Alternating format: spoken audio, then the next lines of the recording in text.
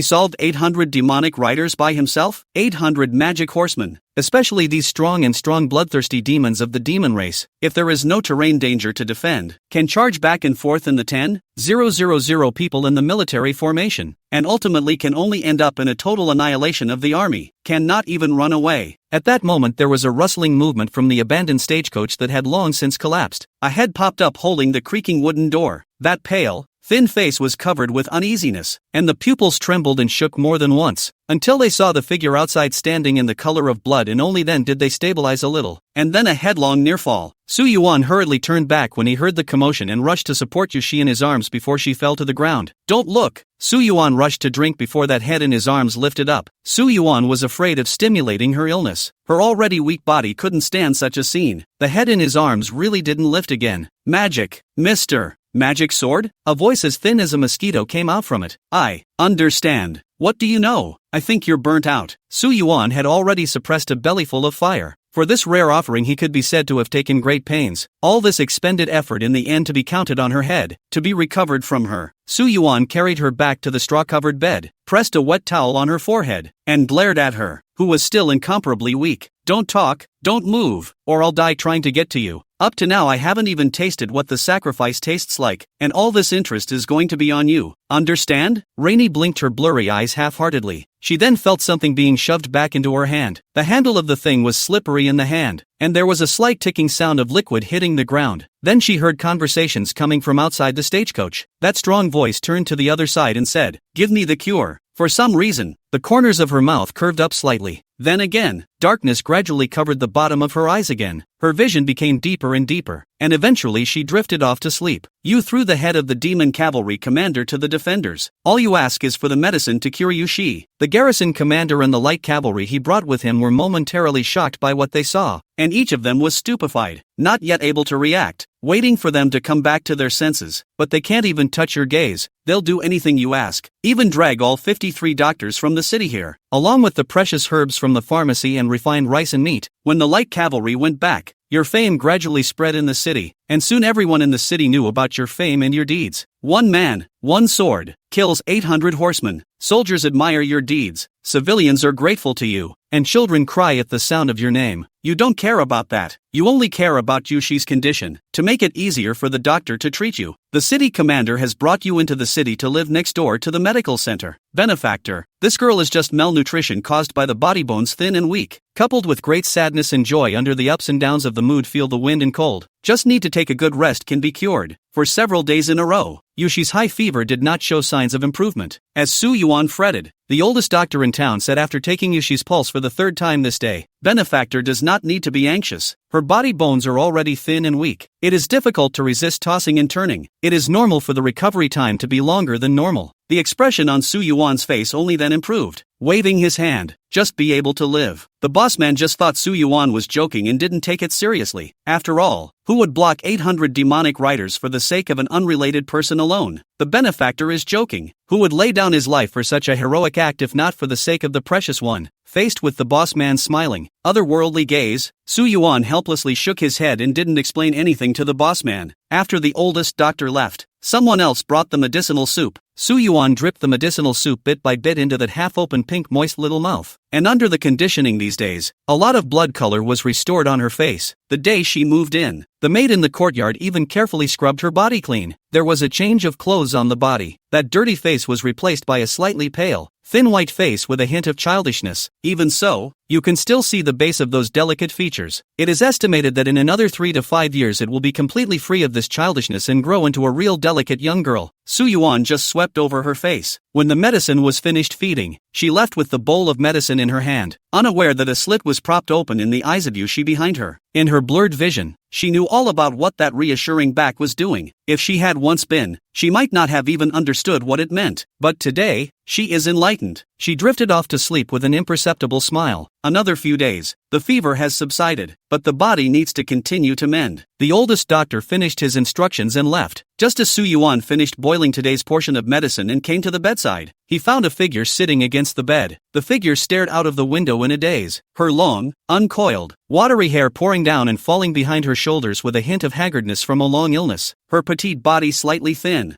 Hearing the commotion, the tiny figure turned its head. 4 eyes. Su Yuan once again saw the meticulous, autumn watery eyes as when he first met. Only at this moment, there were no longer deep pools of calm in those eyes, but gusts of ripples. The owner of the eyes confirmed the person in front of him and spread a smile from his heart. Mr. Magic Sword. That smile seemed to swing into Su Yuan's heart, deeply imprinted in his memory. It's like the first time, but you don't see the first person. Chapter 26, Moon Festival. Yushi woke up. You were disoriented by the smile, and none of the words you had prepared could be put to use, but you're also sincerely relieved. You think you're relieved because you saved the sacrifice. For the sake of that smile, you decide to treat her as a patient for the time being, not a sacrifice. You took care of her for a month, and in January, you got to know each other better and better. She's used to your presence. You wanted to give her credit for not knowing better, but she wasn't afraid of you. You think it's over. You need to make a statement. On this day, the city is crowded with people, and it's incredibly lively. The Moon Festival is coming. Yushi lies by the door and gazes at the view of the city. You think to yourself that if she comes to beg, you will refuse viciously, and in one fell swoop you will establish your authority. She turns her head and looks blearily at you. She just looks, her eyes slightly swirling, not saying a word. You took Yushi out. Death row inmates also have to eat a good meal. Su Yuan told himself so. He led the way. The wide streets are filled with shouts and shouts, and there is a dizzying array of snacks, toy vendors, and clothing stores. The more you walked towards the lively part of town, the more people there were. For a long time in the past, people had lived in fear that the iron hooves of the demons outside the city might be approaching at all times. But after those 800 devil riders were exterminated, a rather long period of peace and quiet was ushered in. Along with that, all of them vented their joy of ushering in this peace and regularity on this festival. Families came out into the streets. At first, the two were able to walk peacefully inward one after the other, but as the crowd grew, the spacing between the two was pulled apart from time to time by the crowds. Yushi meticulously surveyed every stall and vendor that passed by, her eyes carefully sweeping over every snack as well as plaything. From street to street, not a single one was spared. As she watched more and more, she brought a sense of satisfaction in her eyes that her curiosity was being satisfied. But just as his eyes retracted from the mud sculpture stand on one side, he realized with a jolt that the back that should have been in front of him was gone. The only thing in front of me was the constant rush of people coming and going. A hint of the inevitable panic appeared in her eyes, but then she stepped forward, dashed through the heavy crowds in the center, until that back appeared in front of them again. At the side of that back, a hand wobbled slightly, its half-curved palm seeming to hold just enough. She probed toward it. Su Yuan was one who had seen the greater world, and the scene within this city was not amazing to him, but it was also lackluster. After all, he wasn't primarily the one who came to the festival this time either. Just as he was watching everything with even interest, his hand was suddenly grabbed by something small and soft. Looking down, Rainey pushed her way through the crowd and reached out a hand to grab him firmly. After catching him, she was able to follow closely behind Su Yuan, no longer bothered by the crowd. Su Yuan pulled his eyes back. With a little force in his hand, he hooked the small hand. Anyway, there's no shortage of that, either. Su Yuan sighed. The debt is not too great. When she is taught what it means to be worried about the country and what it means to be a true guardian, she will then be able to stand up for herself. As for now, it doesn't matter. He walked ahead, pulling on the arm that hung halfway between the two, like a bond between two people, tightly connecting them through the clamor of the crowd. After walking like this for who knows how long, a tug came from his hand. Su Yuan looked back. Instead, he found Yushi staring blankly at a jewelry stand. Lost in thought, reflected in her eyes was a truncated piece of jewelry woven from red rope. There was a silver bell the size of a peanut set in one end of that red cord. Su Yuan looked at the thing. This thing is usually a hand or foot leash, I believe. He mulled it over. He picked up the trinket and shook it gently, emitting a not-so-piercing tinkling sound. The sound of the jingle bells is very small, as light as a kitten's purr, and can easily be masked by the noise if you don't listen carefully. You want this? Su Yuan met those eyes again. I don't know whether it was a hand rope or foot rope ornament was held up in midair by Su Yuan, and the eyes went right through the circle tied by the red rope. Looking at Su Yuan, with a slight swirl in his eyes. Su Yuan was stared at for a while and couldn't stand it anymore, so he directly bought the thing. But when he touched his fanny pack, he remembered that he had buried most of the gold and silver artifacts he had gotten from the thieves. A small portion of the gold and silver that was taken away was lost somewhere. It was probably divided up among the refugees from near Wada Township long ago. It was a good thing that some of the soldiers on patrol recognized Su Yuan. Su Yuan was not polite and directly borrowed some broken silver before buying it. After buying it, Su Yuan carried the red rope and threw it on her forehead. Tiny silver bells tugged at a loop of red rope as they descended downward, and were caught in the cupped hands of her. Another point of interest on what you owe me. For starters. She ignored the comment and stared at the red rope bell in her hand, lifting the corners of her mouth gently, until the moon rose above the treetops. The vendors closed their stalls one by one, and the crowd gradually thinned out. Su Yuan reckoned that this was always satisfying. Only then did he bring Yushi back to the small courtyard. When he went back, Su Yuan saw Yushi rummaging around the bed for something, but he didn't care. When he went out and came back again, he realized that what Yushi had found out was the ancient short sword, and she was tying the red cord in her hand to the hilt of her short sword. A small loop was left at the end of the hilt, and the red cord was just able to be tied on. The red cord reattached to the short sword also had a silver bell hanging from it. Su Yuan picked up the short sword with a disgusted face, and as he did, the silver bell made a tiny tinkling sound. It was very slight and not harsh, dark as a starry sky sword system with such a rope and bell. Su Yuan how to feel awkward. This is also really ugly. How could Su Yuan not expect Yushi to buy that trinket in order to tie it to his sword? He resisted the urge to remove the red rope and bell on the spot and handed the sword back. Let her be for now. Anyway, there's plenty of opportunity for that later. You and Yushi have been living in this city. Day by day, Yushi is growing up, and since she's cured, you've been nourishing her body according to the prescription set by the boss doctor. The city garrison also sent a lot of refined rice and various kinds of meat, nourished by herbs and plenty of food, and it was the time to grow her body. Her originally thin body gradually plumped up. Half a year has passed, and a great change has taken place in her body. On the fair face, the skin is like solid fat, the childishness is fading. Through the tenderness, and the body bones that are filling out day by day are beginning to show the beautiful lines. The little girl who was so thin that she didn't even feel the weight in her hands has been transformed into a different person from what she was at the beginning. You think this is a good place to settle down for the time being. In the blink of an eye another half a year has passed, and it has been a year since I came to this city. Yushi follows you around all day long. She goes wherever you go and never wants to leave, even for half a day. She is responding more and more to what you say, and talking more and more to you. By your side, Yushi's character is getting brighter and brighter. She's starting to really look like a vivid person. Su Yuan found that this girl, Yushi, was becoming more and more bold. 6 months ago he had obeyed him, only occasionally disobeying him and running off in slight anger. Now it was daring to contradict him. Chapter 27, The Man. The grandson of the oldest husband's family next door came to play with you. Why did you push him into the water? Su Yuan's face was extremely unkind. A strange look flashed under Rainey's eyes. I don't like. Seeing her stubborn appearance, Su Yuan's headache grew. The change in her during those 6 months was visible to the naked eye. Talks more than before, and smiles delightedly at him from time to time. Before, she would just stand there playfully, topped off with a pair of clean eyes that surveyed everything with extreme seriousness, and did whatever people said, without fail. Doesn't look like a kid at all, more like a mannequin that has lost itself. Su Yuan felt that this was a consequence of the crooked teaching of those around her in the past. It then occurred to me that playing with other children would not improve it. In 6 months, her performance did improve quite a bit. At least, some of the words are more outspoken.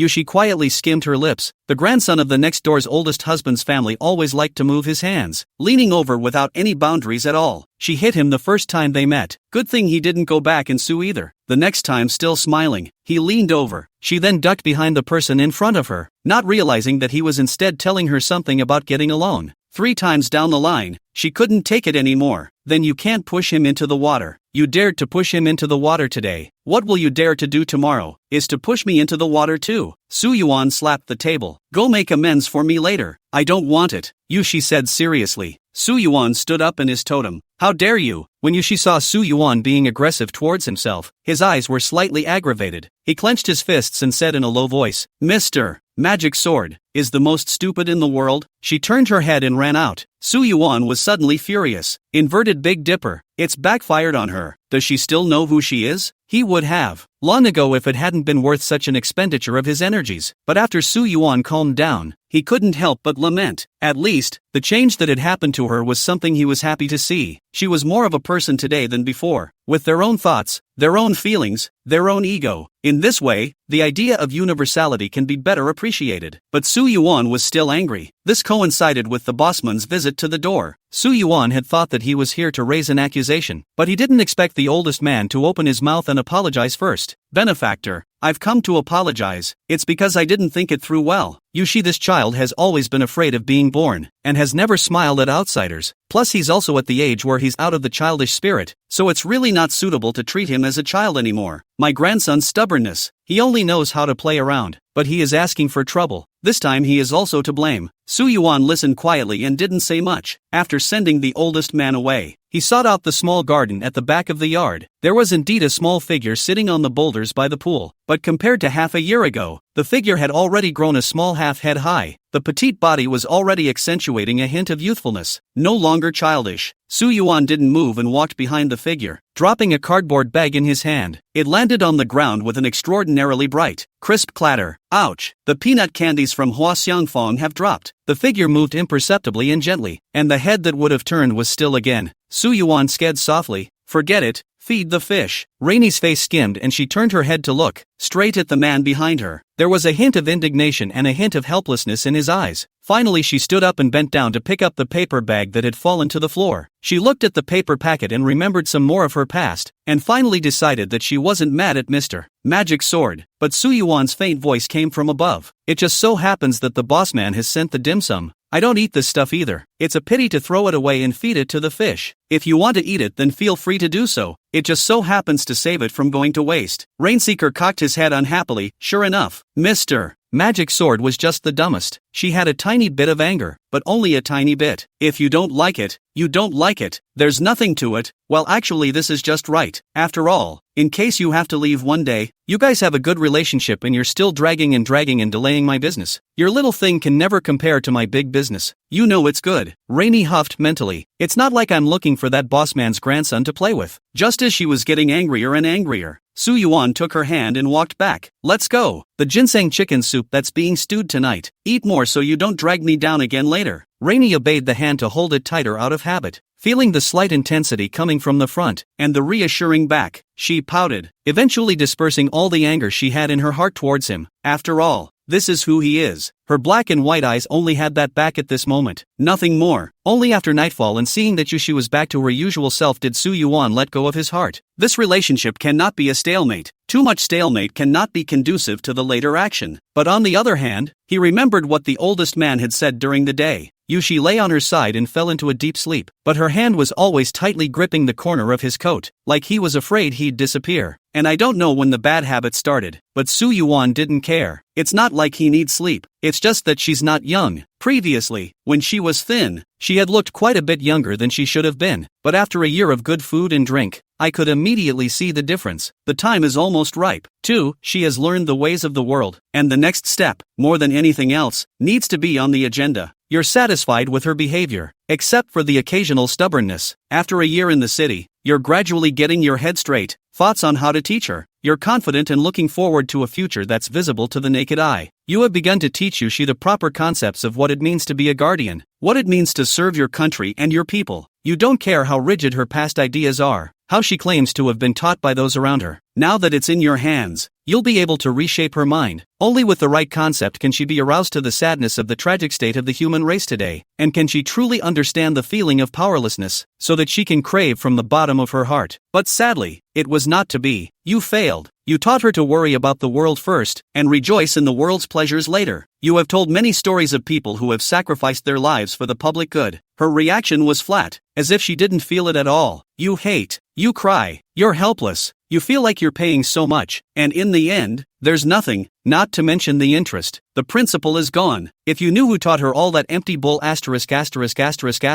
she was a kid, you'd have to fight them. Don't be happy with things, don't be sad with yourself. When you are in the height of the temple, you worry about your people. When you are in the distance of the rivers and lakes, you worry about your ruler. I worry about my people when I am high up in the temple, and I worry about my ruler when I am far away from him. However, when to be happy. It must be said, worry about the world first, and rejoice after the world's happiness. Su Yuan leisurely said. Under the shattering of the mountains and rivers, some chose to throw their heads and spill their blood, spilling their blood for thousands of miles, and returning with their horses. Some chose to carry a momentary curse, endure humiliation, and lie in wait for dozens of years. There are those who choose to stay the course. At different times, different people, many heroes, faced with the same problem, have made their own choices. Su Yuan spoke at length, but Yu Shi, who was listening below, was a bit distracted. Reflected in her pupils was Su Yuan's figure, but what was going through his mind was not the words spoken by Su Yuan. When the country rises and falls, it is the responsibility of the people. Everyone guards the precious things in different forms and in different ways, but they all make their own contribution. Hearing this only slightly drew Rainey's attention. Precious things. When she reacted slightly, Su Yuan's enlarged face came close in front of her. Su Yuan made a stern face and said seriously, Yu Shi, what did I just talk about? Worry before the world, rejoice after the world. Yu Shi's memory was extremely good, repeating what Su Yuan had said word for word, but Su Yuan knew that she wasn't even listening. She's just another deadpan repetition of words. If you were in your shoes, how would you choose? Su Yuan asked again. Rainey lowered her head in silence. Su Yuan sighed. Listen well to the lesson and listen with your heart. He's patient enough. Su Yuan turned around with his hands behind his back, closing his eyes to recall those things that remained in his deepest memories as he continued to teach. Instead, Yu Shi lifted his gaze back up and propped his head up to stare blankly at Su Yuan. The waves of her eyes flowed like the swirling waters of autumn. When Su Yuan searched his intestines and finished speaking many impassioned words in a row, he turned back to find Yu Shi's head nodding up and down. The strands of hair hanging down from the corners of his forehead swung slightly between his increasingly good-looking eyebrows, bobbing in rhythm with the up and down motion of his head. Su Yuan coughed gently. No reaction. He added a few more points of aggravation. Yu Shi slightly raised her eyes and saw a familiar figure in a blur. The corners of her mouth curled up in fascination and she continued to sleep with her eyes closed. Su Yuan couldn't bear it anymore, slamming the table, staring at her viciously. Yu Shi could only open her eyes as well, with a few sleepy eyes and Su Yuan staring wide-eyed. Did I give you? Although there were 1,000 words that he wanted to say, in the end, Su Yuan retracted them all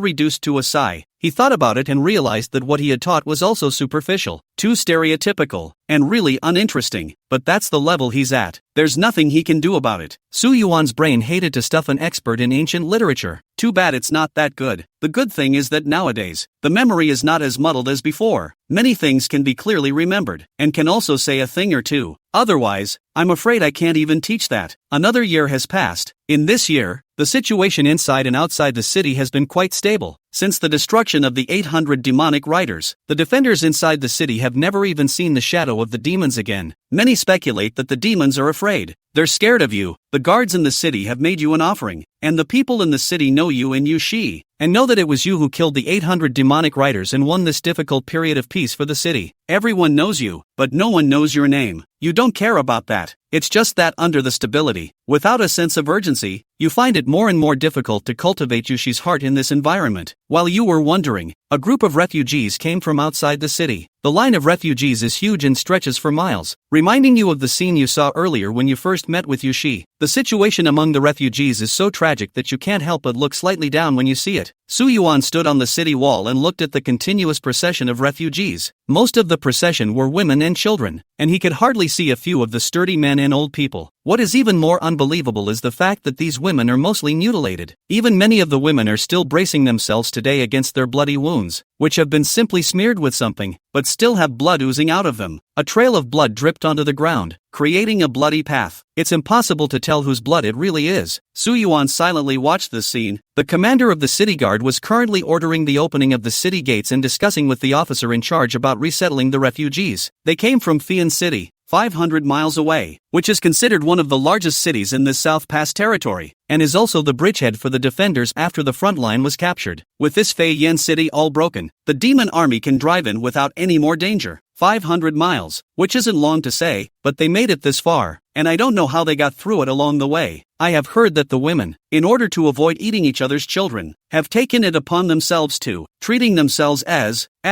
alas, let's not talk about that. Get ready to open the storehouse and release the grain. The voice faded away, but Su Yuan's gaze looked deeper and deeper into the distant horizon of the sky. Today is the usual lesson for Yu Shi. Although Su Yuan knew that the effect of his lessons was not good, but even if there was only a tiny bit of effect, as long as there was, it was fine, and under accumulation, it could always be accomplished. It's just that Su Yuan is more in a trance during class. Yushi propped up his chin and watched the face of the person in front of him. 2 years have passed, but the appearance of Mr. Magic Sword has not changed, not even a tiny bit. What's wrong? Seeing that Su Yuan didn't ramble on about those boring and sleep-inducing things, Yushi was a bit curious instead. Su Yuan shook his head. He thought of something. So slowly. Couples starve to death together in years. It is better for concubines to go to the vegetable man's market. If you get $3,000 to fund your husband's return, you can walk a mile on a piece of land. Hibiscus texture cooking raw fragrance. Milk as wontons people compete to taste. The two humeri are first cut off and hung in the butcher's store, and then the fat is cut off and held as soup. The woman's skin is fat and less sweaty than the corn. 3 days of flesh is exhausted and one soul remains. But fortunately, the kite is not pecked early. Vegetable people mourn. Vegetable people, vegetable people. There is no sorrow for the misfortunes of man. Su Yuan wanted to say something under the emotion, but the words came out of his mouth. I thought that Yushi would not have any reaction to this, but I didn't think that she pursed her lips and stared at the tabletop for a moment, rarely losing her concentration, perhaps also empathizing for one moment. Su Yuan thought, after all, even when he first saw the poem, his heart was wildly shaken and could not be calmed for a long time. Rainey was lost in thought for a long time. When she came back to her senses again, her long eyelashes lowered, hiding the color of her eyes. Couples starve to death in the same year. It is better for the concubine to go to the vegetable market. What does it mean? Su Yuan was slightly stunned. Although he understood that Yushi understood the meaning of the poem, he still spoke out to explain it. It's that during the famine, there was a couple who, if they stayed together, would only starve to death together. So the woman said,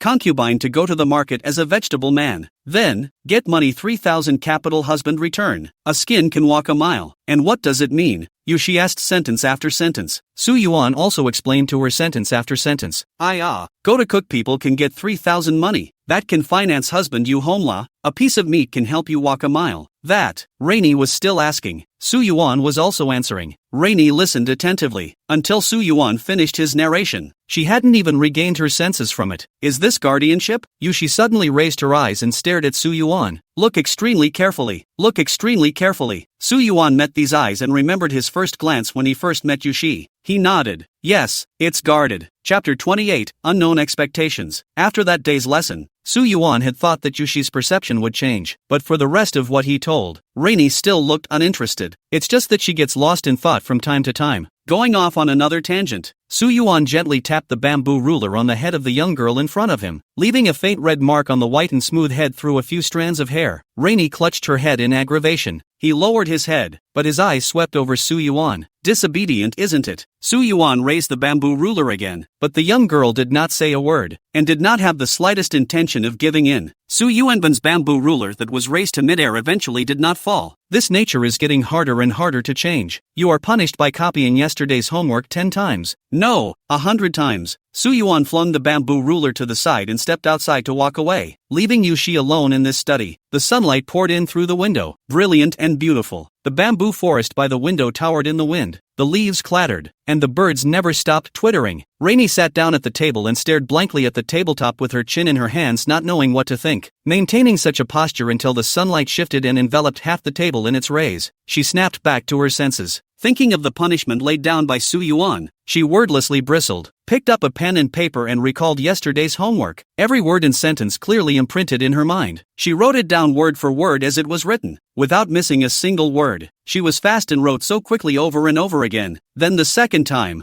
the third time, 10th time, 15th time. Even though she was fast, writing it over and over again was time-consuming. Until lunchtime passed, she had made no more than half the progress she had accomplished. By the time daylight moved west, it was well past the midday hour, and all around them remained silent, with no sound of approaching footsteps. Rainey's stomach rumbled. Her concentration wasn't as good as it had been earlier, and her eyes wandered for a moment, and her pen instantly misplaced a word. Looking at the wrong word, Yushi lightly bit her red lips. A trace of stubbornness appeared on her face, scratched it out and renewed it underneath. She tried to write faster, but the faster she wrote, the more mistakes she made and slowed down instead. But she refused to stop there until sunset and dusk, when she finished copying 100 times. The afterglow of the setting sun outside the window reflected the clouds as if they were on fire. Yushi rubbed her somewhat stiff wrist and got up to head out. Looking out, the small courtyard outside the study was silent, with no sign or sound of activity. A glimmer of gloom inevitably passed underneath Yushi's eyes, but the moment she stepped out in front of the door, her afterglow swept over something, and there was some immediate dismay. Behind the pillar by the door was leaning a figure with arms wrapped around it. At the sound of her footsteps, the figure opened its eyes. "Finished copying?"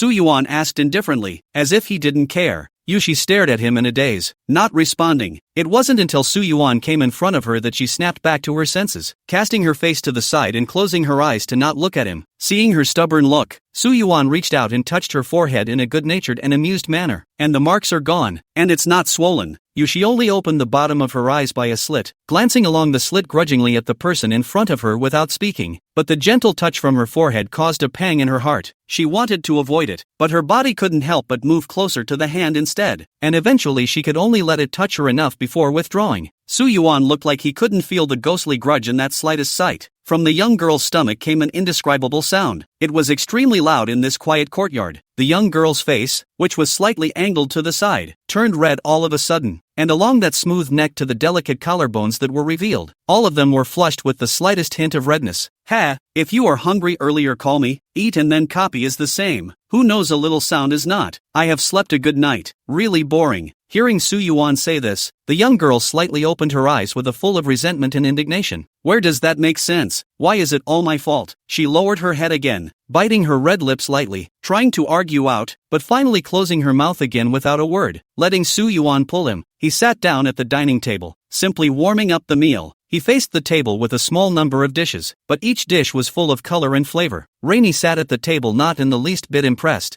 Yuan glanced nonchalantly. "If you don't like it, I'll give you thin porridge and brown rice every day from now on." That little head still didn't say a word. Recalling that sultry little look, Yuan knew that she was still angry with herself, so he changed his words. "Forget it, you can't starve anymore. Starvation is a bigger problem. Come open your mouth. I'll feed you. It can't always be a stick upbringing. Try radishes now and then too." When she heard Yuan's words, Yushi's face flustered for a moment that was visible to the naked eye, but it was not helped by the hunger coming from her stomach and the ever-present temptation of the aroma of the meal. "Open your mouth and don't make me use the hard way." Although she looked reluctant, she obediently closed her eyes and opened her mouth obediently. Only that reluctance was tinged with an extremely nervous anticipation. She herself didn't know what to expect. "It's just that, if he says so, then he just does so," she explained to herself mentally. But after waiting for a while, it didn't feel as expected. She half opened one side of her eyes, only to see a smiling face. It was as if what he was thinking was being seen through. She only felt a rush of shame come up, her originally white face reddening to a color that couldn't even compare to the sunset in the sky. "You're the one who called me." Yeah,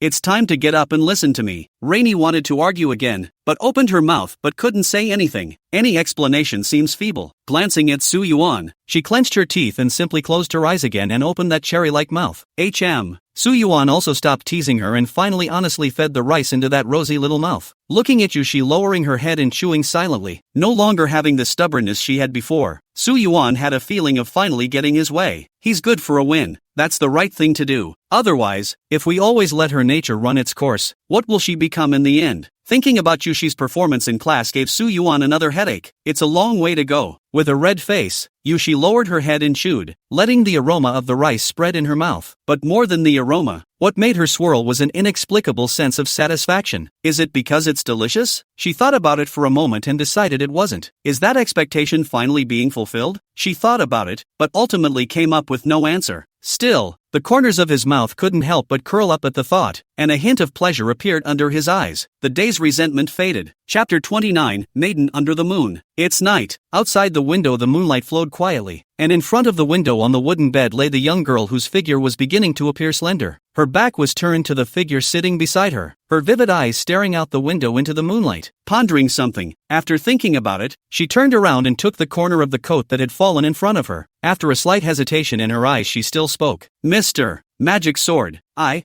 don't want to go to class." Yuan immediately opened his fake sleepy eyes and flatly refused. "No, just kidding, that's his bottom line." Now that he was only a hair's breadth away from arriving at that ultimate goal, there was no way he would give up halfway at a time like this. Rainy thought and spoke again. I already understand. Su Yuan knew what she was talking about. He shook his head. You got it? Then let me ask you, do you? But he suddenly stopped in mid-sentence. Rainey didn't know why he had stopped. She tilted her head slightly, but saw that Su Yuan's face was a slightly tangled expression. But Su Yuan quickly covered it up. The question he had been pursuing. Now he dared not even ask it, afraid of getting a really affirmative answer. Do you crave power? As soon as she gave an affirmative answer, the balance of his heart would inevitably fall to one side. No. Su Yuan shook his head to dispel this strange feeling of afterthought. How could I be afraid? Isn't this what I want to see? Just the way you're distracted in class. Do you look like you're learning? Su Yuan waved his hand and bounced it on Yushi's forehead.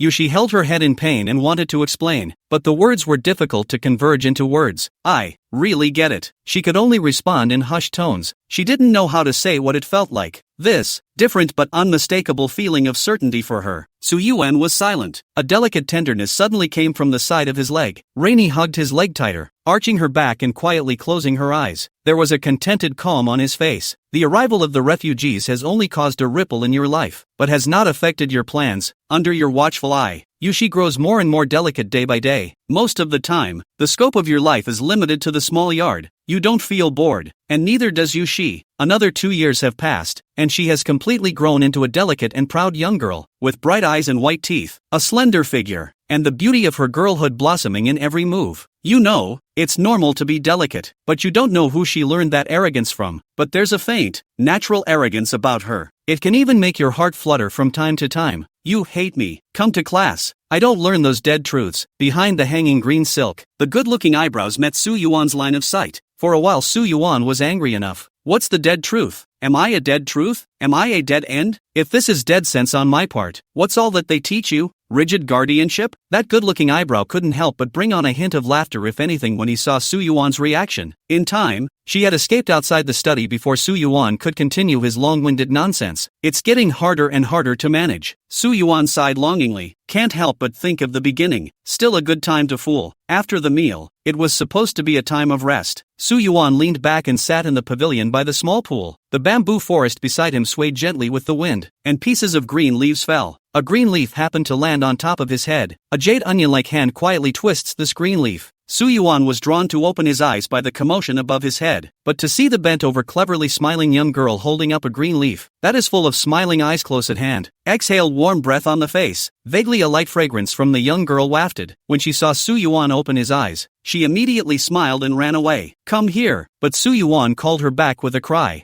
With her hands behind her back, she playfully returned to stand in front of Su Yuan. It's not like I'm doing anything. She tilted her head, her extremely vivid eyes looking at him innocently. Su Yuan nonchalantly popped her in the head. The young girl stared at the person in front of her grudgingly while eating the pain. I really didn't do anything. Su Yuan hemmed and hawed and laughed. The girl who was once only able to pass his waist has now arrived in front of his chest, and that little head is getting closer and closer, and can be touched with a slight lowering of the head. Nothing, just upset. He continued to close his eyes in false sleep despite the young girl's grumbling, leaving only the young girl to hate her teeth, but did not dare to blatantly retaliate, and could only brace her chin on the stone table to stare at him full of resentment. But after the resentment passed, she was lost in thought as she looked at Su Yuan. It just felt like time was going by too fast. 4 years had gone by in a flash, and the gap between her and him was closing. Today, she can reach it with a little tiptoeing. Thinking of this, the corners of her mouth hooked up slightly again, her autumn watery eyes filled with laughter and anticipation. The next day, a large family across the street knocked on the door of the small courtyard. That head of the family was distributing wedding candies everywhere, and was overjoyed and happy. Come, come, come, my daughter has just passed the year of the golden hairpin and got engaged. This is less than a year. The other party is impatient to welcome my daughter over. Then everyone will come to eat the wedding banquet. That host family arched his hand to all the neighbors, especially Su Yuan. Benefactor, be sure to come when the time comes. If it weren't for you, perhaps our family would have been displaced long ago along with those refugees. He solemnly handed the invitation to Su Yuan. Looking at the big red invitation, Su Yuan was also in a bit of a trance. The daughter of the opposite family. I've seen her a few times then. she's just a little bit older, even 2 years younger than Yushi, but now she's getting married. Yushi also stuck her head out from Su Yuan's back and surveyed the invitation in Su Yuan's hand. When she saw the big red double happy letters, she looked at them more than twice with extreme seriousness. Su Yuan didn't want to take Yushi with him, but since Yushi kept staring at him with sad eyes, he couldn't take it anymore, so Su Yuan could only take her along to the wedding banquet. Although the wedding banquet has sitting rules, but Su Yuan's status is special. Just picked a table by the side and Yushi 2 people to sit alone apiece. Most of the people here knew Su Yuan and didn't bother him. He also happens to be looking for a clean slate. Watching the big red sedan chair carry the bride in full red wedding dress to her husband's house, the bride was taken to the ancestral hall about 3 times and 6 times, surrounded by a full house of applause. Yushi then never said a word, slightly opened her rosy little mouth, staring firmly at the bride's wedding garment, as if she had never seen such a nice and grand garment before, until the bride's form was hidden in the compartment. She continued to hold her chin in frustration. Su Yuan couldn't help but slap her on the head. "Don't gawk, you'll get a chance to wear it later." Hearing this, Rainey's head froze. Her eyes shifted down and landed on the table, her half-closed eyes full of unspoken meaning. "I don't want to wear." She wrinkled her little nose, just out of the corner of his eye. He landed on the person next to him, but the man beside her just smiled at her words without any other reaction. She couldn't help but be a little disappointed. "Unless," she chanted softly. "Unless what?" Looking at Su Yuan,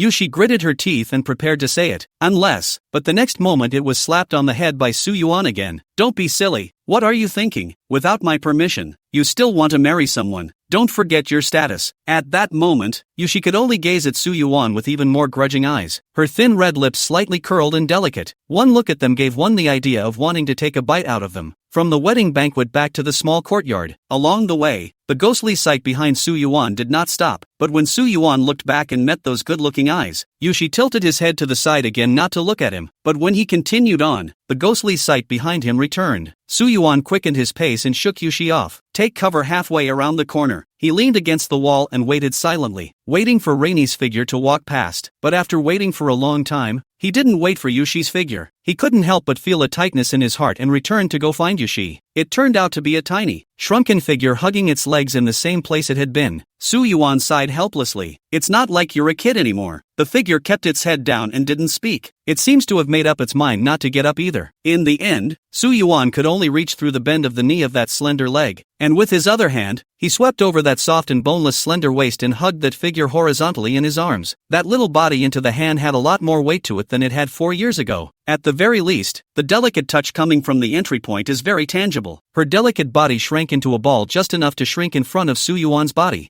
Yushi sought a comfortable position and leaned her head against Su Yuan's shoulder and neck, a few strands of her hair falling out from the friction as she climbed onto Su Yuan's shoulder again, her fingers gripping the corners of the coat tightly. Feeling the strong hands lifting her up, she couldn't help but gently tickle the corners of her mouth. The soft light under her eyes blossoming like some kind of ploy succeeded and she was happy. It was a bit heavier than 4 years ago, but it was still light for Su Yuan. Feeling her movements in his arms, the two of them fitting together a little closer, Su Yuan could only smile bitterly. The slender calves that peeked out from under the hem of his skirt showed near-perfect lines, not a trace of excess, all natural, swinging gently along with his steps all the way. "People younger than you are already married and you're still being childish." "I'm not," a reluctant mutter rang out. The vivid eyes were slightly lost in thought. Some words wanted to be said to explain, but when the words reached the edge of his mouth, he thought of Su Yuan's previous performances and shrunk back. She said it a million times.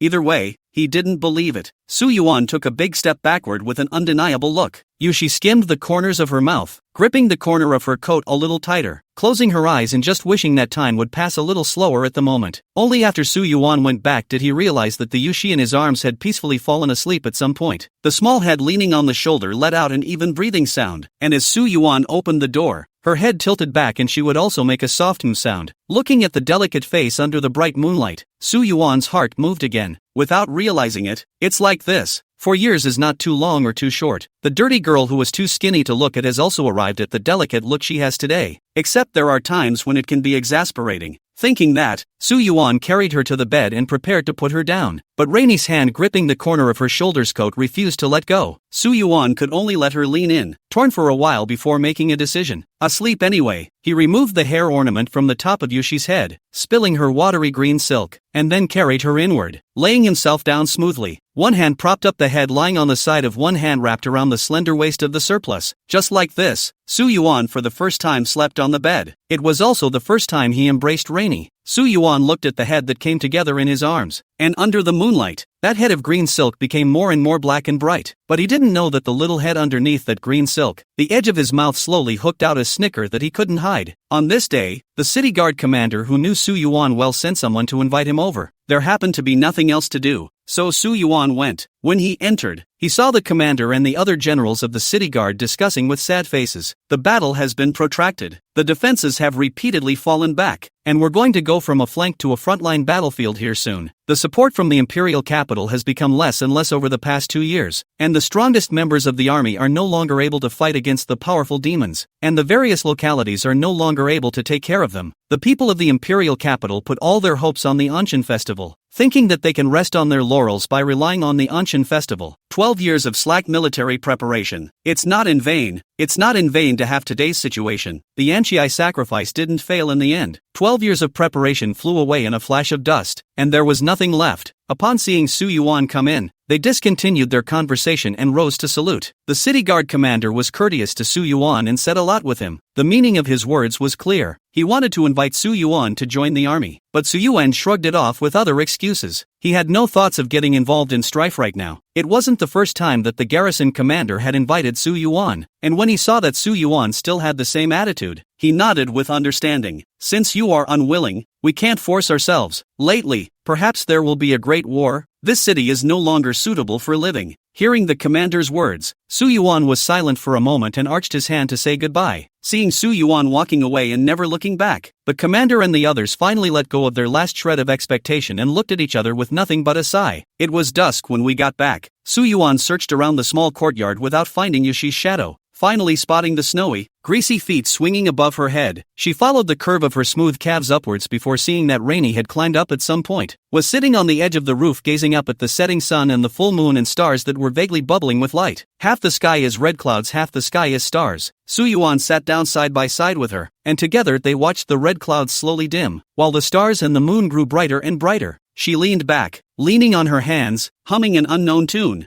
her clean eyes reflecting the ever-brighter night sky, and wondering what she was thinking. Hearing the movement around her, she angled to the side and her afterglow happened to catch a glimpse of Su Yuan's figure. Without moving, she returned her eyes to the top of her head. Chapter 30, The Truth of the Anchi Sacrifice. No one said a word, only the lulling sound of an unknown tune. Listening to this tune, Su Yuan only felt that the wisp of annoyance in the bottom of his heart unconsciously dissipated. He couldn't help but ask, "What song is that?" "It's..." Rainey's face went into a trance for a moment, then said, "I don't know." The next moment, Su Yuan popped on her head. "You lie." Her fingers always bent at right angles out of habit when she lied. Huey hugged his legs and rubbed his head, grumbling reluctantly, "I'm not a kid anymore." Meh. Yushi's eyes stayed on Su Yuan's face that had never changed over the years. Nowadays they don't look more than a few years apart. She quietly moved her measuring eyes back again. "Mr. Magic Sword, what do you mean by offerings?" She hesitated for a moment before finally opening her mouth to ask. Su Yuan didn't expect her to bring up what she hadn't mentioned first instead. At this point he recoiled from the question. He only returned, "Sacrifice. Ah, a sacrifice is to give me babies and laundry and cook for me and be my slave for the rest of your life." But after saying that he realized, isn't all this something he did? Except for having babies. It's not bad though. Give birth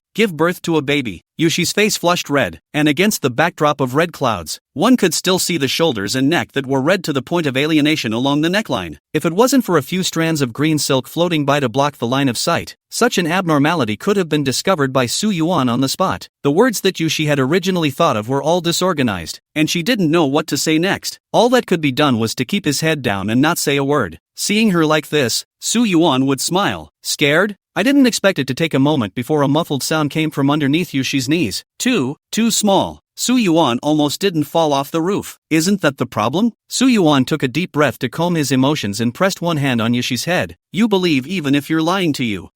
Of course I know." Rainey breathed a sigh of relief along with some disappointment. "Humph. If you say that you have to be eaten by me to be my sacrifice, would you?" Su Yuan said half-jokingly. I didn't expect to meet a pair of extremely serious eyes. The eyes were completely devoid of their usual laughter and delicacy, with only a trace of calmness. This caused Su Yuan to think back to the first time he met her, when she was also topped with such a look, obviously not knowing anything, but ready to take it all in. She flicked her red lips. It will. Yushi's words gradually drifted away in the air, while the dismay on Su Yuan's face remained unchanged. Yushi crawled to Su Yuan's front with her hands propped up like a cat, with a light smile on her face, a head of green silk spilling out with the wind, and her good-looking eyebrows extremely close to Su Yuan. If it's Mr. Magic Sword, she responded seriously once again, that pair of serious eyes and gradually close to Su Yuan. Her mind recalls all the images about him. She again began to gradually realize that is why. Su Yuan, who had never thought of answering in this way, was speechless for a moment, but a flash of restless instinct appeared under his eyes. The closer Rainy got to him, the more urgent this agitation became. He couldn't wait to put the delicate person in front of him on the spot. Su Yuan didn't want to see that kind of situation, and eventually hastily drew back, returning to the dark room, holding the ancient short sword tightly in his hand. Before this agitation was gradually suppressed, and Yu Shi, who was left alone on the roof, was bleary-eyed, just about touched Mr. Magic Sword. She remained in the same position as before, just with her head down, like she had done something wrong. She wonders if she said something wrong. Also, into the night, Yushi retreated into the quilt and looked at Su Yuan, who was sitting at the table, and there was another point of dullness in those vivid eyes. During the 4 years, Su Yuan had never fallen asleep with her. It never stops. She was afraid to open her eyes and see the emptiness around her again, to feel the cold wind pouring in and the people around her saying things about death. She was torn, wanting to open her mouth, but couldn't when she thought of all that had happened on the roof in the evening, until Su Yuan took the lead. I have something to do. You go to sleep first. But Rainy still didn't say a word. Su Yuan had to get up to appease. Just a little while later, he stops halfway through his walk. It was as if one more step forward would cross over into another world and upset the balance. The sight of him staring at Yushi became extremely terrifying and cold and unfamiliar at a certain moment, but he restrained himself at that edge. He turned and walked out the door, no longer approaching Yushi. I'll be back in a minute. Hearing Su Yuan's footsteps as he left, Yushi's eyes were truly disappointed. She curled up on the bed, something she wanted to explain, but inexplicably she felt a great distance separating her from Su Yuan, and it's getting farther and farther away. Obviously, it was fine before, she wondered, gazing at the palm of her hand resting right in front of her. Every night, she could easily grab that piece of clothing, even if it was just a piece of clothing. If she could just hold on to him, she could sleep peacefully. But now this piece of clothing slipped from her hands, but it was as if she could no longer hold on to it. Just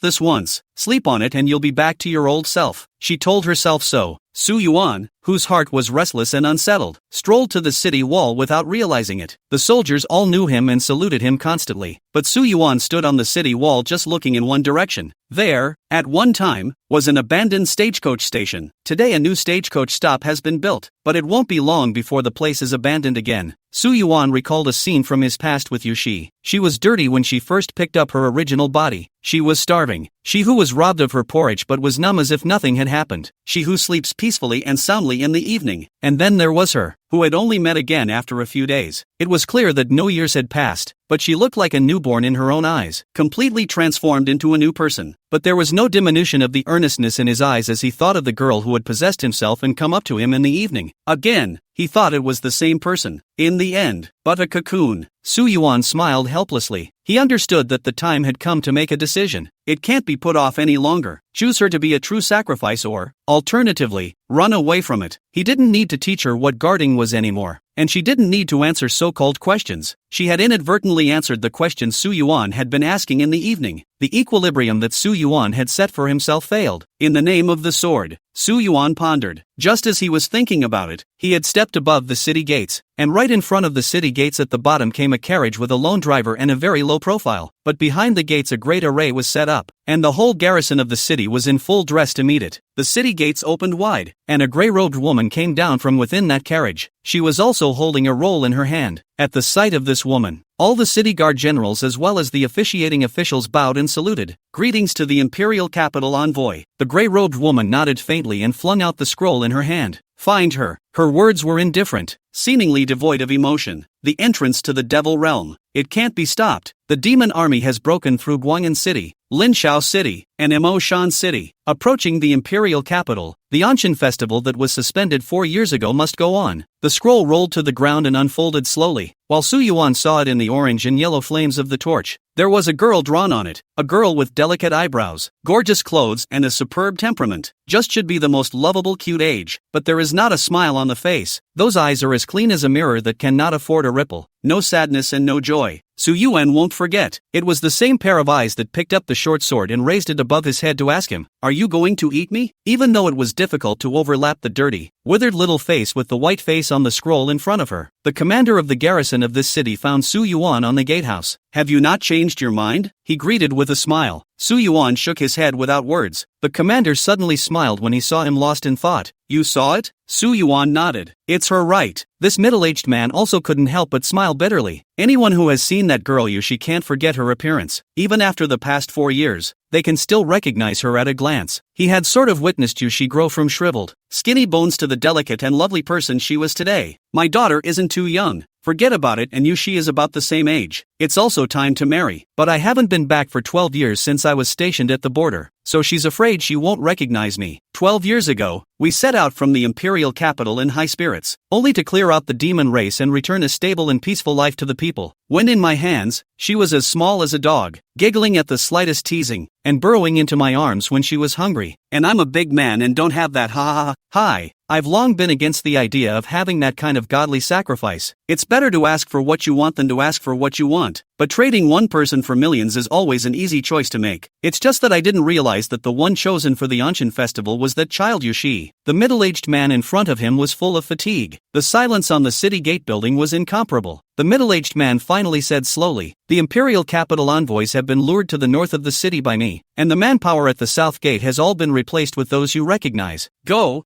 as far as you can, and don't be found again." Su Yuan was silent for a long time before asking, "What's the Ansatsukuri?" "The Anchi sacrifice. It's the offering of a selected sacrifice to the demon lord, and as long as the demon lord is happy with the food," with a wave of his hand, "the demon army might just withdraw." The middle-aged man turned away and drifted away, and Su Yuan suddenly realized in this moment, why did those black and white eyes look at him seriously with their swords raised in the first place? She was going to cut her open herself, and she, extremely calmly, accepted it. That night, Yushi drifted into sleep without the company of those around him. In her dream, she went back to that day. The grand caravan departed from the royal capital, its gilded seats filled with countless gold and silver jewels, and in the very center, she, carefully dressed as a precious gift. "You were born to guard, and all that you are is destined to be given for guarding. You are our hope. You have to guard everything. You have to give yourself. Your name is Rainy Sunshine. You are the sunshine in the rain. The world is blooming with light because of you. One man's sacrifice for the survival of millions. You understand. What is guardianship? Guardianship is sacrifice. It is dedication. The time has come to give of yourself. Rainy, the sacrifice of this age is you." The words of countless figures echoed in her ears, and the last sound came from a graceful woman. The woman turned away after this announcement, leaving her with her hands held up listlessly in anticipation. "Mother." Her expectations went unanswered. Dressed in a gorgeous dress with a gold hairpin on her head, she was dragged down by the guards, and her speechless, childish face gradually lost its expression, leaving only calmness. She changed into a strange costume at the service of her maid, the style of which was not at all like that favored by humans. She was assisted to the seat that was littered with treasures. In front of them was a group of the most high-powered people of the entire imperial dynasty's great families. They had long since conferred, and not one of them raised an objection, all watching with smiles on their faces as the seat took her away toward the palace. Along the way, countless iron-armored guards arched on both sides, spreading all the way to 10 miles outside the city. These iron-armored guards didn't dare to raise their heads to look at her, and the palace maids they encountered along the way also bowed their heads and saluted without words. Everyone seemed to be in a different world, and she had merely blundered into it. It wasn't until she followed the path out of the palace gates that she saw the dark silhouettes of people on the long, wide, verdigris-paved street. They looked at her from a distance across the guards, pointing and talking. Someone shook their head inside. Some people have no words of pity. Some people pity. Someone pointed and laughed at her. There are still people celebrating. Children about her age huddled around the legs of the adults looking at her curiously, holding up painted candies as they mouthed the words. The boy chased the girl's braid and pulled it, and the girl punched it back aggressively. Everyone's face looked different. Thousands of people,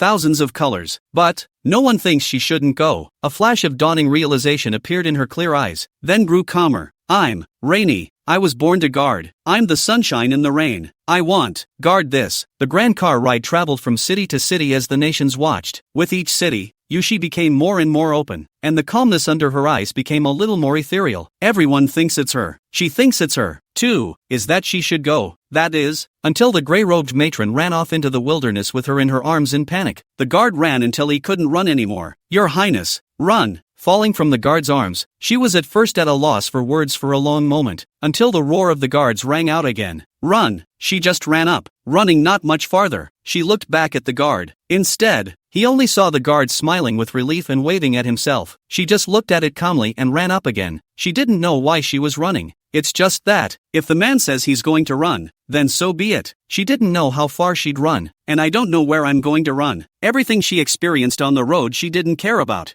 The only thing she needed to do was run, as they say to themselves, guardian. Until the day when much gold and silver rolled down before them, and those gold and silver glittered in the dazzling hot sun, but those couldn't draw her attention. Only the obsidian dark short sword shimmered with magnificent colors. She picked it up and saw that the ancient short sword was so starry and transparent in the sunlight, and she was covered by a large shadow. The unreadable face in the shadows uttered the word sacrifice. She resumed remembering what she was supposed to do. To guard is to offer oneself. To become a sacrifice is to be eaten. She raised her short sword with both hands and handed it to the man. Ask him, are you going to eat me? She tilted her head to get a better look at the man's face, but the sun was shining and she couldn't see. The dream was interrupted here. The sun was shining brightly through the window. The blue sky and white clouds drifted silently. The beauty of infinite silence. She sat up and looked around the room, but couldn't see the figure she wanted to see. Putting on her dress, she pushed open the door, only to see a man leaning against a pillar in the center of the courtyard. Rainy's eyes wavered slightly as she gazed at the man's face. She saw it clearly. Chapter 31, Self-Deception. Seeing Yushi come out, Yuan didn't know what expression was on his face right now. Probably not a good look. Yushi approached Yuan step by step, a head of undressed long hair draped behind the shoulders, unpowdered face delicate, deceptive snow, slender figure every step. The green silk in the back of the slight shake, in the early morning sunshine, looks particularly dreamy and charming. Watching the once skinny and dirty little guy grow into this appearance, Yuan's eyes lost their concentration for a good moment, but then he took a quiet step backward, pulled away from her again. Yushi's footsteps lurched. Incomprehension surfaced on her face, then she lowered her head, again as if she had done something wrong.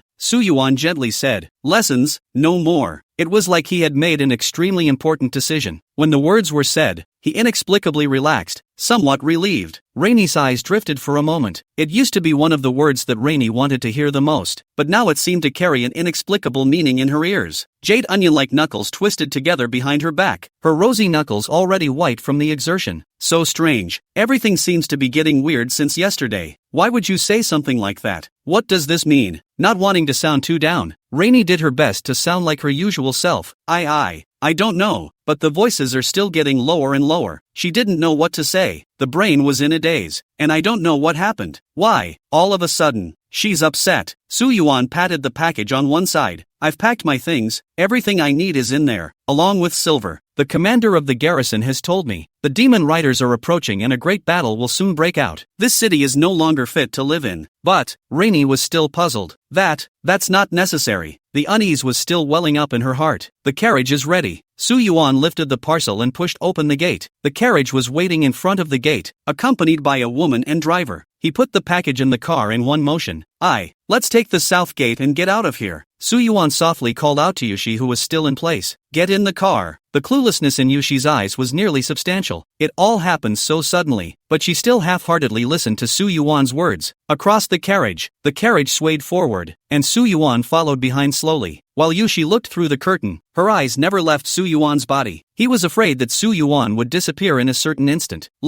It was like that night. The carriage swayed along. There were not many people on the streets in the early morning, and the surrounding scene was the same as usual, but in Yushi's eyes, it was as if she was trapped in another world, and so on until we reached the southern gate. The wagon doesn't stop, and Yuan stopped and said softly. The voice was not loud, but it clearly reached Yushi's ears. You already get it. Afterward, you can live your life the way you want. He smiled as he watched the carriage slowly walk away, and inside the carriage, Yushi finally realized what was going on. No, she panicked. No, why aren't we She flung herself in front of the car in disbelief, but Su Yuan's figure stood firmly in place, showing no sign of following. No! She tried to get out of the car, but the woman stopped her and held on for dear life. Not letting go. Let go of me, she shouted helplessly, but to no avail. The figure was reflected in her violently shaking eyes, but the figure was clearly moving away. She could only watch as the figure gradually moved away until it turned into a black dot so small that it could not be seen, nor could the figure be reflected in her eyes any longer. As the figure disappeared, the watery eyes lost their vividness and fell into grayness. Why? Did I do it wrong? She asked why over and over again, but there was no response. She thought back to that night once upon a time, when the cold wind whistled in and there was no longer any cover around her. The man's figure disappeared. She searched over and over again, eventually falling into despair. But, instead, the most desperate moments saw him anew. At the thought, her dead eyes revived for a moment, and she lunged into the bundle to search for it. She searched with anticipation, as long as that thing is still there. But she rummaged through the package, turning over every item, and still didn't see what she expected. She's not dead yet, repeatedly turning it over and over again. I just hope that somewhere in a corner where I'm not looking, I'll be able to see that piece. Suddenly, she heard a subtle tinkling sound. The sound was so small and soft that the noise of the wagon would have been overshadowed by the noise of the carriages if you hadn't been paying attention. But as if she had seen a great hope, she followed the voice and rummaged for a lone piece of red string. There was nothing else on the red cord but tiny silver bells. She stared incredulously at the red rope in the palm of her hand. Just staring blankly, a tear fell silently. She clutched the red string tighter. The thing that I least believed was happening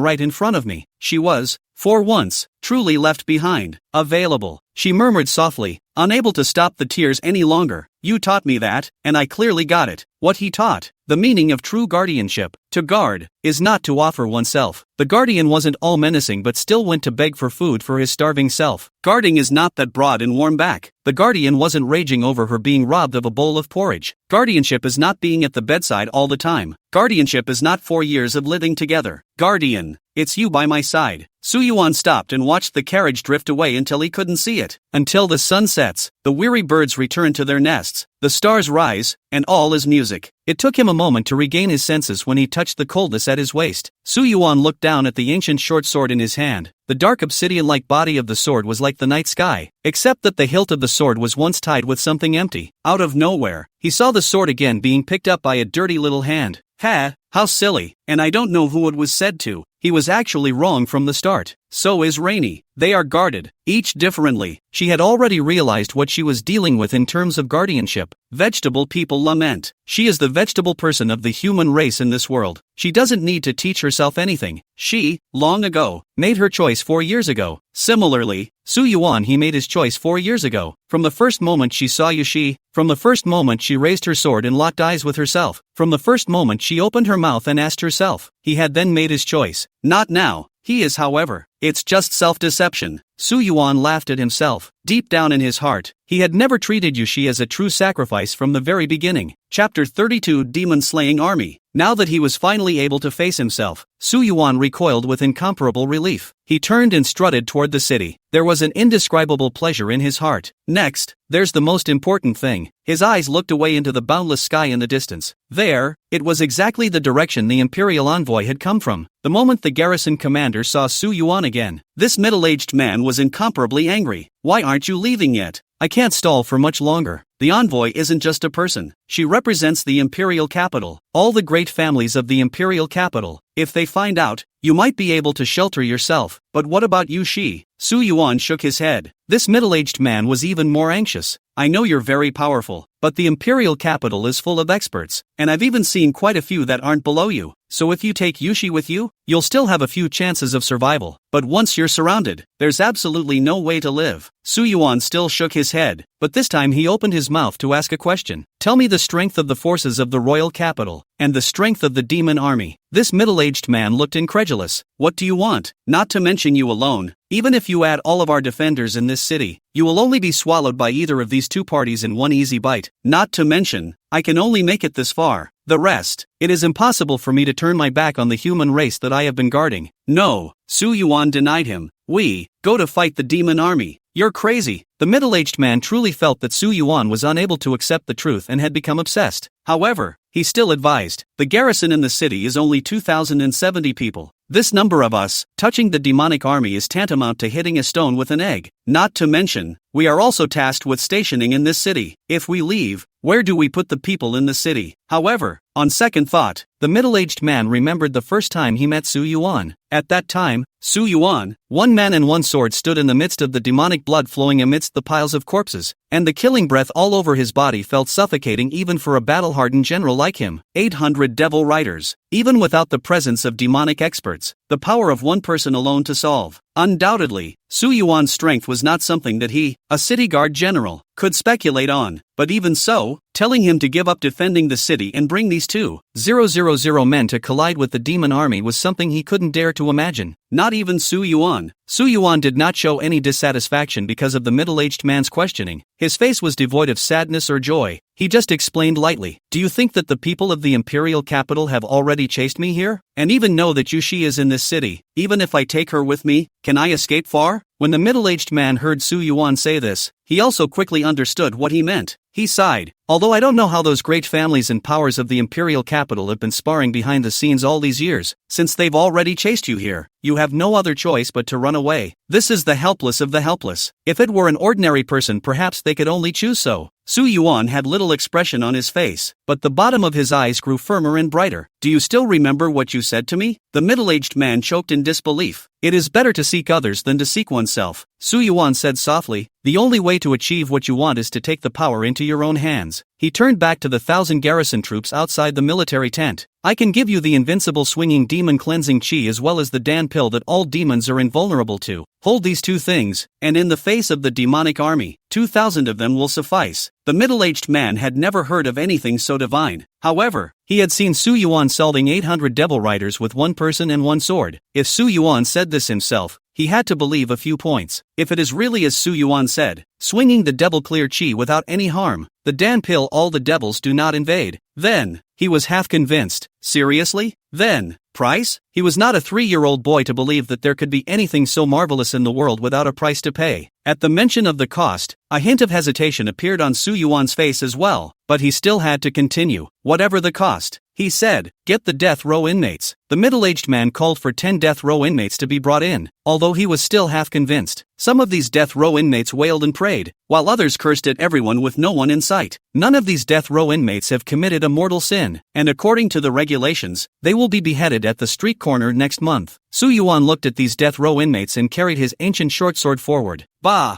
What is it? Dare to dance with a sword and a gun in front of your grandpa. Your grandpa I killed people when you kid wasn't even born yet." The first death row inmate had a face full of horizontal flesh and cursed at Su Yuan. There were no waves in Su Yuan's eyes, and with a gentle wave of the short sword in his hand, it did not enter the throat of this death row inmate. The death row inmate stared, wide-eyed and deadpan, before finally collapsing ho-hum. As the death row inmate fell, Su Yuan felt something more within the short sword. He waved his hand and shot out a clear chi that didn't enter the body of the guard commander. This wisp of clear chi is able to last for half a month. With it, even an ordinary person facing a demonic creature will have the power to fight. Although the middle-aged man still had a few moments of disbelief, he did feel an additional inexplicable change within his body. A wisp of clear chi wrapped around his body, and if a demonic creature appeared right in front of him, he was afraid that he wouldn't be able to blow its head off with a single punch. At once, he believed 80% of Su Yuan's words. Su Yuan solved the remaining death row inmates in a sharp manner, waving his hand and flying out 5 Dan pills and 4 clear chi, which respectively disappeared into the bodies of the 5 people. In that case, it is done. These people were amazed to feel the extra clear chi and Dan pills in their bodies. Originally, with the invasion of the devil tribe in heaven and earth, the devil gas is more and more rampant. If you inhale the devil gas for many years, the light is weak and sick. The heavy is the devil gas burst. But at this moment, they all felt the demonic aura eroding them disappear without a trace. Su Yuan was right. Swinging demon, this golden talent is really different from, in the name of the sword. While, in the name of the sword, is seeking a sacrifice to bestow power on the sacrifice. Swinging demon can be bestowed in succession as long as there is a blood sacrifice. At that moment, Su Yuan didn't hesitate for a second longer. He recalled Yushi's delicate and coquettishly smiling figure, as well as the petite body resting peacefully in his arms, the sultry eyes, and the face that crawled in front of him like a cat to earnestly tell him what was going on. He said coldly, "Bring all the death row inmates. Bring them here." The new book began to debut. The debut of the data during the very important. The readers of the Lord's more points to urge more. There are gifts, then more grateful. Even if you want to feed the book daily, please turn to the last chapter, counting a copy of the chase, so that there is a certain impact on the push mechanism.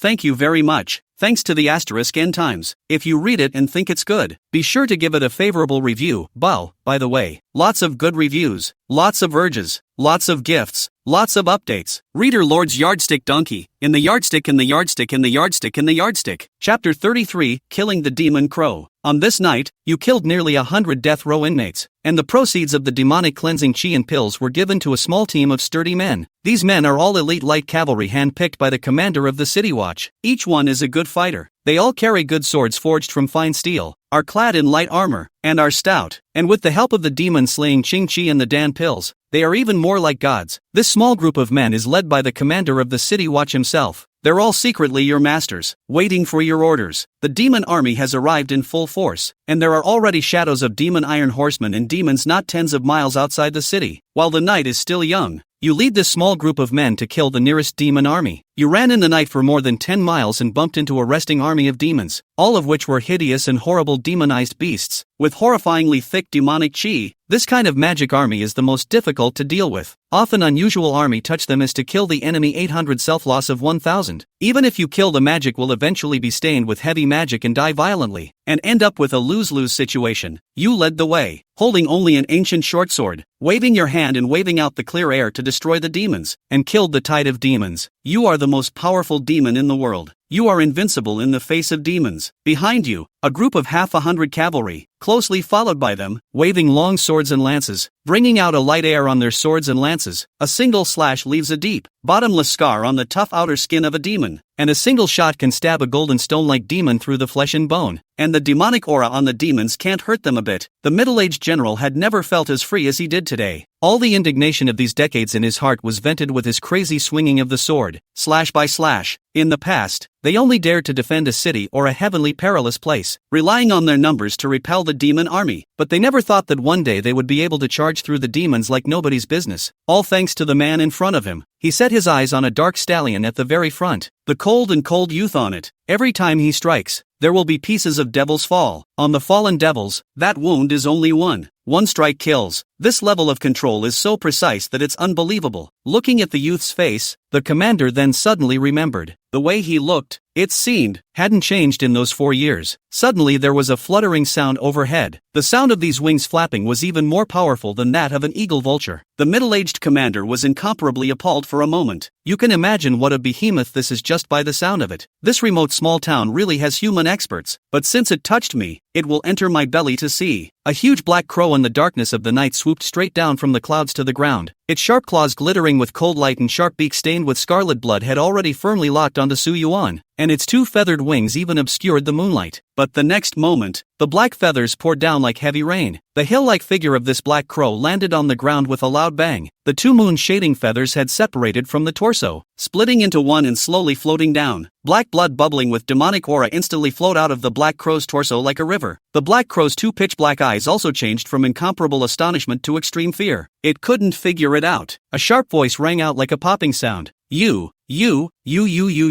spare my life. However, Su Yuan did not even look at it and came to its torso, the ancient short sword in his hand raised high. In the black crow's terrified and desperate eyes, it stabbed straight into where its lifeblood was. In an instant, the demonic chi on the black crow escaped in all directions as if it was deflated, while the demonic blood on this black crow sucked towards the short sword in Su Yuan's hand in droves. On the obsidian-like dark sword body, it unexpectedly lit up with blood-red lines as if it had come to life, and the blood-red lines slowly wriggled, absorbing as much of the demonic blood from the black crows as they could, and Su Yuan sensed that he was able to bestow a good number of swinging demon-clear chi and Dan pills again. This time, it was almost 200, and not far away. The 100 light cavalry that had not yet recovered from the surprise of the black crows attacking them were all watching this bizarre blood sacrifice held by Su Yuan. The oil was unnerving, but the middle-aged commander countered with a voice that didn't feel anything. If you can grant us the power to swing the devil, I am willing to pay even if the price is 100 times greater, even if, using demonic power. Although he didn't care about the cost, he also felt that it was magic. Unlike the demons to which these devils belonged, the root of the devils was the wisp of black gas, but but what they were bestowed with was based on a blood sacrifice on top of that. This, again, is not to be confused with another kind of magic. The light cavalry all felt pretty much the same way. They weren't averse to it. If they could kill demons, they'd do whatever they were told to do. It was only a momentary fear of witnessing this bizarre blood sacrifice. My family's village. I'm the only one who ran fast and survived. As long as I can kill these things, let me go up to the sky and into the sea is fine. Yes, I had sworn to my ancestors, one day will be swept away the world of the devil. If it was before, I do not dare to go back to see my father and mother to say what I have done so many years. Now, I can be blameless, going out on the battlefield for more than 10 years, but hunkering down in the city and not daring to come out, suffering the burning inside day and night, seeing people displaced and even eating each other to keep their children. I've had enough of this kind of day, at most, but death. What's the harm? The gazes of the crowd grew firmer and firmer, and even the figure looking at Su Yuan contained a certain stronger meaning. When the light cavalry returned to the city covered in black blood, the lieutenant who opened the gates could hardly believe that they had all returned safely. Not a single person was broken. Even, there were no more signs of being stained by demonic chi on their bodies other than those black blood. More than that, he was puzzled. A very different feeling glowed in these light cavalry out of the city. It was a renewed, fighting confidence, a spirit that was different from the previous time when he had hunkered down in the city. To know, they are in the city hunkered down for several years. The essence of the spirit has long been worn out like a corpse like veterans, but one night produced a world of difference in the gap. The gazes of these light cavalrymen were all locked onto Su Yuan's body, their eyes filled with respect. This black crow that you chopped down is a demonic expert. Looking at its size, it can still spit out human words. It must have a very high status in the demonic race, and it can't be seen easily. Su Yuan nodded in understanding. This black crow, according to his estimation, a body of cultivation, but just cultivated his own body to perfection, can barely affect the outer world. At best, it's at the beginning of the fourth order. He asked to the middle-aged general, the demon race and the imperial capital, what is the strength of each? Chapter 34, The Black Sun Descends. Demon powerhouses rarely come out, but often when they do,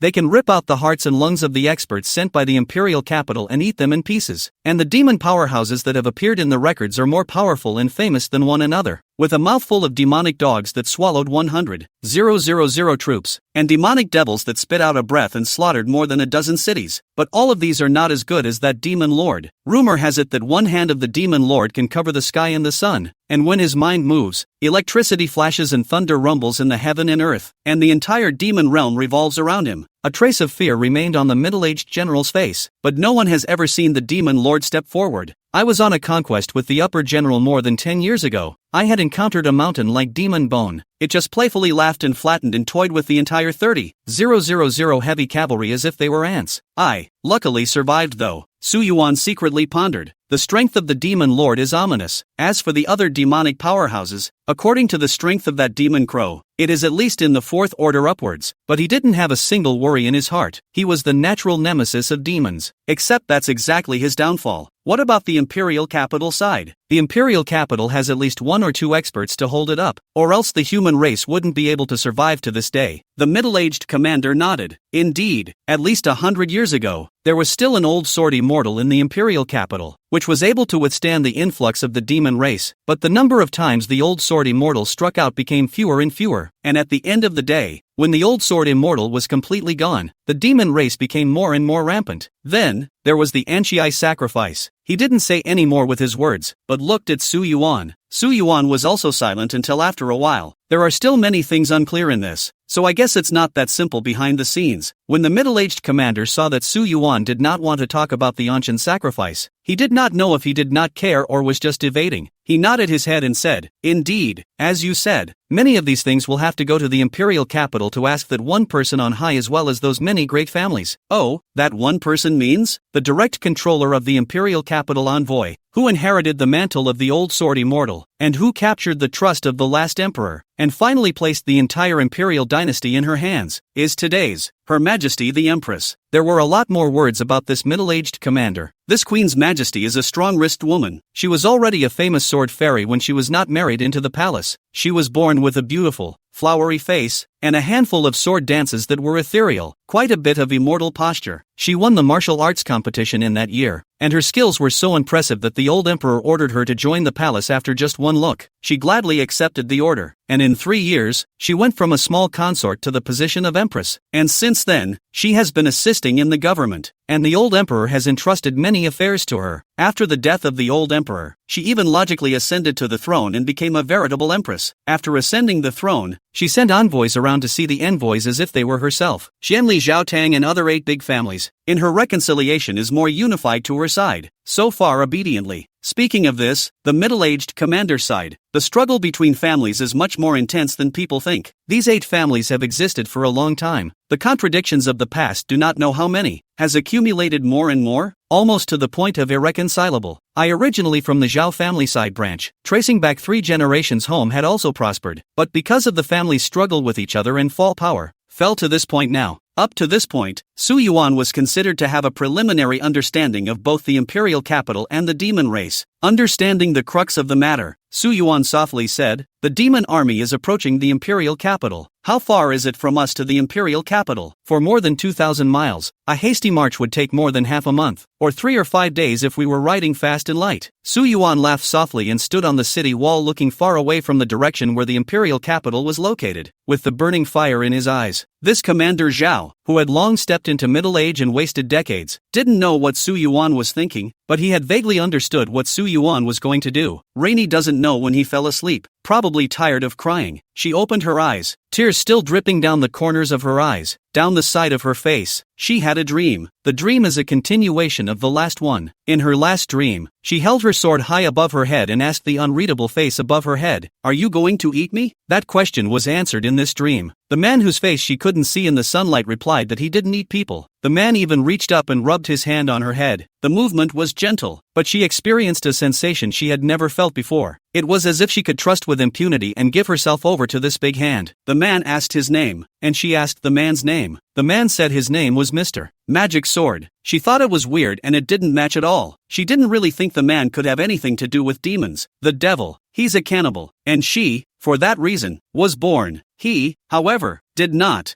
She looked again at the red rope held in her hand, the silver bell jingling with the bumps of the carriage. She curled her body tighter, her eyes once again blurred with tears. The hand gripping the red rope was so hard that the nails pierced into the flesh, and crimson blood bubbled out, soaking the red rope. But Rainy couldn't feel it in the slightest. If she had a choice, she would rather choose to be disemboweled and swallowed in one bite by the demon lord than to endure this pain of separation. When the sun shone into the city the next day, the people of the city were in an uproar. None other than the fact that there was a massive black raven hanging at the city gates. The black raven's wings are pieced together piece by piece. The torso had a deep, bottomless hole at the heart, and the blood inside had drained out. The envoy from the imperial capital, that grey-robed woman, came to the black raven and silently watched, suddenly turning her head to ask Commander Zhao in a cold voice, "Who did this? I only told you to seek the man in the portrait. I didn't tell you to." Before the words fell, there was a high thunderclap from outside the city, rumbling unceasingly and draining the mountains and seas, violent to the extreme. The voice rippled in midair. "Who killed my little boy?" Commander Zhao hurriedly came to the city wall, only to see that the skyline outside the city that stretched for several miles was all taken up by black, so dark that even the color of the sky and earth became dark. The devil's army, approaching. Even though he had been prepared to face this scene, this was not what scared Commander Zhao the most. In the midair of the demonic army, there was a big black sun floating. The moment he saw this great black sun, Commander Zhao couldn't help but shrink at the bottom of his eyes. This great sun was truly as dazzling as the sun, even larger than the golden sun in the sky, and was filled with a profound and terrifying black light. The black light was mysterious and gloomy, and when it fell on the body, it only felt like there was endless cold air drilling into the pores, and there were even dark whispers eroding in the mind, and those with slightly weaker resistance hated to dig out their heads. Luckily, with the Dan pill attached to his body, Commander Zhao felt slightly better, but some of the soldiers on the nearby walls had already knelt down, and there were even others who were shivering and tingling themselves. Some of the people at the bottom were covering their heads and yelling, and wisps of black gas kept coming out from under their eyes. Commander Zhao gritted his teeth and looked at the big sun, and only then did he see that within that big black sun was clearly an oddly large black bird. If there is a golden crow in ancient times, I'm afraid this can be considered a black crow. The first time the grey-robed woman saw Black Crow, the icy expression on her face could no longer be maintained and became horrified. But the next moment, the black great sun unexpectedly instantly vacated over the city wall. Close at hand, a slight tilt of the head will allow you to behold the great sun made of black crows. As the black sun approached, all the eerie signs suddenly became 1,000 times worse, and the city was in chaos. The soldiers hit their heads against the ground as if something was drilling in their brains. and the black gas under their eyes was spilling out into their bodies. The people ran away screaming, but in the next moment they became berserk and attacked each other with their bodies covered in black aura. Under the illumination of that big black sun, the city had turned into a hellish scene like a demonic city. The Black Crow descended on the city wall and saw the Black Crows hanging from the city gate with a single glance, while also locking onto the grey-robed woman. It was furious to the extreme as it stomped on the grey-robed woman with one claw, and as the city wall collapsed, the grey-robed envoy was crushed in a patch of masonry rubble, a series of bone breaks ringing out clearly. You guys, do you want to die? You don't want to be a good empress anymore. Do you really want to destroy your country and your race? Believe it or not, I will really do as you wish and turn all of the human race's territory into demonic land, and all of you will be buried with my little son. The grey-robed woman opened her mouth to say something, but all that came out of her mouth was a large mouthful of blood, and not a single word could be said. The shock and panic in her eyes has become a substance, and it is difficult to have the posture of the past days, and the only thing in her widened pupils is the Black Crow's big claws that are as sharp as gold and iron, and the shadowy pupils of the bird. Not yet relieved, the Black Crow's pointed beak pecked out the Black Crow from the collapsed gate and swallowed it in one gulp. The even more furious shrill voice resounded in everyone's ears. Countless people could not bear the bleeding in both ears, and their brains were muddled as if the devil's voice was wrapped around their ears. My son's bloodline is all dried up, leaving nothing behind. Nothing is left. Well,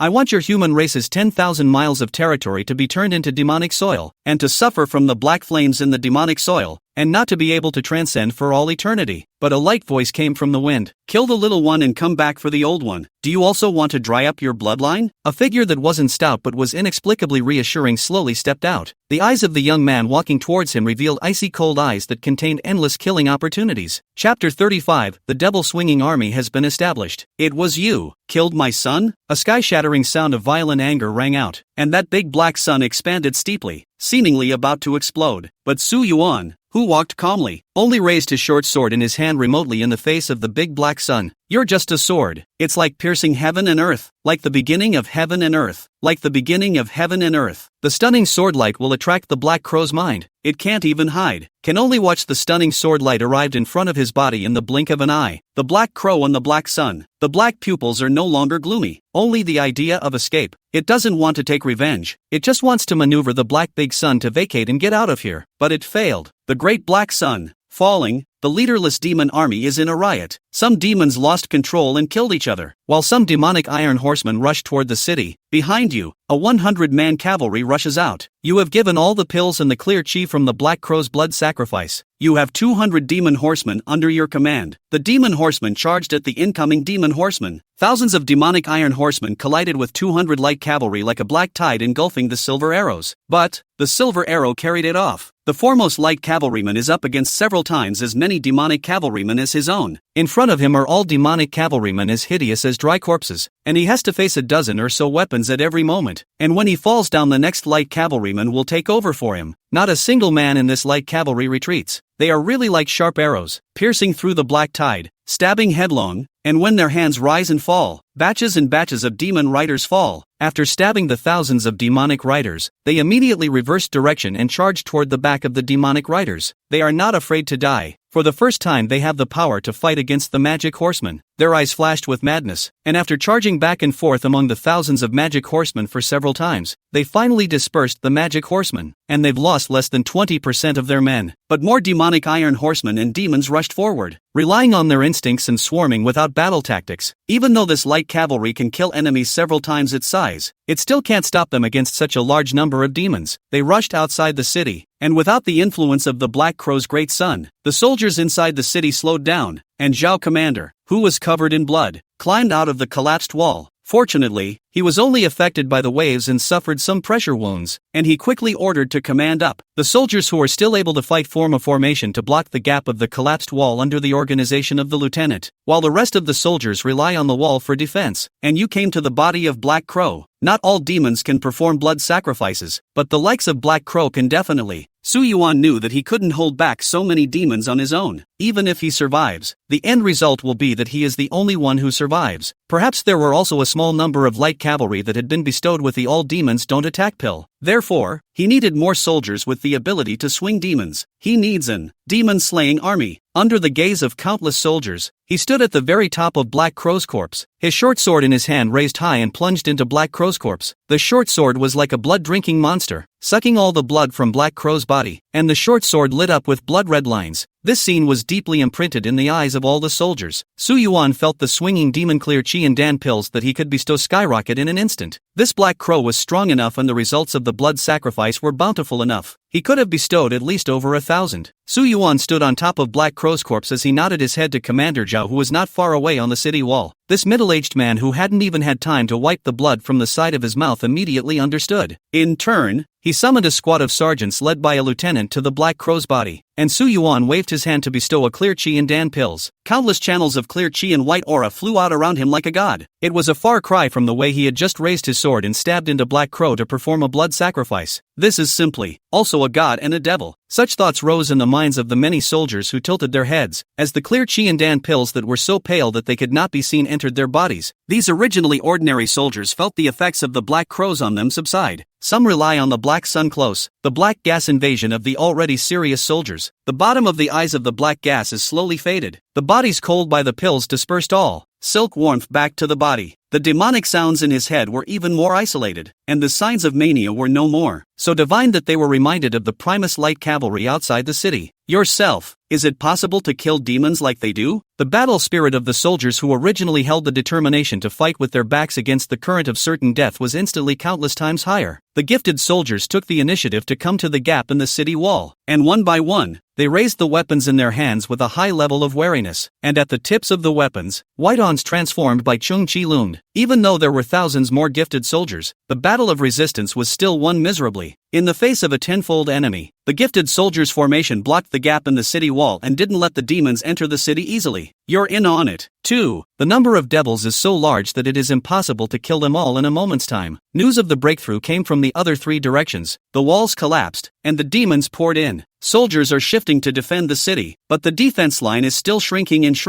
and eventually, the soldiers from all three sides of the defense are converging on your side. All of them have already killed their eyes. They have no time to care about the situation in the city and other people. They only know that they can't see the end of the tide of demons to resist the outside. No one knows how long they've been fighting, until the black flood of demons suddenly emptied, and there were no more demons coming over. The only thing left behind are the corpses of demons and humans, and the small town that is so broken that it is impossible to tell, and the mixed black and red blood that has colored the remains of the small town into a demonic realm. Less than half of the soldiers given to you have survived with you. She's still breathing. Commander Zhao, who had long since exhausted himself but forced himself to hold on by the breath, brought the gray-robed woman to Su Yuan. With Su Yuan present, the gap in the city wall that was first crushed by a claw of the Black Crow was in turn the strongest. The pawns that managed to stay alive all gathered around Su Yuan. Each of their faces had long been numb, unaware of how many demonic riders and demons they had killed. The scene in the city fell into Commander Zhao's eyes, and he couldn't help but show a hint of grief. The remaining 472, of which another 106 are seriously injured. But we still survived. Although Commander Zhao was sad, he had a sense of relief. He saw hope, the hope of being able to survive the demonic tide. No army has ever survived a tide of demons, but they did. The gray-robed woman brought before him by Commander Zhao only had one breath left hanging, but she still saw this horrifying scene in front of her. This scene was even more frightening to her than seeing the Black Crow descend. So many soldiers survived the demon tide? Black Crow, did you kill them? After saying that, the gray-robed woman coughed violently, coughing until she spewed out several mouthfuls of blood in a row. Her internal organs had been completely shattered, but she was originally an envoy of the imperial capital, and her strength, unfeeling. Zhao Commander thought about it in front of this sword-carrying youth in front of him. I'm afraid that there is no one who can claim the word unfeasible. He explained again. Every imperial capital envoy will use a secret method to forge their bones and flesh, otherwise they would have died long ago. But even so, this gray-robed woman wouldn't live long. Not getting a response from Su Yuan, the gray-robed woman didn't care, and instead held on to her last breath and continued to ask,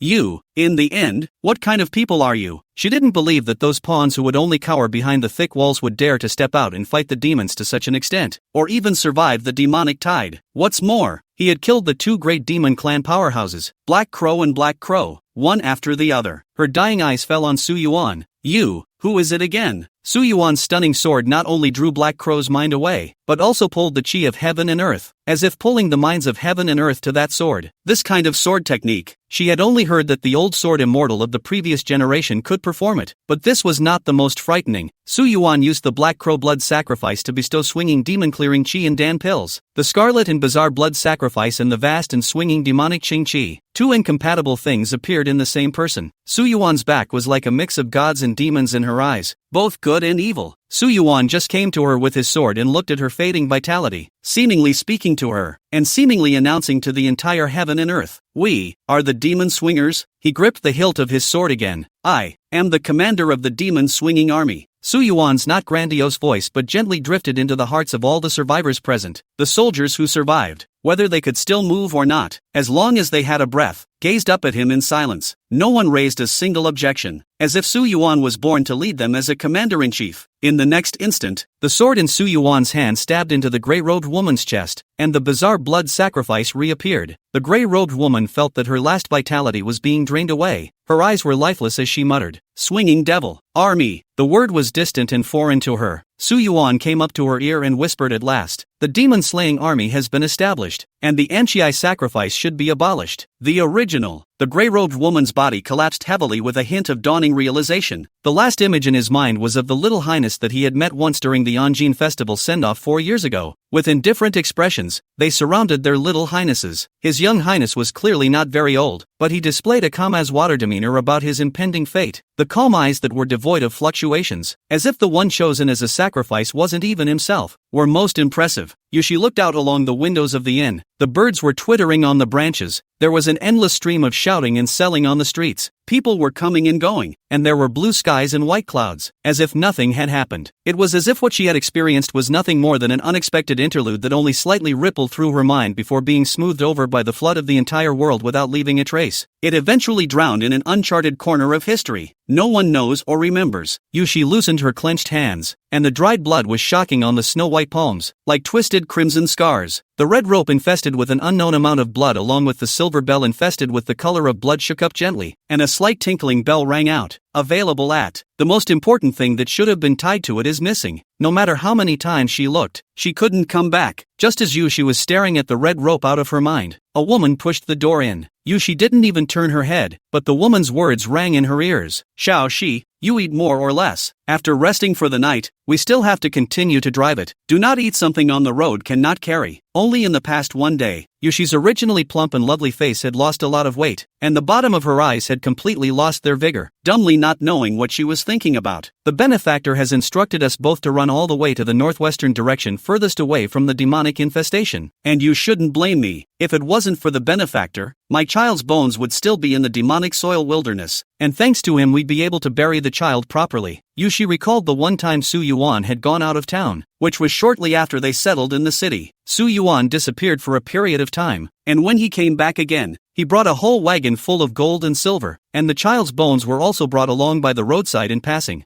Yushi shook her head and just weakly spoke. Yuan City. Any news? Although it was only 4 years, 4 years had already deepened the word Yuan into her memory. She would never forget the countless days and nights spent with that man in that small, isolated town called Rihara. So beautiful it didn't seem like reality. The woman shook her head. It's only been a day. Surely there's no big deal. If there's something wrong, surely they would have evacuated earlier. Don't worry, when we find a good place to settle, we'll definitely help you inquire about Yuan. Yushi's vision couldn't help but lower slightly. Hopefully, she mumbled her lips softly and said in a faintly audible voice, but she could never stop the panic in her heart. "Mr. Magic Sword says the demon army is approaching. We should get going. My family has the carriage ready." The woman came to Yushi's side, wary of reaching out to help her. That stance made Rainy realize she had no choice. Another flash of sadness passed under her eyes. It wouldn't be the same to leave him and go anywhere. Yushi was obediently held hostage by the woman in the carriage, and she merely looked once again in the direction from which she had come, trying to penetrate the distance that separates them and get a glimpse of the man's condition today. But she can't see. All she saw was the rising sun, blossoming with a demonic blood-like reddish aura, the not-so-warm sunlight falling on her. She wanted to reach out and explore, but she couldn't help but retract her hand when she touched the frigid air outside. Chapter 36, Killing the Devil, or Just Staying Alive. Commander Zhao leaned against the ruins of the city wall to recover his strength. The air was filled with an unpleasant putrid odor. The black crows and tens of thousands of demonic corpses were fortified into a small mountain, and the rivers of fishy black and red blood gathered under their feet. That sword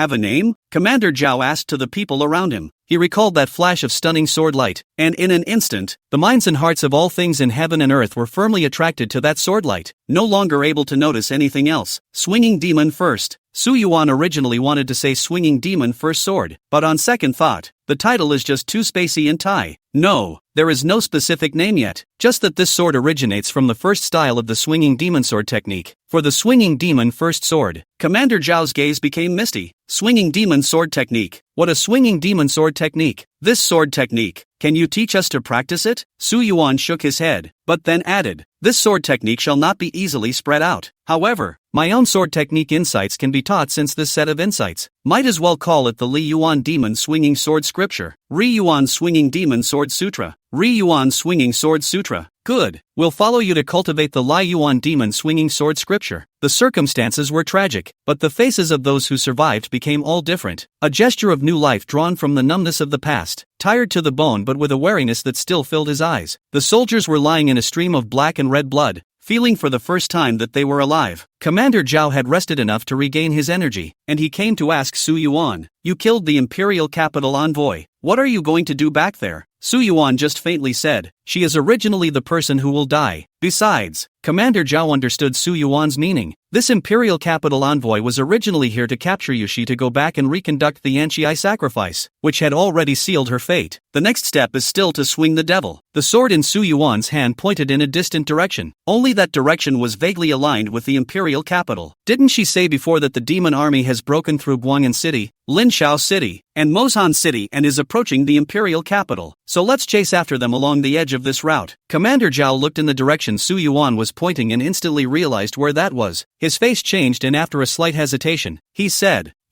could it be that you want to take advantage of this time? The people and soldiers are not as enlightened as you think. Not to mention the fact that the entire imperial dynasty is in His Majesty's hands with a firm grasp, so if you attack the imperial capital, Su Yuan couldn't help but stop Commander Zhao with a smile. What are you thinking? It's not that far yet. Su Yuan's vision became incomparably deep and profound. Our trip is still just for swinging the devil. A thoughtful look appeared on Commander Zhao's face all of a sudden. You took your soldiers to recuperate for the night. You rummaged through the rubble for food and restored the tents. On the second day, except for a few who took care of the soldiers who couldn't be moved, you made a start in the direction of the royal capital. The first city you encountered on the road is nervously preparing for the coming demon army. You will bring the remaining soldiers from Yuan City and recuperate in this medium-sized city. They told you that from the outermost Guang'an City as a breakthrough. The main force of the demon army has been approaching the royal capital along the straight line of Linshao City and Moshan City. The rest of the scattered demon army spread along this gap, toward the cities on both sides of this line. The light cavalry they sent are nowhere to be found, and an unknown number of demonic troops have probably already arrived outside the city. Your troops that survived from Yuan City were only treated as scattered soldiers who were afraid of death, and fled Yuan City early before the demons attacked the city. You stopped Commander Zhao from trying to explain. You didn't even call out the banner of the demon slayers. You just asked them for a certain number of horses, a number that happened to be the number of good riders among the soldiers you brought. This time, you're in the vanguard, riding alone on a dark stallion at the front. You're out of the city. Ridiculous. Who let them out of the city? The adjutant general who heard the news rushed to the city gates, only to see a cavalry contingent of more than 200 men disappearing below the horizon in the flying dust. The lieutenant guarding the door frowned. It is the meaning of the commander. This vice general immediately became anxious. Are these people crazy? If they want to die so badly, why don't they die in Yuan City? He had quite a bit of friendship with Commander Zhao, and seeing that Commander Zhao himself was in the group, he couldn't help but see a redness under his eyes when he remembered this big brother who had taken care of him so much in the military in the old days. The deputy general muttered up. His mother is not just cannot defend abandoned the city. What's the big deal? At most is to be said a couple of laughs 2 sentences. No one will really look down on you. This world, who to change is not the same, which came yet to catch up with me in a hurry to look for death. Good death is better than living the reasoning don't understand. The commander of the defense forces of this city appeared behind him at some point and patted the vice general's shoulder as a sign of comfort. Yuan City's situation Zhao commander did not say with me specifically. I only know that the city has been in ruins. They may also be all the time in torment. Come here, under the fence. always have to prove that they are not cowards, otherwise it is not a generation of people inferior to be poked at the spine.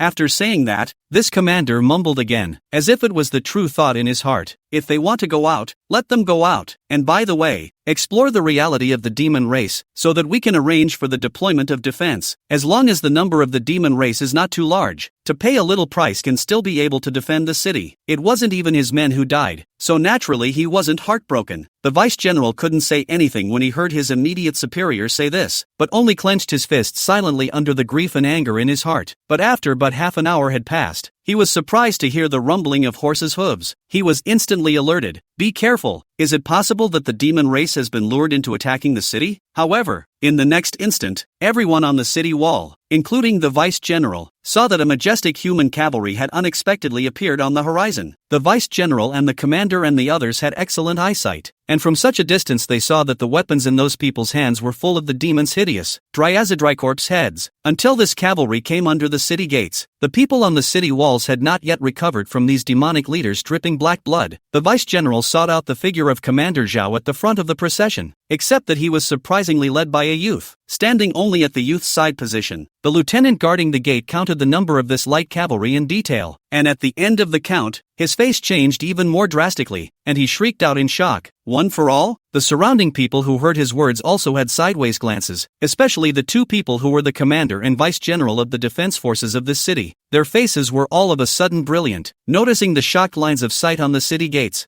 Yuan threw the head hanging in front of the short sword in his hand violently to the ground, and the light cavalry behind him neatly followed his movements to throw the demon leader to the ground. These people, each of whose faces were filled with a very different fighting spirit and confidence, vaguely had a sharp aura coalescing in the top of their heads. That heavenly murderous aura even shook the crowd on the city walls. This absolutely cannot be a defeated army.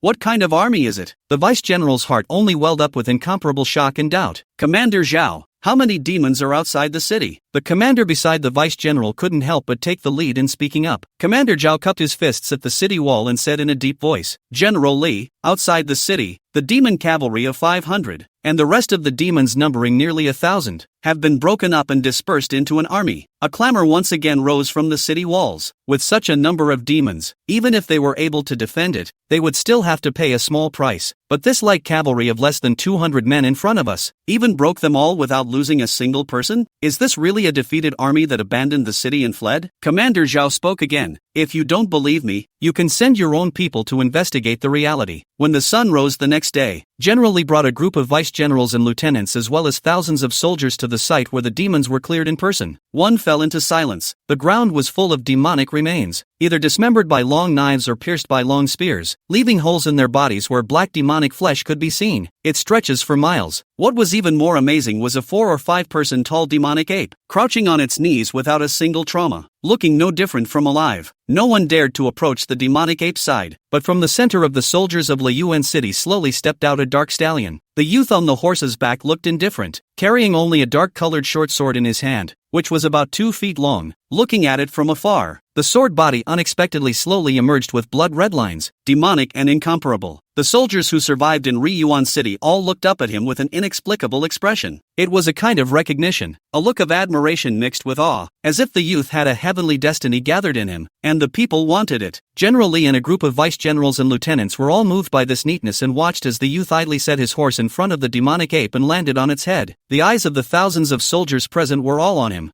Yuan's low but loud voice resounded in everyone's ears. "The devil race is brutal. The imperial dynasty is numb. The people are displaced, and the people are suffering. Are you willing to kill like them, or would you rather languish and watch the city fall apart?" Yuan swung his short sword lightly in his hand, and countless channels of clear chi came out horizontally, easily disintegrating the demon ape's limbs and head as well as its torso, turning it into a piece of black flesh with blood that had dried up long ago. He threw his short sword and stabbed it just on the top of the demon ape's forehead. The Dao Chang Chi and white Dan pills erupted out around Yuan, and for a time, he was like a god descending to the world, floating out of the world. "Those who are willing to kill the enemy will join my demon-slaying army, and will be given the demon-slaying clearing chi and body-protecting pills to follow me. Swing the devil and clear the world." Chapter 37, The Su Family Patriarch. Your words struck like a thunderbolt to many people. The soldiers and lieutenants have been shaken up, talking to each other, and something else has appeared in their numb gazes. General Li asked you only one question, and when he got your answer, he was silent for a long time. The following day, the demon army ushered in a wave of strong raw power to replenish the army. General Li transferred more than half of the city guards into the demon slayers, and the number of demon slayers came to 2,000.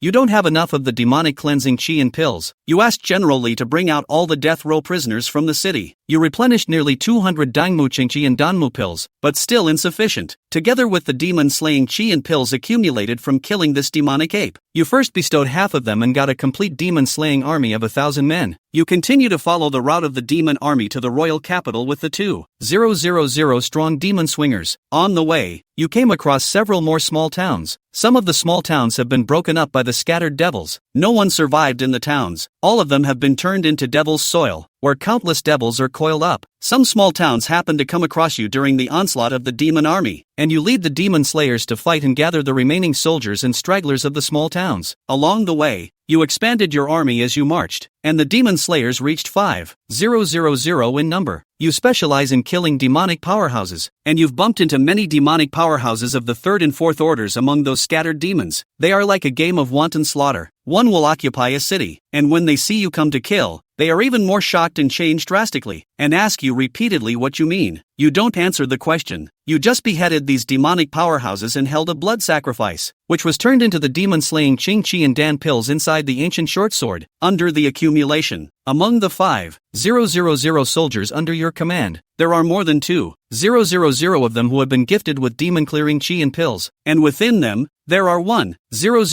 light cavalry and 300 heavy cavalry. These heavy horsemen are clad in heavy armor, scavenged from those small towns. The closer you get to the capital, the more you realize the misery of the cities along the way. Gradually, before your eyes, there is no city that is intact, and all the cities you encounter have been slaughtered. Thinking back to the encounters along the way, every demonic powerhouse that crashed into them showed great shock at Su Yuan's appearance, as if Su Yuan's demon-swinging army could not have appeared in such a place. They even questioned and shouted at Su Yuan repeatedly. Such abnormalities were memorized one by Su Yuan. In the military tent, Commander Zhao was in the middle of a heated discussion with the other generals of the collected troops. The demon army that broke through Guang'an City was along the route of the big city from Linshao City to Moshan City. Our route is slightly deviated from them, and there is a distance of hundreds of miles in between. So it is reasonable to say that if the demon army's target was placed on the imperial capital, it is impossible for us to bump into so many demon armies along the way. Another general agreed. The number of demons that bumped into the small town yesterday was at least 20,000, and if it wasn't for Lord Commander fighting at the forefront by himself, our casualties wouldn't have been less. The scouts sent out have found no trace of remnants or refugees within a 50-mile radius, and those small towns have not even evacuated the people in their cities. A general frowned in deliberation. Perhaps it is too late?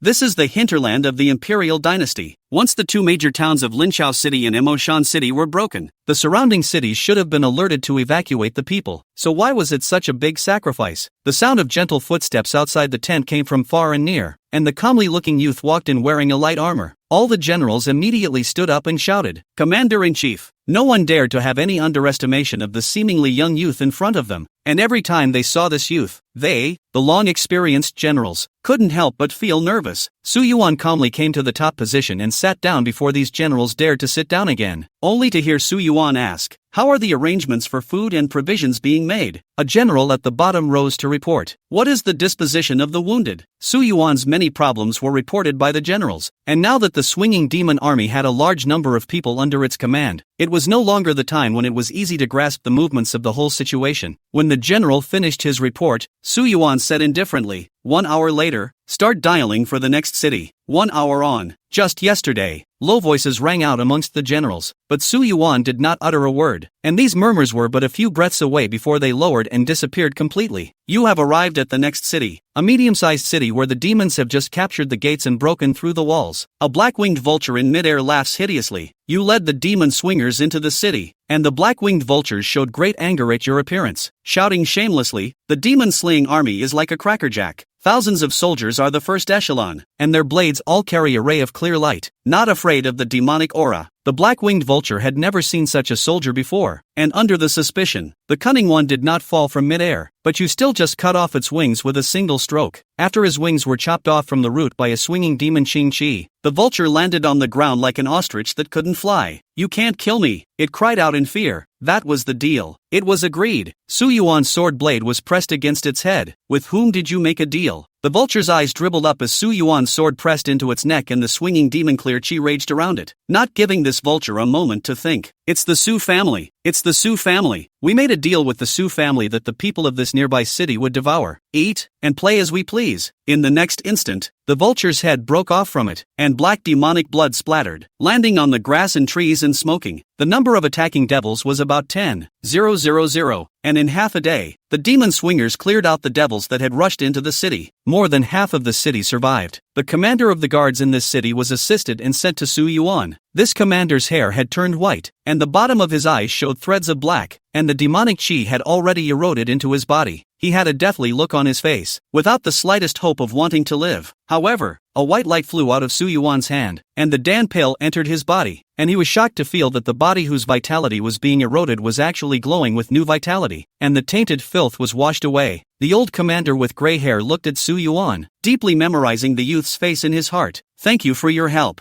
Su Yuan waved his hand. "Tell me about your encounter with the demon race attacking the city." The old commander immediately clenched his fists, sighed and pounded his chest, his eyes showing incomparable hatred. We were originally blessed by a worldly patriarch from Emoshan City. The patriarch told us that Emoshan City was broken, but the demon army has gone in the direction of the imperial capital, so there is no need to worry. But who would have thought that that patriarch would quietly disappear overnight, followed by the influx of demonic armies? Not even a warning, no sign. There was no time for the people and soldiers to evacuate the city. We have no choice but to fight to the death. The men of my family, among them my 3 sons, were all torn to pieces by the demon. Su Yuan nodded, his expression bland, only to ask again, "Which lineage does that patriarch come from?" "The Su family of the 8 great families of the capital city." Su Yuan thought for a moment, then said to the old commander, "Would you like to join my demon-swinging army?" He just lightly said one sentence, and the old commander's eyes shook violently, tears welling up under his eyes as he muttered, "Swinging demon, army? What an unfamiliar word it is, and how many years it has been since anyone has mentioned it again. So long ago that it seemed as if they, the sergeants, were born to cower within the thick walls of the city, numb and insensitive. How many times had the idea of wanting to change risen in the bottom of his heart? But in the end, it always swallowed him up with a sense of powerlessness, and he could only go along with the flow, not daring to open his eyes to see what the world really looked like. When the old commander reacted and realized what this meant, he immediately bent his knees and knelt down with tears streaming down his face.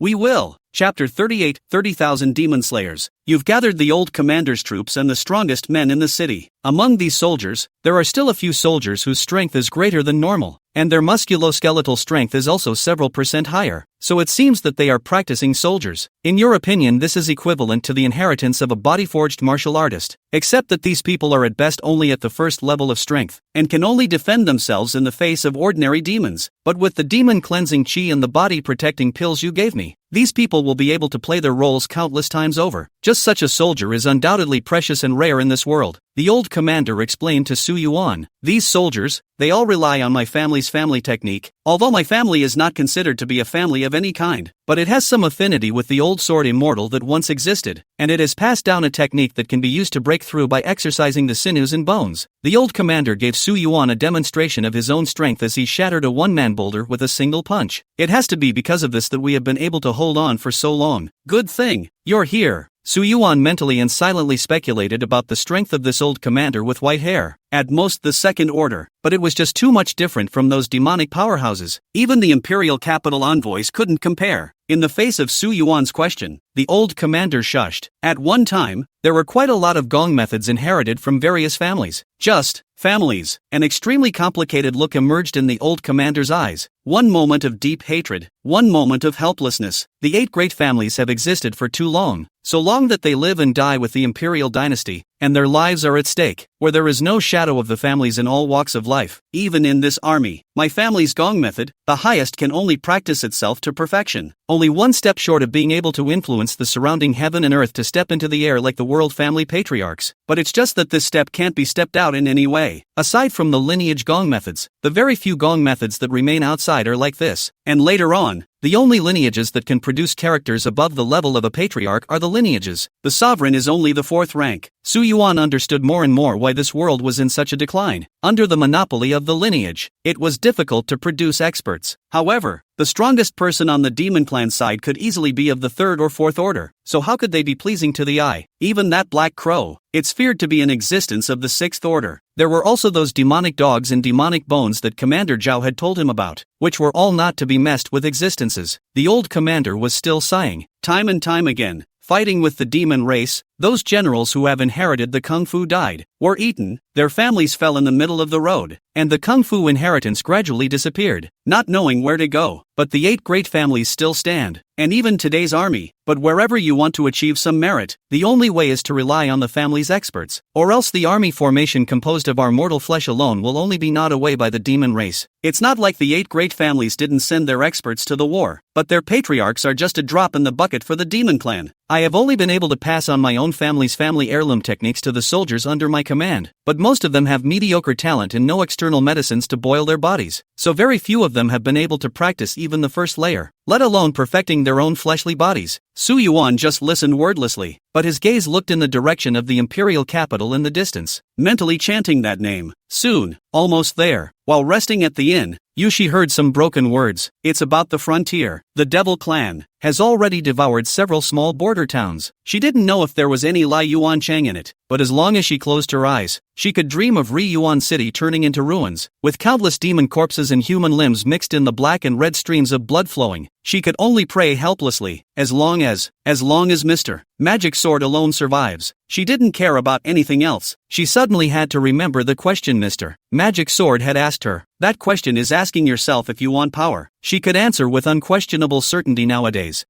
Whatever the cost. She didn't want to experience this feeling of powerlessness again. Into the night, an empty room with only her. She curled up, shivering softly, as she had then at the hayloft, when the figure that had stood guard outside to protect her from the rain disappeared. Since the collection of the white-haired old commander's troops, the number of demon slayers has already exceeded 10,000.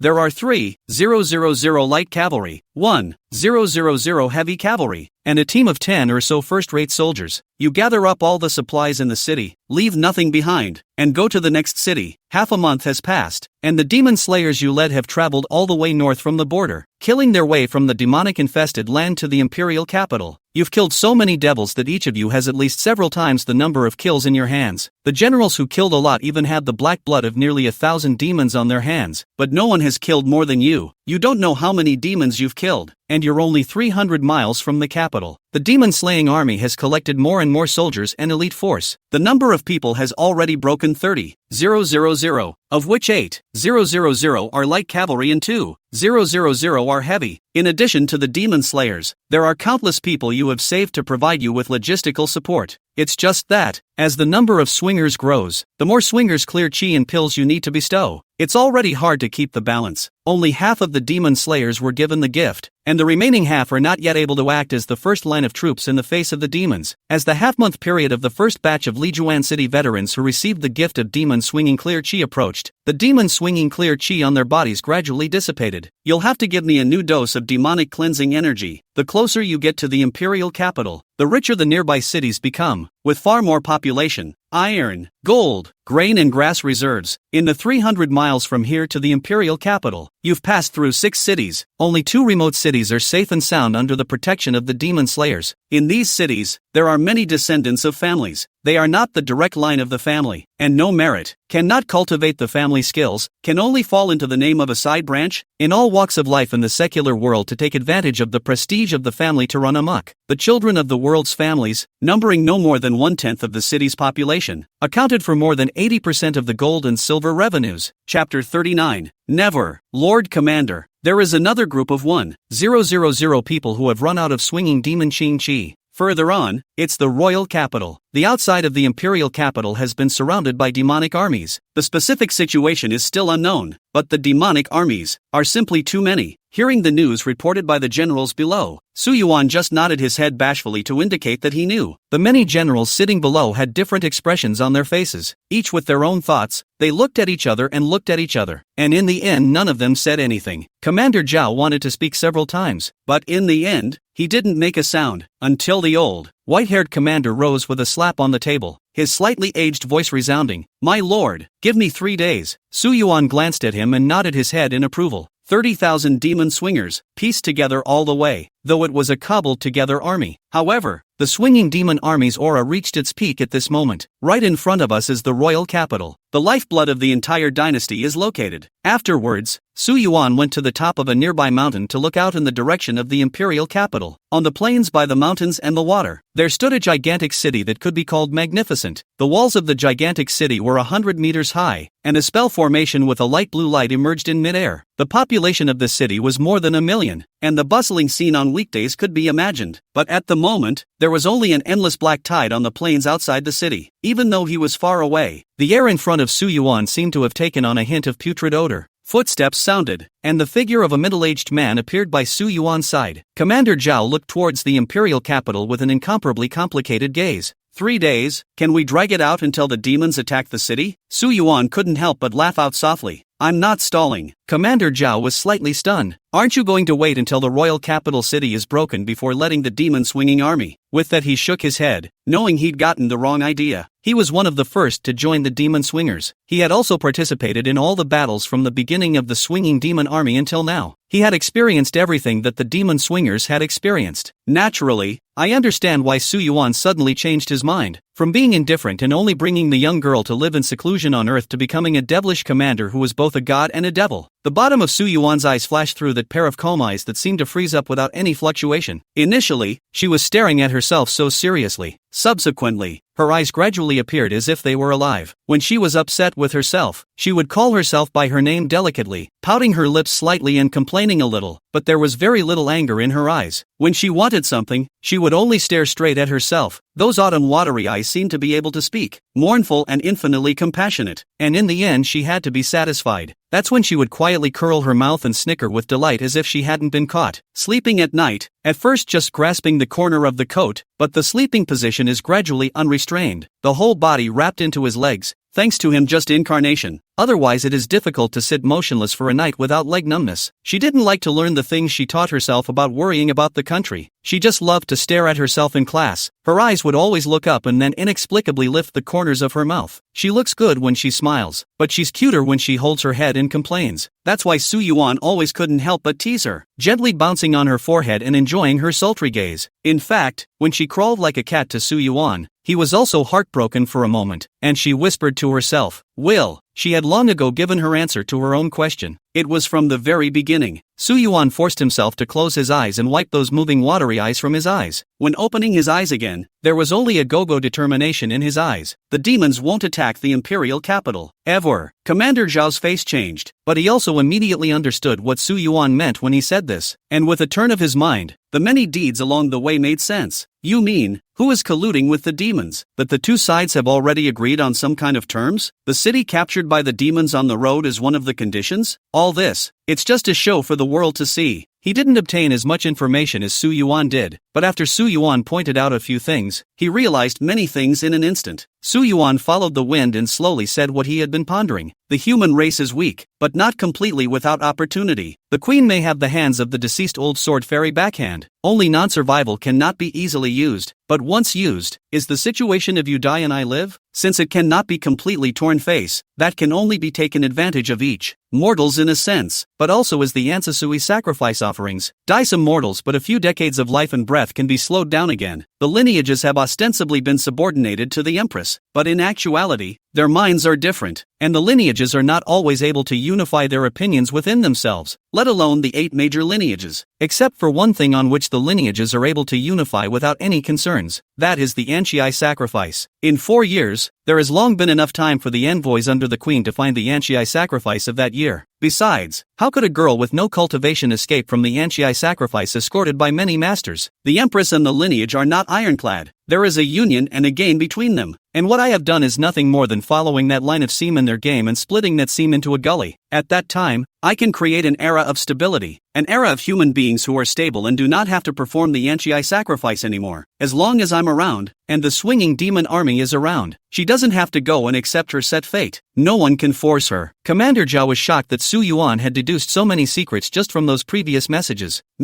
He suddenly wanted to ask, if you are so strong, why don't you just? But his words felt like they were stuck in his throat, and he couldn't ask, because it would mean a terrible outcome. The result was enough to frighten him to the point of breaking out in a cold sweat, enough to destroy everything he had right now, enough to destroy the demon-swinging army that they had gone through so much trouble to bring to this point, enough to make mortals fish on a chessboard again, and they will have to continue to live those insensitive days. If Su Yuan was not a person with amazing cultivation, but only had the ability to slay demons, then the worldly family and the queen learned how they would deal with Su Yuan. The good thing is that this is nothing more than undefined results, before it is determined. Before seeing Su Yuan strike at the human experts, as long as the person who has seen him kill the devil is if slaughtering a pig with that sword, don't even dare to bet on it, especially those guys from the world's families who are old enough to know better, especially since Su Yuan was not alone now, but had a whole army of demon slayers with him. Chapter 40-50-000 Blood Sacrifice. During the 3 days of waiting for that old white-haired commander, the demon race had neither launched an attack on the imperial capital nor traveled to other places. Everything was just as Su Yuan expected. The old commander took nearly 10,000 unendowed common soldiers with him when he left. 3 days later, the old commander came back to resume his orders to Su Yuan. Commander-in-Chief, I have gathered 50,000 guilty people, including death row inmates from nearby cities and bandits who took advantage of the demonic plague to burn and loot, as well as children of the world's families. His words caused a clamor in Su Yuan, a military tent filled with generals, but the old commander went on without a care in the world. These lineage children, all for the 8 big families outside the side branch. They after more than a dozen generations of the continuation has been bloated, arrogant and domineering, enjoy the people's fat and cream.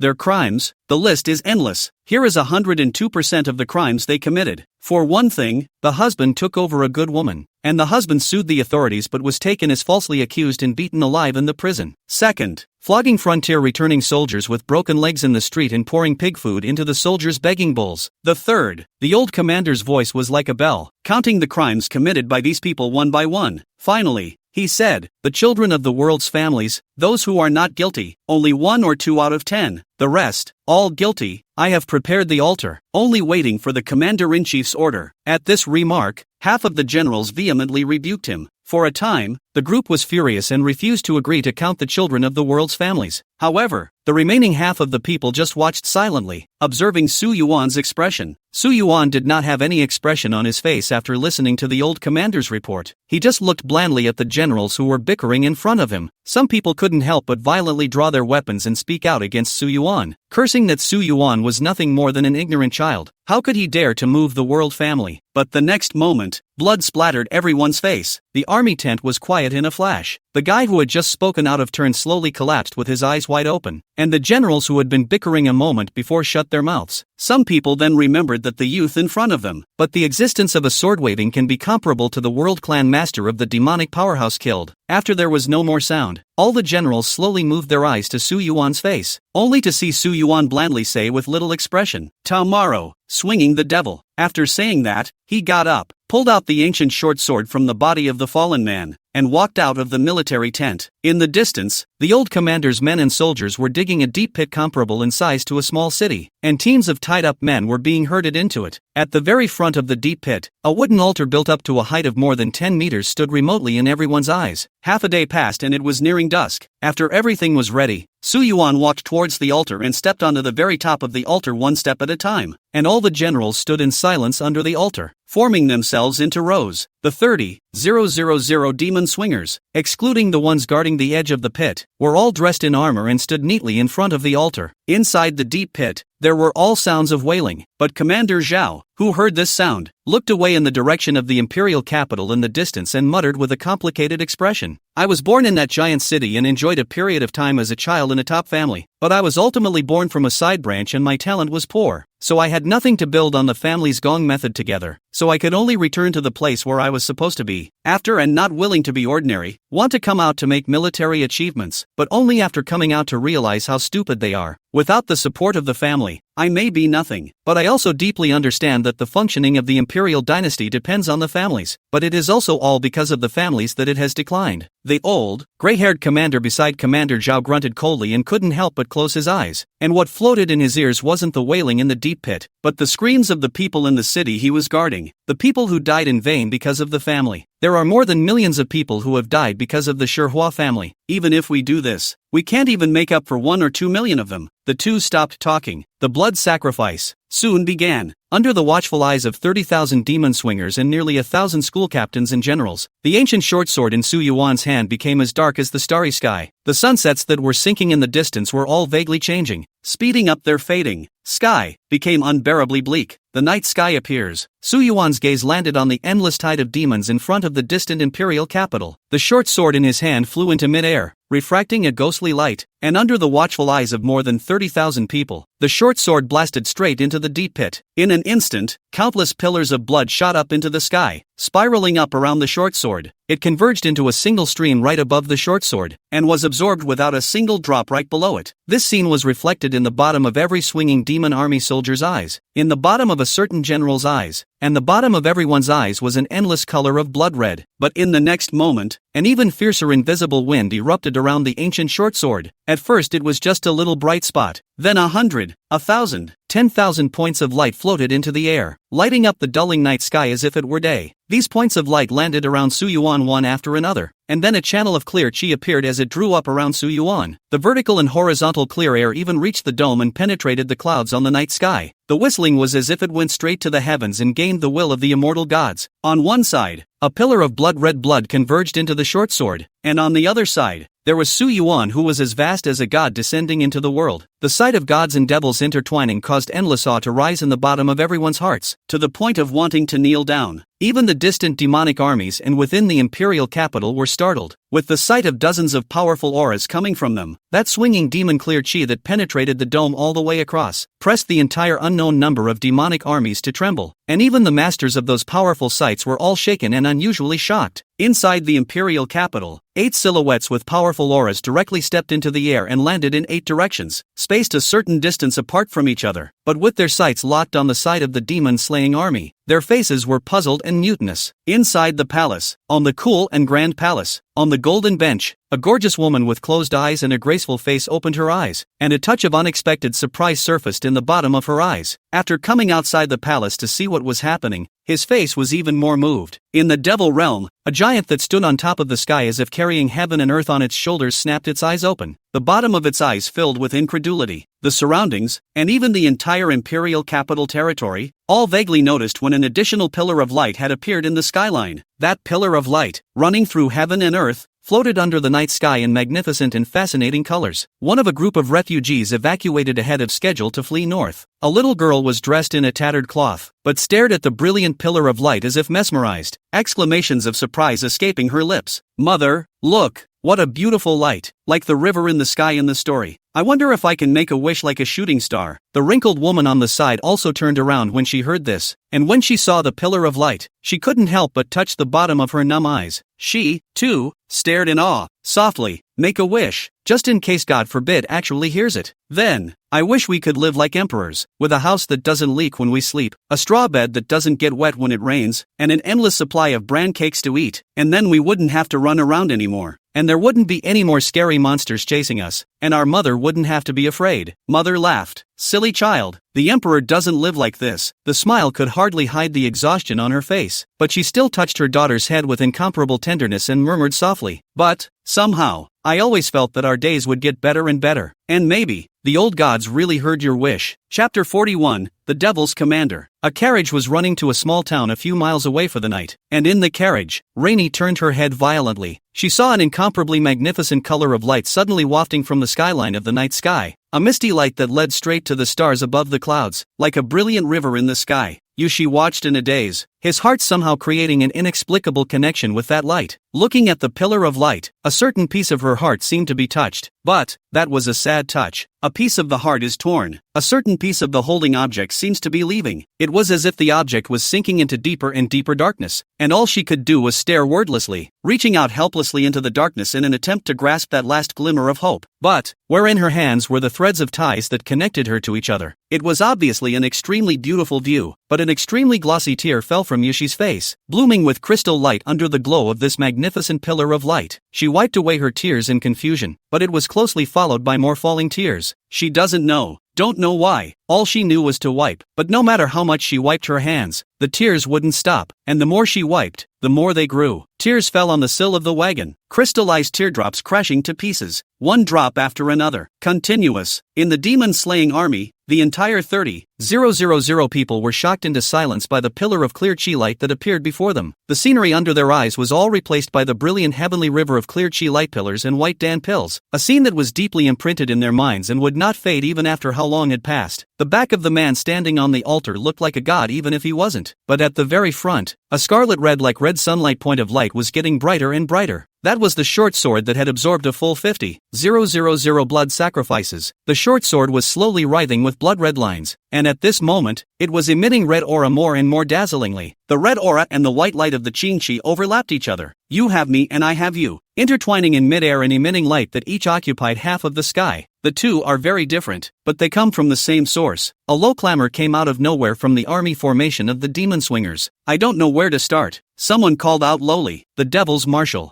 These two words seemed like they had magical powers, spreading throughout the entire swinging demon army at an extremely fast speed. Everyone couldn't help repeating those two words in their minds. As much as one hates to admit it, a more apt term of endearment could not be found. That was the commander-in-chief of their demon-swinging army. That was the backbone that single-handedly saved them from muddled numbness. That was also the legend that led them all the way from the frontier to the front of the imperial capital. That was the core that gave them the ability to slay demons and sheltered them from demonic energy. He, not a god, is more like a god. Not a devil is more like a devil. Gods and demons in two faces. His face was intertwined and uncertain in the light of day. No one knows if he is a god or a devil. This line is blurred. Perhaps, maybe, he is already slipping quietly toward the edge of the abyss. Su Yuan stood in the center of the light pillar, surrounded by tens of thousands of demon-slaying clear chi and body-protecting dan pills, which converged together to change even the sky and the earth. Give! Su Yuan Hong's voice, which was as loud as a giant bell, resounded through the minds of the 30,000 swinging demon army. The hovering 10,000 paths of demon-swinging clear chi and body-protecting pills suddenly transformed into hurricanes from the light pillars that went straight up into the sky and swept onto the bodies of every demon-swinging army. A fierce hurricane whistled past their heads, but after the wind had passed, all of them were surprised to find an additional bright body-protecting danmu in their bodies, dispelling the faint demonic chi between heaven and earth and radiating a slight warmth. The weapons in their hands were even able to take on white auras. The soldiers who had seen the first line of sergeants fight immediately understood what it was. Those who have never been given swinging demon-clearing chi and body-protecting dan pills. Those whose swinging demon-clearing chi has already dissipated. At this moment, all of them were given what they had been dreaming of. The short sword that shone with a red aura floated back in front of Su Yuan, whose expressionless face looked quite horrible under the red aura. Luckily, the red aura of the short sword faded out as it returned to his hand. The writhing red aura on the sword returned into its usual obsidian-like body. Su Yuan faced 30,000 demon swingers with his sword, and the expressions on everyone's face were clearly shown in his eyes. Some of these demon swingers were over 100 years old and had gray hair, while others had a vibrant face and had only just tied their hair. But it doesn't matter where they come from, how old they are, or what they've been through. At the moment, there was only the exact same look in their eyes. Honor and fear are mixed half and half. They tilted their heads and gazed at the sole commander of the swinging demon army. The corner of Su Yuan's mouth hooked up with a mysterious and unpredictable smile, making people unable to guess what the meaning behind this smile was. He stood on a high platform, his figure erect. The sun had completely set, and in the dimmer and dimmer night, his back blended more and more with the dark night sky. Tomorrow, destroy the demons. The entire demon-swinging army resounded with heaven-shattering chants in response to Su Yuan's order. Their auras reached heights they had never seen before in this instant. Nothing could stand in the way of their swashbuckling army. The filling in of the children of the guilty world family makes the number of swinging demon-clear chi and dan pills you bestowed sufficient. The entire 30,000 strong demon army has been given demon-cleansing chi and body-protecting pills. Chapter 42, We Are One of a Kind. On the second day, when the sky was still bright with the morning light, the whole army of devil swingers rushed toward the distant plains with great vigor. The endless tide of demons on the plains appeared to be in commotion, and the powerful auras within the demonic army also sensed that this army was coming from a bad place. Hissing and roaring, the demon swingers collided with the demon army like a stream flowing into the Black Sea. On the lofty walls of the imperial capital, the soldiers guarding the city looked at the tide of demons that could not be seen at a glance and could not help but fret. It's been almost a month since the siege, and the demons are still delaying the attack on the city. Is this an attempt to trap us to death? The imperial capital has enough reserves for us to survive for at least 2 or 3 years, but I don't think we can wait until then. All contact with the outside world has been severed. It must be a scene of life and death out there, and I don't know when the experts of the world family will strike. Wait, listen, what's that sound? It was as if they heard the sound of 10,000 horses galloping, and it seemed vaguely as if 1,000 armies were rushing toward them. But in the face of this endless tide of demons, who would dare to approach? And any army that came would be looking for death. But looking far to the south, the rolling dust came closer and closer like a sandstorm, while the sound of horses' hooves galloping grew louder and louder. An army rushed headlong into the demonic tide to their unconcealed surprise. Tai, where did you come from to find death for an unwanted mortal? A black devil dog raised its head from the prostrate ground. Just the way it lay on the ground was like a 100-meter hill, and when it stood up, it was 1,000 meters tall. There was undisguised frenzy under the scarlet eyes of the demonic dogs. They had been blockading this place for almost a month now, and had long since grown impatient. The devil dog stepped away from the heaven and earth pillar-like limbs and ran wildly towards the demon-swinging army. And with every kick, dozens of demons were turned into mincemeat. It doesn't care. With a fierce mouth, he bit down on the swinging demon army. But at the forefront of the demon-swinging army, a young sergeant riding a dark steed merely swung a sword at the demon dog. This sword was like a heavenly light, attracting all the minds of all things in heaven and earth. Everything in the world seemed to have ceased to exist, leaving only this stunning sword light. The devil dog's mind was all sucked up by the sword light, and he was completely incapable of resisting. An overwhelming fear welled up in the bottom of its heart, knowing that he couldn't invoke this sword, but he couldn't escape in any way. The stunning sword light flew straight at it right under the attention of its eyes. No, only one last thought drifted through its mind. In the next instant, the devil dog's huge body that stood on top of the sky collapsed to the ground. Among the other demon race powerhouses and the several lines of sight coming from within the imperial capital, they only saw a flash of sword light that was even faster and more stunning than the light of the sky, and the devil dog that had led the devil army to suppress this area fell. Not even instantaneous would be enough to describe the speed. The sound of cold air being sucked in was continuous for a while. This sword had gone beyond their comprehension. Even the people within the imperial capital suspected. Even the old sword immortal back then couldn't do it. Su Yuan, facing the demonic dog whose aura was not at all inferior to the black crow at the beginning, did not hesitate and once again used the swinging demon first sword. After the sword, he didn't even care about the devil dog's life and death pipe, stopping in place to maintain the posture of the sword. It was as if the divinity of that sword had not yet left his body. Only he himself knew that. Having killed super powerful demons twice, he vaguely sensed that the first sword of swinging demons had not been exerted to its limit. He felt this way after the first time he beheaded Black Crow. This feeling was even more prevalent after this decapitation of the demonic dog. He was getting a little bit of a handle on that nothingness. Under his innate sword heart, his deduction of the first sword of swinging demons reached the extreme. The tidal wave of heavy cavalry separated from behind Su Yuan, avoiding the hill after the demon dogs fell, and rushed to the sides in front of Su Yuan. No one dared to come up and disturb Su Yuan. His figure was like a sea-setting stone at the confluence of the river and the sea, towering. The heavy riders were in the lead. Their horses and riders were all protected by white awnings, and the tips of the long swords and lances in their hands were gulping white swashbuckling demonic awnings. When it comes to the demon army, the army in front of the heavy cavalry is just like the residual snow meeting the sun, melting in an instant. The continuous heavy horsemen were like an impenetrable wall, unbreakable and advancing forward, and no one could stop them to make them stop, before the very few surviving leaks could react. Another even larger and thicker wall of cavalry met them. The number of light cavalry, which was 3 times that of the heavy cavalry, was like a giant net that wiped out the demons in a wider area. After the light cavalry, there were the largest number of armored soldiers, who fearlessly formed a military formation that stretched for miles, hissing and fighting with the demon army. The demon swinging army was invincible, and for a while, the demon army was simply unstoppable, until he met the strongest of the demons in the army. After the devil dogs fell, these devil race powerhouses were horrified and shocked to the point where they didn't know what to do at all. Lord Devil Dog, it's all but a sword. What about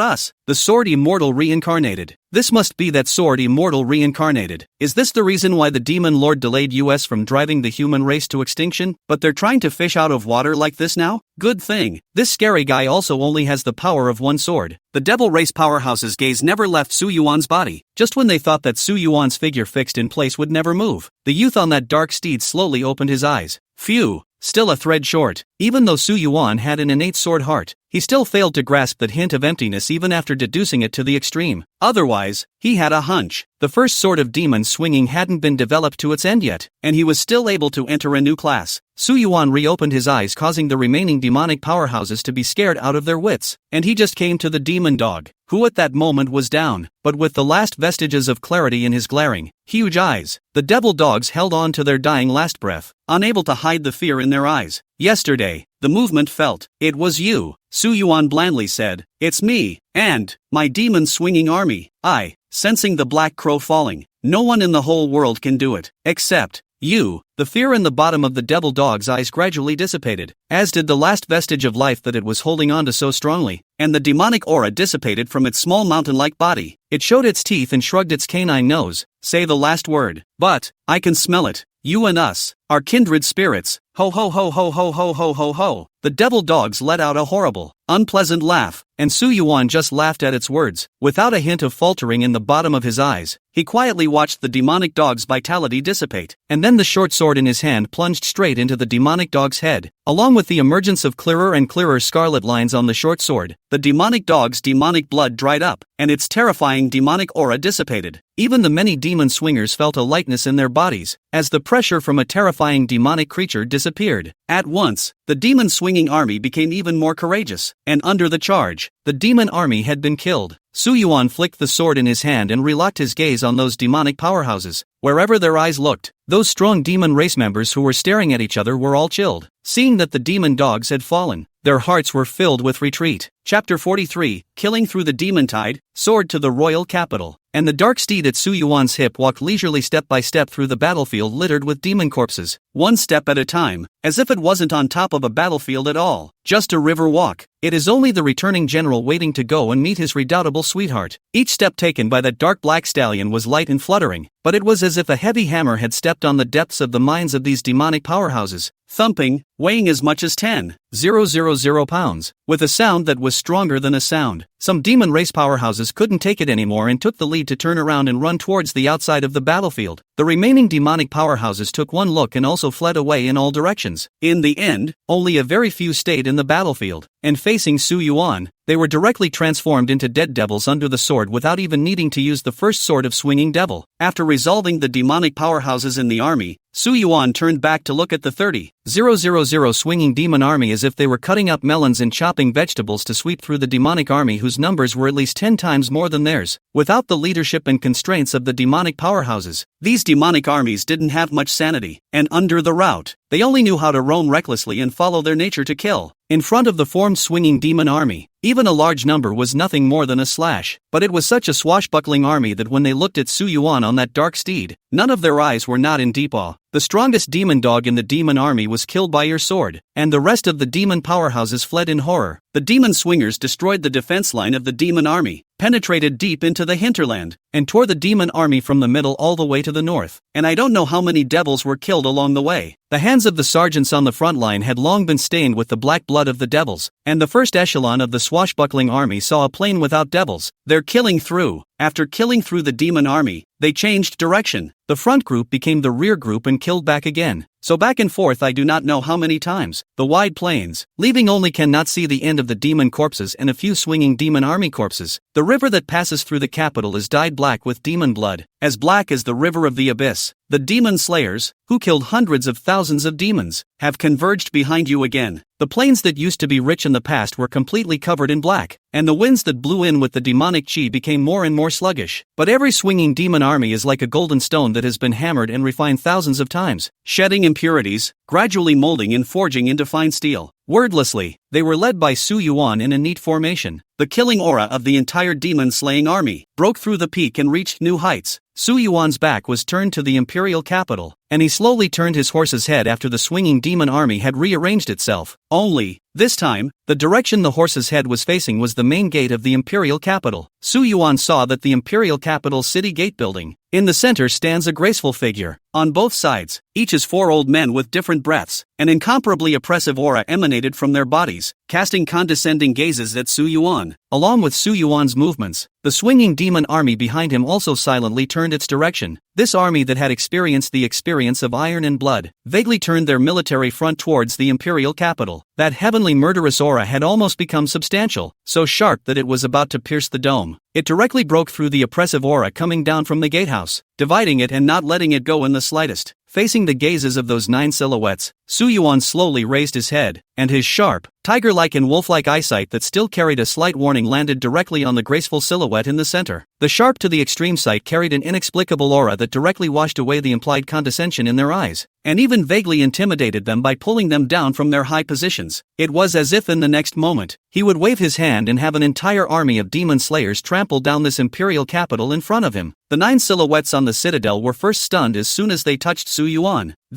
I could not imagine that it would be such a young youth. Is this seemingly weak and scholarly youth in command of such an army of iron blood? What then sent shivers down their spines was Su Yuan's sight. Some of the old men were very upset. When had they ever been treated like that from their high and mighty hands? But when they remembered the stunning sword outside the city that was like a posthumous immortal, they fell into silence again. That terrifying demonic dog hadn't even endured a single stroke of the sword, and was directly transformed into a dead soul under the sword. There was also the demon-swinging army whose aura had reached its peak. 30,000 blood-baptized elites that could compete with them with their aura alone. 2 phases stacked on top of each other. They have no confidence. The soldiers guarding the royal capital were nervous when faced with this iron-blooded army that was clearing out the demon race 1 second and reversing direction the next. The intimidating aura of the slightly smaller guts simply cannot stand still. They also witnessed how such an army of only 30,000 people was able to kill through a demonic army that was more than 10 times their size. If this army rushed in and took on them, the soldiers defending the city, it would be a massacre as far as the naked eye could see. Behind the 9 figures at the city gate stood a number of people dressed in flashy attire, each of them standing behind their own old man, obviously a man of the world. However, under Su Yuan's sharp line of sight and the monstrous aura of the demon-slaying army, some of the people of the lineage were scared into taking 2 steps back. The corners of Su Yuan's mouth hooked up slightly in mockery. Meh, he laughed softly, and the sword in his hand was raised towards the graceful figure directly in front of him, making a false slash. Then, turning his sitting horse's head once more, he shouted, "The devil has been swung, the siege of the imperial capital has been lifted, and the deeds of my devil-swinging army shall be made known to the world." At once, a stronger light lit up under the eyes of every swinging demon army. What man doesn't want to defend his country and make a name for himself when he becomes a soldier? They responded with an earth-shattering chorus. Since then, a certain boulder in Su Yuan's heart was completely put down. Rainy will henceforth be free from the name of sacrifice. Without the excuse of the demons pressing down on the city, the Anchi sacrifice could never be activated again. A settled human era will begin with him. His eyes looked away to the north. Only, this time, his sight became incomparably gentle and nostalgic, just as it had been countless days and nights when she had been lying peacefully by his side. She, no more hiding, but living this world to the fullest, openly and honestly, the way she wanted to, regardless of what Su Yuan did and how much he paid along the way. Chapter 44, I Will Abdicate. Su Yuan's move caused a great reaction on the citadel. The people surrounding the graceful figure changed color. Your Majesty, this is a great disrespect to you. This son definitely has treasonous intentions. He should be beheaded. A chivalrous man violates the prohibition by using martial arts, thinking that he can offend you. Your Majesty, based on his strength, this son will be executed. Your Majesty, this man has broken away from control and formed his own army. Arrogant and domineering, lawless, if not eradicated, he is bound to be a great harm. Your Majesty, please ask the 8 elders to take action together. Even if he has monstrous cultivation, he can only be obediently imprisoned. The graceful silhouette looked at the faraway swinging demon army. The jabbering remarks of those civil and military officials around her made her unable to help but hook the corners of her mouth in a sneer. Dear ministers, then, this devil, who will get rid of it in the future? With just one sentence from her, all those people around her closed their mouths, looking at me and me at you, looking at each other in disbelief. Only vaguely, these people of theirs cast their respective eyes in different directions, seemingly inquiring. Standing in those directions were 8 old men full of majesty. But at this point even these guys couldn't say anything. Yes, this demon. Who will get rid of it? The graceful empress looked around the circle, and her gaze landed on the lineages and ministers, and she couldn't help but flash a hint of contempt. With immediate effect, seal that person. As the demon-slaying Jinshi Qing Yuan Xian Shang Grand Marshal, the rest of the people exploded when this statement was made. Seeing as how His Majesty doesn't intend to hold the slightest bit of responsibility, the little offense of raising the sword was as if it hadn't happened. The graceful silhouette turned around and left, leaving behind a crowd of civil officials and military generals shouting in shock. This,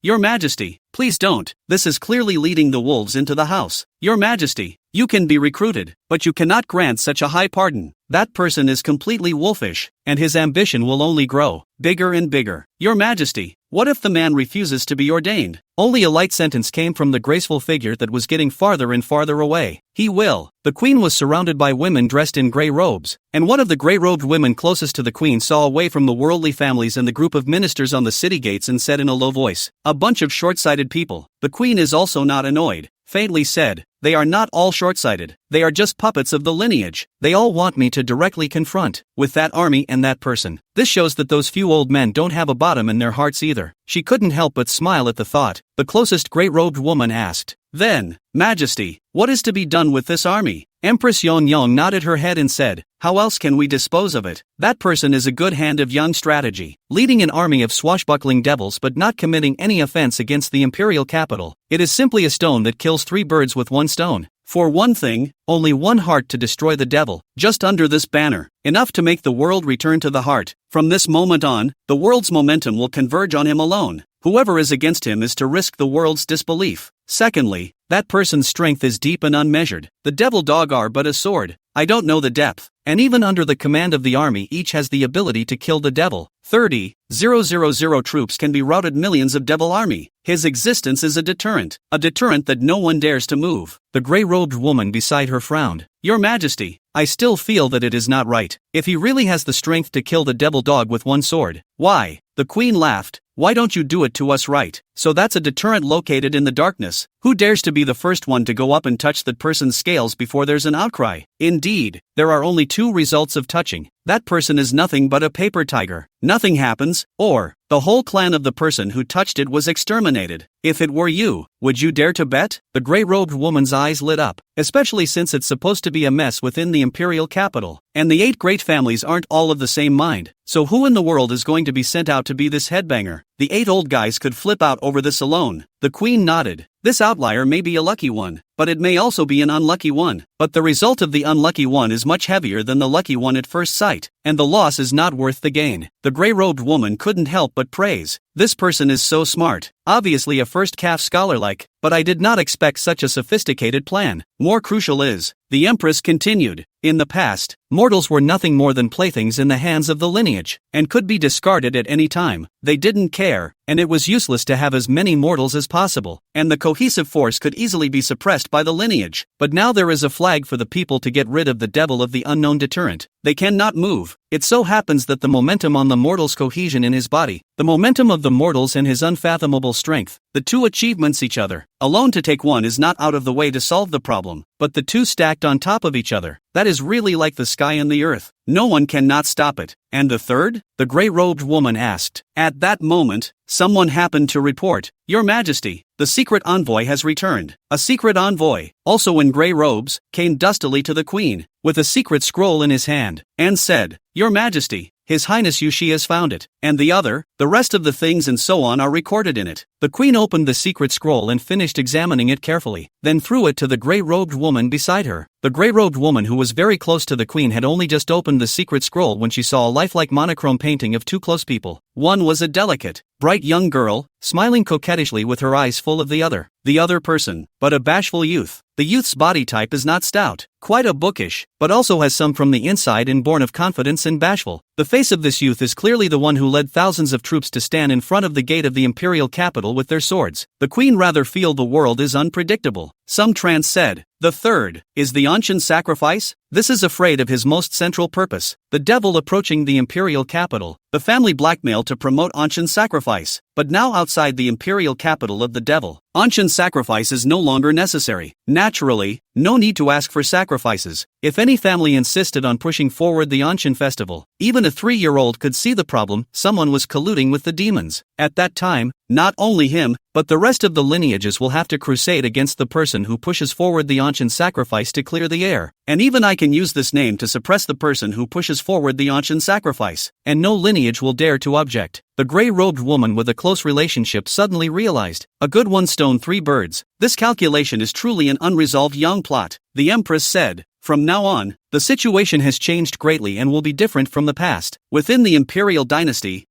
the lineage, that person and his army of demon extermination will become a three-legged force, while outside the imperial dynasty, the demonic powerhouses, the top masters of the imperial capital, and that person are also three-legged, restraining each other and maintaining the balance, the gray-robed woman said after thinking about it. Isn't this just what you expected? We also don't need to seek out Her Highness Yushi to serve as a sacrifice. The queen, however, smiled helplessly, with a hint of bitterness in her smile. It does meet my expectations, but this newly promoted Grand Marshal will not treat me as any good person. In his eyes, I'm afraid that I'm no different from the worldly family. Truly speaking, I am indeed no different from the worldly family. But the firmness underneath the queen's eyes was so sharp that it could pierce through gold and stone. I'm still going to follow my path. In a few days, you go and fetch Yushi back. The gray-robed woman at her side frowned. Your Majesty, you are to force the newly promoted Grand Marshal to rebel? But didn't you just admit that he is a deterrent that no one would dare to move? It was something she didn't ask. The next reply from the graceful queen before her threw her into unmitigated shock. I will abdicate, and it is time for a new emperor to take the throne. Chapter 45, Queen Yushi, you repelled the demon army, pointed your sword at the royal capital, shocked a group of royal capital masters, and accomplished an unprecedented achievement. You lead the demon slayers to rest near the imperial capital. The demon-slaying army had a lot of battle results, but the casualties were equally alarming, with nearly 20% killed in action, and the rest of the people were all injured. They're not invulnerable, they're only human. During the restoration period, countless people from the imperial capital came to pry for information, and some people from the families even invited you there. You refused everything. In addition to the pardon from the royal capital, for your contribution in destroying the demons, you have been appointed the marshal of the demon-slaying army, and all the generals under your command have been pardoned, and the demon-slaying army has been given an independent banner, and even all the cities in the southern border have been assigned to the demon-slaying army. At the same time, the deeds of the demon slayers will be publicized in a royal list. You've also gotten word that all matters related to the Anshin festival have been cancelled, and all the family members involved have been arrested in the heavenly prison. You know it's their compromise. You made it. Ever since that day when she saw the view of the extremely beautiful pillar of light in the sky,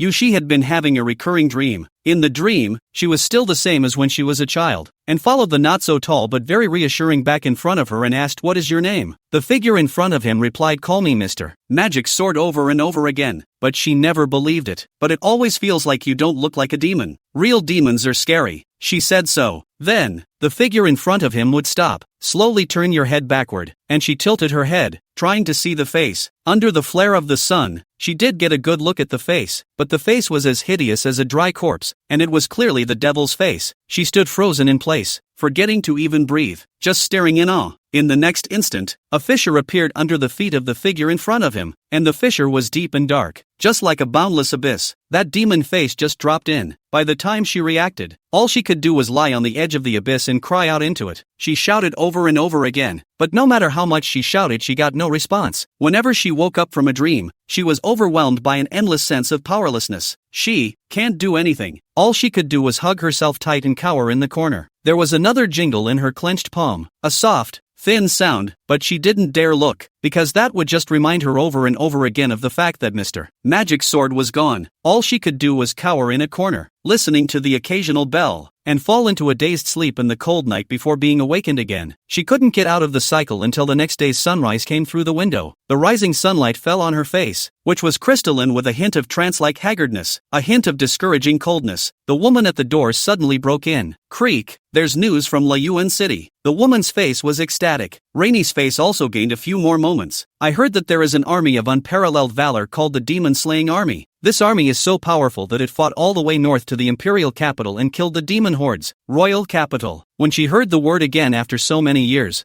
Yushi was in a trance. Such a strange word, but a place she would never forget.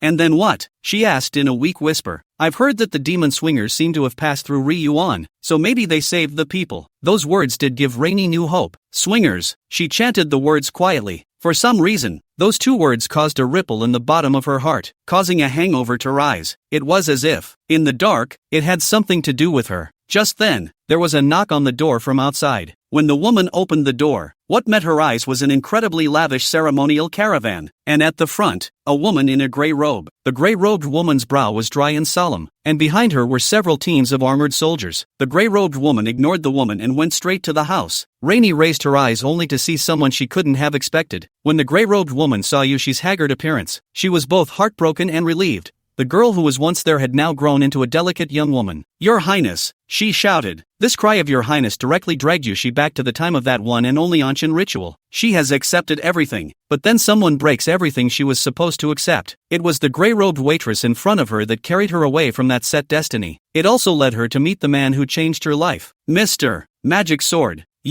Yushi was in a trance, as if she wasn't in a simple wooden house, but was back inside a palace with red walls and yellow tiles. "You didn't die." The gray-robed woman gave a bright smile to Yushi. "Your Highness, it's already okay. It's all right already. There is no longer a need for the Anchi sacrifice, and it is time to welcome you back." Hearing this, Rainey's hugging body shrank. In this instant, she only felt that her mind was so confused and disorganized that she couldn't make sense of it. Something sudden, something unexpected. She was overwhelmed to the core in this moment. Suddenly, the soft sound of a bell in her hand called her attention back. Extremely slowly, she opened the palm of her hand a crack and saw the loop of red rope and the silver bell tied to it. "Another point of interest on what you owe me. 4 starters. That's what he said when he bought himself the trinket. Countless days and nights she had woken up in a state of extreme powerlessness. That impotent panic, that longing to guard, that expectation of absolutely not wanting Mr. Magic Sword to leave. She finally realized that she couldn't do it now, unless a certain firmness slowly grew in the bottom of Yushi's eyes. She left her huddled corner, some sort of fire flashing under her eyes as she reached out to the gray-robed woman before her. She is the royal daughter, Yushi. Chapter 46. The Marshal who went south and the Imperial daughter who returned north. You rested near the Imperial capital for more than a month, during which time you had your men re-recruit, restoring the swinging demon army to its heyday strength of 30,000. The deeds of the demon-slaying army have been publicized by the royal list, shocking the whole world. The name of the demon-slaying army spread throughout the north and south of the Imperial dynasty, and for a while, the hearts of countless men and women who were gray and cold due to the long-standing weakness of the human race became hot again. A bookish family in the north has been passed down for hundreds of years, with generations of officials. The eldest son of the head of the family has been stifling his thoughts for 3 full days since he read the royal list on the street that day and returned home. The sound of things crackling and falling to the floor came from the study. The scrolls and picture books, paper, pens, ink and inkstones were all pushed down to the floor as the head of the family came out of the study in a huff. "Brat, the heir is not even full grown to join the army. Read your holy book to become an official is not good? Casting the pen into the military is not a rare thing. Father, don't misunderstand me. Protect the family and defend the country can be equally outstanding. Not to mention, it is to get rid of the devil? Roll. There is no life in 10 deaths for demon removal. If you want to seek death, I'll break your legs." The devil swinging army is different. That swinging demon Jin Qin Yuan Xian Shang Grand Marshal has all the divine abilities to penetrate the heavens and the earth, destroying the demons with just a single sword, and he has gathered all kinds of talents under his command. 30,000 of them are enough to take on 1,000,000 demonic armies. And rumor has it that he will personally teach that heavenly sword technique. "I want to learn the world's first-class demon extermination sword." You believe the words of a book teller? Alas, don't you run. Don't run. Come someone. Stop him for me. A less city on the border of the northern desert. The vice-general was alone in front of the city gate. Only the big man in front of him was fully twice his size. The vice-general's face was full of bitterness. "General, you have to think clearly. You are going to be punished by military law for this." That big man with an impatient grumpy face, him. The old man as a soldier is here to kill the devil, not just to contradict the family of those losers a few words. The old man exiled this bird place. Long had enough. Military law? Humph. If you have the ability to go to find the marshal, he is to lead a group of scattered soldiers to kill to the imperial capital to go. Not still sealed the marshal. Care you labor sure military law. Get lost. The big man's beefy to doormat-like muscles pushed the lieutenant out of the way, and the lieutenant only felt a piece of iron slam into his body. He didn't dare to care about the big man anymore. The big man's body had long been hammered to the extreme, just one step away from crossing into the realm of the sovereign, but he was stuck at this step for countless years. Offended the world family. The world family was not as good as he wanted, preferring not to let him go to the southern border with the devil tribe, deliberately torturing his mind. As the big man stepped out of the city gates, countless numb-faced soldiers converged on the gates, just staring at him mindlessly. The big man stood outside the city gates and threw back his head and shouted, "Old me is going to throw myself into the demon army. Who is willing to join me and cut down those scumbags of the demon race?" Hearing these words, the numbness under the eyes of many of the soldiers began to waver and regain some of their vigor. During the restoration period, people kept coming in, and you integrated them all into the army. Many of them are also sergeants from other armies. The military generals sent by the imperial capital to liaise with you can only smile when they see your behavior, not daring to stop them. With the increase in the number of personnel in the demon-slaying army, you begin to realize that there are quite a few of these people who meet the requirements of the name of the sword talent. Among them are a young master from a northern bookish family, and a general and his lieutenant from a northern border city. As people from all over converge towards the demon-slaying army, the number of reactions given by the ancient short sword in your hand increases. For these people, the reaction given by the ancient short sword was not strong, far less strong than when he met Yushi. In terms of the sacrifices required to qualify for the name of the sword talent, they are not as rare as Yushi. You will compile them all together and personally teach Yuan the sword of swinging demons. The number of the demon-slaying army has expanded to a huge level, exceeding 50,000. You set sail to the south with the demon slayers, sweeping away the demon army still in the human cities and recovering the homeland. Not long after Yuan left with the demon-swinging army, an honor guard that could be described as luxurious returned from the north within the imperial capital. In the very center of the ornate car ride sat a young girl in a plain dress, even though wearing only civilian clothes, but still difficult to block the delicate and charming style. Crystal-like jade skin,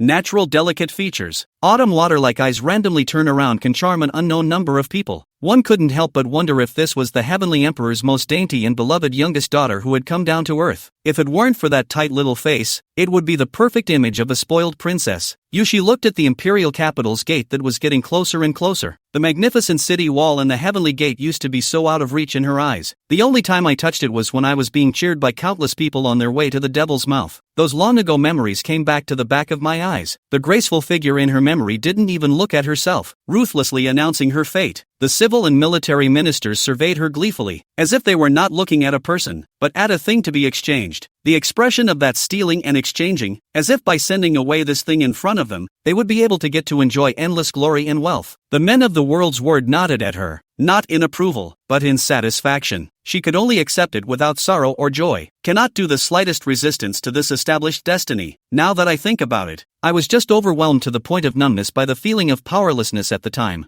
Yushi looked down at the red rope bell that never left her hand. This is something that I also learned from Mr. Magic Sword. Having experienced this deep powerlessness, she understood once again. She collected the fluctuations that only appeared when she looked at the red rope bells into the depths of her eyes, and her face was expressionless as she returned to a state of no sadness or joy. The gates that spanned her head, the lavish carriages, and the civil and military officials who greeted her at the end of the wide street in front of her could not arouse her interest in the slightest. "Sister Gaitu, I need you to find someone for me," she whispered to the gray-robed figure beside her. Who? The gray-robed woman named Gaita froze. In fact, she knew who Yushi was looking for. It's just that she hides it well. After thinking about it, Yushi did not say what she called Yuan, but only described Yuan's appearance roughly. Gue too inclined his head and listened quietly, nodding at the end to indicate that he remembered. She asked again to Rainy, "What is he to you?" "He." Yushi tightened her grip on the red rope. "He taught me something very, very important, and I have something I want to tell him." This kind of mood is wanting to guard him, isn't it? Gue Tu's words pierced violently into the bottom of Yushi's heart. It made Yushi slightly flustered and rather appear to be caught off guard. No, that's not how it works. Chapter 47, Recovery of the Homeland. Gaitu just smiled, with both relief and helplessness in his smile. "It seems like a lot has happened to you in 4 years that I didn't know about. But, I'm glad you've changed." Though there was a half-truth in that, the pleasure was genuine. Thinking back to the once cute girl like a porcelain doll, who used to tense her face all day long, pretending to be like a small adult, full of words like born to guard, just, never saw any other expression on that face, as if that wasn't even a person. It's just an empty shell with a lost soul. Gue too recalled the secret scroll that he received from His Majesty, on which Yushi was drawn with such a bright smile. She couldn't help but be slightly lost in thought, and a little curious between them. What he really taught you. I will do my best to help you find him.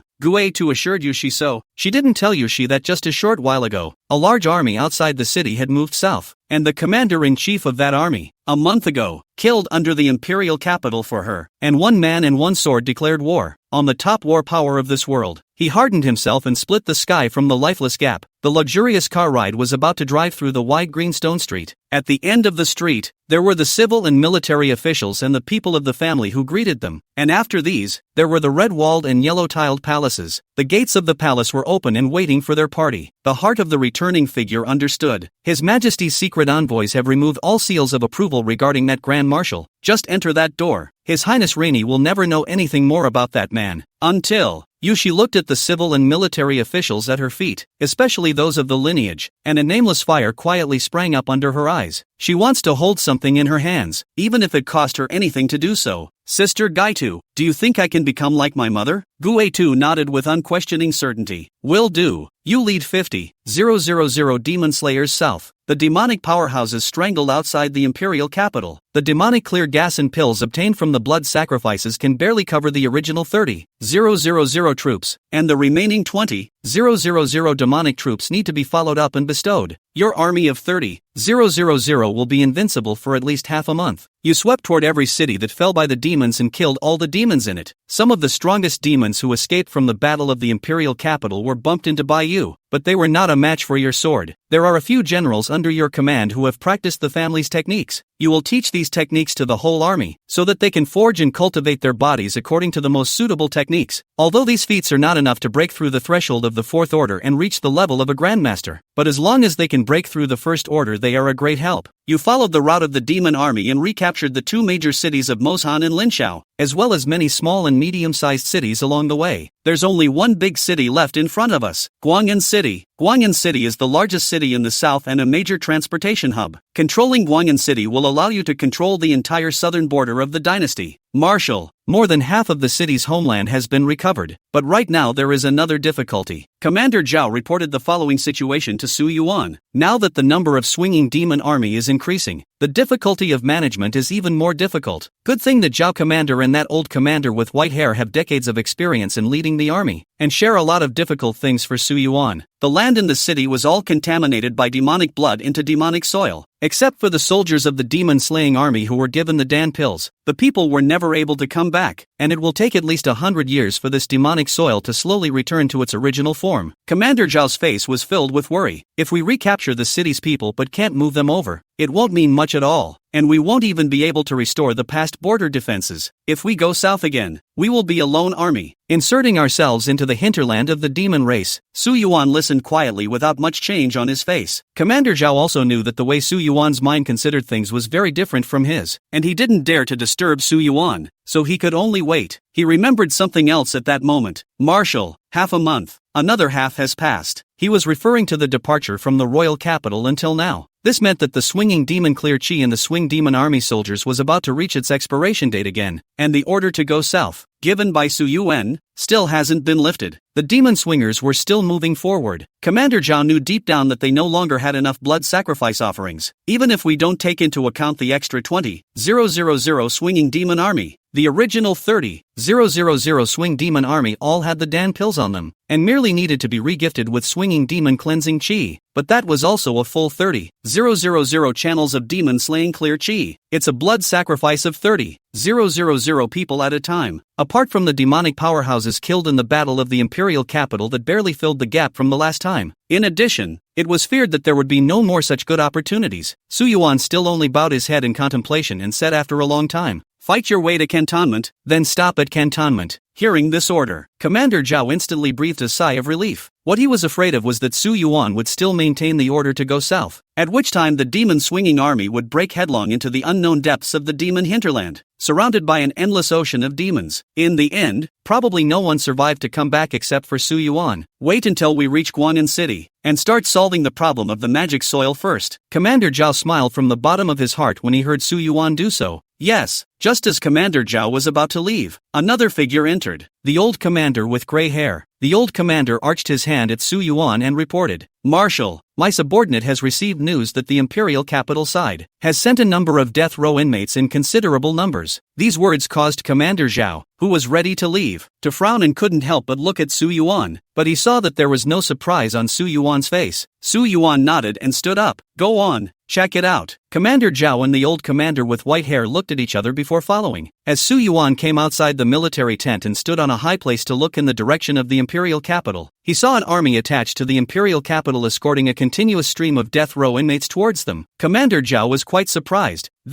How do they know we need death row inmates? The old commander with white hair stroked his beard, but he was not surprised at all. When we approached the imperial capital, my action of clearing out the side branches of the lineage was so large that it was hard not to notice. And this bit of information could still be easily found out with Her Majesty's secret envoys. Chapter 48, it's just the title of Demon Commander. So many death row inmates. The number is afraid to be in the tens of thousands. More than that, the death row inmates from all over the imperial dynasty are now converging on the imperial capital and then escorted to us. And these, in front of us, these are just the first batch. Even His Majesty, she also in the name of purging the dynasty, will be quite a number of belonging to the family side of the courtiers copied as death row prisoners. These people, fear is also on the way. Su Yuan did not care about the conversation between Commander Zhao and the old commander. He just quietly watched the continuous procession of death row inmates, walking past in front of him under the guard of soldiers. It was only at the end of the day that he looked in the direction of the royal capital and instructed Commander Zhao to take all the death row inmates into custody. Commander Zhao frowned, always feeling that something was wrong, but after checking with the general from the imperial capital, there was no mistake. He could only suppress the wrongness in his heart and act according to Su Yuan's orders. At the very least, the arrival of this group of death row inmates eased the immediate difficulties faced. A week later, it would not be so bad that the dissipation of the swinging demon clear chi would put the swinging demon army in a dilemma. Looking at this group of death row inmates, suddenly, Commander Zhao's mind flashed back to Su Yuan's blood sacrifice when he was also a god and a devil. A term of endearment hovered in the back of his mind, and he couldn't get it out of his head. The magic handsome. Commander Zhao panicked and drove the thought from his mind, spending quite a bit of effort to quell it. He can't mess with his mind, nowadays. He had been completely bound together with the demon swinging army. One glory for all, one loss for all. Thinking of this, Zhao Commander recalls the many things along the way, from the Yuan kill to the imperial capital, in the imperial capital of the great sacrifice of 50,000 people, and then to break the magic army. Along the way, the further they moved forward and the farther they traveled, the more they felt that a lot of things were no longer decided at their whims.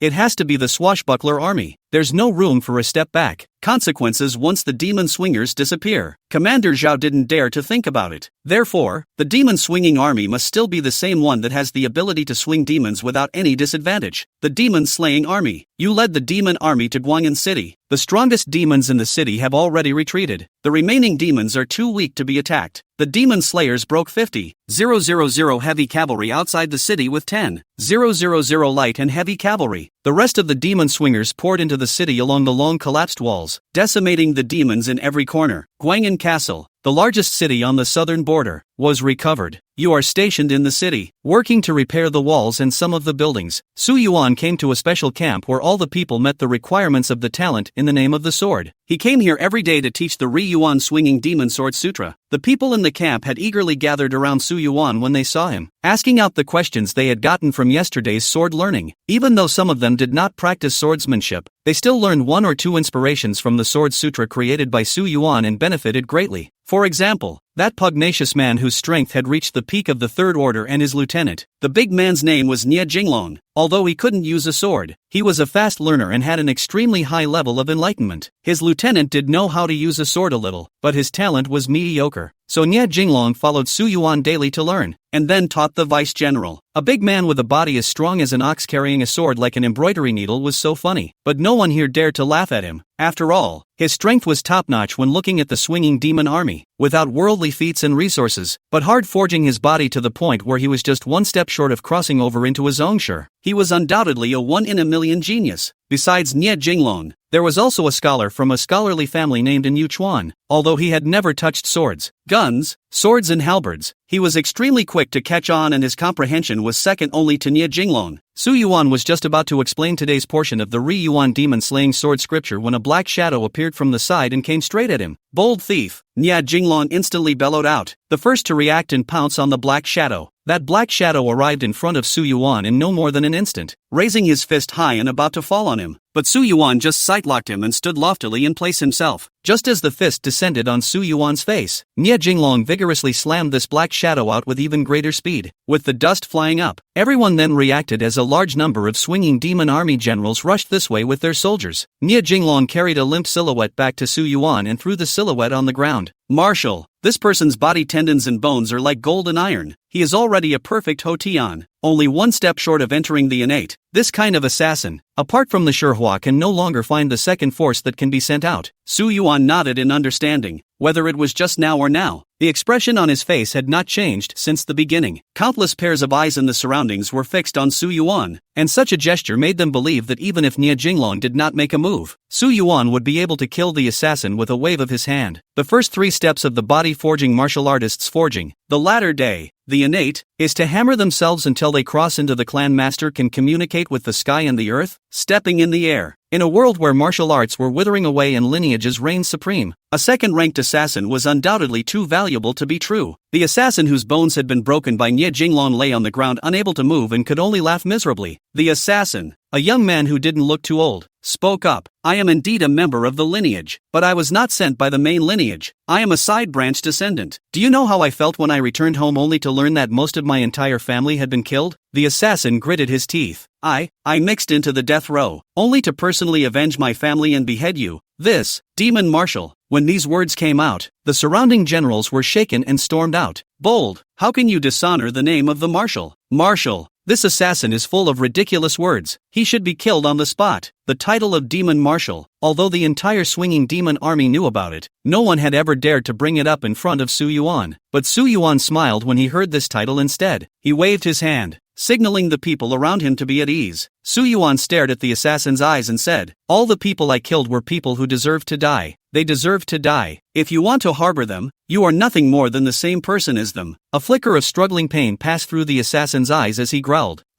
No, but those people are the elders who take care of me. They are the partners who grew up playing with me. What can I do? I can only not be in the same boat with them. I can only be bored with practicing martial arts. I want to have the right to have a say in disciplining my family's children. Their sins should be handed over to His Majesty for judgment, not to be used as a blood sacrifice by you. What's the difference between your behavior and that of a devil? Su Yuan snorted. So, they can be let loose to fish and meet the people and condone the demonic plague. And the people sacrificed for this are more than tens of thousands. And the people who died because of the lineage over the past 100 years. Can someone redress their grievances? And what is their crime? As long as they are not killed by themselves, they can pretend it did not happen, sacrifice others to protect themselves. Such behavior can pretend that they are not the devil in general? The assassin was momentarily speechless, the pain under his eyes deepening, then laughed as low as he was mad, shouting as he laughed. So what can I do? What can I do then? Those were the only words that could be repeated from his lips. Su Yuan shook his head and turned around with the intention of leaving. Before he left, he gently dropped a sentence. As long as afford the corresponding responsibility on the line. It's fine for the lineage to act in such a way. Then you have to be prepared for others to slaughter your lineage's entire family. You want to avenge your family? You can, but you also have to be prepared to be killed. As Su Yuan strides away, the surrounding commanders gather around, and Commander Zhao is even more terrified, stating that he was ineffective in guarding the death row inmates, allowing the assassins to blend in. Su Yuan just waved his hand at this. It's fine. You guys can't stop it. The scene that had become chaotic due to the assassin's appearance was gradually restored to order under Su Yuan's arrangement. And before leaving, Su Yuan paused his feet again. Tomorrow, I believe, is the day of the blood sacrifice. Commander Zhao was silent for a moment then nodded. Marshal, don't take the assassin's words to heart. The people of the world family are to blame for the extent to which they have fallen. An ounce of sympathy is superfluous. Su Yuan smiled and responded. Don't worry. I just want to say keep the assassin. together tomorrow, can't afford to waste. Besides, speaking of which, the title of Demon Marshal is a lot more imposing than Marshal. Chapter 49, The Queen's Ruling. It had been half a month since Yushi had returned inside the palace. Initially she was still very unaccustomed to the surrounding more than 10 court ladies serving together. Food and clothing are the top luxury. Even the bath was next to a dozen people holding dresses, petals and many other things she didn't understand. The memories seemed to be the same when I was a kid, except that they are vague except for a few things that stick out. Early in the morning, under the service of the palace maid changed into a set of bright red like fire long skirt, covered the exquisite figure, face slightly powdered, clean eyes like a mirror. Prosperous and expensive jewelry will be that a long and smooth hair tied behind the head. The whole thing looks dainty and gorgeous. The original delicate young girl's face, because there is no expression, for no reason, gave birth to a few points of nobility, so that people only feel not blasphemous, elegant and honorable. If the previous Yushi's appearance was that of a spoiled and delicate princess, then today's Yushi has a few moments of the temperament of a Rapunzel who shoulders the world. Between the slim figure walking, without waves in the eyes, the aura is so prevalent that it forces people not to dare to look directly at it at all. Gue too came to Yushi's side. Your Highness is as good looking as ever. Yushi just nodded faintly. Mother still wants to teach today? Gue too shook his head. No more lectures for today. His Majesty wants to show you something. Let's go then. Rainy took the first step. It was just that there was some urgency in that stride. Gue too saw through this and stepped forward to follow Yushi. Your Highness doesn't need to be in a hurry. His Majesty won't renege on what he promised. It's just that, before that day arrives, Your Highness will need to understand the big and small matters in the dynasty, as well as the complicated relationships between the lineages, and so on. You have to deliver all of this before Your Majesty will feel at ease. Hearing this, Yushi's hand hidden in her sleeve clenched slightly, and a slight bell ringing sound floated out from it. I know, she responded in a low voice. I'm in no hurry. But after the words were out of her mouth, she hesitated twice, remembering something, and after a small tussle, she finally opened her mouth to ask, returning to the map. Before he could ask, Gue too laughed helplessly, already knowing what Yushi was going to ask. After all, she asks at least 3 times a day. Your Highness, don't worry, if Guta really found that person, he will surely tell you the first time. If there is no news yet, please don't be impatient, Your Highness. No matter whether it's life or death, Guta will surely be able to bring him to you. Hearing Gue too make such a solemn promise, Yushi gradually let go of her worries and followed Gue too to a palace. Inside the temple, there was a graceful figure wearing a colorful yellow robe sitting in front of the desk. Seeing this figure, an extremely complicated look surfaced in the bottom of Yushi's eyes, and she eventually came to sit next to the graceful figure. Mother, in the past half a month, Yushi had grown accustomed to this title, no longer as astringent as it was in the beginning. The graceful figure turned its head. It was a face that bore a 5-point resemblance to Yushi, and it looked like it was only 30 at most. It was just that unlike Yushi, the graceful empress had a natural nobility and a majesty that could not be concealed. A pair of eyes held a lofty scrutiny, surveying everything in their sights. The only time the scrutiny in those eyes became a little looser was when it fell on Yushi. Yushi, look over there. Rainy looked up and followed what her mother was pointing at. In front of this palace was a wide square, and from inside the palace, one could have an unobstructed view of everything in the square. At this moment, the square was escorted by people in white who could not be seen to the end, and those people were all wearing shackles and kneeling on the ground. Yushi was not shocked by this scene, and only slightly tightened her grip on the red rope in her hand. Not understanding what this was about, the graceful empress pushed a pile of dossiers in front of Yushi. These men, all of whom are criminals. You will go through their files and rule whether they have been sentenced to death, and if they have been sentenced to death, they will be sent away. Delivered to where? Rainy didn't understand. Why does she need to be the judge of such things? Sent to an army called the demon-slaying army that, the graceful empress faintly said. Yushi was even more puzzled. She didn't know much about the demon-swinging army. She only remembered that the woman who had accompanied her all the way from Yuan had told herself that there was an army of unparalleled valor that had killed the demon army all the way to the imperial capital. Aren't they the army that kills demons? Why are they sending death row inmates? Is this sent to fill the army? The Empress of Grace turned her head at this time, staring at Yushi's eyes, extremely serious and earnest. The look in those eyes even made Yushi somewhat not dare to meet her eyes. No, they were going to take these people and offer them as blood sacrifices. These words caused Yushi's heart to jump inexplicably. Offered as a blood sacrifice. The first image that popped into Yushi's mind was of himself riding in a grand car ride, embarking on the road to the Devil's Mouth with all the people watching. Sacrifice yourself to the Anchi sacrifice. And, in a trance, another familiar back figure flashed flashed before Yushi's eyes. The back walks ahead, half-curled palms held in a false grip, and she wants to follow, to take that hand, but she couldn't reach it, and could only watch the back walk further and further away. She wanted to call out to the back, but her lips mumbled slightly twice, but she couldn't call out any sound. Thoughts retracted to the front of her mind. She thought for a moment before returning. But, if it's a death row inmate, the queen nodded her head in agreement. So, I'll leave it to you to decide which ones are on death row. Chapter 50, Breaking Through the Master. Yushi lowered her head to think carefully, swept her eyes over the dossiers, and asked with a lightly furrowed brow, "Are there any provisions rules?" It's up to you." The graceful empress looked deeply at Yushi. "This is your homework for this day." With that, she got up and left, leaving Yushi alone to face a small mountain of volumes. Rainy was a little confused for a moment. "Look at yourself. Is it possible to live and die at will?" She turned her pleading eyes to Gaito. Kagetsu gave her a loving look before leaving as well. The young girl in her best years is, at the moment, a bit distressed, but after all the agonizing, there was nothing to do but to face the huge pile of volumes in front of him. Another slight tinkling sound came from Yushi's clenched hand, very light and thin in this empty hall, almost immediately dispersing with the wind. Upon hearing the tinkling sound, a sudden surge of strength surged through her heart and her spirits lifted slightly. No matter what she has to face, she won't give up, just to see him one day sooner. With such determination, Yushi began to concentrate on going through the dossier. Inside the large palace, only Yushi is sitting alone on her knees in front of the desk, a few strands of green silk hanging down from the corner of her forehead, slightly swaying, setting off her delicate face, that carefully surveying the dossier meticulously looks better and better. The rising sun shone in through the gap between the doors, falling in the temple and behind her, as if a golden path had been laid out behind her. "Marshal, what is it you wanted to see me about?" Nye Jinglong came to Su Yuan's tent, and the only time this unruly big man was respectful was at Su Yuan. "I know that the assassin yesterday was definitely not your opponent, but still, I struck out in a moment of impatience.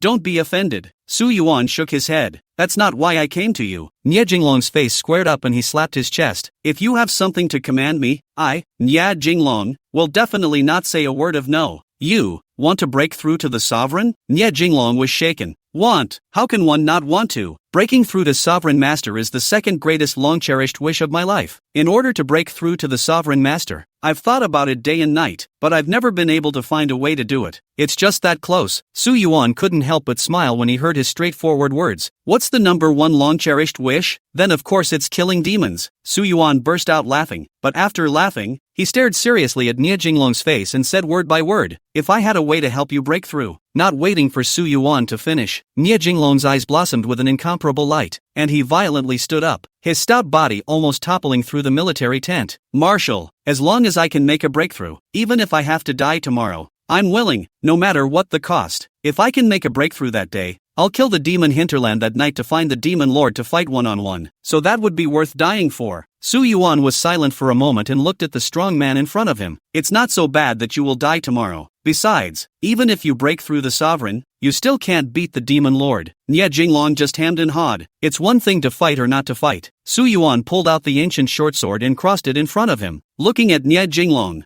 "Hold out your hand." When Nye Jinglong saw Su Yuan draw the long sword that was as dark as a starry night at himself, he was initially a bit nervous in an uncertain manner, but he still righteously chose to follow Su Yuan's words. Su Yuan just lightly slashed at the hand in front of him that had been forged to the point of being impervious to swords and spears. The antique long sword was then stained with a splash of blood. Nye Jinglong only felt something extra inside his body in a split second. An inexhaustible power burst out of his body. The orifices in his body also broke through the last obstacle in this instant, connecting to become one, forming a small world of its own, and even vaguely echoing with heaven and earth. His bones, muscles, and skin were covered in a light golden color. The entire person looked as if a heavenly god had descended from the heavens. His aura pushed to the extreme. Nye Jinglong was initially filled with shock as he gazed at the changes in his body, and only after a while did he react to what was happening to him. At that moment, he laughed like a madman. "I've advanced to a Zong master? No, it's more than that. It's the absolute top above the Zongshi. And I can still feel an inexhaustible force in my body. I can now fight 10,000 of them one by one."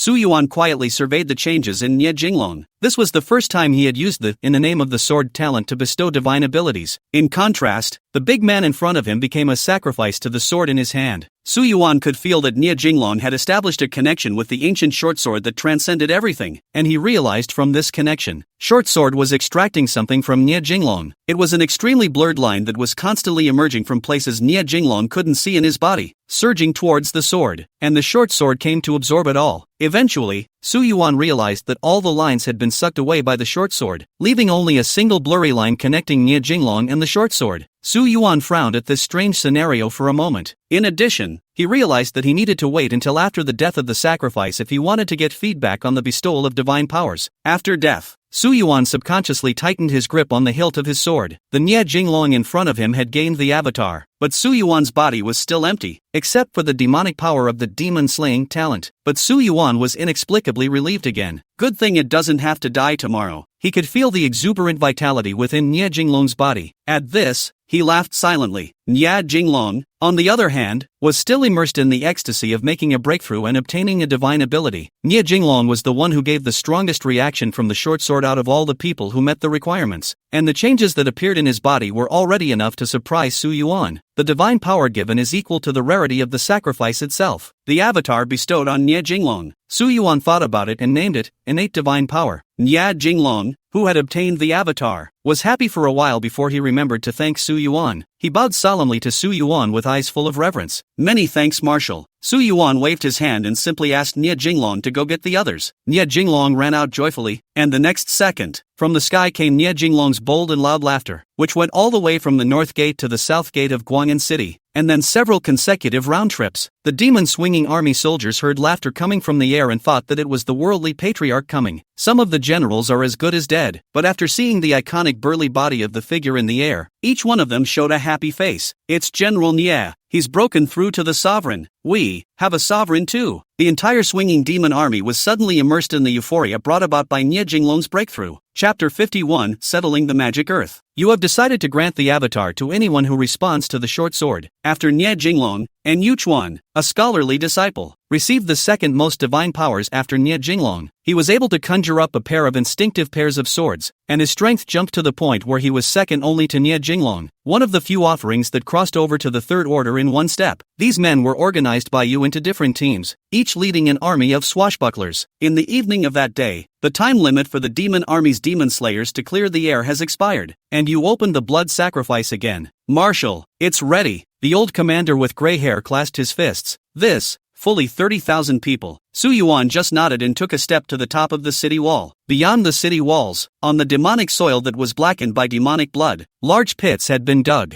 The westering dusk casts its orange glow over the land, and on the other side of the setting sun is the gradually revealing night sky. Such a view made Su Yuan recall the view he saw on the roof with Yushi that time. His gaze cast to the north, as if across thousands of miles, and he saw another coquettishly smiling, delicate figure. Don't know either. How is she doing now? Su Yuan slowly withdrew his gaze and stood alone on the city wall, slowly raising the short sword in his hand high. A shouted familiar voice suddenly came from the pit at the bottom. It's that assassin from yesterday, the demon commander. Are you ready to face your share of responsibility? Su Yuan just smiled faintly, and didn't say a word. Bright red lines gradually emerged on the ancient short sword in his hand. As time passed, the light behind Yushi gradually shifted until the great hall was covered by the color orange. Without realizing it, it was already dusk time. It was only when Yushi saw that there was suddenly an extremely long drawn shadow in front of her that she snapped out of her state of concentration. At this point, the volume in front of her was also close to being finished by her. A small mountain of piles panning out into another small mountain. Yushi's eyes lowered. It's already this hour. Time always goes by incredibly fast when you're concentrating. It was like when I was around Mr. Magic Sword. Each day always flew by. She rose, and outside the temple a figure leaning against a pillar stood waiting for her in the dusk daylight. It made Yushi go into a bit of a trance for a moment. Magic! But before he opened his mouth, he saw the figure turn around. It is the return to the map.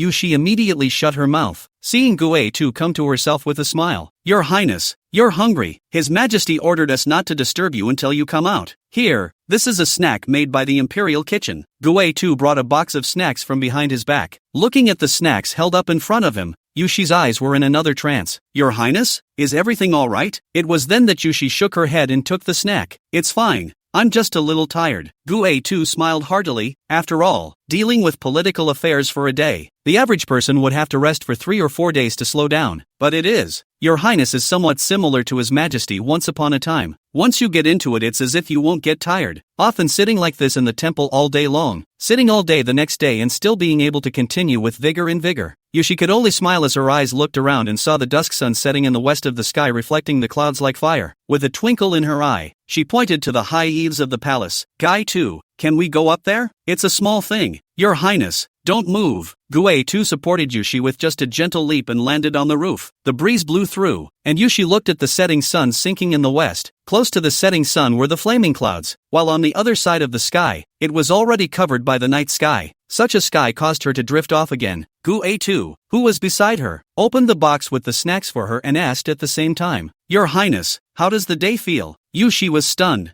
Thinking back to the dossier he had read for a day, his face became slightly complicated, and for a while he didn't know how to open his mouth. After a moment she found the right words to say, softly, the body is not what it should be. The fate is what it should be. There was a pause in the movement of Gu too taking out the snacks before he smiled happily at Yushi. It seems that your Highness is a quick learner. Yushi smiled wordlessly, her eyes gazing at the setting sun in the sky, and fell into deep thought. As he watched, for some reason, his heart fluttered, thinking of the sight of that brilliant pillar of light he had seen in the carriage that day. Returning to the map, she was just about to ask Gu too if he knew anything about that pillar of light. Out of the corner of his eye, he suddenly caught some sudden and extremely bright movement. She immediately looked toward the source of the light. Only a pillar of light was vaguely seen hanging in the sky from extremely far away. That pillar of light, dazzling and brilliant to the extreme, like a quietly floating river of stars, was still as magnificent and moving. Rainy looked dumbfounded for a moment. Although the sight was much more distant than last time, it was undoubtedly exactly the same as the pillar of light seen last time. Yushi stared at the pillar of light for a long time, but somehow, the feeling of loss at the bottom of his heart deepened another point. It was a feeling that something was passing. Something she couldn't hold on to, inching away from her. Looking at the pillar of light, Yushi felt sad for no reason, and wordless hardness engulfed her. A tear dripped slowly. She just quietly wiped it off.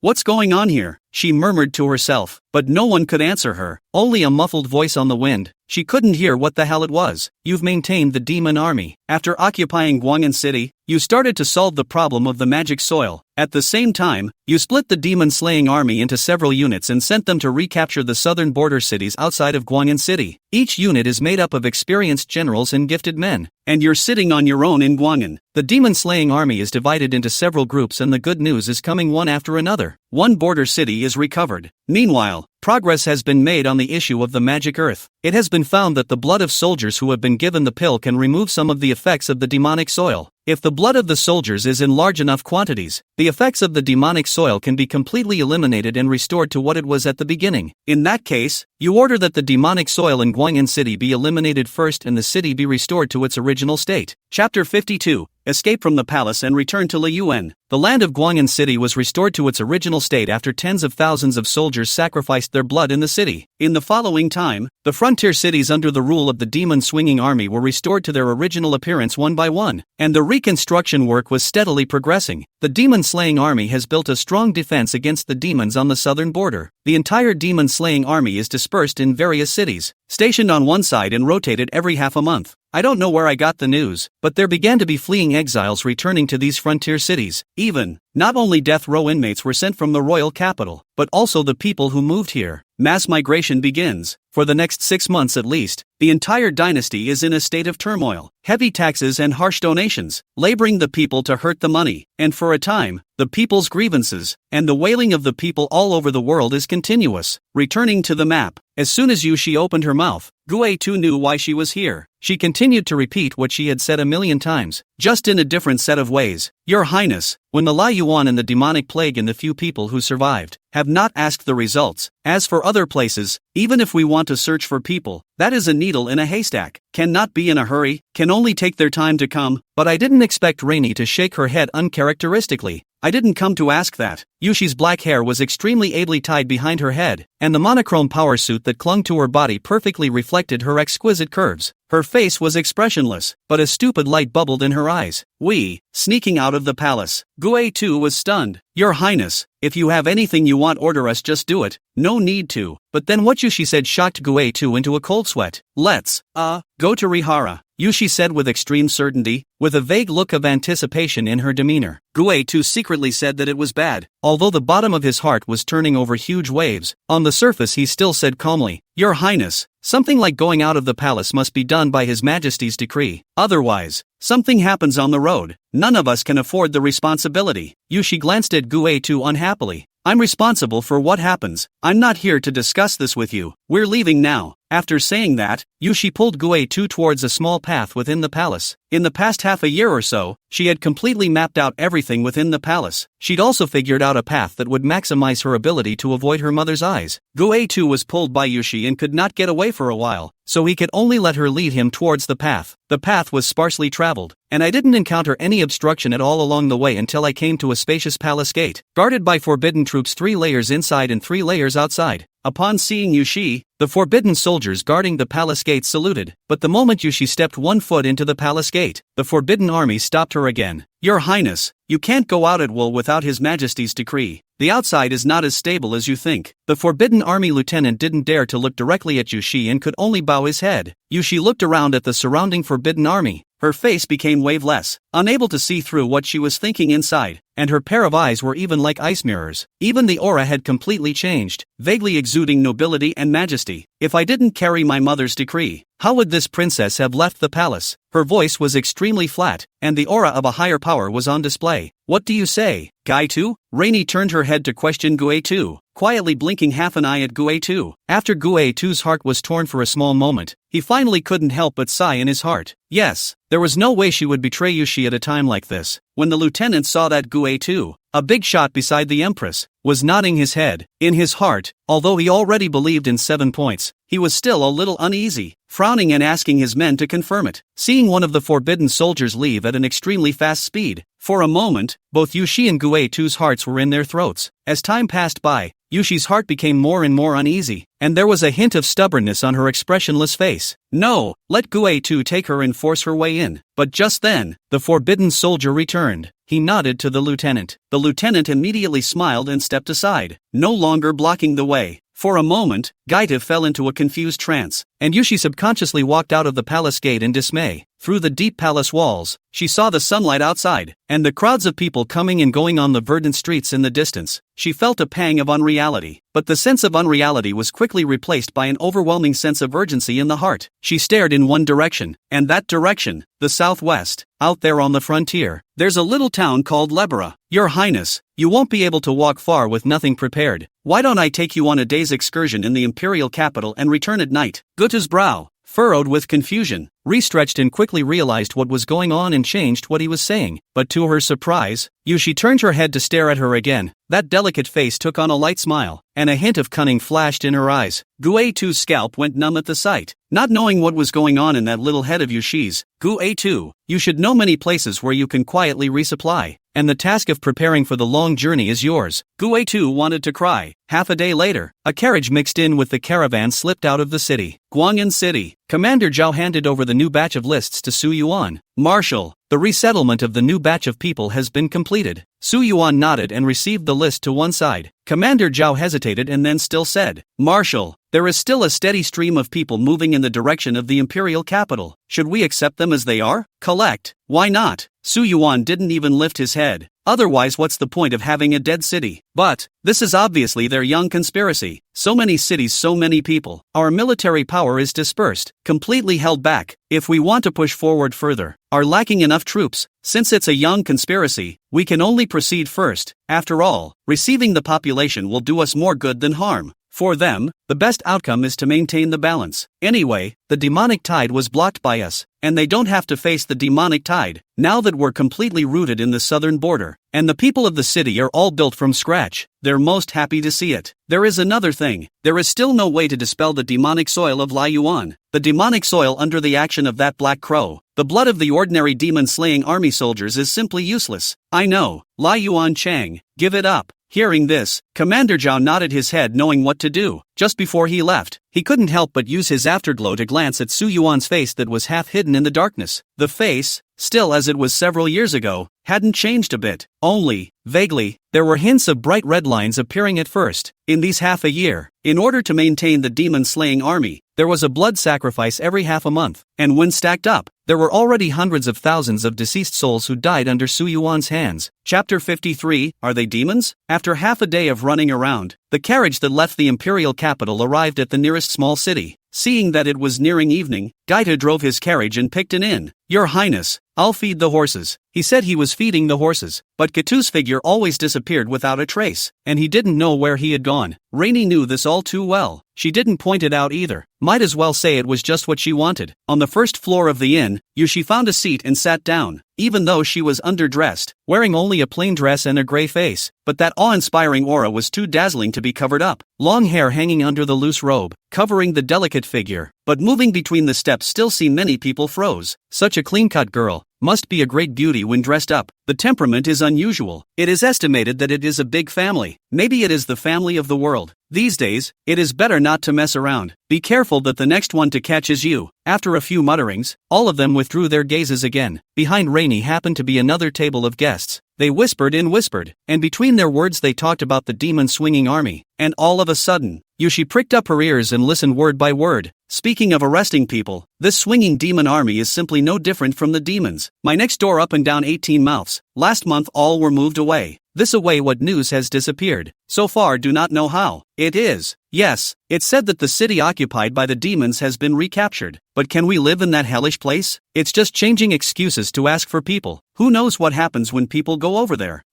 Except for one good point. Now everyone is regulated. Fearing that the slightest transgression will be classified as a death row prisoner, the few idle loafers in my neighborhood have disappeared for several times, and the remaining 2 or 3 are so scared that they stay at home the whole day, not daring to do anything. When Yushi heard this, he was a bit cloudy and couldn't help but frown.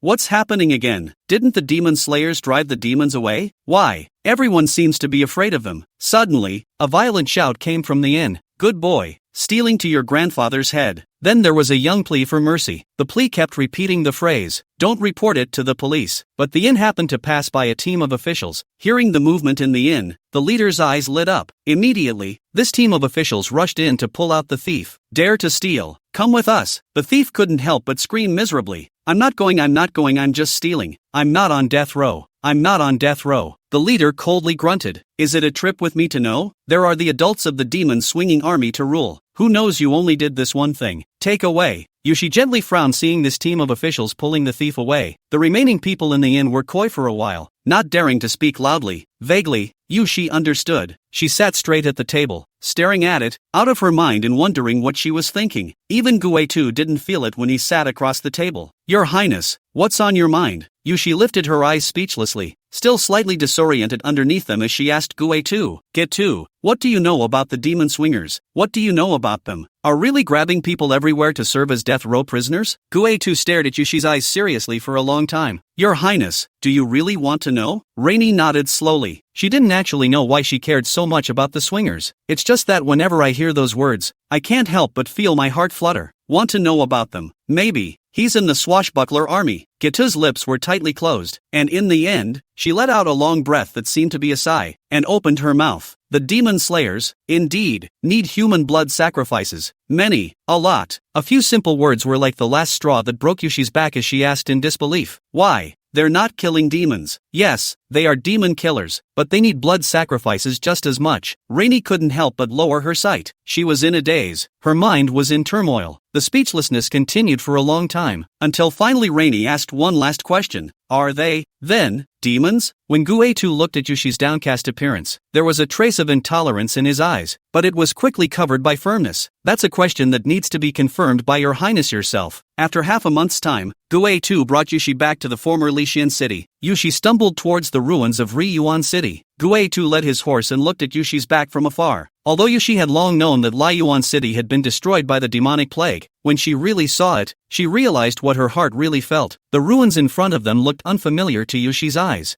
I remember the last time I looked at the city from a distance in the carriage I was leaving, when Yuan was still the way he remembered it. But now, it was just a pile of rubble lying on the magical soil. The stench of decay could still be smelled in the air, and black and red colored everything in the place. One can only imagine how grueling the battle here was in the first place. Between some of the ruins, Rainy could still recognize familiar streets. She couldn't help but follow the path, and seeing that she was coming to a place that was too familiar to be true, she shuddered and grabbed the object in her hand. The soft sound of tinkling bells drifted through the ruins where she was the only one. Almost forcibly, Yushi arrived in front of the ruins of a small courtyard. All of a sudden, her eyes were in an unbelievable trance. She spent the best 4 years of her life here in her old memories. There's no one to disturb. One could lie beside that figure without worry, grab the corner of his coat, and sleep peacefully. One could stare at him in his afternoon moments of repose and not have to worry about anything. He liked to make himself angry, but every time he would coax it back in some other way, even though he had clearly sworn in his heart to never ignore him again.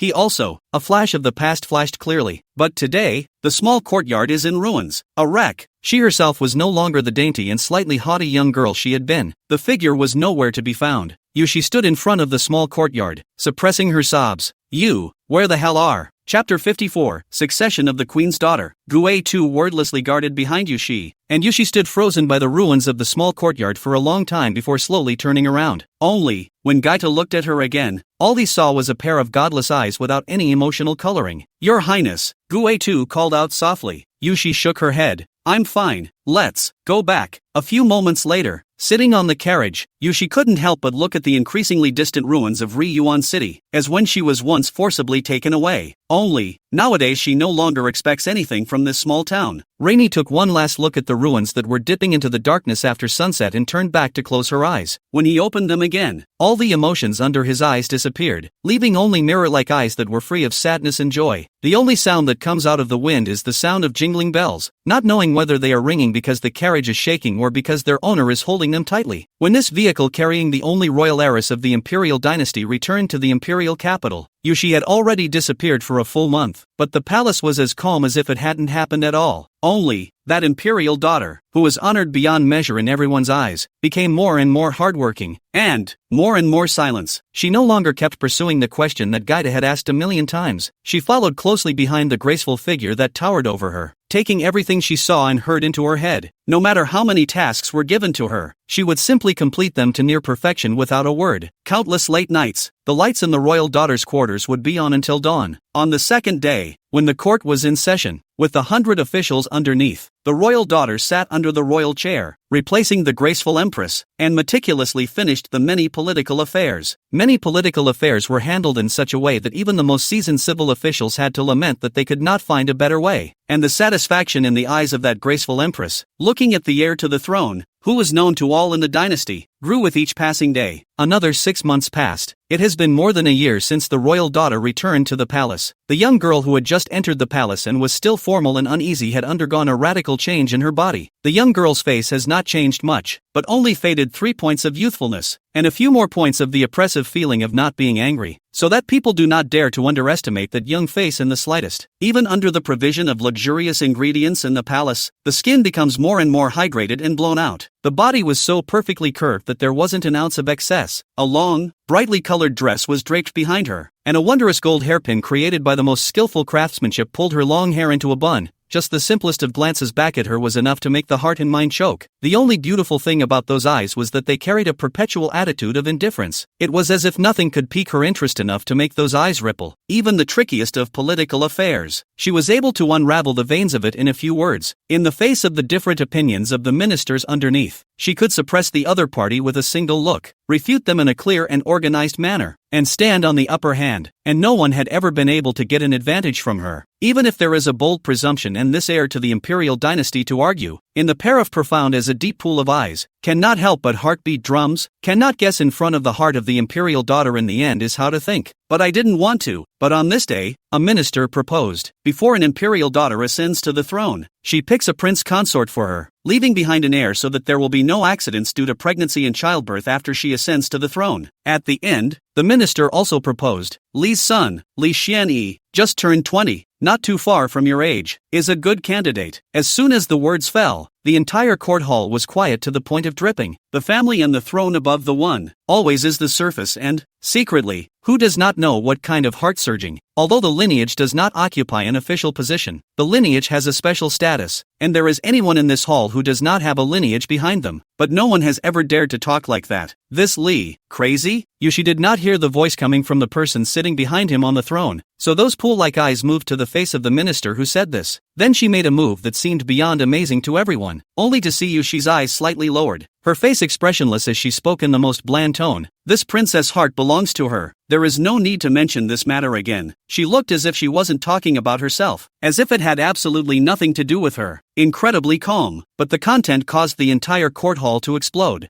Yushi directly ignored the clamoring group of ministers and turned around, ready to leave. But as he turned around, he met the lofty sight from the throne, a sight that held a hint of scrutiny. Rainy didn't shy away from the sight as she met it, glancing back and leaving. After she returned to her quarters, unsurprisingly, she was summoned to her chambers. Inside the bedchamber, the graceful figure sat on a chair, and a faint voice came out. You should have been able to handle this better. There was no blame in those words, as if they were just talking about insignificant trivialities. Rainy doesn't say anything. There was just a flash of stubbornness in his downcast eyes. She clenched her palms. I don't want to. Anything beyond that she was fine with. The only thing she won't back down on is this. You shouldn't get emotional. You have to understand what you have to shoulder once you sit on this seat. You can only be a qualified emperor if you make the most reasonable dispositions as you did before. Yushi bit her rosy thin lips, and in the chambers where only the two of them were alone, she trembled slightly as she asked the words that had been hidden in her heart for a long time. Like when you chose me. When these words were asked, the only thing that filled the room between the two was silence. The choice was clear to both of them. No one mentioned those three words. The speechlessness continued until finally, without lifting her head, Rainy turned away. I will find him. Her voice dissipated within the bedchamber along with the flash of silhouette, and after an unknown amount of time, a ghostly sigh emanated from within the bedchamber. Only there was none of the old condescension or oppressive might in that sigh. Since this unexpected scene occurred in the court hall, not more than half a month, even more to the group of ministers. What shocked not only the group of ministers, but even the entire imperial capital and the entire imperial dynasty was that Her Majesty, who sat alone on the throne for decades and single-handedly covered half the sky of the imperial dynasty. Announcement of imminent abdication. Successor to the throne, today's royal daughter, Yu Shi. No, Shi Huang. Chapter 55 Demon-Slaying Expeditionary Force. For more than half a year, the size of the demon-slaying army has never been expanded, barely maintaining the number of 50,000, scattered in various cities and ponds. Dozens of large and small cities under the command of the demon-slaying army, after more than half a year's recuperation, have gradually gained a little bit of color. After the first grueling reclamation, now it's kind of standing still. But you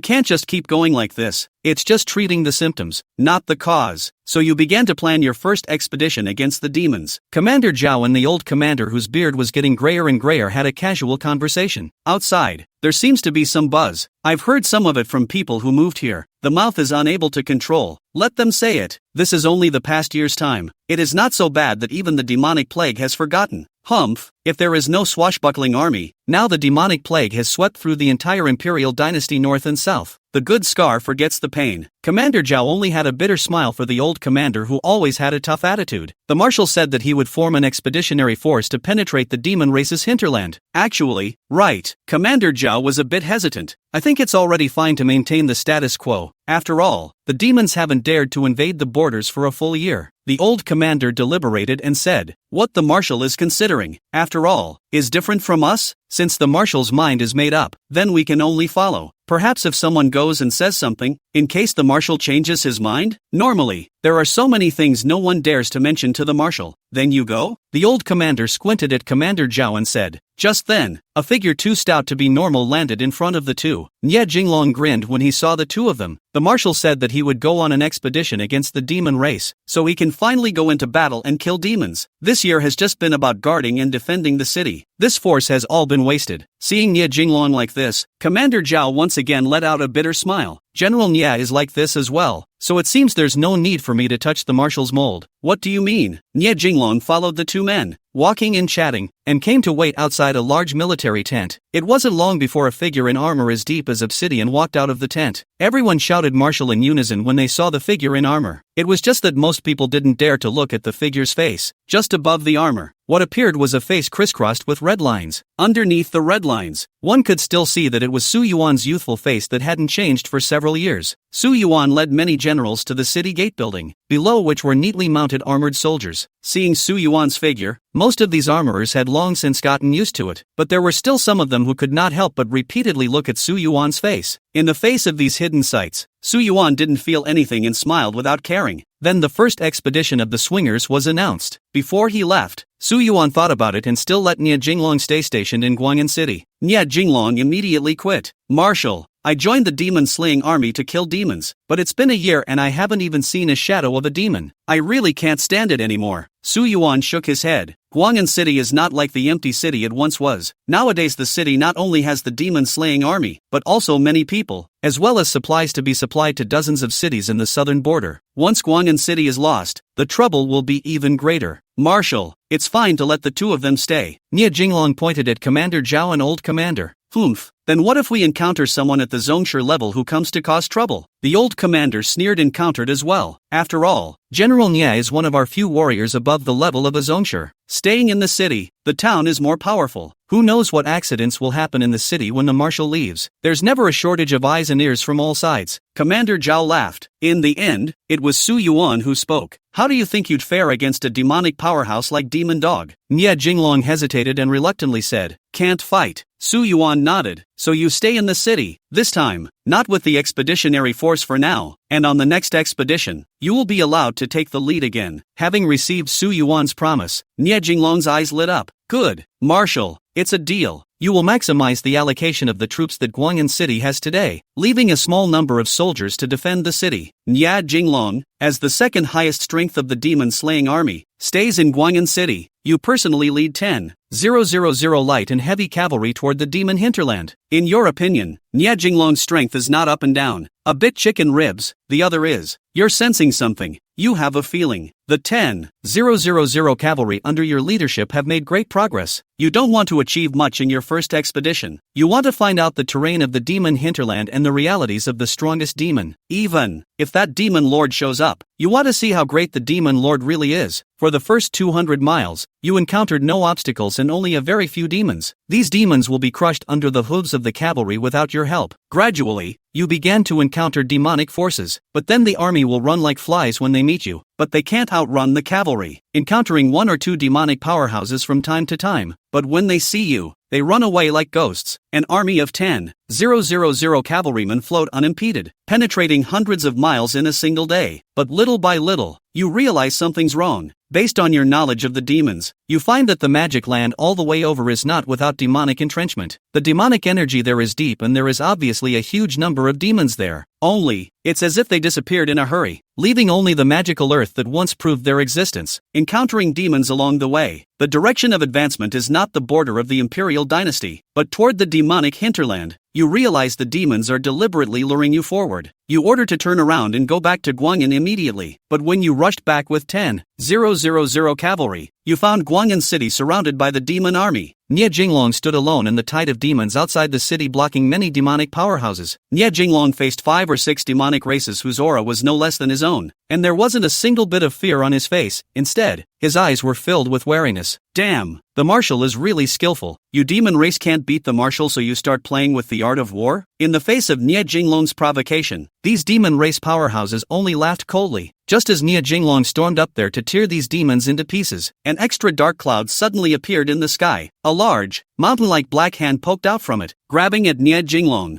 Facing this black hand, Nie Jinglong only felt that he was firmly locked in, without the slightest possibility of dodging. He realized something. Ha ha ha ha. Damn it, it's worth it for the demon lord to personally do it for me. At the last moment, he advanced instead of retreating, crashing into that black hand like a meteorite. Chapter 56 Invitation to the Enthronement Ceremony. You saw the hand of heaven grasping the city of Guang'an. When you arrived at the front of the city ahead of the others, your big hand was loosened, and there was only a withered figure in the middle of the besieging demonic powerhouses. The figure maintains the posture of swinging a fist into the sky, just moving around. Nie Jinglong died in front of you. You raised your hand and swung the first sword, and under the pull of your chi, the hundreds of thousands of blood chi that had been stored up in the short sword in your hand erupted. Born with a sword heart once again deduced this sword to a new peak. You caught a glimpse of the esoteric feeling. You swung the strongest sword. The light of the sword appeared at first glance, like a stunning light of the sky. All the people in the field of the mind were all involved in the past. How can not move? The sword light unavoidably chopped into the large hand of the Tong Tian, leaving a deep, bottomless sword mark. A huge roar that seemed like a bull or a tiger came from the sky, and the fury in the sound was clearly audible. The black gas on the large hand rolled like a cloud, and the flesh and blood around the sword mark squirmed, trying to repair it. But the large sword mark was firmly fixed on the hand. No matter how much the black gas rolled over the blood and flesh wriggled, it could not be repaired. There was only calm coldness under Su Yuan's eyes, and after instantly chopping out the first sword of the swinging demon that he himself had evolved, he didn't stop at all and swung out several swords one after another. It was swung towards those strong demon race members who were involved in the siege. These variously shaped demons were only aware of a stunning heavenly light flashing by, followed by a light sword light floating in front of them. But this sword, how can they not dodge? Can only scream in fear. Lord help me! But that big hand didn't even move, and in just a moment, the many demonic powerhouses were transformed into a demonic corpse. That large hand also finally realized that it could not banish the sword mark, a mark that almost ran through the palm of the hand and would be etched forever. Accompanied by the sound of extreme fury, the large hand grabbed towards Su Yuan again. In this battle with the demon hand, the overwhelming demonic chi and the strong Qing chi crisscrossed the sky, and it was difficult to distinguish the two from each other. Unusual people can't even get close. The soldiers in the city relied on the city walls to keep the demons out. Outside the city, an army of cavalry killed, advancing across the demonic army, hardening a hole in the tidal sea of demons. The demon swingers from the neighboring cities arrived one after another under the leadership of their respective generals, and the roar of charging and killing resounded through the sky. Who knows how long the fight went on? It was a great battle on a scale far beyond the battle of the imperial capital. When the soldier on the wall slashed the arm of the demon who climbed up with a sword, the demon fell onto a hill where demon corpses were stacked. When the cavalry outside the city killed all the enemies in front of them, they saw a demon rolling down the hill in front of them, and only realized that they had already reached the bottom of Guang'an City in front of them after splitting it in half with a sword. Only then did they look back at the endless black and red-colored battlefield. Corpses were everywhere, and streaks of black streams flowed along the terrain. Only in the center of the battlefield, between the great hands of the heavens and the endless Qing-Chi interlacing, the loud noise emitted made people suspect that any one of them falling on someone else would crush them into mush, perhaps realizing that this attack has failed. Or perhaps it was the fact that the sword marks were eating away at the large hand's flesh and blood all the time. The black hand through the sky gradually became powerless, and finally retracted violently back into the dark clouds with a cold snort that was violent to the extreme, and Su Yuan's figure reappeared in front of everyone's eyes. The tens of thousands of swinging demon army that had converged their sights on him. Not far behind Su Yuan was Nie Jinglong, still maintaining the same sturdy body. Su Yuan wordlessly came to Nie Jinglong's body. He could feel it, the connection established between him and Nie Jinglong. The blurry line that extended out from Nie Jinglong's body had become extremely faint and light. In his sensory world, this blurry line that was about to fade to invisibility, one end of it on Nie Jinglong and the other in his hand, was pulling him closer in the underworld. It seemed to be waiting for him to make the final recovery. Su Yuan looked at Nie Jinglong's appearance. This burly man still swung his fist at his head at the last moment with a face full of indolence. Without a trace of regret or faltering, Su Yuan's hand rested on his shoulder. In this instant, the blurred line was collected to a single point. Nie Jinglong's sturdy body withered and dried up in an instant, ultimately leaving nothing behind, turning into ash and dissipating into the demonic corpses and demonic blood all over the ground. The cultivation level within Su Yuan's body also surged at this moment, breaking through 5 major marks one after another, eventually coming to a stop at the 5th rank. At this moment, he directly possessed a cultivation level equivalent to that of a Jedi martial artist. Su Yuan watched speechlessly as the burly silhouette in front of him dissipated in spots, and after Nie Jinglong's figure, he saw tens of thousands of swinging demon army soldiers. Tens of thousands of eyes fell straight on himself. It is only in these eyes that fear has somehow overtaken respect. Su Yuan looked around the circle blandly, and the mixed meanings contained in those sights were all caught in his eyes. He didn't explain a word. Putting his short sword away, he walked towards the city. On the soles of his feet was black and red blood mixed with demon and human. Your name as the Devil's Commander has spread throughout the cities of the southern border, but still no one dares to mention it in front of you. After the incident, you started to clean up the eyes of the other forces in the demon army. In the demon army, you've uncovered a lot of unexpected informers. You're going to put them all on death row for the next blood sacrifice. But that night, the gray-haired old commander came to you. The old commander, who has been with you since you started. suggests that he may be the real culprit. Marshal, General Nye, died because of me. The old commander, who was over half 100 years old, resolutely told everything. From the time he had gathered 50,000 death row inmates in 3 days, he had entered into a partnership with the Queen's secret envoy. The list of names in the hands of the secret envoy allowed him to target tens of thousands of family branches in just 3 days, leading to that massive blood sacrifice. This laid the foundation for victory in the battle of the imperial capital. Since then, he and the secret envoy have kept each other informed. What the secret envoy needed to know was simply the movements of the demon swingers. What the old commander wanted, on the other hand, was revenge against the people of the world. I hate the destruction of the world's families day and night, and only seeing those people of the world's families listed on death row can calm me a little. The old commander's face was indescribably expressive. But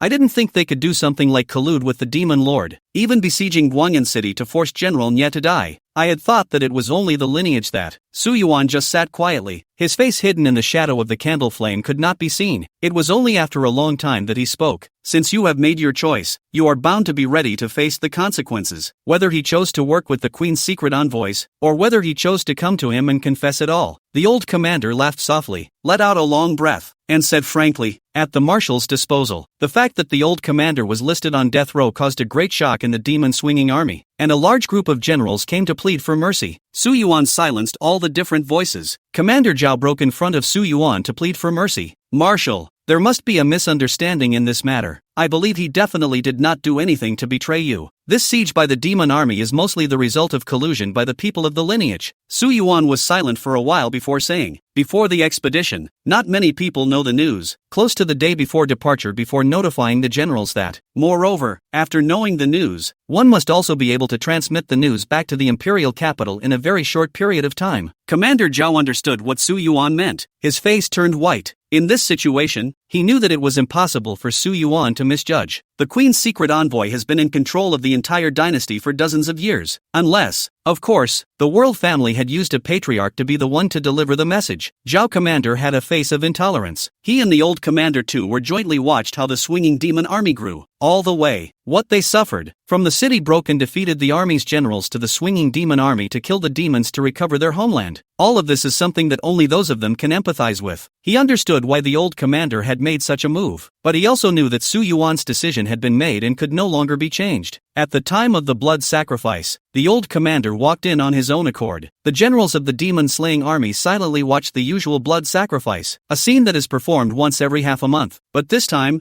they sensed something different. At the end of the blood sacrifice, you didn't bother to look at the expressions on their faces, nor did you meet anyone's eyes. You just calmly walked back. A grey rogue envoy of the Queen suddenly visits. She hands out an invitation. You're invited to the new emperor's enthronement ceremony. The Queen abdicated and the Queen's daughter ascended to the throne as the new queen of the dynasty. His name is Emperor Shi. Chapter 57, Alone Again in the Imperial Capital. Your Highness, the gowns for the enthronement ceremony have been prepared. Won't you go and try them on? Gutta called out several times, but the young girl sitting in the corner staring out the window out of her mind didn't respond. Looking through Gatu's eyes, the young girl's side face was white and flawless like jade. Her slightly upturned agate nose and watery lips were like heavenly, exquisite, and her out-of-sight eyes were shaking slightly without knowing what they were staring at. Guetu waited a long time before the young girl lowered her head and withdrew her gaze from the window. She asked, Mother also invited the swinging demon armies, that marshal? As for the understanding of the demon swinging army, other than some of the rumors that he heard during his last trip to Yuan, he only knew that the one who led the demon swinging army was a marshal. Guetu did not hide anything. The throne ceremony is not a child's play, and this step is essential to ensure that the handover as well as the name of your new emperor spreads throughout the dynasty. Thoughts floated in Raini's lowered eyes and her vision wavered. Guetu, tell me truthfully how much you know about the demon-swinging army. Guetu fell silent speechlessly, then revealed a few bitter smiles. This, Your Highness, is a matter which can only be seen by yourself after your accession to the throne, and which none of us can relate for you. But what?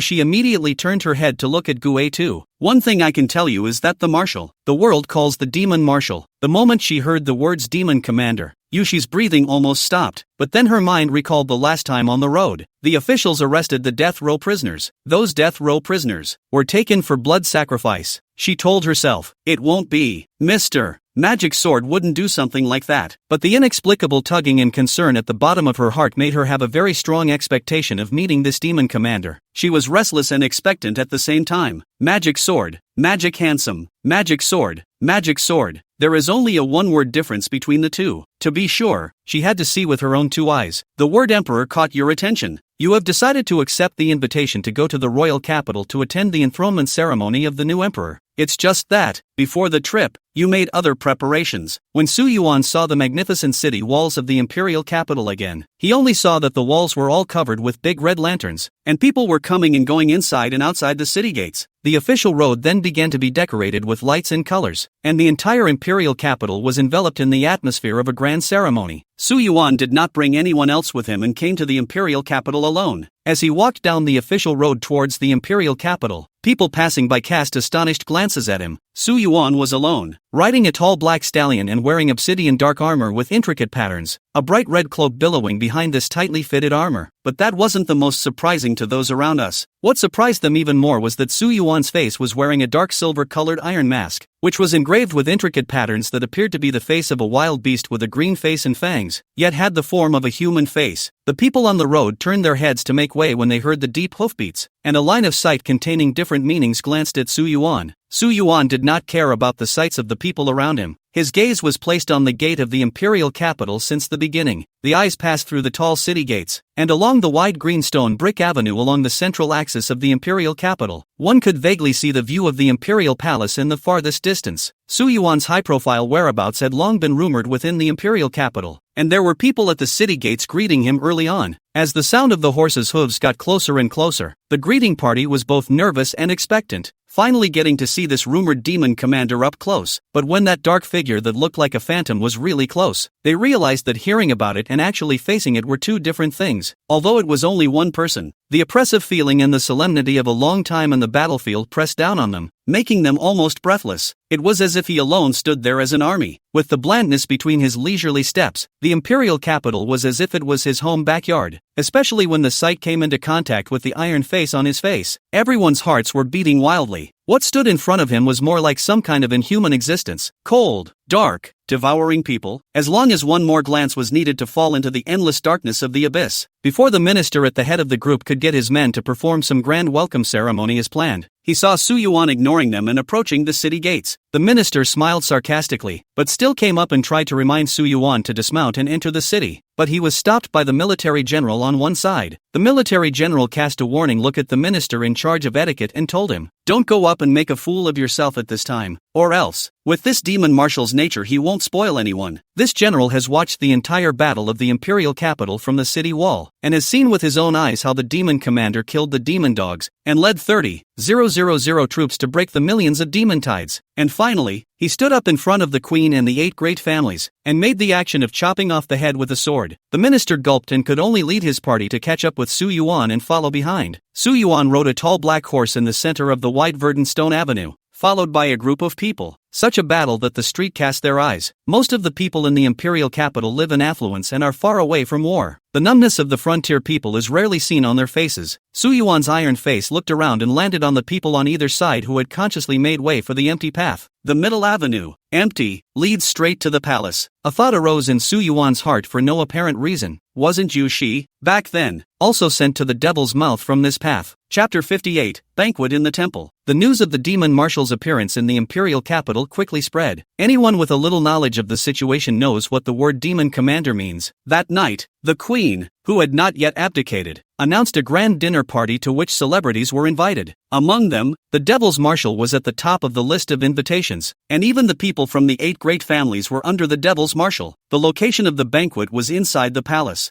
Yu Shi, who was still an imperial daughter, repeatedly surveyed herself in the mirror within the side hall where she lived alone. The young girl in the mirror. This is delicate as a picture of the eyebrows, slightly applied light makeup, but also stunning. Clear and good-looking eyes casually a look are enough to pour the country into the city. The hair is also a beautiful gold hairpin bundled into a bun, more and more elegant and noble. And the young girl's face is fading away from the youth, not only not a little conflict, but also another kind of delicate princess of the flavor of the house. At the moment, however, she was frowning lightly, and was uneasily nervous. Rainy asked repeatedly, "Gu A2, I look like this, does it look good?" Jita took the trouble to answer over and over again, "Your Highness, you must be the best looking in the world. At least, I've never seen a better looking one." Yushi couldn't help but bring a touch of expectant happiness to her face, but the next moment she revealed a hint of worry. In Gu A2's eyes, the Yushi at this moment was not the usual majestic elder princess at all. It's just an emo girl waiting for her sweetheart before a date, and is agonizing over the upcoming meeting.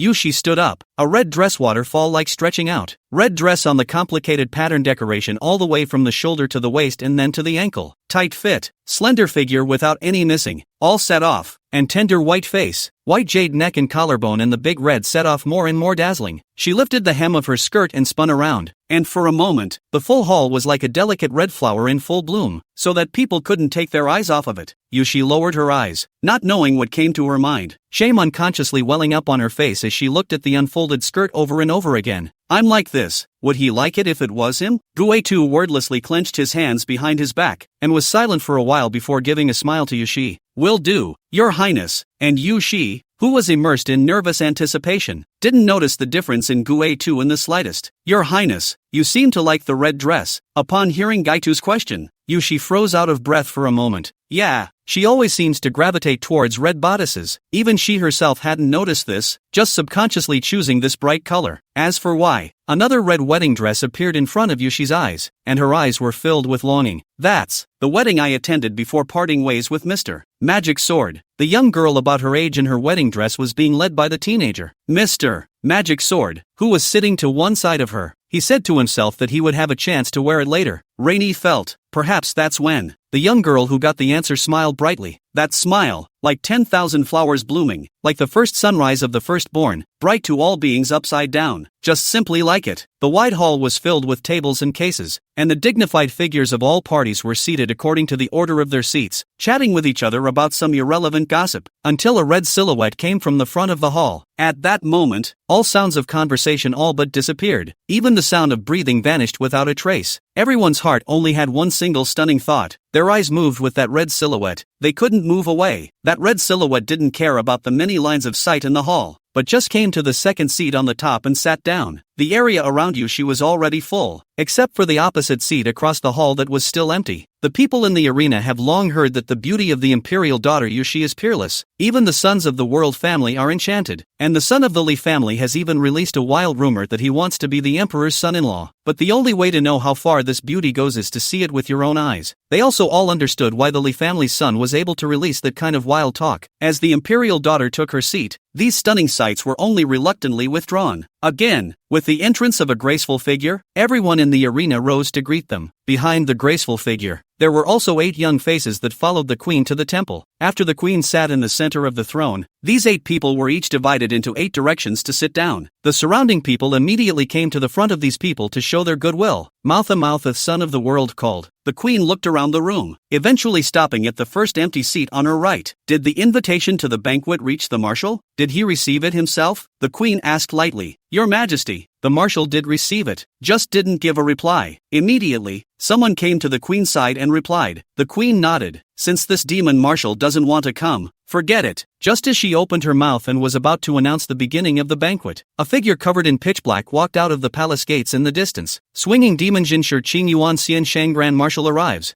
Yu Shi, who stared down at the circle of swirling in the teacup, instantly solidified his vision, and a certain item in his hand also gripped it more tightly. All of the hundreds of eyes in the hall looked in the direction of the hall door, and the queen was no exception. Only Yushi didn't dare to look up, still staring at the ripples in the teacup. The metallic clash of armor came from far away, and the sound of footsteps on the steps grew heavier. Each sound was as if it weighed 1,000 pounds, weighing heavily on everyone's heart and causing a great sense of oppression. As the black figure appeared in everyone's eyes bit by bit at the bottom of the steps, heavy footsteps also stepped into the hall. Regardless of whether it was a civil minister or a military general, or a son of a family, everyone's eyes advanced with this black figure. Ta, da, da. The sound of footsteps grew heavier and heavier in Yushi's ears, as if the figure was walking towards him. Even the teacup in front of him shook with every step that fell, creating a ripple with every step. Rainey's head dropped even lower, almost to her chest, her hands in her lap clasped together in a tight ball. But finally, the footsteps just stopped some distance away. A dull and slightly reverberating sound came from the dark shadow. I wonder when the party starts. I'm not late, am I? No one in the room dared to object to the now licentious words. The queen stared deeply at the man in front of her and waved her hand. There is no harm. Marshal commanding the demon-swinging army to protect the demons from thousands of miles away. It's a labor of love. It's not too late when you come. Please take a seat. Su Yuan moved his gaze away from the graceful empress, just a few moments of trance in his eyes. It was only when he looked closer that he realized that apart from a very different temperament, the queen's appearance really looked a bit like another figure, but he just looked at it and withdrew his gaze, following the direction the graceful empress pointed to and sat down in the only empty seat. It was only then that Su Yuan's gaze landed on the humongous figure directly across from him with his head bowed. Even though close to 2 years had passed, he could still recognize the figure at a glance. He recognized it from the first moment he stepped into the temple. Chapter 59. It's not him after all. Every night for 4 years, it was this delicate figure curled up sleeping next to her. Just looking at the ostrich-like little head, Su Yuan unconsciously let out a light laugh. But after the light laugh, he took his eyes back. It was as if what he saw was simply a stranger. It has nothing to do with him. What bubbled up in Rainey's mind when she heard that voice was doubt. The voice, even though it was dull and different, she could still hear that it bore a great resemblance to the voice she remembered. It was just that in that voice, so much had changed, so many more changes that she wasn't sure about. She didn't dare to immediately determine that the owner of the voice was him. The only way to see it in person. But when it was time to raise her sight, she realized that her heart was beating so hard that she didn't have any strength at all, and his neck was so limp that he couldn't lift it. She's scared. She was afraid that what she was seeing was Mr. Magic Sword, but she was afraid that what she saw was not Mr. Magic Sword. A fine bead of sweat had already seeped from his palm, soaking the object he held inside. The sounds of idle chatter gradually resounded in the great hall in her ears, but those voices seemed to be far, far away from her, and she was not in the same world. Rainey doesn't know what to do. It wasn't until a slight ringing of a bell emanated from the palm of her hand that she snapped back to her senses and remelded with the noisy world around her. She bit her thin, moist red lips lightly, her heart gathering courage. Whatever the outcome, she had to confirm it with her own eyes. She slowly raised his head, and his eyes also quietly probed towards the opposite side, and a dark figure was gradually reflected in his swaying vision. Following the all-black figure toward his face, Rainey's vision grew more resolute. Available at. In the end, what she saw was not what she imagined. It was a dark silver iron face with fierce fangs, full of blustering majesty between the dark armor that covered his body. This iron mask's gaze was also not on himself at all, just looking down at the case table. Indifferent to everything around him, he was out of place in the temple, and his black armor was as if he were in another time and place. The tightly fitted armor wrapped around everything, making it impossible for Yushi to see a hint of what was going on, even if she tried her best to merge the black figure in front of her with the back that was always walking in front of her. Yushi stared at the iron face for a while, then let out a long breath as if she had lost all her strength. She withdrew her complicated gaze, filled with disappointment as well as other implications, and continued to gaze down at the ripples in her teacup, dumbfounded, as a jumble of thoughts bubbled up in her head. As the hall became noisier and noisier, the atmosphere became more and more lively for the banquet. In front of two desks separated by a great hall distance, neither of the two men, who had different minds, spoke. It's as if they'd been jerked away to another world. No one came to disturb them during the banquet, and everyone acted as if they had forgotten them. It was clear that the distance between the great halls was only about 10 paces. For the two of them, it was as if there was a gap between the two of them. How it doesn't get to the end. The party went on for a long time. The queen had left midway through. Instead of being bombed out, the rest of the group got more and more vocal. Each of them gathered around the CU and pushed their cups together, as if celebrating the coming of a new era, and seemingly laughing at each other's drunken ugliness. Yushi was ultimately unconvinced. She's not dying. She would never believe it until she witnessed the moment with her own eyes. So Rainey made a decision. She summoned Gue, who had been standing guard behind her, handing over the object he had been holding tightly in his hand to Gue. Returning to the map, give this to that marshal. It was a tiny silver bell tied with a red cord. The bell is very, very small, so small that it can only emit an extremely slight tinkling sound. Without listening carefully, it is easy to be drowned out by the noisy environment. The red cord, on the other hand, was a little dull in color, so I don't know if it was worn out much, or was it tainted with something else that changed color when it was mixed. Gue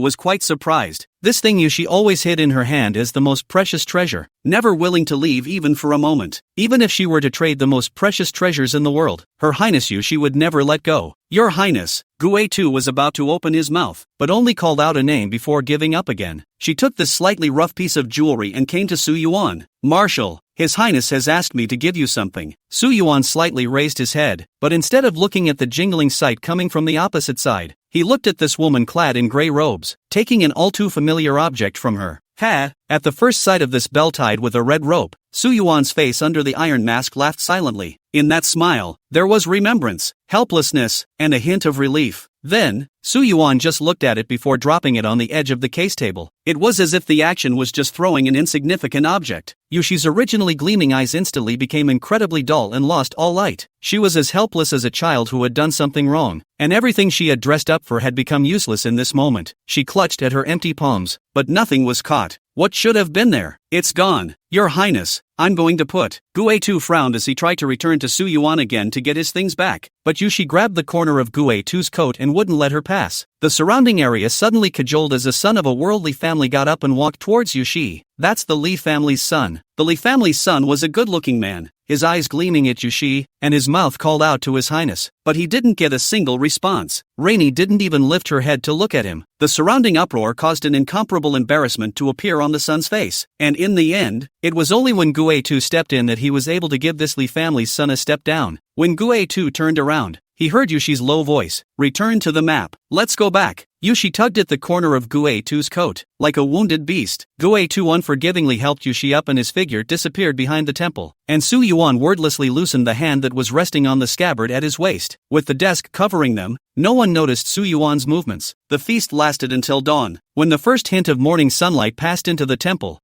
was in shambles, and there was no longer a single person there, except for the black figure sitting at the far end like a puppet, fully covered under his armor and iron face. No one knew what kind of mind he had. Su Yuan, who had been sitting like this all night, looked toward the red rope and bell on the case table, gently picked them up and placed them in the palm of his hand, and got up and walked toward the outside of the hall step by step. Upon walking down the steps in front of the hall, he was suddenly stopped by a graceful figure in front of him. That one-handed empress stared coldly at Su Yuan. Chapter 60, Goodbye is a different path. Su Yuan's path is blocked. The two of them were the only ones around in front of the large hall, looking at this empress who bore a slight resemblance to Yushi. The feeling she gave Su Yuan was very different from Yushi. The queen held her head slightly high, her gaze austere, as if scrutinizing. "You are truly a devil. The generals who have followed you from the beginning can be blood sacrificed by you. I wonder how many human emotions remain in you." Su Yuan said indifferently and indifferently. "Everyone is responsible for their own choices. The order. I gave it. He didn't know about it." Meh. Su Yuan let out a light laugh. In this situation nowadays, who is still innocent? Just like if you push Yushi to the throne now, can you cover up your past of sending your own daughter to the devil's mouth as a sacrifice? The two men's sharp lines of sight met in midair, neither of them backing down, and the atmosphere was even more frozen to the freezing point. Su Yuan asked again, "If there was no me, no demon-swinging army, the demon race was approaching, and the lineage was pressing, what would you have chosen? Or would you take Yushi back from Li Yuan and offer him as a sacrifice?" The high and mighty queen frowned slightly and finally said rightfully, "If that's the reality, then it's Rainey's destiny to give herself up for all of this. There's no other choice." Su Yuan immediately clenched his fists, suppressed his anger, and took a step forward. "Even now, Yushi isn't to you because she's your daughter, only that she's useful, and what you do, in the end, is all for your own calculations." The queen's expression was firm, and she also took a cold step forward. "How could you not be? And who in this world is not? No one is innocent. Not you, not me, not all beings, and what you are doing is not also for yourself. You are colluding with the demon lord because you are afraid that I will really eliminate the demonic plague and there will be no more external enemies, and then it will be you and the lineage that will turn against each other. You are also afraid that I will go against you and push out Yushi to sit on this throne. So what if it is? So what if it isn't? And what you do is clean. What's the difference between sacrificing one person to save millions and sacrificing millions to save one?" The two men went toe-to-toe and pressed on. By the end of the day, there was only one step between the two. "You don't understand. Yushi was born to guard. She was prepared for this from birth. She accepted it long ago." The queen stared into a pair of almond eyes that met a pair of eyes that were too indifferent to be human. Vaguely, she saw through the gap in the iron surface the fine red lines all around these eyes, horrifying and appalling, like a demon that chooses to devour people. She laughed. "You really are a devil. Whether it's the people or the generals under your command, or that general Nya, you can eat them all cleanly. The entire devil-swinging army. I'm afraid that they're all just food for you." Su Yuan didn't argue anything, but only slowly took off his iron mask. Underneath the iron face was a face that had long since been unrecognizable. The red lines all over the face were vaguely writhing, and the intense blood aura therein shot straight up to the sky. The queen smiled triumphantly, as if her words had been confirmed. "You are a demon. From the moment you performed the blood sacrifice, you will always be a demon, and no one can change that." The aura on the empress dispersed and she no longer looked at Su Yuan, but turned to leave. But the next moment, Crimson blood spurted onto the verdant brick floor in front of her. The queen looked down as the tip of a sword with writhing red stripes all over it passed through her chest. The corners of his mouth overflowed with threads of red blood, smearing that graceful face with a ray of blinding red. The queen felt that the vitality in her body was being sucked away by the short sword, but she didn't make any move to resist. Instead, showing a look of relief, she slowly turned her head, half of her face with a sense of relief, and her eyebrows, which had a slight resemblance to Yushi, stared at Su Yuan with an inexplicable smile, which looked as if she was saying, "See, I told you were." There was no expression on Su Yuan's face as he simply returned the last words to the queen, like a proclamation, or a farewell, or, perhaps, his choice. "I, for one, have never believed in destiny." He coldly watched as the queen's blood flowed all over her body into the short sword, her vitality gradually dissipating. There was a sudden thumping sound of falling to the ground behind him. Su Yuan looked back, and on top of the steps, a reddish figure knelt on the ground. That reddish figure was beautiful, so beautiful that it could not be compared to even a heavenly fairy descending to earth. The elaborate bright red gown was like a wedding dress. If this is a wedding dress, it must be the most beautiful bride. In an instant, this thought flashed through Su Yuan's mind. The extremely good-looking clear pupils of Yushi shifted slightly as they reflected the bloody scene at the bottom of the steps. That small reddish sandalwood mouth slightly open, but trembling how can not make a sound. The short sword at the bottom of the steps, covered in red stripes, she recognized, even if the 2-foot-long short sword had long since changed, even if the scarlet red lines wriggled on it as horribly as bloodworms. But this short sword was now stuck in front of another graceful figure. The owner of the short sword stared at himself coldly. When Yushi's eyes turned to that face, her mind became blank. Why did it come to this? Rainy moved her body, which had lost all its strength, to crawl on the ground, but missed and rolled down the steps. It rolled down an unknown number of steps in a row and landed on the center platform. Hair accessories were scattered all over the place, and her red dress was in disarray. The elaborate makeup and the colorful red dress all looked incredibly wretched at the moment. Yushi couldn't feel the pain of the injury at all, and just stared listlessly at the two silhouettes that were getting closer and closer. With great effort, she still tried to crawl forward, but as she got closer, the expression on the dark figure's face became more and more terrifying. Su Yuan pulled the short sword out violently, bringing out blood that splattered all over the place. Drops of blood flowed down the blade to the tip of the sword, dripping onto the ground and gathering into a puddle. "Stay back." Yushi only saw the person he had been thinking about for so long coldly saying to himself. Those eyes were cold and terrifying, as if they were staring at a prey, and the bloody sword in his hand was even tremblingly pointing at himself, as if the next one to be devoured would be himself. Magic! Yushi miserably opened her mouth, wanting to call out the name that her heart had read countless times, but her gaze fell on his face. The dense red lines condensed by blood chi covered his face to the point where it was completely unrecognizable from what it once looked like. What the hell is this? Still Mr. Magic Sword? Yushi's heart seemed to be gripped. Every beat of her heart carried a pain that could cause her to faint. She wanted to cry out, but she couldn't get the words out of her mouth. Seeing that Yushi did not come any closer, Su Yuan wordlessly put the iron mask back on. Then from the palm of the hand holding the sword he took out the red cord with the silver bell tied to it. The red rope was now stained with fresh blood. Su Yuan took one last look at the red rope and dropped it in a pool of blood. Then without looking back, he walked toward the palace gates in front of him. Su Yuan's dark back became incomparably strange and cold in Yushi's eyes, and that deep blackness seemed to devour everything. Little by little, Rainy crawled into the pool of blood. She touched the bell and the red rope dyed the same color in the blood. One step away was the graceful empress whose blood was like a blooming flower underneath her body. This always high and mighty empress was only left with the last shred of life, but she still looked at Yushi and let out an extremely weak voice.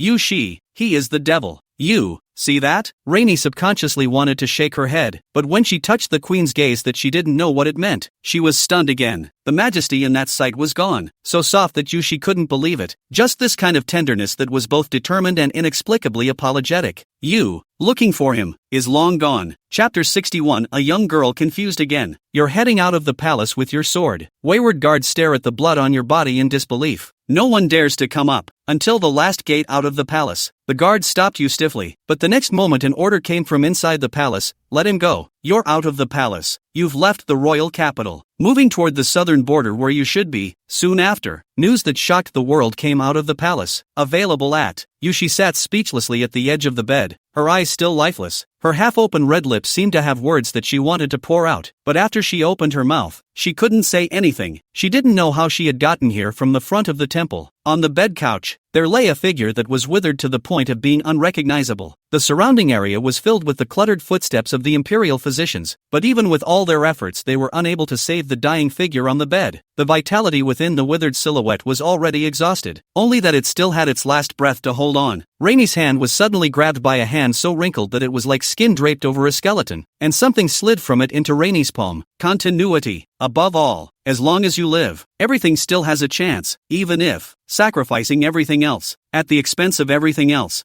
She looked into the eyes of the person on the bed. This high and mighty emperor had withered away for decades in an instant, and the line was about to be rotten, and now it was just an old woman with wrinkles all over her face. She was tempted to ask if that was the reason she was chosen as a sacrifice back then. The queen looked through Rainey's eyes to see what she wanted to ask, and she braced herself for a hard smile.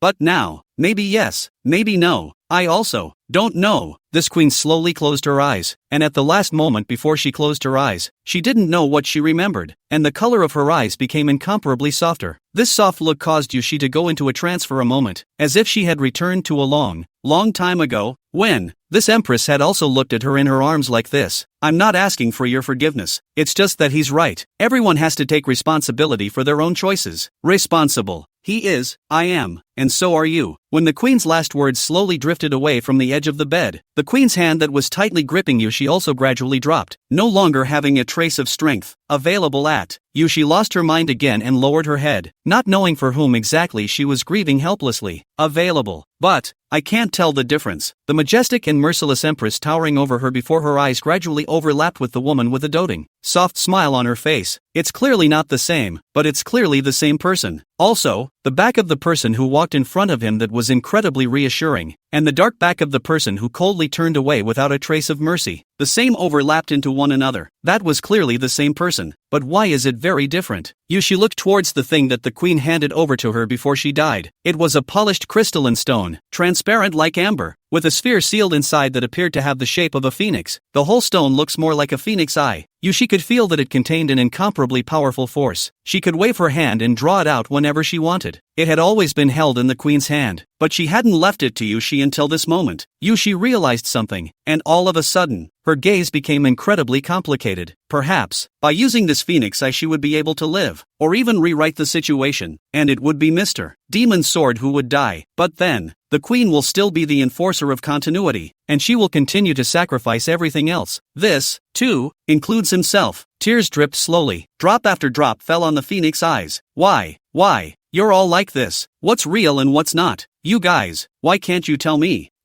I really can't tell the difference. The young girl realizes that even if she becomes a royal daughter, even if she learns everything that those around her expect, even if she is about to ascend to the one and only throne of supremacy, but there was still nothing she could do. What can I do? What can I do? What can I do? The phoenix eye in his hand was unresponsive. Only the sphere in the transparent amber reflected Yushi's crying face, as if to say, perpetuators of continuity. It fell to her. From now on, she will sacrifice everything but herself, just for continuity. Rainey locked herself inside the great hall, as she had done when she was driven away by Mr. Demon Sword. She lost her purpose, her expectations, everything. Once again, I was in a funk. She cowering herself in a corner, the silver bell tied with a red cord in one hand and the phoenix-eyed stone block in the other. The news of the queen's death was suppressed by her. The secret envoys, led by Gu only spread the word about the death of the former empress and did not say what the cause was. But that day Yuan carried his sword through the palace and the royal capital was watched by many people. And for a while, gossip was flying and rumors were spreading. It's a good thing the secret messenger covered it all up with lies. Until this day, Gu broke into the temple. Your Majesty, the enthronement ceremony is about to begin.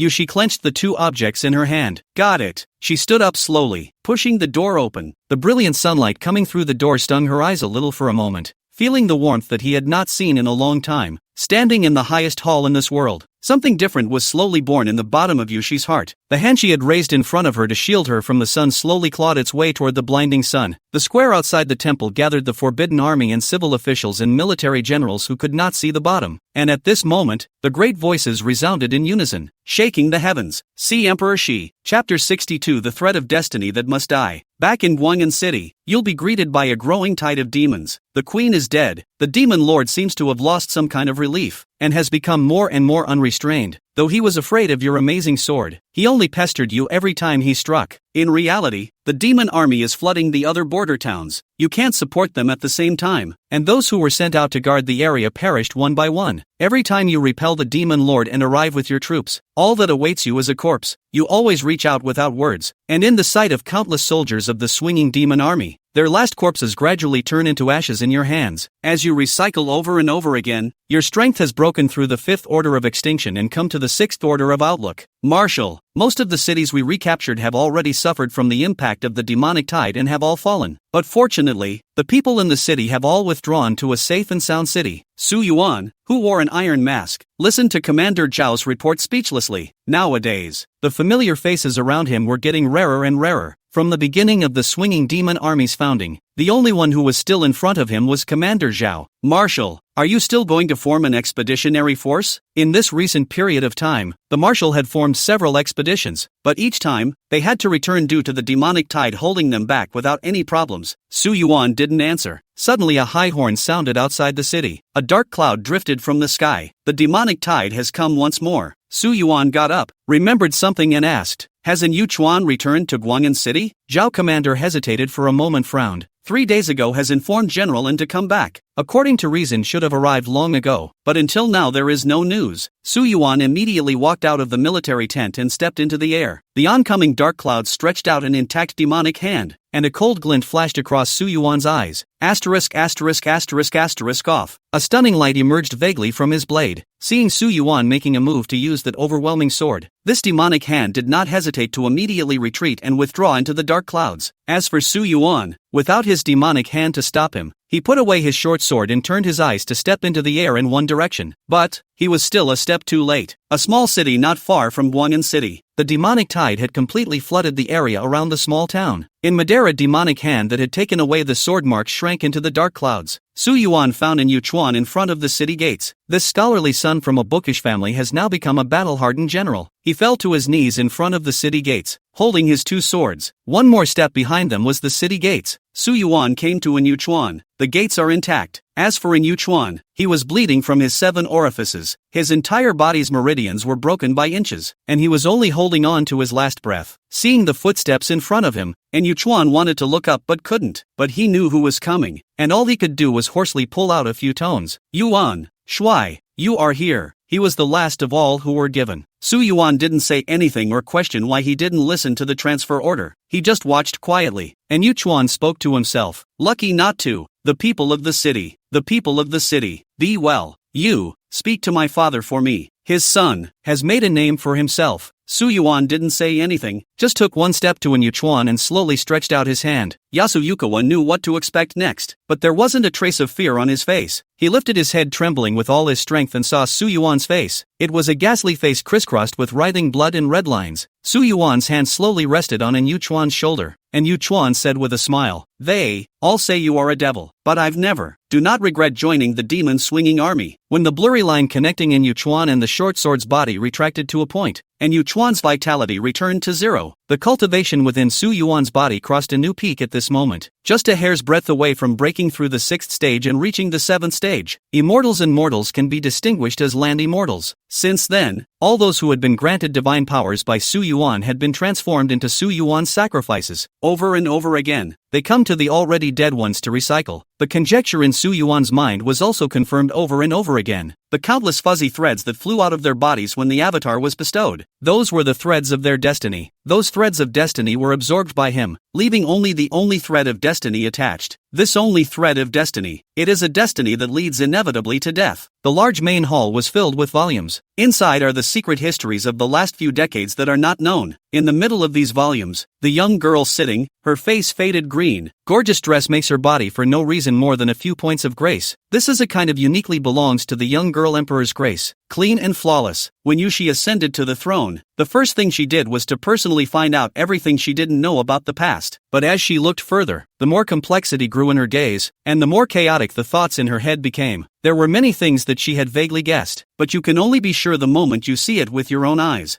Footsteps came from outside the temple. Rainy knew who was coming without even looking up. Return to the map. Back then, she was the one who chose me as a sacrifice, and she was the one who ordered you to take me away from the Anjin festival. Yes, your majesty. At the moment, Yushi's voice was still calm. She had realized this possibility from the day she had been found by Gaitu, but with the next sentence, she gradually could no longer maintain her calm. But similarly, 4 years later, when the demonic tide surrounded the city, she was the one who ordered that someone be sent to Yuan to recapture me and restart the Anchi sacrifice. Yes, Rainey's voice trembled more and more. The devil. He also formed the demon-slaying army because of this reason, and went all the way north to kill the imperial capital. Only then was I welcomed back and restored to the throne of the imperial daughter, rather than being a sacrifice. All this, she did not let you tell me, and even swept away all traces of the swinging demon army about him around me. Yes, your majesty, until everything is finalized. Then come back and make me accept this ridiculous result? Let me watch with my own eyes as he becomes a devil in the eyes of the world? The bottom of Yushi's eyes flashed to the scene at the bottom of the steps in front of the temple. As she tried to move forward and approach, the figure in pitch black armor drew his short sword and shouted at himself to stay back, clearly suppressing himself, when he turned and left with determination. Without even looking at himself, it wasn't to leave him behind. That's saying goodbye to myself. It's all because of myself. It was himself who created all this. Mr. Magic Sword's sin is really his own. In the end, it's because of yourself. Gue too did not say anything, but just came to Yushi's front and looked at her firmly. His Majesty gave me the last word that you had one more lesson to learn. Her Majesty in this statement is not Rainy, but the dead queen. Goto continued. This last lesson. Name of the lineage. Chapter 63, Sacrificing Everything Else. The announcement came from outside the temple. The lineage Li, Qian, Zhao, Tang, Su, seeking an audience. Wait, His Majesty hasn't given permission yet. But before the words fell, there was a panic outside the hall. Then 8 footsteps came closer and closer in a neat and consistent manner. Each of these footsteps was light and heavy like a single step, and the control of the force had reached the extreme. 8 old men with white hair and whiskers like immortals walked straight into the hall, even without Yushi's permission. This great hall seemed to be a place where they could come and go as they pleased. Yushi forced down all the fluctuations in his heart and returned to his majestic appearance in this instant, coldly looking at the people of the 8 great families walking side by side. See Emperor Shi. The 8 old men merely nodded their heads slightly to Yushi, who was in the upper position. The aura of his body faintly emanated, not placing Yushi in his eyes in the slightest, but Yushi could only grip the phoenix eyes in her hand. She could feel that every one of these people held a power similar to the phoenix eyes. These people are the underpinnings of the 8 great families that have stretched out to this day. Yushi was also not willing to show weakness and asked coldly, "You guys, what are you here for?" Seeing Yushi, one of the old men laughed and said, "Your Majesty is indeed a national beauty that can be described as divine. No wonder my disciple grandson even had his soul seduced. I have a proposal. I wonder how about your Majesty marrying my disciple grandson?" Hearing these words, endless anger steeply rose under Yushi's eyes. Gue too, who was standing behind Yushi, even took a step forward, just waiting for Yushi's order. For a while, the atmosphere became extremely tense. However,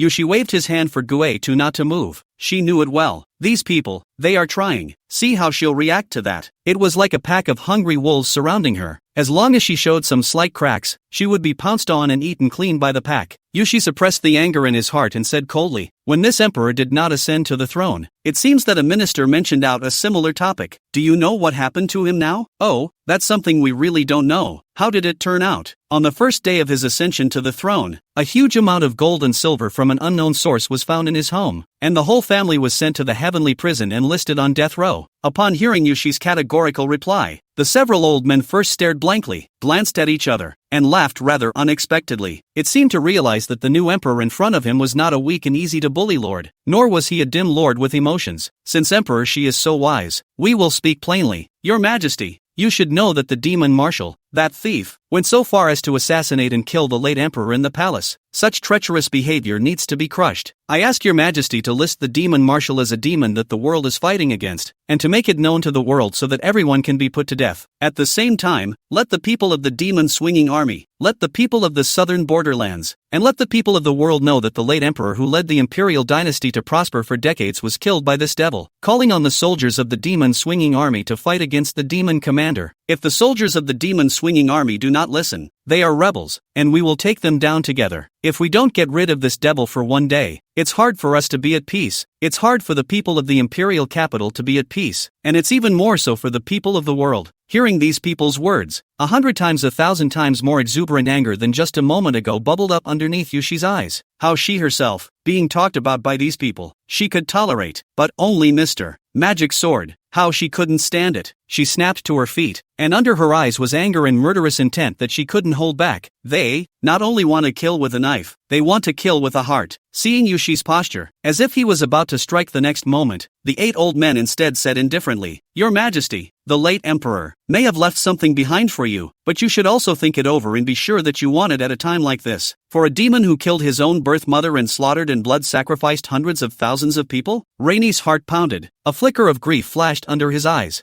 These are actually her sins, but she couldn't say it explicitly, even if she wanted to modify it all. But the facts that had already happened invariably pointed all kinds of incriminating evidence at Mr. Magic Sword alone. Seeing that Yushi seemed to be a bit shaken, the several old men continued. "Moreover, the people of the world seem to think differently from your Majesty. In today's imperial dynasty, everyone knows the name of the demon marshal, and the demon-slaying army is no longer the original demon-slaying army. Even within the army they agree with the demon marshal's words. The demon commander not only blood sacrifices the people, he even spares the generals in the army. Your Majesty, will you still insist on believing what you wish to see without looking at the sound of the world?" One by one, they were so vociferous that they seemed to occupy the highest level of the matter, and Rainey figured something out in that instant. The arrest of innocent or even misdemeanor citizens on death row. Not the graceful figure that had died, but the work of the worldly family before him. Seeing the look on Yushi's face, these people also said with understanding, "His Majesty has just taken over the entire imperial dynasty, and it is only natural that he has not yet been able to understand many matters. But you are sitting on this throne, so at least you are no longer in the position of a pawn. You must realize that above this game of chess, anything you want is exchanged. After all," an old man coldly grunted and said without hiding, "Killing tens of thousands of my Sioux family's side branches, is it not without a price? Killing one of my family's people and arresting one of your people. This is one of the exchange. The court, which is not a minister behind the family, the throne above the people can control in the hands of the only secret envoys in Forbidden Army. In addition to the imperial capital, the military, the local area, where there is no man of the family, the dynasty all depends on the lineage to function. It's not just empty talk." Yushi was silent for a while, staring at these old men. "The demonic tide besieging but not attacking the imperial capital is also a collusion between you and the demon lord?" These old men laughed. "Not collusion, but exchange. After all, in a moment of weakness she let go of you, who was a sacrifice in itself, and the demon lord was so enraged that he needed to pay a small price to appease him. The Anchi sacrifice was originally an exchange that we mutually agreed upon, and without the swinging demon army stirring things up, you would have been in the mouth of the demons by now, and the imperial dynasty would have seen decades of peace. It's a pity that the late emperor failed to fulfill his promise after all, and his work was lost. The demon-slaying army and the demon marshal are even more. These two must be removed. In exchange, you'll be able to take over the throne in peace, get everything you want, and be more than qualified to stand in a chess game. Or else." Their bodies erupted with an aura that was only one step away from breaking through the outer landscape to reach Marshal Saint. And they no longer talked nonsense with this young emperor. Yushi gripped the phoenix eyes in his hands. Her eyes were fixed on the people from the worldly families in front of her, who made her sick to her stomach. It was also in this instant that she understood the ultimate intention of the withered woman on the bed. At the expense of everything else, it's for Mr.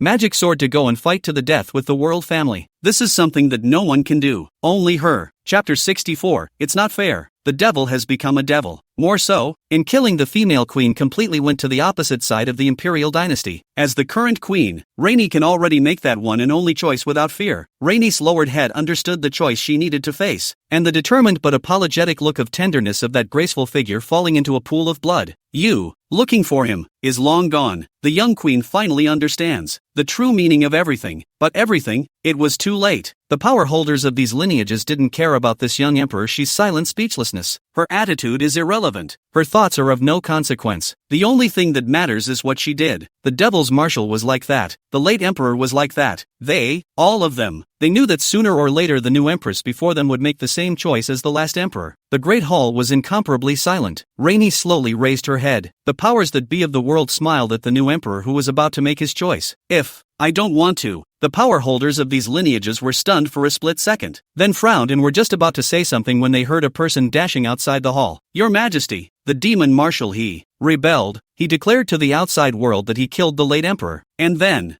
stepped into the devil's earth all by himself. These words echoed in Yushi's mind like a flood of bells, and her brain suddenly fell into a blank. Her gaze looked out of the temple listlessly, as if she had instantly penetrated thousands of miles and seen the dark figure beyond the border that was walking alone towards the demonic land. That back, further and further away. Gradually it went out of her sight. But she can't hold on to anything. It's like what I've seen in countless dreams. She could only watch as the originally incomparably reassuring back in front of her turned into a demonic face and fell into the abyss. The 8 worldly family elders saw the tragic white and godless appearance of this young empress, although they were likewise a bit surprised by this sudden news. But they have reached their goal. It seems the demon marshal has made the choice for you. When the old sword immortal was still alive, we understood profoundly that the demon lord could not be killed. Once the old sword immortal died, the human race should have been annihilated. But I don't know what backhand the old sword immortal left behind, causing the demon lord to be too scrupulous to dare to completely exterminate my human race. But even so, the demon lord is the embodiment of heaven and earth, and on his home turf, he is invincible. Once the demon marshal entered the demon land this time, he chose to die with his body and cut off his own way to live. If not for the enemy, it is indeed honorable. Although the result was quite unexpected, it was enough. From now on, you are the master of this imperial dynasty, and it will be you who will start a new era. The era that belongs to you, Emperor Shi. These people glanced at each other and walked out of the great hall with a laugh. They rushed the young queen to make a decision before she could break the situation that the late emperor had planned and guided. Once the biggest heartache was removed, from now on, the demon swinging army and the demon marshal were no longer a threat to the world family. Only Yushi was left paralyzed on the ground, staring without a spirit. Desperate and hushed voices emanated from the hall. Why?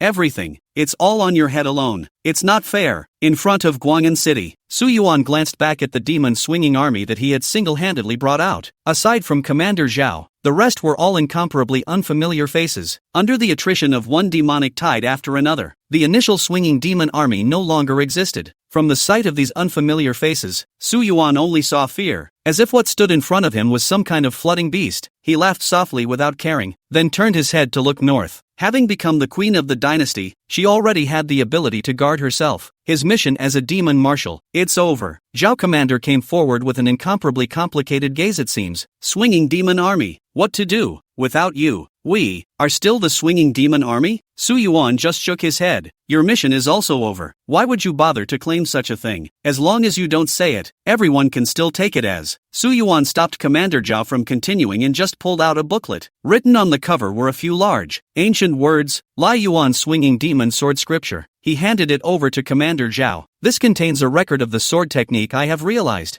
I will simplify it and cultivate it to the peak, or I may realize a sword. Commander Zhao roughly flipped through this Yuan demon slaying sword scripture. But the more you look at it, the more alarmed you become. Where is the simple sword law? This is simply a sword into the road to cultivate to pass the god's law. Only its threshold is incomparably low, is an individual can cultivate. The lower limit is low and the upper limit is not low. It all depends on enlightenment. Commander Zhao turned to the last page, which recorded a sword. The sword is called Killing Is Not Me. Commander Zhao's mind resounded with the stunning sword that was like heavenly light when Su Yuan and the demon lord were fighting against each other. So, the sword is called this. He suddenly noticed that the booklet was not labeled as to who created the technique, and after rummaging around, he couldn't find a place to label the source. Meta. Before the words left his mouth, Su Yuan in front of him shook his head. Don't do it in my name. Just do it in. He paused before saying, just take the sword. Commander Zhao froze. A single sword character? Not a magic sword. Not a divine sword. Just a single word for sword. Su Yuan smiled and nodded. But what's the difference between that and a blank? Commander Zhao was puzzled, and Su Yuan did not answer his doubts. Su Yuan handed over the helmet on his head, the symbol of a marshal, to Commander Zhao before turning to look further south. He had one more thing to do. Commander Zhao watched speechlessly as Su Yuan rode his dark steed alone, heading into the vast and boundless demonic soil that knew no end. That back looked extremely ordinary, neither a demon-swinging Grand Marshal nor any demon marshal. It just looked like an ordinary back. He still looked in that direction until the man and horse disappeared below the horizon. Suddenly, Commander Zhao had a moment of clarity. He thought that none of them were qualified to judge whether the fading silhouette in front of them was a god or a devil. So, nothing. It's just a sword. Since then, the demonic tide that Commander Zhao was worried about had never appeared again. Not once. Chapter 65. 10 years thereafter. 10 years had passed since the devil claimed to have killed the late emperor and become the common enemy of the world. Many people do not know what happened to the devil in the end. Just know that the devil is gone. No longer need to be worried all day long, worry about being caught by the devil to blood sacrifice. That is, even the late emperor dared to kill the devil. For 10 years, there was no demonic plague to attack, and it was as if people had forgotten the despair they once felt in the face of the demonic tide. The demonic plague became a history. Swinging demon army has long been forgotten. Most of the time it is difficult to be thought of. Even if you think of, the first thought will feel that this is an ominous synonym tied together with the devil. Only in the south of certain cities and towns there are still one or two more systematic legends circulating. The devil is gone, and so is the demonic plague. All of this began when the new emperor ascended the throne. People are praising Emperor Shi for being wise, ruling the country well, and caring for his citizens. Under Emperor Shi's rule, everything is thriving and prosperous. The people live and work in peace and contentment. There are fields to plant every year. There are meals to eat. The law is strict and clear, and there are no more officials arresting people to serve as death row inmates in different parts of the country. A strange swordsmanship has also been passed down from the south all the way to the north, and has even become available on the ground to anyone who wants to learn it. This strange swordsmanship do not know what specific person is written. Only left to clearly is the code name sword, since it is not willing to leave a name. A lot of people also do not want to look into it. There are those who look at this swordsmanship like scrap paper and get nothing out of it. Some people were like a treasure, and even among the commoners, patriarchs began to emerge, and as the circulation of this book of swordsmanship became more and more widespread, the martial arts gradually prospered. Just a very strange point. This swordsmanship often appear as soon as the local officials will be seized, said to be a banned book, but the next day will inexplicably appear hundreds of thousands of books. Every household manpower a book. How to ban not finished. It was as if there were countless hidden masters who had delivered sword techniques to them the night before. No one knows why this strange phenomenon is happening. Luckily, with more and more civilian patriarchs, this sword art eventually spread to every corner up and down the entire imperial dynasty. True to her name, the new queen is as clean as the sunrise after a rainy day, leading them to a bright future. The period of prosperity initiated by Emperor Shi was called the rule of Yuan, royal capital. After 10 years of unprecedented clarity and prosperity, the prosperity of the imperial capital today was comparable to no other era since the human race. Underneath the tall city gates, there was a steady stream of cars and people going in and out of the imperial capital. Whether they were residents of the imperial capital or foreigners, everyone's faces were filled with smiles and hope. But this day, foreign people came to the royal capital to see some incomparable grand ceremony. The decoration of the vast, unprecedented scale is even comparable to 10 years ago to the throne ceremony. The wide green stone brick avenue before the palace, which could accommodate more than a dozen carriages running parallel, was at the moment blocked off as much as possible. A towering altar that almost touched the sky stretched for miles, raising little by little and eventually reaching a peak that was several times higher than the city walls. In the inn, some of the foreign people asked without understanding, "What is the matter of such a grand ceremony? How is it that I have never heard of it?" Operating the inn is a mother and daughter. The mother is full of vicissitudes, but the eyes are full of energy. The daughter has grown into a teenager, is the most beautiful age, do the work extremely sharp. They seem to have fled to the royal capital more than 10 years ago, and after fighting for several years in the royal capital and saving up some capital, they opened such an inn. Her daughter, who was used to outsiders not recognizing the grand ceremony, said as she neatly gathered up the things left behind by the previous table's guests, "This is a sword sacrifice ceremony unique to the imperial capital. Once a year, presided over by Lord Shi Huang himself, as if to commemorate a great general of some kind from 10 years ago, so that people will remember him. But every year, there are many people who oppose it and make a lot of noise and clamor. So it's only normal that you people who are outsiders to the imperial capital don't know about it." The guest couldn't help but ask, 10 years ago? Great general? It's not the demon marshal, is it? That's not a good person? How could the wise emperor Shi want to honor him? There must be some mistake here. How could His Majesty the Shi Emperor be associated with demons? A stout man in the corner with gray hair sprouting from his temples and his face hidden under a bucket hat couldn't help but get up when he heard this, but in the end he held back. There were quite a few knowledgeable people in the inn, and looking at the stout man's sitting position and alert posture, they guessed that this man should have been a sergeant at one time, and he should not want to be discovered by anyone if he was dressed like this. As soon as the demon commander was mentioned, the many people in the inn were opened up to talk about it, but at the end of the day, often they can only talk about what they have experienced around them, which is the many people who have been taken to death row. As for more and farther things, they would only know a vague generalization, making wild guesses, accurate or not, no one knows. Some say that the demon marshal was killed by His Majesty Emperor Shi himself. Some say the demon commander was taken away by the gods from heaven. There are also people who say that the demon marshal is suppressed in a certain demonic land, just waiting for a person of destiny to go in and get the inheritance again, and once again set off a bloody storm within the imperial dynasty. Finally, the daughter who was working couldn't listen to the chattering group of guests. Who cares who he is? Anyway, I only know that without His Majesty the She-Emperor there would be no days for my family today. More than 10 years ago, our family was still fleeing from the south to come to Miles. At that time, we wanted to eat a piece of bran cake every day, and sleep in a house that didn't leak, with a straw bed that wouldn't get wet. Now, every day we eat white flour cake ground with fine flour, and sleep in a big house and a quilted bed, and that's enough. Her mind suddenly went back to that night more than 10 years ago. Between heaven and earth, there was an additional pillar of light that ran through the top and bottom emitting magnificent colors. She wished it nothing but better days. I didn't realize that it would actually turn out to be like God's blessing that the days were getting better every day. At first, I thought it was really God's blessing, but now that I've grown up and thought about it, it's just His Majesty, Emperor Shi. Corner has been sitting quietly listening to the man in the bucket hat silently stood up and walked away, only to leave the back of some sullen. Some fall silent. The daughter who came over to clean up saw something thrown on his table. It was a family token with the word Zhao engraved on it. It turns out to be a man of the world. She thought so before chasing out to return the token to the lanky man in the bucket hat. The man thanked her. The girl smiled and nodded, and the two brushed shoulders. The man looked up at the altar that led to the sky. The sun was shining, the people were loud, and everything around him was incredibly beautiful, and he smiled silently. Marshal, you did do it, and this is a time of man without the Anchi sacrifice. Above the court, the voice of opposition about the sword sacrifice ceremony was stronger than one day, but the cold figure sitting above did not have the slightest intention of wavering. Eyes with murderous intent swept over everyone underneath. A touch more of mockery appeared in the bottom of the cold silhouette's eyes, and she knew exactly the lineage represented behind each person. She silenced all voices and opened the 10th sword ritual as usual. Under a clear and bright sky, people clad in colorful and flashy robes picked up the first steps in front of the palace gates. 10 years had passed, and the years had not left a single trace on the body of the crimson figure. The face of the country is still so delicate and charming, just completely faded green, elegant and slender snow-white neck, with inexplicable sadness of the exquisite side of the face, as pure as a fairy swinging the heart. As she stepped out step by step to the altar high in the sky, she had already trampled the entire imperial capital under her feet. She removes the robes that are draped over her, revealing the carefully woven red coat below. The red dress created by the gorgeous silk brocade was like a wedding dress, fitting tightly on the slender and delicate body. The beautiful curves were perfectly embodied, and under the red dress, the snow-white ankles and delicate feet appeared and disappeared as the pace moved. Standing on this altar, where she was alone, she gazed lost in thought at the far south. The sight seemed to penetrate space and time, saw the figure that had stepped into the magic land alone 10 years ago, as unchanged as the figure that had once walked in front of her and held her hand. She sat helplessly on her knees, kneeling in the center of the altar, the look on her face incomparably despondent, the majesty and coldness of the court above gone. It was the only day she could remove her usual disguise, and it was as if she was back to the time when she had once stayed by Mr. Magic's sword side. The waist-length hair blew away in the wind, and she gripped the object in her hand tightly, closing her eyes grimly. It was a sword ritual that belonged to her alone. She was the only participant in the sacrifice. It is also the only offering for the sword ceremony, every year for 10 years. She doesn't believe that Mr. Magic's sword is dead. Chapter 66, Run. Your Highness, she had traveled deep into the southern border countless times just to find a trace. However, the difficulty of finding a person in the huge magic land was comparable to finding a needle in a haystack. In the Devil's Earth, there were no devils to be found either. It was as if all the demons had disappeared overnight and were nowhere to be found. No one knows what's really going on. Emperor She fell to his knees and prayed. If you can, she wants, guard Mr. Magic's sword's power. The sky of the imperial capital had become dull at some point, and boundless dark clouds converged under the originally still clear blue sky. A rumble of thunder exploded like the voice of a giant speaking. Gale-force winds swept across the towering altar, and the silhouette on top of the altar stood up with a grave expression. Elder Li, I agree to your conditions. I grant you the method of breakthrough, and you quickly grab that little child for me. The high and panicked voice accompanied by the dark clouds and gusty winds resounded throughout the imperial capital, and everyone looked up towards the dark clouds in the sky where the voice originated from. An old man's loud laugh came out from the rolling courtyards of the world family, and an old man with white hair and whiskers fluttering like an immortal leaped into midair. Demon Lord, you first give me the breakthrough method. He looked as if he had eaten the Demon Lord. The voice on the dark cloud gritted its teeth a bit, panic mixed with anxiety, and finally hummed heavily as a black light descended from the sky and landed in front of the old man surnamedly. 7 other images of old men appeared together in mid-air. Those were the other 7 great lineages. When they saw this black light, a ferocious look appeared in the bottom of each of their eyes. Not caring about maintaining their respective images, they all shot out in unison. And when they struck, they were deadly, charging towards the old man surnamedly in unison. Li Lauer looked at these so-called fellow travelers in the past and laughed mockingly. After all, there is not enough time. There are not many years, otherwise it would not be begging for this evil breakthrough. From now on, there are no more 8 great families, only my Li clan. He grabbed the black light in front of him. In the next moment, countless throbbing black lines emerged from his body, connecting to the 7 people rushing in. The black flames spread along these lines in the blink of an eye to their bodies. Miserable screams resounded over the imperial capital in a split second. When the black inflammation burned to the end, it condensed into a bit of crystal-clear jade. Immortality. The old man surnamedly looked at the 7 jade stones around him, sensing the hint of mysterious mysteries contained within, and light bubbled in the bottom of his eyes. He swallowed all 7 jades at the same time in one gulp, integrating a trace of immortality from all of them into his body. In that moment, he realized that he could meditatively perceive the stars above his head shining as brightly as his breath. If he wanted to, the next moment he could take a step out into the river of stars. With the help of a full 7 fellow practitioners who were also at the peak of the outer landscape, he had finally broken through to martial saint. His old body was rejuvenated and revitalized at this moment, and with a wave of his fist, he was able to blow up a mountain peak and divert a river. Peak exterior view in martial saint, crossing over from the 6th stage to the 7th stage, was a complete difference between immortal and mortal. From now on,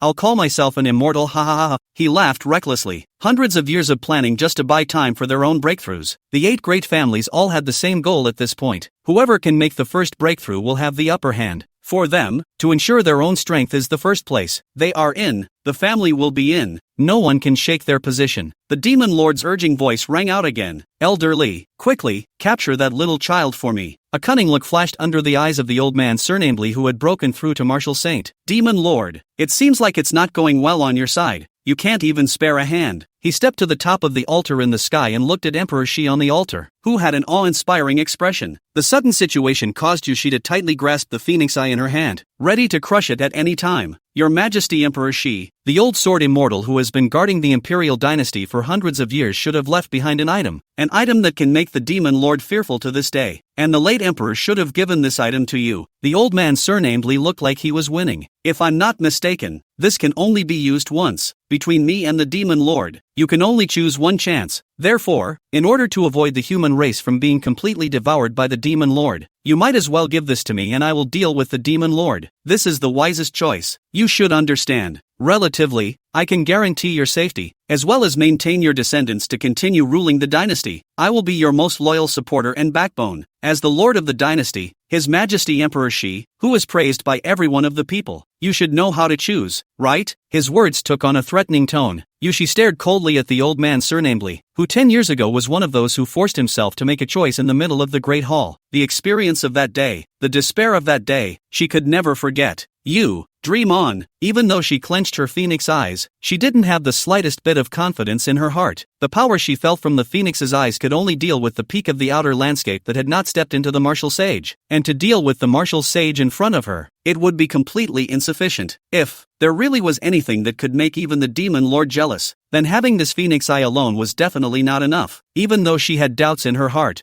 Yushi still didn't retreat a step in her aura. As long as she revealed a single crack, what awaited her would be torn to pieces by the hungry wolf in front of her. Seeing that this delicate and flamboyant girl was still so stubborn, the old man surnamedly couldn't help but shake his head and sigh. Your Majesty, you always fail to recognize the time when you should recognize the time the most. It's just in vain that you behave so well on weekdays. The bottom of his eyes flashed with the color of an old fox, and he gently raised his fist, making a gesture to fall. And Rainey couldn't help but clench her teeth. One click and she'd be exposed. The monstrous fist power converged in front of her, but Yushi didn't take a step back. Her head of hair was lifted up as she lifted her snow-white chin, facing the fist power that was enough to crack the earth, ready to face everything. Right at the moment when the fist coalesced, a silhouette scurried out from behind Yushi. In that instant, Yushi saw the figure crush a piece of phoenix eye that looked exactly like the one she was holding, and turned her head to shout something to herself. That mouth is clearly, Your Highness, run! In an instant, Yushi was back in the roaming wilderness of more than 10 years ago, and the woman who was unknown how much younger than now was behind her, shouting the same words. The moment Gue too turned his head, the bottom of his eyes were filled with apologies and hope. She's done her Her Highness wrong, but at the same time, what she saw in her eyes was not a mere emperor, but the future's sunlight. A burst of blazing flames erupted from Gue Tu's body, blocking in front of the punch for Yushi, but in just a moment, she dissolved with the punch. The moment before her figure disappeared, a voice entered Yushi's ears. Continuity, above all else. Now, you are that only one who cannot die. Chapter 67, You, come to me. Yushi's pupils reflected the figure that dissolved in the red light. From something to nothing, she stared blankly, then closed her grieving eyes speechlessly. Run, in front of the martial saint. Where can one run to? The old man surnamedly suddenly laughed openly, his eyes filled with a smugness that saw through everything.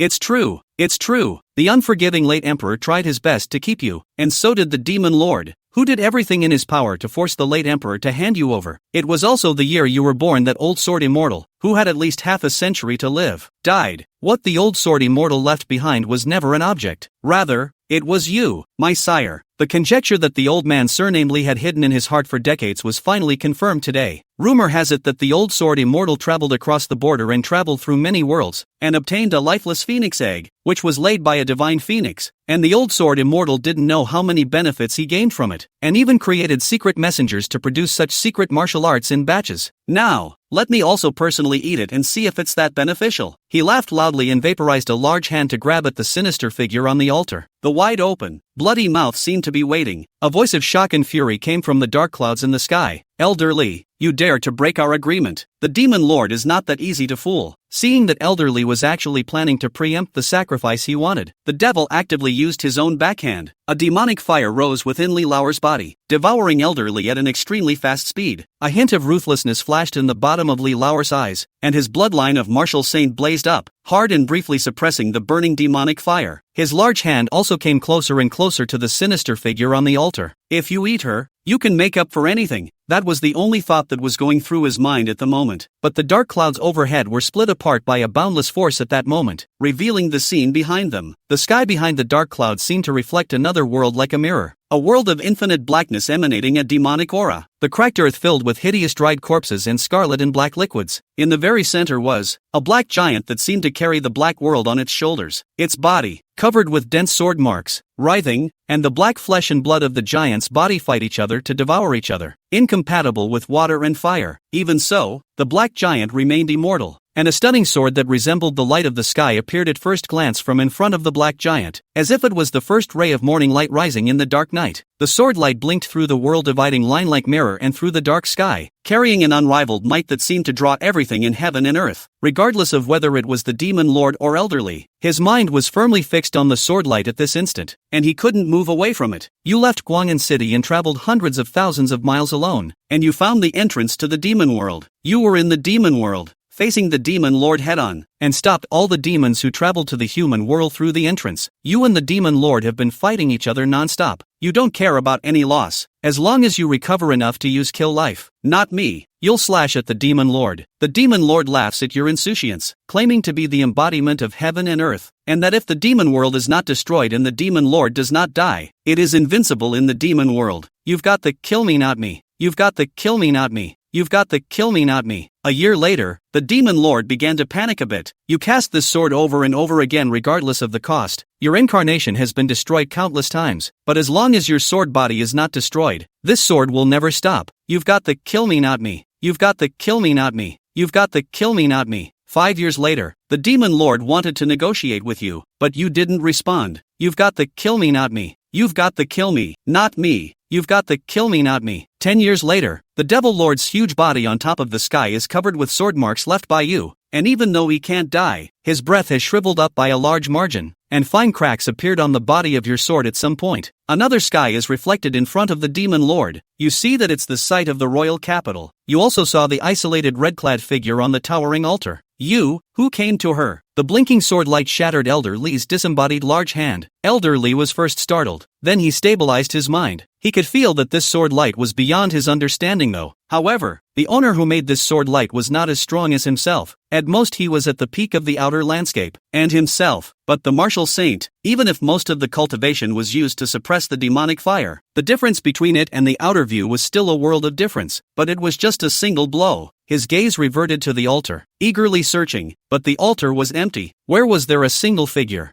Yu Shi, who closed his eyes and faced everything directly, did not meet the expected demise, but instead felt his body floating lightly, as if he were on a cloud. The empty, slender waist was also encircled by a pair of large, strong hands. She opened her eyes slowly, nearly touching the other side of the world high above the sky. Yu Shi, dressed in a bright red dress like fire, crawled and crouched on a familiar chest, even after more than 10 years had passed, without having to look up. Yu Shi still recognized it at a glance. Her clear pupils stared lost in thought, wavering slightly before she closed her eyes after a moment with a smile on her face. A tear slipped. "You came to me." The momentary smile was laced with many meanings, both bitter and sweet, happy and sad. I became a very good queen, but I couldn't find you." Unstoppable tears dripped down his smile-filled face. "How can I find it? I can't find it." She crouched close to her chest, her low chanting sounding like a wounded beast with unspoken sadness. Chapter 68. I am a sacrifice for you alone. Su Yuan listened to the soft words that contained infinite thoughts, silent and speechless. He could only hug the delicate body in his arms tightly, hands tightly wrapped around that surplus of slender waist. Very hard to hold her in the arms, seems to be repressed, but also seems to be in the past to make up.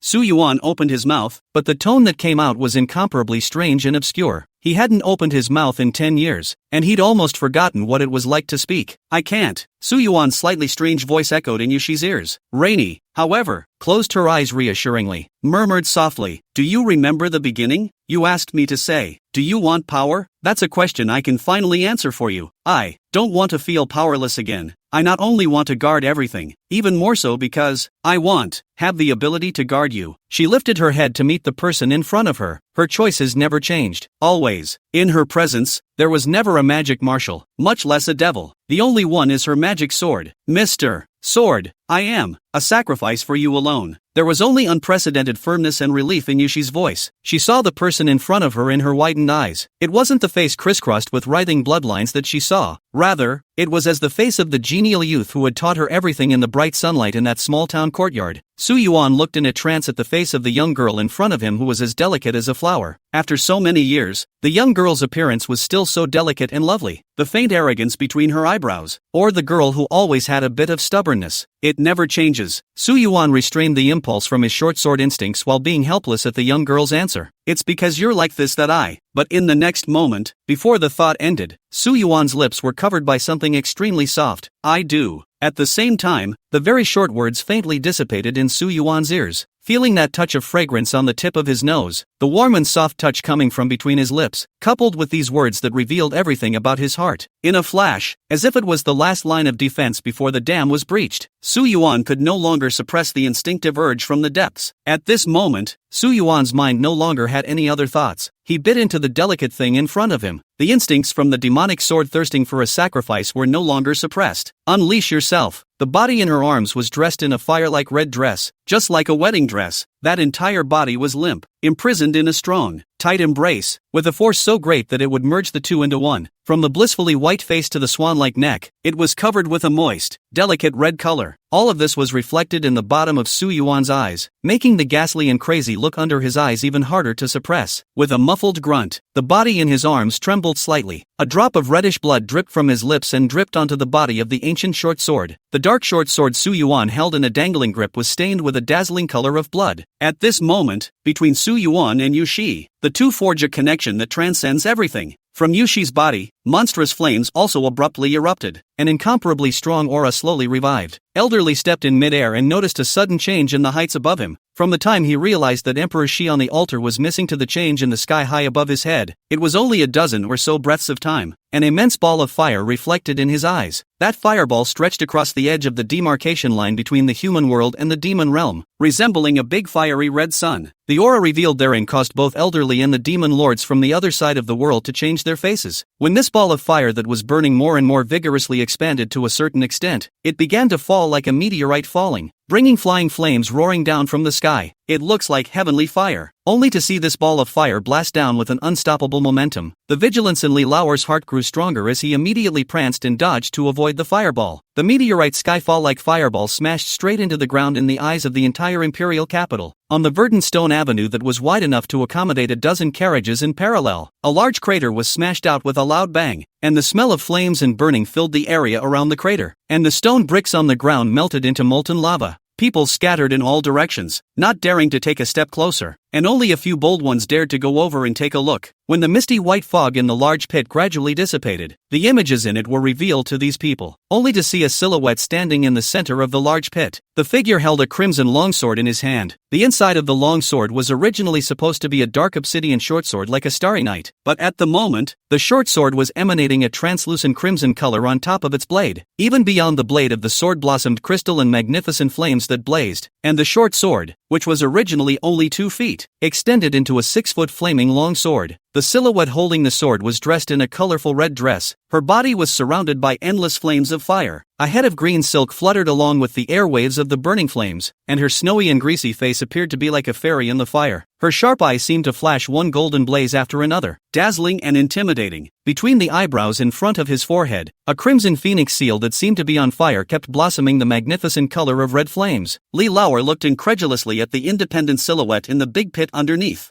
This is impossible? Didn't that phoenix egg lose its vitality long ago? Seemingly hearing the shocked cry coming from mid-air, Yu Shi, who was covered in blazing flames, raised his eyes to look at Li Lauer, and in his eyes was icy cold killing intent. She gripped the flaming longsword in her hand. The touch that came from his hands was unmistakably real at the moment. She finally took hold of Mr. Magic Sword. Chapter 69. I never believe in destiny. From the sword in his hand came a steady stream of powerful force, as well as a trace of connection that could not be cut through if at all. None of them were indicating to her that at this moment, she had completely belonged to Mr. Magic Sword. The corners of her mouth lifted into a dainty and contented smile. Holding the sword, Yushi experienced the familiar feeling of incomparable peace of mind again. Whatever it takes, as long as I can stand with Mr. Magic Sword, as long as Mr. Magic Sword isn't the only one carrying everything, just be around her. That's enough. Yushi lifted his flaming longsword and gently chopped down at the mid-air Li Lauer through the air. Elderly only felt that a flaming phoenix flew out from that flaming long sword, carrying endless sword intent towards himself. That might, even a martial saint would find it difficult to resist. He panicked a little and growled, Demon Lord, at a time like this you and I should join hands, or you won't have a good ending either. The mirror above the dome. The Demon Lord on the other side of the world coldly grunted, and the demonic fire on Li Lauer's body dissipated. At the same time, the Demon Lord couldn't care that the sword marks that spread over every inch of his body were still eating away at him moment by moment. It stretched out its hands toward the other side of the mirror, as if it wanted to penetrate the dividing line between the two worlds and descend into the imperial capital. Only when it touched that mirror, it encountered great resistance, as if there was an invisible barrier in between. It was difficult to penetrate for a moment. When Elderly saw that the demonic fire on his body had disappeared, his confidence increased. His entire body strength, which had already burned the martial saint essence blood, was concentrated in both fists, and he fiercely blasted out both fists at the flaming phoenix in front of him, which was made up of sword intent and blazing flames. The mid-air was instantly like a volcano had been detonated, erupting waves of fiery air that rippled throughout the imperial capital. When the flames and mist cleared in mid-air, only a silhouette that still maintained a punching stance could be seen, with both arms long charred and blackened. Wisps of white gas flowed in and out of the figure's nostrils, proving that he was still alive. Yushi's eyes that flashed with golden flames stared at this silhouette, and underneath his eyes was an awe-inspiring killing intent. Without the addition of the flaming longsword in her hand, even nowadays, it would be quite troublesome for her to try and tackle the martial saint. But with the flaming longsword added, especially the reckless to the extreme sword intent, gathering the power of both her and Mr. Magic Sword. With this strike, even if a martial saint could resist it, he would no longer have the power to fight back. The constant stream of flames emerging from her body, the destructive power contained in that flames told her that she only needed to reach out and send a strand of flames to the old man in midair, and she would be able to refine him. As her hair fluttered with the waves of air, a stream of flames condensed in her hands. The reddish to slightly golden flames transformed into a dexterous little phoenix bird at her jade-like fingertips. That little phoenix bird rubbed against Yushi's hand, and in the next moment, flew straight towards the old man in midair. The old man, surnamed Li, who had just caught his breath, saw the splash of gold flying towards him, and the destructive power within it caused fear to appear in his eyes, but he couldn't avoid it, and could only watch as that golden yellow color approached, leaving more than an echoing roar in the air. No, as this golden yellow drowned himself, red flames that could never be extinguished surged from his body. Little by little, his martial saint-level sinews, bones, and flesh were refined. The body of the old man surnamed Li gradually turned into nothingness in the red flames, and in the end, only a head remained. Before the head was refined into nothingness, the pair of old fox-like eyes no longer had any calculations in them, staring dully at the sultry figure below that was surrounded by fiery flames. He knew that this time, all the lineages were finished, including his Li. How many years of calculations? This moment, all become empty. Looking at the bustling imperial capital, he, who had never been shaken, finally felt a hint of remorse, as the old man surnamed Li's entire body was refined into nothingness by the red flames. In the end, the black chi that accompanied a screaming strand of misery was also refined in the red flames, and from the body of this martial saint, a crystalline jade was refined. The jade was ingested into Yushi's hands, and from it, she sensed a trace of a mysterious mystery. This is immortality. It's not over. A familiar youthful voice came from the flaming longsword in his hand. Rainey tilted her head back to look at the mirrored surface of the dome. The place where the two worlds were connected was currently being continuously torn apart by the demon lord, who was desperately trying to get through. Only now it was not as strong as it used to be in its heyday, and it was extremely laborious. The demon lord is the incarnation of the demon realm, and unless the demon realm devours this world, it will be difficult for the demon lord to descend in its entirety. And likewise, if the demon realm doesn't perish and the demon lord doesn't die, it will constantly erode other worlds, swallowing them up and turning them into part of the demon realm.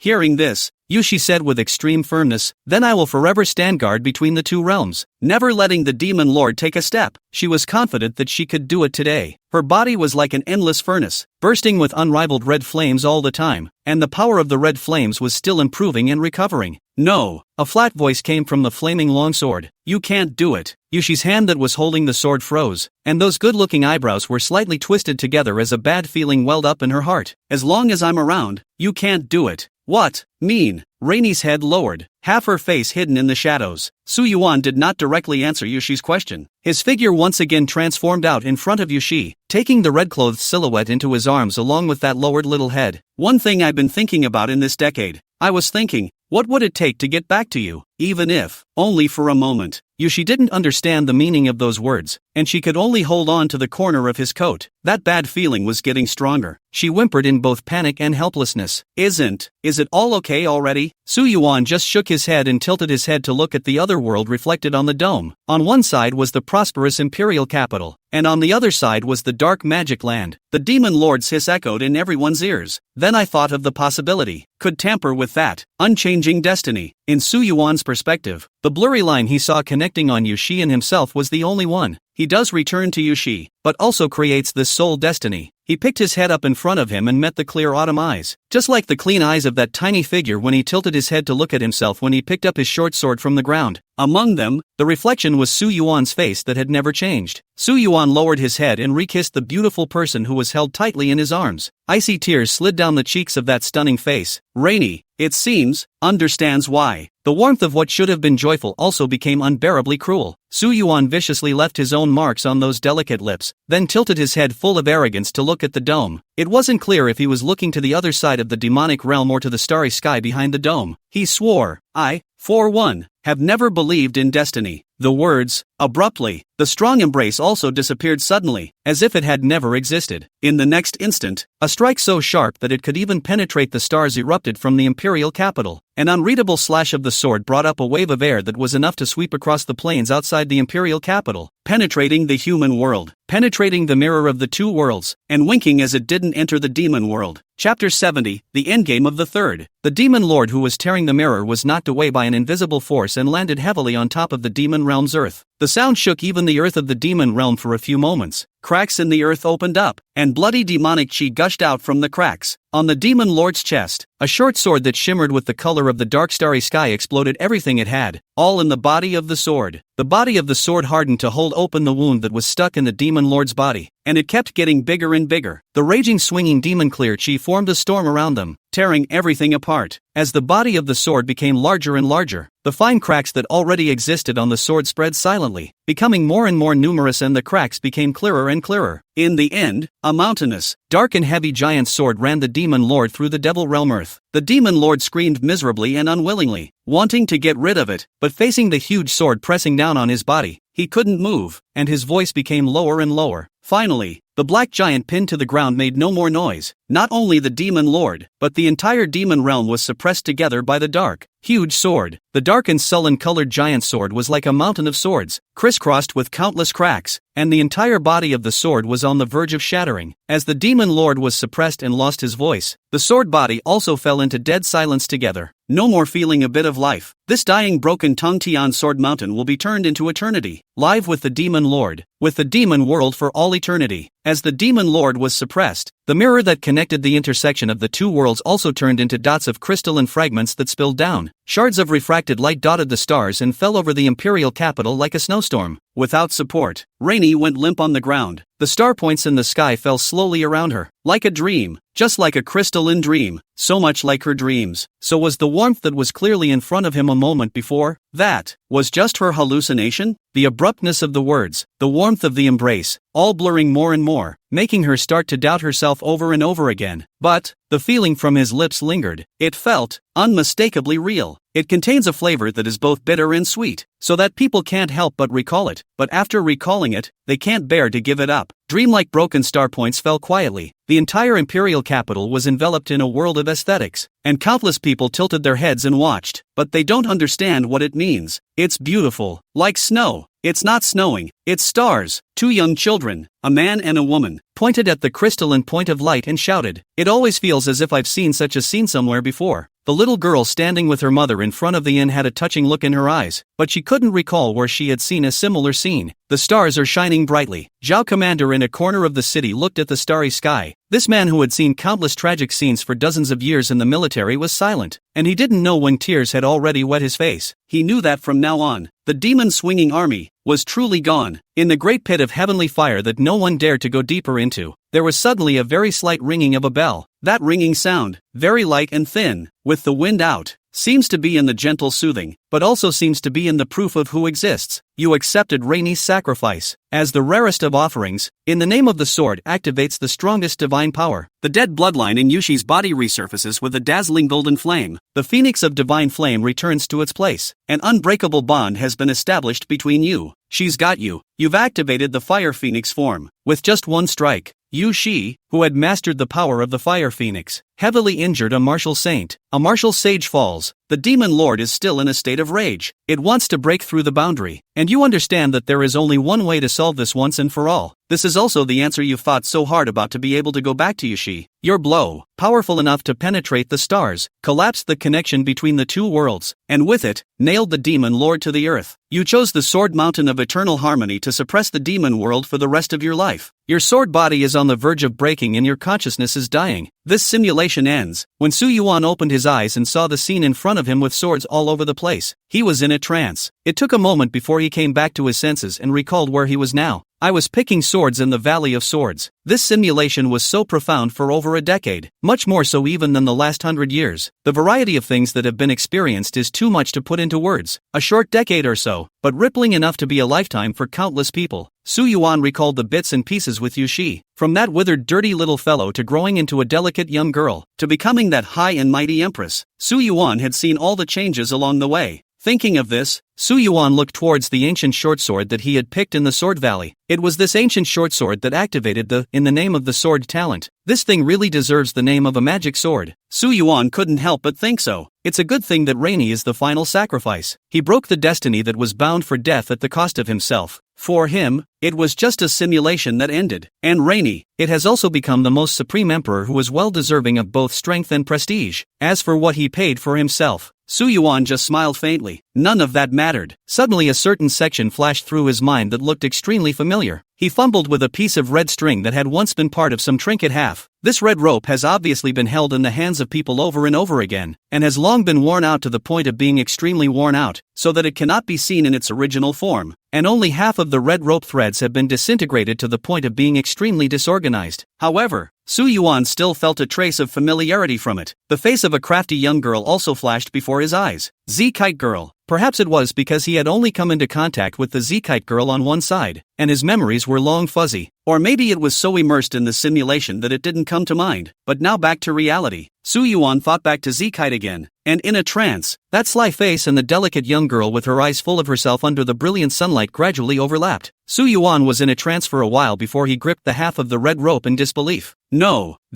not the same. Su Yuan struggled to recall Z-Kite's face, and vaguely, he realized that it was not Yushi's appearance. The The two looked divinely similar from a distance, but Zikite's face was quite ordinary compared to Yushi's. That familiarity was nothing more than the fact that the two were extremely similar in their demeanor and temperament. To say that the two were the same person based on this feeling alone, Su Yuan did not dare to make such a conclusion. Su Yuan looked at the red rope in his hand with slight complexity and some confusion. Yu Shi, Z-Kite, Chapter 71 Dead Phoenix Egg. On that day, the world families rebelled. The demon lord descended into the world, and an unknown divine fire descended from the sky, bringing with it endless divine might to suppress everything. Since then, there has been no more exploitation by the worldly families and no more demonic invasions. In the middle of the palace, above the golden throne of that cold palace, the stunningly beautiful empress looked down at everything below with a godless eye. Your Majesty, there can be no more killing. We have no choice but to do so. Are you going to kill all the officials in the world? The expressionless empress didn't even move her eyelids, and although those eyes that were beautiful enough to seduce people's hearts were looking down below, her sight drifted somewhere, not landing at all on the people who kept begging for mercy down below. The sound of flesh and blood separating pierced out. Blood splattered everywhere in the temple below. Inside the hall where the sunlight couldn't shine, there had long been a pile of corpses of courtiers, and the crimson blood had gathered into a river flowing under the throne, and the red dress on the queen, as it were, outside the great hall, under the steps. It had even long been covered with endless blood colors, and the blood aura rushed to the sky. In the middle of the wide square, there were at least tens of thousands of corpses piled up. The people of the world family, all of them were slaughtered. After this day, the 8 great families will be removed forever. But all of this, to the empress on the throne, it was difficult for her to make the slightest ripple again. As if these are not enough, far from making up for everything, she just slightly raised her finger, and a hint of fire flames sprang out from her fingertip. At first it was just a very small wisp, then the momentum of the flames became more and more vigorous, extending into a marvelous flaming phoenix. The flame phoenix stretched its blazing wings and flew out of the great hall. Wherever they passed, the bodies and the blood, everything was burned to the ground. After the flaming phoenix circled around in the square outside the temple, everything was restored to its original state, leaving only the faint smell of blood in the air as proof of what had passed. The moment the extremely high temperature flame phoenix appeared, even the temperature of the entire palace became scorching hot, and the temperature rose by a good amount. The flaming phoenix circled and rushed to high altitude, its high chirping sound resounding through the imperial capital and even this side of the world. The strong aura was enough to make countless Zhongshe martial artists tremble. After finally rushing high into the sky, the flaming phoenix gradually extinguished and turned into nothingness. Nowadays, the phoenix she conjured with her hands was enough to compete with martial saints. But it was still hard to make the slightest ripple in her heart. The beautiful eyes that had lost all their splendor were now just staring blankly at the non-existent figure. The silhouette of the man left her with a memory that was both etched in her mind and incredibly sweet. But again, it was as if her time had come to a screeching halt at that moment. That final blow was repeated countless times under her eyes. That blow leveled everything and took everything away from her. The throne is hers. Now it's just a soulless mannequin.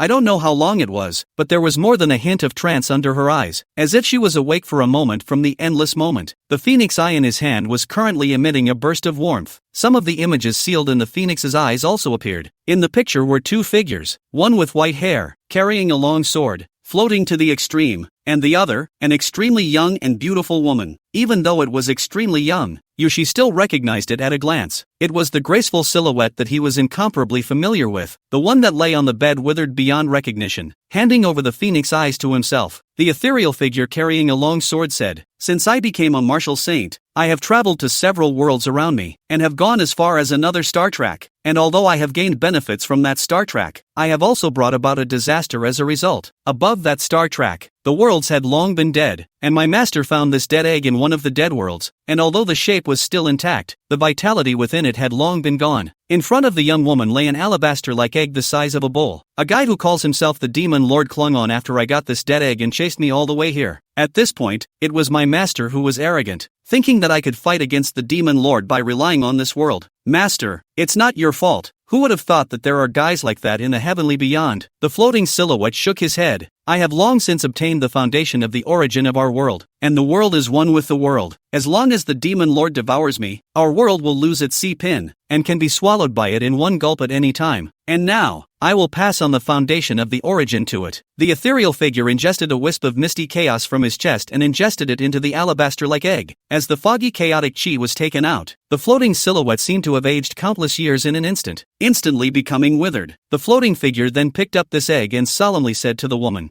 I will use a secret method to move the bloodline of this divine phoenix's egg to your flesh and blood that is about to be born, and you will be able to gain great benefits as well, but at the same time what it means, you do understand, don't you? The woman's expression was extremely firm, and she nodded without the slightest hesitation. I understand, master. From the day I married the emperor, I made my choice long ago. The floating figure seemed to sigh. This dead egg, even though it is lifeless, can die but not be broken. The bloodline is still extraordinary, just that no one can activate it, even if it is me. There is not the slightest way. On top of that, this phoenix blood, being the most yang and intense, even if the demon lord swallows it, it will still injure the enemy by 800 and lose 8,000 of its own. As long as the foundation of the origin is in her, the demon lord will always desire her. But the demon lord is a wary fellow, or else he wouldn't have been too careful to make a move against me so far. You want the demon lord to get her, yet you can't get her easily. The degree in this, you grasp it yourself. This is, perhaps, the only way to disintegrate the demon lord and even the entire demon world. The woman nodded her head with immense determination. The floating silhouette saw that the woman showed no remorse, but instead, she was somewhat intolerant and guilty. He knew that he had caused his disciple to become like this. Perhaps, you can gamble on that nebulous chance to see if the bloodline in her can still be activated. But the woman just shook her head unconcernedly when she heard this, as if she didn't even consider the slim possibility. Don't worry, master, I have my own measure. The scene stops here, and Rainey just lifted the corner of her mouth with little expression. Perhaps the mother is right. From the beginning, it should have been himself who died, and not any other person. It's just a matter of closing your eyes and being swallowed in one gulp. Just bear with it for a moment. In that case, Mr. Magic Sword doesn't have to die for himself, and neither does anyone else. All is well. Everything worked out for the best. Everything that is itself. She, of all people, is the one who deserves to die. But why? She became the one that could not die. Rainey found out. She seems to. It's too late to understand anything. She looked up to the outside of the temple, which had long been dark, with only wisps of moonlight falling. In this darkness, she felt nothing but endless cold, even if there was enough fire flame flowing in his body to burn the world. She shrank back into a corner of the throne, shedding the guise of the majestic empress and shrinking herself into a ball. The object clutched tightly in her hand, making the slight sound of tinkling bells. Silent tears streamed down her cheeks, wetting the lapels of her chest. Without Mr. Demonic Sword, even if she sat on the throne and became the high and mighty empress, what was the point? She is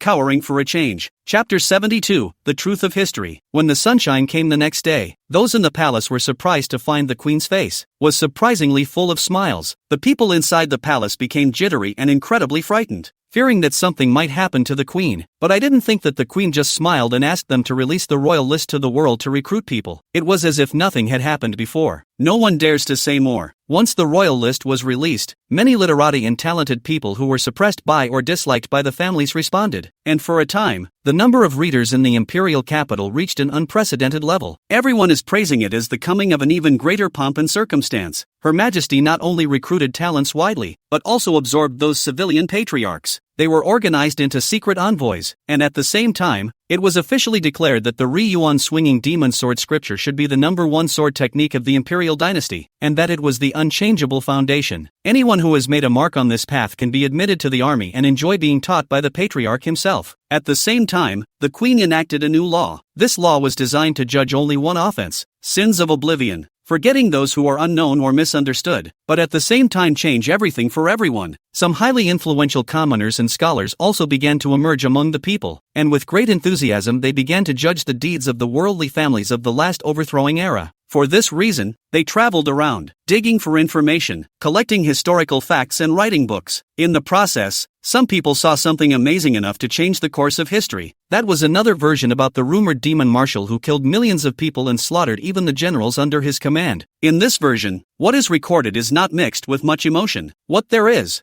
just a plain and straightforward record. In the 768th year of the imperial calendar, the old sword immortal who had guarded the dynasty for hundreds of years passed away, and there was no one left to shelter the dynasty from the demons. On the night of the old sword immortal's death, the late emperor gave birth to a daughter, the only imperial daughter of the dynasty, named Shi. In the 779th year of the imperial calendar, the demonic army once again pressed in, and the 8 great families joined forces to break into the imperial palace, making a pact with the late emperor to select the sacrifice for the Anshan sacrifice for Her Highness, the imperial daughter, who was only 12 years old. In the same year, the royal daughter fled from the sacrificial site, the Anshan festival failed, the demon race entered the country, and the demon plague raged. Dynasty calendar 782 years, Guang'an city broke. Full of people were eaten by the devil. The city is difficult to find bones. Soldiers are difficult to fight with the devil. 10 people can kill a devil, even if the people who survived. The whole life will have to be subjected to the devil's gas day and night ravages. The southern town lost its defense. The demon army drove straight in, approaching the royal capital, on the way to be eaten by the population of more than 1 million. This is only for the family to make up for the failure of the last Anshai festival to appease. The 8 great families made a pact with the demon lord to raise the Anshan festival again, and the late emperor issued a secret order to recapture the royal daughter. The royal daughter, disguised as a commoner, fled north again from Rihara. Later, when the city of Yuan broke down, a young man with a sword stood in front of the city and led 400 soldiers to fight to the death, and eventually defended a part of the city. In the months that followed, the youths rose from Yuan, under the banner of the demon-slaying army, and marched toward the imperial capital, destroying all demons and gathering troops in the cities they passed along the way. In a matter of months, the demon-swinging army had expanded from a few hundred to 10,000. Only, the extermination of the devil requires a price. Every soldier given the ability to kill the devil, it is necessary to blood sacrifice a person. To get the ability to protect the body, it is necessary to blood sacrifice a person again. At first, only the blood sacrifice of death row inmates, but this alone is not enough. Swordsman army generals and the late emperor's secret envoys with the help of the capture of 50,000 families guilty of side, in the royal capital outside the Great Sacrifice. In June of 782, the 30,000 strong swinging demon army broke the million-strong demon army in the plain of the imperial capital and pacified the demon plague. The young commander-in-chief was awarded the title of swinging demon Jinshi Qing Yuan Xianshang Marshal, and all the cities in the southern borders were sealed to the swinging demon army, and countless people came to join the swinging demon army, and the swinging demon army arrived at the peak. The late emperor ordered that the Anjin festival be cancelled, and at the same time, His Royal Highness was secretly retrieved. The world family learned that tens of thousands of side branches were blood sacrificed. The 8 peak outer view martial artists were furious, but also terrified of the shock of the strength of the swinging demon army commander. They could only conspire to dissolve the method of the swinging demon army, and ultimately decided to secretly push the envelope and take the blame out of the situation. In addition to the royal capital, in the name of the demon-slaying army, they began to arrest death row inmates on a large scale, regardless of major or minor crimes, guilty or not guilty, as long as they were imprisoned. All of them were death row inmates and sent to the south border for the demon-slaying army to make blood sacrifices. The late emperor, knowing this, did not stop it. Dynasty calendar 783 years, swinging demon army in the southern border to break up the devil's land, recover the homeland, fixed border city, outside the southern border. People are afraid, lest the next one is caught as their own. Swinging demon army is no longer regarded as a benevolent and righteous division. The young commander-in-chief of the devil marshal's name also began to spread all over the world. At the same time, the demonic army was pressing more and more, and a group of sudden Zhongshi and above martial artists had emerged under the banner of the demon-slaying army. Some of them were from the original demon-slaying army, and some of them had defected later on, but without exception, all of them had suddenly gained powerful divine abilities. In August of the 783rd year of the imperial calendar, when the young commander-in-chief wanted to set up an expeditionary force for an expedition against the demon race, the late emperor, foreseeing that the time was not ripe for him to lose, leaked the news to the world family, and lent the hand of the world family to let the demon lord take action to force the young commander-in-chief back to the defense. The young commander recovered the corpses of the avatar martial artists who had died at the hands of the demon lord. Having been granted, the avatar had its own price, as witnessed by the tens of thousands of demon swingers. At the same time, the late emperor announced that he had abdicated and would usher in a new emperor to the throne, whose name would be Shi. The young commander returned to the royal capital alone and killed the late emperor at the palace. Emperor Shi ascended to the throne, and the chess game laid out by the late emperor has taken shape. In the 784th year of the imperial calendar, the 8 great families once again broke into the palace to force Emperor Shi to make a choice. Emperor Shi realized that as long as she wanted to, what was in front of her would be a bright path with no one to stop her, and the world families and the demon-slaying army would fight each other, while she would be able to reap the benefits. However, the young commander of the demon-swinging army claimed to have killed the late emperor and became a common enemy of the world, and subsequently entered the devil's land alone. In the 10 years since then,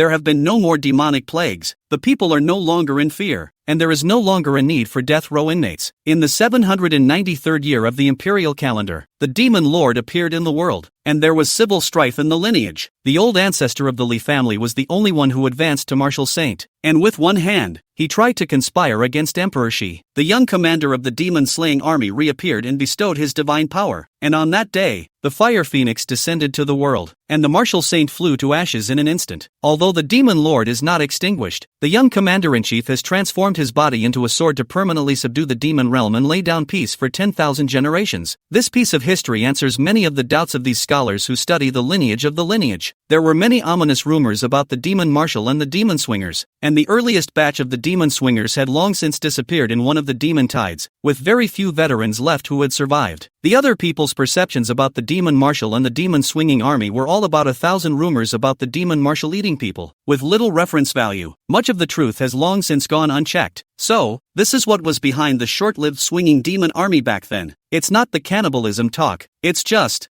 a price to pay, and then it becomes a cannibalistic saying that everyone is afraid of, when rendered by a well-intentioned worldly family. This also explains why there is still talk of the demon marshal eating the generals under his command, and being granted divine powers, but not without a price. I think the truthfulness of this historical material is quite high. The so-called devil, is it really a devil, or is it what people think it is? Is this the truth of history? There's one more chapter stuck in review, so I guess I won't be able to read it until tomorrow. Chapter 73, finally relieved. The scholars who read this history were all saddened. Ask who is the most famous person in the world today. That is undoubtedly His Majesty, Emperor Shi. Ask any man and ask him who made all that is now in full bloom. He would absolutely answer His Majesty Emperor Shi without hesitation. But no one knew that there was such a twisted background behind His Majesty Emperor Shi. This is this history. There are still some things incoherent, such as the late emperor, whether she really wanted to use still young His Majesty the Shi Emperor as a sacrifice, or that, if she really wanted to, why did she change her opinion halfway through, and when did she change her mind? Who can say about such things? People aren't just like that. Who knows when they have any thoughts? However, not only the late emperor, about His Majesty and this devil. No, between the young commander-in-chief. It seems that the relationship is extraordinary. The historical materials are also incoherent. The two people appeared at the same time in Yuan. From the time His Majesty fled from the Anshan festival to the destruction of the city of Yuan, is the 4 years in the middle of this?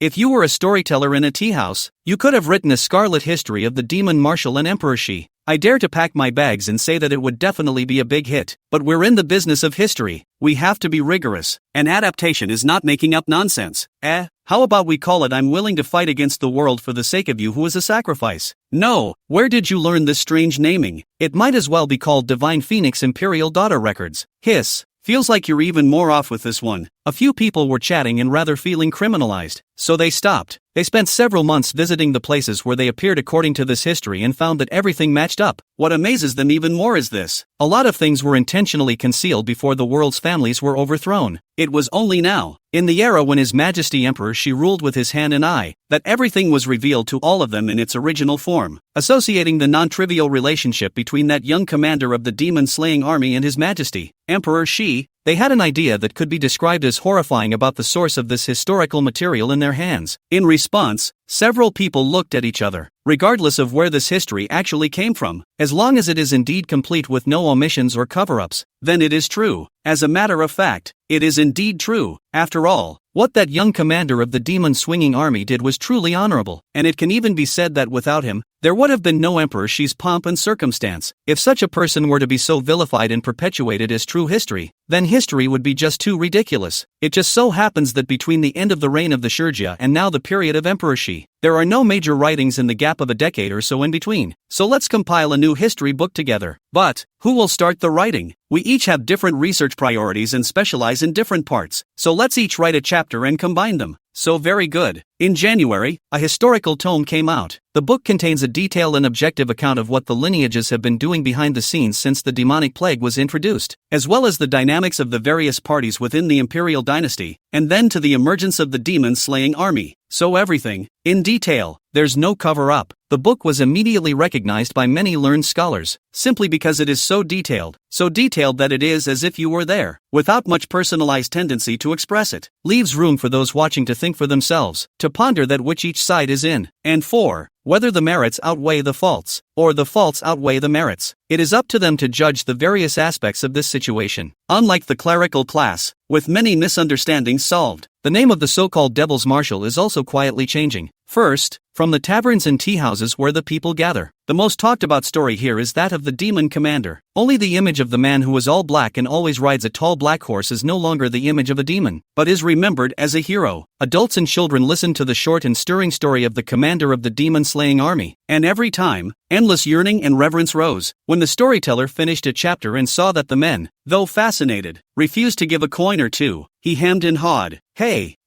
everyone listening, the next to speak. Cloud and Rain Night Cold Hard Devil Martial Battle Delicate Soft Shi Huang 800 rounds, with the round sword head 7 in 7 out. That voluptuous pretty head with unspeakable voice taught high lift. At once the surrounding audience's eyes are bright. A series of good sound. The copper plate also don't want money seemed to throw toward the old man storyteller. Silence reigned above the throne. Yushi looked at the dossier in front of him with a light gentle smile. There was a hint of satisfaction, a hint of relief in that smile. She did not personally do Mr. Magic's sword justice. She simply laid out the facts of everything. As for what others say about it, that's up to them. Yushi also deeply understood that this was Mr. Magic's sword's original intention. She rubbed the firstly Yuan demon swinging sword scripture written by Su Yuan's own hand, and the word sword on the signature already explained everything about Su Yuan. Not a god or a demon. And as Yushi smiled and laughed, tears flowed down her face as she looked at the high altitude where the short sword of yesteryear had failed to enter. The line of sight seemed to penetrate the empty space that had long since turned into blue sky, and saw another world, the tall sword mountain that was on the verge of shattering.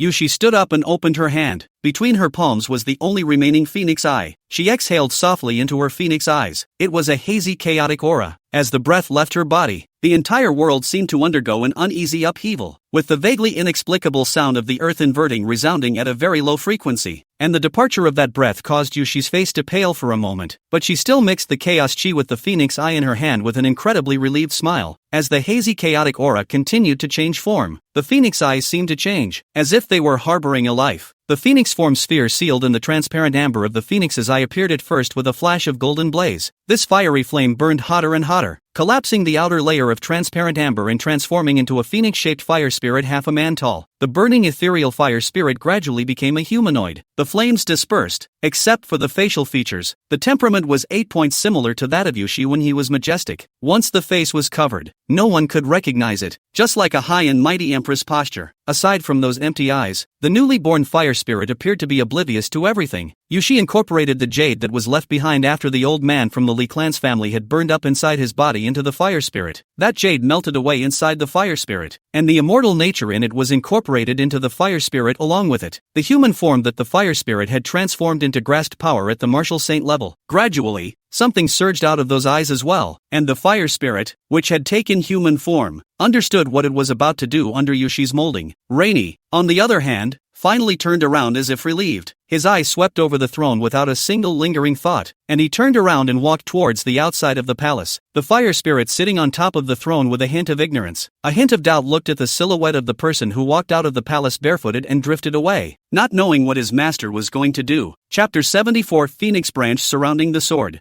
Yu Shi, who had come outside the temple, looked up at the clear blue sky with incomparable tenderness and nostalgia in her gaze. Those 4 best years. It seems like every day is such a great day. On a warm, breezy, undisturbed afternoon, Mr. Magic Sword leaned against the edge of the pavilion with his eyes closed while she stared unblinkingly at Mr. Magic Sword with a crooked smile. The slightly slanting golden light fell on them. A world of just the two of them, quiet and infinitely beautiful. Mr. Magic Sword, I've come to find you, she chanted softly. She was never a Hei Huang. She was just the delicate and slightly arrogant girl next to Mr. Magic Sword, just longing to be alongside the figure that walks in front of him. Never, all the time. The hanging red rope in her hand swayed slightly, bringing up a series of lilting, slight tinkling sounds. In the next instant, an incomparably large flaming phoenix rose up from the ground, rocketing upwards and charging straight into the high sky above the green clouds. As the flames on the phoenix grew hotter and hotter, even the green clouds were burned and distorted, and countless tiny cracks appeared in the high sky. leading straight to another world. On the other side of the world, it was pitch black, and looking up, one could only see a sword mountain standing so high that it had no limits. The flaming phoenix just charged straight into the rift and disappeared to the other side of the world, to this world of darkness. With a gentle vibration of the phoenix's golden and fiery wings, endless flaming lava fell, landing on top of the pitch-black earth and never burning out. Boundless wingspans fluttered, spilling boundless flames each time, enveloping the devil realm's earth in searing flames. The demon race that was originally suppressed and unable to move all screamed miserably, but there was nothing that could be done about it, and he could only let the flames on his body just burn on forever. With the entire devil realm land being illuminated by flames, it was like a pitch-black flaming inferno. The flame phoenix reversed its direction and charged straight towards the silent standing sword mountain in the center of the demon world. The fiery phoenix, draped in flames, circled around the tall sword mountain in circle after circle, showering the flames with as much flames as it could. Finally, she spread her boundless wings and gently embraced the silent, wordless, silent mountain of swords in an encircling gesture and landed beside the sword. In a trance, it was as if a delicate young girl in a red dress hugged the tall back that had its back to everything from behind, drifting away from each other. In this instant, it became one again. The young girl closed her incredibly contented and calm eyes. "I'm finally, can be by your side." The true meaning of that which is called guardianship. That is the case. As the fire phoenix hugged the sword and fell, the huge fiery body gradually extinguished and became dim. The vitality gradually dissipated from the fire phoenix's body. As the vitality dissipated bit by bit, the body of the fire phoenix also turned into a substance that was not stone or wood. A branch of phoenix wood grows from its original place. The sinews and bones are the roots, the flesh and blood are the branches, and the phoenix feathers are the leaves.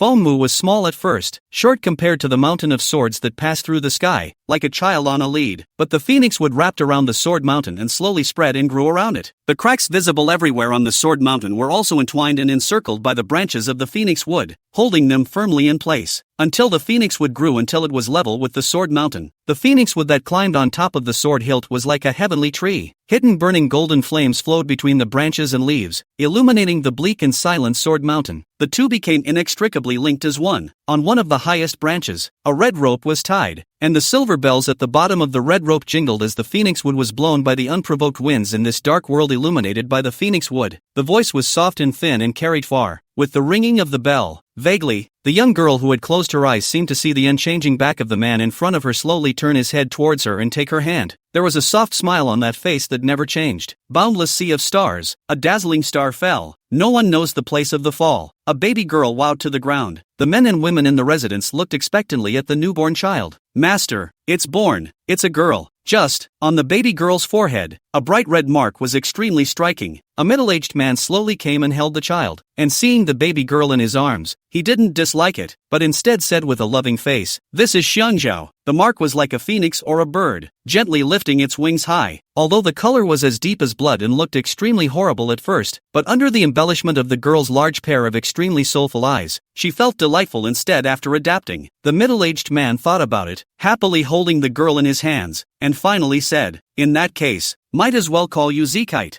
Yuan also knew that a moment of confusion could not be answered, so he simply did not think about the matter of the half-cut red rope in his hand. He turned to the takeaways from this simulation. As the images flowed in front of him, a picture that floated like water unfolded before his eyes. The picture seems to be slightly blown by the wind. It was a tree of golden blazing flames that was tall enough to reach the sky. The tree was neither stone nor wood. It was unknown what material it was made of, and its shape appeared to be like a high phoenix. The phoenix-feathered leaves moved with the wind, and faintly, there was the faintly inaudible sound of bells. Yuan had some bad premonitions rising in the bottom of his heart, and his pupils suddenly dilated. As he looked closely, in the middle of that image, surrounded by this pillar of tall phoenix wood in the middle, was none other than the sword mountain that he had personified during his simulation. The cracks on the sword were all wrapped around the phoenix wood at the moment, firmly intertwined. At the bottom of the picture, the suppressed demon lord was still burning with flames that would never burn out. None of this suggests a result, an outcome that Yuan would never want to see. Generate means based on your current simulation results. Sword with phoenix branch, gold. You are a rock, and my concubine is a reed. The reed is as tough as silk, and the rock does not shift. Memory special effect, adds an additional randomized talent slot, randomized to a talent that is at least a purple ranked talent, and can build combos with other talents. Yuan was not interested in seeing the effect of the memorialization at the moment. His full attention was on that simple sentence. A king is a rock, a concubine is a reed, cattails are as tough as silk, rocks don't shift. Chapter 75, Third Simulation Reward. Whether it was the phoenix-shaped divine wood or the slight sound of the bell, nothing was illustrating one thing to him. A scene of spending time with Yushi flashed before his eyes. She had no idea how to express her emotions at first, and would just stare at herself with clear eyes. Every time, it was Yuan who couldn't bear to take the lead in softening up and providing good food, drink and fun. The little guy doesn't get an inch. He just hunkers down by his lap and enjoys it in silence. Later, she learned to be reckless, only the debauchery around so far. When he was happy, a pair of clean eyes stared at Yuan. The corners of his mouth curled slightly, and he couldn't hear anything. When she was angry, her eyes never looked at Yuan, but her afterglow was clearly on Yuan, both grudging and expectant, waiting for Yuan to take the snacks to her. In fact, on the day before the enthronement ceremony, across the middle hall, her grumbling and despondent eyes,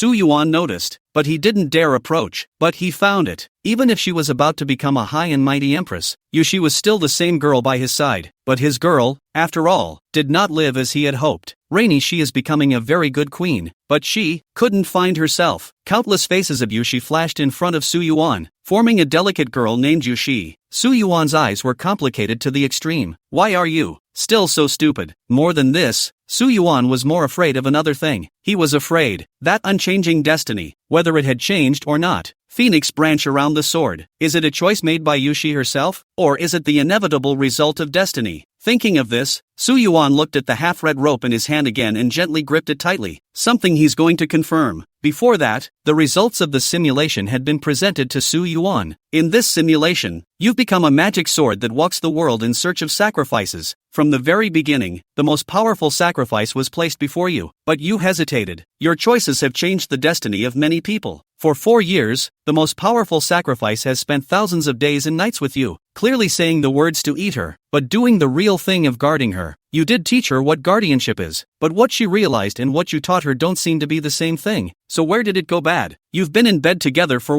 579 days and nights. Though you are only holding the corner of your coat, you are close enough to call yourselves a 15-day couple. One step closer. Even if a young girl grows up and reveals her feelings to you, but you forcefully drive her away. You should drive her away, but you should also be a wood that has been held by the clothesline for more than 1,000 days and nights. The sun and moon can be seen. The earth and sky can be checked. Whether you have an incarnation or not, whether you can move or not, it's all the same. You kill for her to kill the devil, kill to the imperial capital, but it is difficult to help the fate of the people. She fell into the power disputes as a victim. You finally become opposites, and gradually drift apart. Both come and go. Since you can't resist fate, you might as well lie down and wait for fate to force its ravages. You did the opposite, took all her sins upon yourself, and walked alone in darkness, leaving behind the bright, flawless queen on the throne, and you will never see each other again. Like the sun and the moon and the darkness, you had given her a true self to an otherwise soulless vessel, but instead you had to accept her as a sacrifice, and as the most powerful of all sacrifices, she truly has the power of the heavens. You disregarded her wishes and took her destiny for her and stayed in the demon world forever. Available. Did you really change her destiny? Evaluation. Taking the place of fate. Monopolizing the fruits of sin. This result was not unexpected by Yuan. The reviews are still quite high.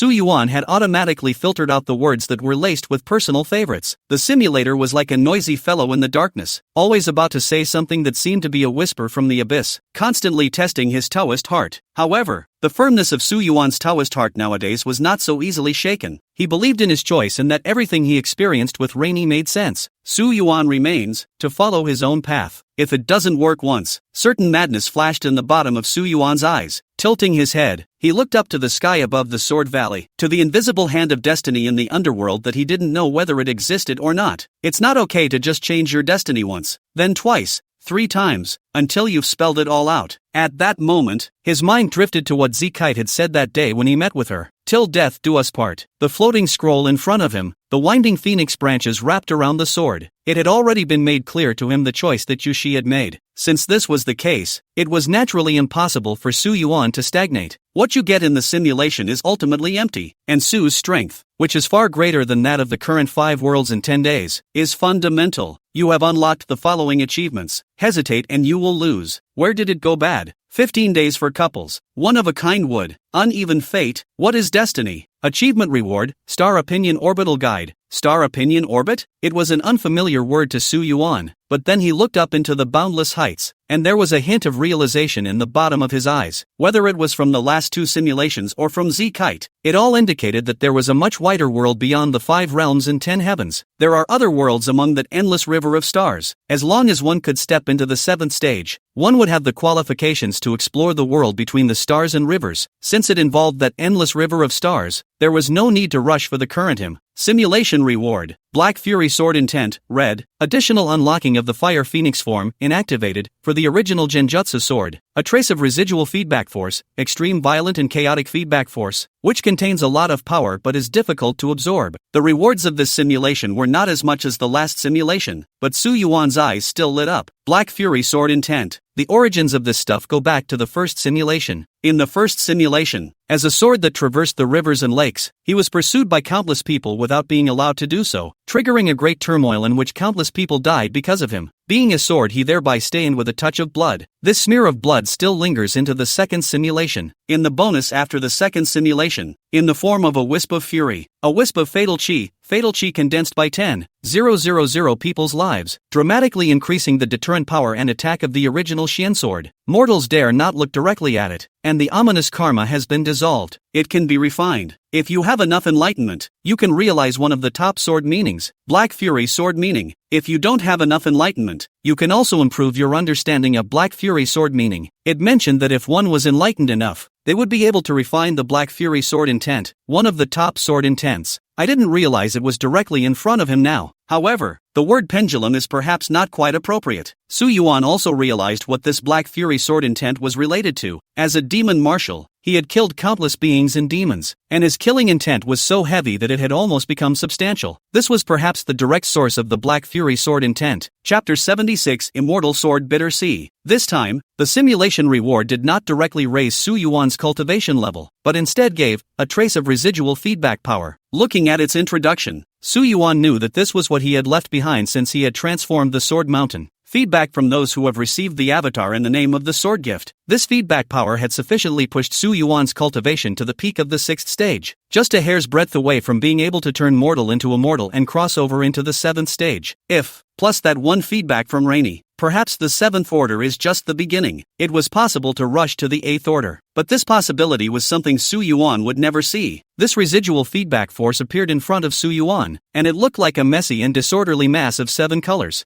chi of various colors intertwined in it, either thick or thin, like a group of headless flies flying around in it. Su Yuan could feel that these feedback forces contained extremely majestic power, but it was not easy to absorb them. But it was not completely unabsorbable. This was something Su Yuan intended to find a time to study carefully, and compared to the Black Fury sword intent, the cultivation enhancement was all secondary. Black Fury sword intent has been listed as one of the top sword intent, which can be encountered but not sought. Read about the last reward, the Fire Phoenix form. The last simulation also unlocked the Ice Phoenix form, but I didn't get a chance to try it out. However, this Fire Phoenix form, Su Yuan had a hint of realization. When Yu Shi, who had been bestowed with boundless divine abilities, took his sword body in his hands, the short sword, which was originally only 2 feet long, burned with fiery flames and transformed into a 6-foot-long flaming longsword. With the power of one sword from the flaming longsword, the martial saint was seriously injured. But Su Yuan also perceived more than that. At that time, Su Yuan felt that the sword body in the form of a fire phoenix had not used its full strength, and there was still a considerable portion of unactivated might left within the sword body. It's just that the form those mighty powers make isn't mere flames. It may be necessary for so far to explore this on his own, but as soon as he thought of exploring on his own, Su Yuan's mind recalled Yushi's delicate face, and then thought of Z-Kite from Yushi's delicate face. Just in time. It's time to get out of Sword Valley and make another trip to the lake to find it. The last unintentional chance encounter. He ran into Z-Kite just once. When he went to look again, he couldn't find any trace of Z-Kite. Thinking of this, he stood up, still grasping the ancient short sword he called the demon sword in his hand. This short sword appeared flat compared to those swords in the Sword Valley that blossomed with extraordinary colors or had powerful might, appearing to be merely an ordinary long sword with nothing in it. But Su Yuan knew deep down that it was definitely not as simple as it looked on the surface. Putting the short sword away, Su Yuan got up and tried to feel that newly acquired Black Fury sword intent. As a wisp of black and red aura flashed under Su Yuan's eyes, a ring of black and red sword aura loomed around Su Yuan's palm. A suffocating sense of oppression emanated from it, as if he was facing a mountain of corpses and a boundless abyss of blood. His entire aura also changed abruptly, becoming cold and dark, like the black abyss at the bottom of the ocean for 10,000 miles, the 10,000-year-old ice of the snow valley in the extreme south, with a strong fury faintly emanating from him. As soon as this black and red sword aura appeared, the swords stuck all over the place around Su Yuan buzzed and swung, leaning towards the sword aura in the center of his hand. It appears to be kneeling. Su Yuan was satisfied with the effect. Just as he was about to put it away, a sharp breaking sound rang out, and a blood-red light flew out from the depths of the sword valley. The blood-red light disappeared into Su Yuan's hand in the blink of an eye, leaving a small red sword mark in Su Yuan's hand. Su Yuan hurriedly dispersed the black and red sword aura, and somehow, the red color of the sword mark faded like a stream of water, extending to his hand like a stream that would grow, and converging into an elegant long sword with a blood-red blade in his hand. Ha! No way! Su Yuan cried and laughed. It's hard to believe that there really is a fairy sword to cast. He examined the blood-red longsword, which was 7 feet long, and the blood-colored blade, which was made of some unknown material, looked like a half-translucent crystalline blade, glittering with a demonic light in the sunlight. That demonic light both makes people feel a little frightened, but also in the refraction of the sunlight is so magnificent that people cannot move their eyes. The more you look at it, the more fascinated you are. Holding the blood-red longsword, Su Yuan was in a trance and saw a scene of an ancient battlefield that was filled with the color of blood. In the middle of the battlefield, there was a mountain of corpses and a sea of blood, and a forest of opposing weapons. Only an unyielding silhouette kneeling on one knee in the center, holding a blood-colored longsword in his hand and pestle on the ground. His monstrous killing intent and unwillingness to resentment almost became substance, engulfing everything. Your name is Sea of Bitterness. Su Yuan looked at the square and ancient seal characters on the hilt of the sword and pondered. A light flashed on the bitter sea sword as if in response. This bitter sea sword is really an immortal sword. Only Su Yuan has a loss after some perception. It was an immortal sword, but not the immortal sword he thought it was. This bitter sea sword was a lot weaker compared to the one he had when he was a broken immortal sword. After all, not everyone has the breath of the open heavens in their possession, but the power in the bitter sea sword should not be underestimated. Definitely a killer class presence. Anyhow, it was also an immortal sword of the same level as that transitional master of his. This kind of unexpected joy was out of Su Yuan's expectation. At that moment, Su Yuan was again in a bit of a dilemma. I don't know if I can bring out 2 swords from the Valley of Swords or not, but that simple ancient short sword Su Yuan is impossible to give up. This blood-colored long sword and into the hands. Which one cannot lose? So Su Yuan could only walk towards the exit of the Sword Valley with a stiff upper lip. When Su Yuan's figure appeared outside the Sword Valley, several figures immediately ran towards him. In addition to his senior sister Qin Shu, even he saw his master's figure. A few silhouettes came before Su Yuan in a rise and fall. Qin Shu excitedly grabbed Su Yuan's arm and asked with a concerned face, "Little Yuan, you finally came out. You've been in Sword Valley for 7 days." Hearing Qin Shu's words, Su Yuan's heart flinched, but on the surface he responded with a faint smile. A word of caution, I didn't realize. Before the words were finished, the middle-aged female cultivator who was guarding the front of the Sword Valley when Su Yuan came and grabbed Su Yuan's hand, and on the back of his hand, the red sword mark was clearly visible. You got the bitter sea sword? As soon as these words came out, the expressions on the faces of the rest of the people became extremely wonderful, and their eyesight towards Su Yuan became extremely fiery. The bitter sea sword, is it the immortal sword that was labeled in the sword manual as being congealed by blood chi? With this news, I'm going to report it to the palace master. This disciple, he can't just stay in your heavens past palace, he must be allowed to choose again. My Earth Axis palace is the more suitable one for him. Humph. You go tell that to the palace master. He was born a member of my Tianguan palace and died a ghost of my Tianguan palace. There's no way my Tianguan palace will let him go. On the contrary, it was Su Yuan's master Wan Changtian who stroked his beard in surprise and smiled hee, with a deservedly showy look. Alright, what's yours and mine? He's my disciple, okay? My disciple. The remaining few old men gritted their teeth and looked at Wan Changtian. Whoever this touches can wake up in the middle of the night laughing. After the shock had passed, they couldn't help but shake their heads and sigh, one pounding his chest. Old man Wan is too lucky. After looking away so many times, you finally got it right for once? Alas, it's a kind of compensation from God. Confused, I thought he had looked away again. How could I have imagined such a genius spoiled in his hands? Wan Changtian instantly blew his nose and spoke to the man in a hurry. Who's looking away? I've never lost sight of anything. If it wasn't for the fact that I'm a wise man and recognize that Xiao Yuan is a pillar of talent, otherwise they would have to be buried in the hands of you old geezers. Chapter 77. the solution to the orbit of a star. Qin Shu didn't think so, but instead looked at Su Yuan with relief and patted Su Yuan's head. Came out just fine, causing me to think that the young master who just came is going to become a dead soul in the Sword Valley. In fact, even if you don't get the immortal sword, no one will say anything about you. Don't risk your life.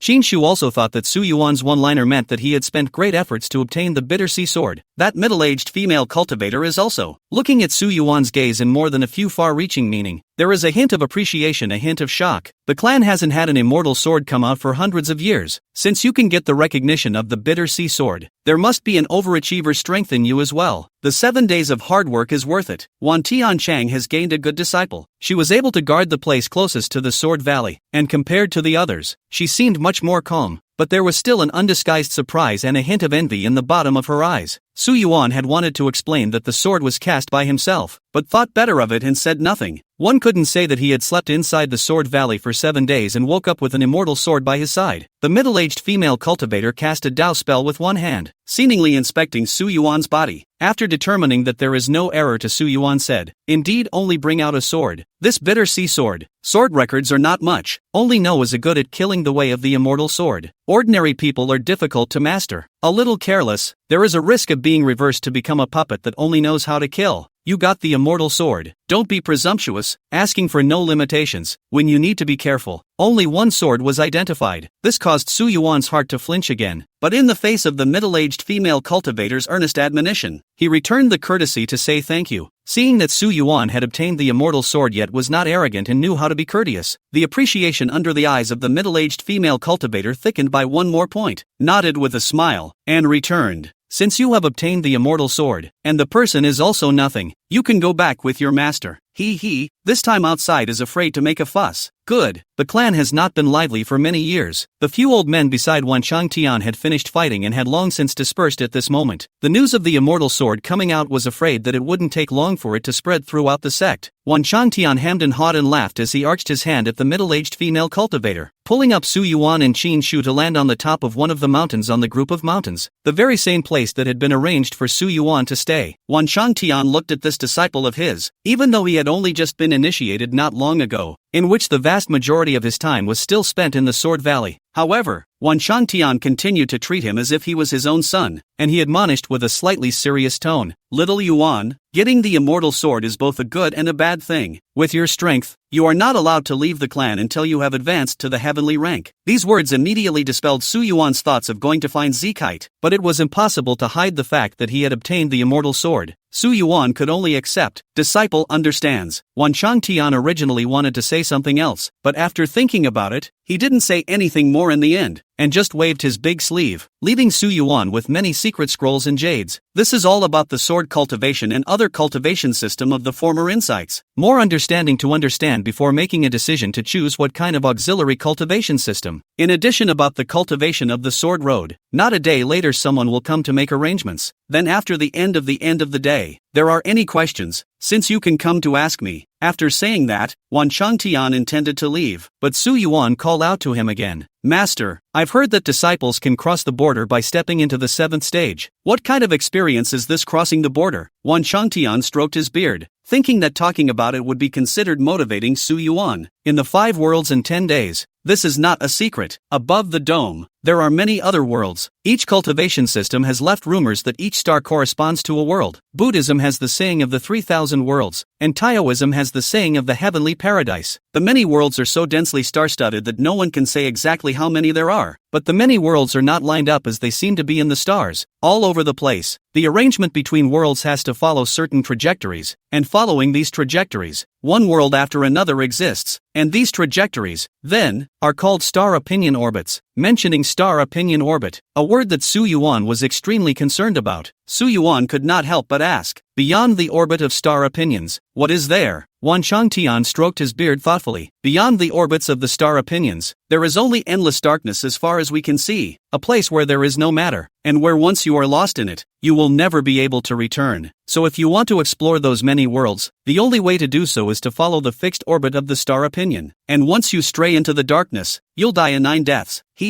Why do the 5 realms and 10 heavens boast of being the center of all realms? Simply because they are located at the intersection of multiple star opinion orbits, where countless heroes and wizards converge, creating the present flourishing situation. And there is also a gap between the world and the world. Some small worlds, the old man just stepped into a leg is enough to hold up the explosion. And the 5 worlds in 10 days of development so far, swallowing the mountains and rivers of the vastness of the situation is not those small worlds can be compared to. Su Yuan silently memorized these in his heart. Disciple understands. The time spent before and after the 2 simulations was not consistent. This one took a full 7 days, and last time it was only a quarter of an hour. Although he did not get an answer from Wan Changtian, Su Yuan already had a guess. The world of simulation, if anything, is not virtual. Rather, it is one of those realms. Perhaps worlds with different star opinion orbits do not have the same flow of time relative to the 5 worlds in 10 days. And if that's true, the unwarranted expectation in the bottom of Su Yuan's heart was once again on fire. The possibility that Zikite and Yushi were connected deepened by another point. After Wan Changtian left, Qin Shu looked at this junior brother, and always felt that the temperament of junior brother had vaguely changed after a trip out of the Sword Valley. It doesn't look the same as it did before, but where exactly that change had changed, she couldn't say, so she had to stop. Chapter 78, Who do you see in me again? Since coming out of the Sword Valley, Su Yuan daily immersed himself in those secret scrolls and jades left by Wan Changtian, regarding the content of sword cultivation, especially when it comes to the first sword of demon swinging. Su Yuan looks at those former people's legacy wisdom as if a college student is looking at an elementary school student. After all, he had not only cultivated the first sword of swinging demons, he had even taken a step further from the first sword of swinging demons. He chopped out that extreme sword that belonged to him. This matter was not yet known by anyone. If the clan knew about it, I'm afraid that it would not be an even more shocking event than the immortal sword coming out. At that time, not only would Tianguan Palace and Earth Axis Palace be shaken, but the patriarch of the swinging demon sword sect would have to personally appear. To be able to create his own sword based on the first sword of swinging demons could be said to be unprecedented. The many geniuses in the history of the swinging demon sword sect undoubtedly paled in comparison to Su Yuan. It was feared that only the one who founded the swinging demon sword sect and left behind the swinging demon 5 swords could be compared to Su Yuan. Su Yuan also began to start comprehending about the content of the second sword of swinging demons. Under the innate sword heart, and with the vast amount of previous senses, Su Yuan's progress was exceptionally fast. Between the higher echelons of the sect, rumors had also begun to circulate that a disciple had obtained an immortal sword, but the matter was limited to the knowledge of the higher echelons of the Heavenly Pass and Earth Axis palaces, plus a small number of prodisciples. On top of that, the news of the immortal sword coming out was deliberately suppressed by the sect. Most of the ordinary disciples did not know about this, but even so, there were still some people who got wind of the situation somewhere and came to Su Yuan's residence daily to challenge him. These people tend to be young and talented in the way of the sword, with a sharpness of might that can't be yielded to anyone. At first glance, they were all sons and daughters with inheritance and background. But often, it was Qin Shu who stepped in with his arms crossed, counted them out in front of these people, and then drove them away. On this day, another person came to the top of the mountain where Su Yuan's compound was located. A man with bare arms, carrying a thick heavy sword like a woodcutter, walked up step by step. Seeing him, even Qin Shu obediently retreated to the side. The woodsman-like man's gaze was resolute, as if he were a solid mountain standing firmly above the earth. The heavy sword on his back was as if he was carrying the dome of the sky on his back, and every step he took would leave an extremely deep footprint. He came straight to Su Yuan, who was comprehending the contents related to the second style of swinging demons. You took the bitter sea sword? Su Yuan nodded his head with a solemn expression, only feeling that it was truly like a huge mountain pressing up in front of him, leaving one breathless. The woodcutter shook his head inside, seemingly relieving his heart. Even the immortal swords in the top 10 of the sword list are not really like heavenly immortals and gods that never enter mortal dust. It seems to be nothing more than me being foolish. Su Yuan vaguely guessed who the woodcutter in front of him was. You're reading the second style of swinging demons? The woodcutter saw the scroll in Su Yuan's hands and looked at him a few more times without giving it much thought. After all, the Heavenly Pass and Earth Axis Palace main cultivation were different, but when it came down to it, there was no restriction on which sword style a disciple could cultivate. If in doubt, come to me. The woodcutter-like man left behind a jade slip and disappeared with that very oppressive aura. Senior sister, that's the Earth Axis Palace's sword saint, right? Su Yuan asked. Unsurprisingly, as Su Yuan expected, it was true. Qin Shu said, that sword saint has been haunted by the fact that he didn't get the immortal sword for many years, and even suspected that the immortal sword wouldn't pick us so-called mortal bodies at all. And now, this obsession should have been cracked. Being at the same level of martial saint, the sense of oppression that this sword saint gave to Su Yuan was far greater than that of the imperial capital Li clan's old man. Even Su Yuan felt that this sword saint could hang and hammer that Li's old man with one hand. Its sense of oppression was no better than that of a demon lord. Good thing, he didn't mean any harm to Su Yuan. Even more, this was a genius who had comprehended the second sword of swinging demons. The visit of the sword saint was just an episode in Su Yuan's life. Every day, in addition to comprehending the sword technique, he was trying to find a way to absorb the trace of residual feedback power. It would take at least 3 to 5 years for the benevolent Xian sword to cross over from the earth rank to the heaven rank. He had to find a faster way to cross over to the heavenly stage. The time spent concentrating on cultivation flew by, and soon, a month's time had passed. On this day, Xin Shu brought a message. Xiao Yuan, the supreme clans of the 5 worlds and 10 heavens have gathered in the swinging demon realm, and each has sent a team led by a 7th order expert to my clan, seemingly to discuss something, as if each clan has sent their own talented disciples along. I just don't know which ones will come. Qi Guan Daozi from the Green Sea Sky, Hei Sha Xingzi from the Yellow Spring Sect, Red Iris Fairy from the Bayou Sect, and Indistinct Moon Fairy from the Moon Falling Sky. These are all genius disciples who are famous in the 5 realms and 10 heavens. Won't we be able to see them all at once? Xin Shu was originally a lively nature. Usually bored in the sect in addition to cultivation is to cultivate. Rare to have such an event. Seemed very excited. Instead, Su Yuan was much more calm. Having been through 2 choppy simulations, I've seen no less than this big game. It's probably related to the sudden bell sound that came out of the clan not long ago. That time the clan's experts came out in full force and thought that it was another clan fighting over. Su Yuan guessed. Xin Shu nodded while his eyes glowed and he rambled on and on. Su Yuan just smiled and listened to the end. The matter of the other clans coming did not attract Su Yuan's attention, but only bored cultivation, only to be able to leave the clan as soon as possible. Recently, he had an epiphany while cultivating the second sword of swinging demons, yet he was slow to make a breakthrough after the epiphany. Thinking about it, Su Yuan planned to go find that sword saint and give it a try. After asking Qin Shu which peak the sword saint lived on, Su Yuan went out with his memory of the approximate topography of the sect's inner gate. It was just that the swinging demon sword sect was located in a chain of vast mountain ranges, just a few of the main peaks of which had already exceeded dozens of miles, and the other peaks were countless. If you are not familiar with the terrain, it is extremely easy to get lost once you stray from the main path. That sword saint lives in an extremely remote place, without being able to travel in the air. Su Yuan stepped from the main road into the path, but in a moment he lost the peak of the reference that Qin Shu had pointed out to him. He came to an extremely secluded place, surrounded by deep depressions and dense forests, right in the middle of several mountain peaks. Here has been closer to the back of the mountain. The back of the mountain is rare. A moment also saw a few silhouettes. The good thing is that from here you can still see the tall figure of several main peaks. Su Yuan can still follow these main peaks to return in the same way, and is not worried about not being able to return. So Su Yuan headed for higher ground, recognizing the direction from a higher point. As he walked, he passed a quiet compound located halfway up the mountain by the water. A babbling stream tumbled down from a waterfall not far away, and between the jungle coverings, a red-painted wooden bridge crossed the stream and extended into the courtyard. Between the small bridge and the flowing water, Su Yuan saw a figure on the bridge, the light purple long skirt fluttering in the wind, like a quietly blooming iris, that posture looking over the fence, graceful silhouette, scattered silk, exquisite figure as in the memory of the delicate people, the beautiful back of the mountain and water appearing and disappearing, in a trance look like a phantom, may disappear at any time, which makes Su Yuan in a trance for a while, subconsciously walk over. It seemed that the sound of footsteps had awakened the figure gazing over the fence. She turned her head, and a pair of godly clean eyes met Su Yuan. The eyes were so clear that they were unadulterated, black and white, and the slightly gentle and pretty face wore a smile that if anything was not sure what it was looking forward to. At this instant, Su Yuan clenched his palms and muttered out, "Rainy." The silhouette was first slightly surprised, then with a hint of cunning flashing in his eyes, he laughed again. The girl in the purple dress stood on the bridge with her hands behind her back as the sunlight poured down, illuminating a head of green silk to a golden color. That smile, as it once was a smile. "Mr. Su, whose shadow do you see in me again? Don't be mistaken." Chapter 79, The Same Kind of Arrogance. These words were like a giant bell ringing in the bottom of Su Yuan's heart, causing him to come to his senses. When he looked over again, he was shocked to realize that it was the Zekite girl he had met once. Su Yuan scrutinized Z Kite's face with a slightly complicated look. Undoubtedly, she resembled the grown-up Yushi, but those features were a bit ordinary in comparison, and there were some differences in her features under a closer look. Z Kite's appearance nowadays was undoubtedly considered to be clear as a bell among ordinary people. It's just hard to tell the difference with that extremely similar demeanor. Her overall temperament fluttered vaguely out of the dust, and her delicate eyebrows looked like a little princess of heaven who snickered and sneaked down to the mortal world to have fun on earth. At the same time, they feel extremely distant from each other, yet they also feel within reach. Just a smiley, green sister next door. The paradoxical feeling was rather overwhelming, always just a hair's breadth away from being able to reach her. Miss Z Kite? Su Yuan asked with a hint of confusion. Z Kite carried her slightly dampened skirt and came to Su Yuan step by step, sizing up the disciples' clothing of the swinging demon sword sect on Su Yuan and curiously said, "So Mr. Su is a disciple of the sword sect, to still run into Mr. Su again. Is this fate? But, Mr. Su, you can remember. Don't recognize the wrong person."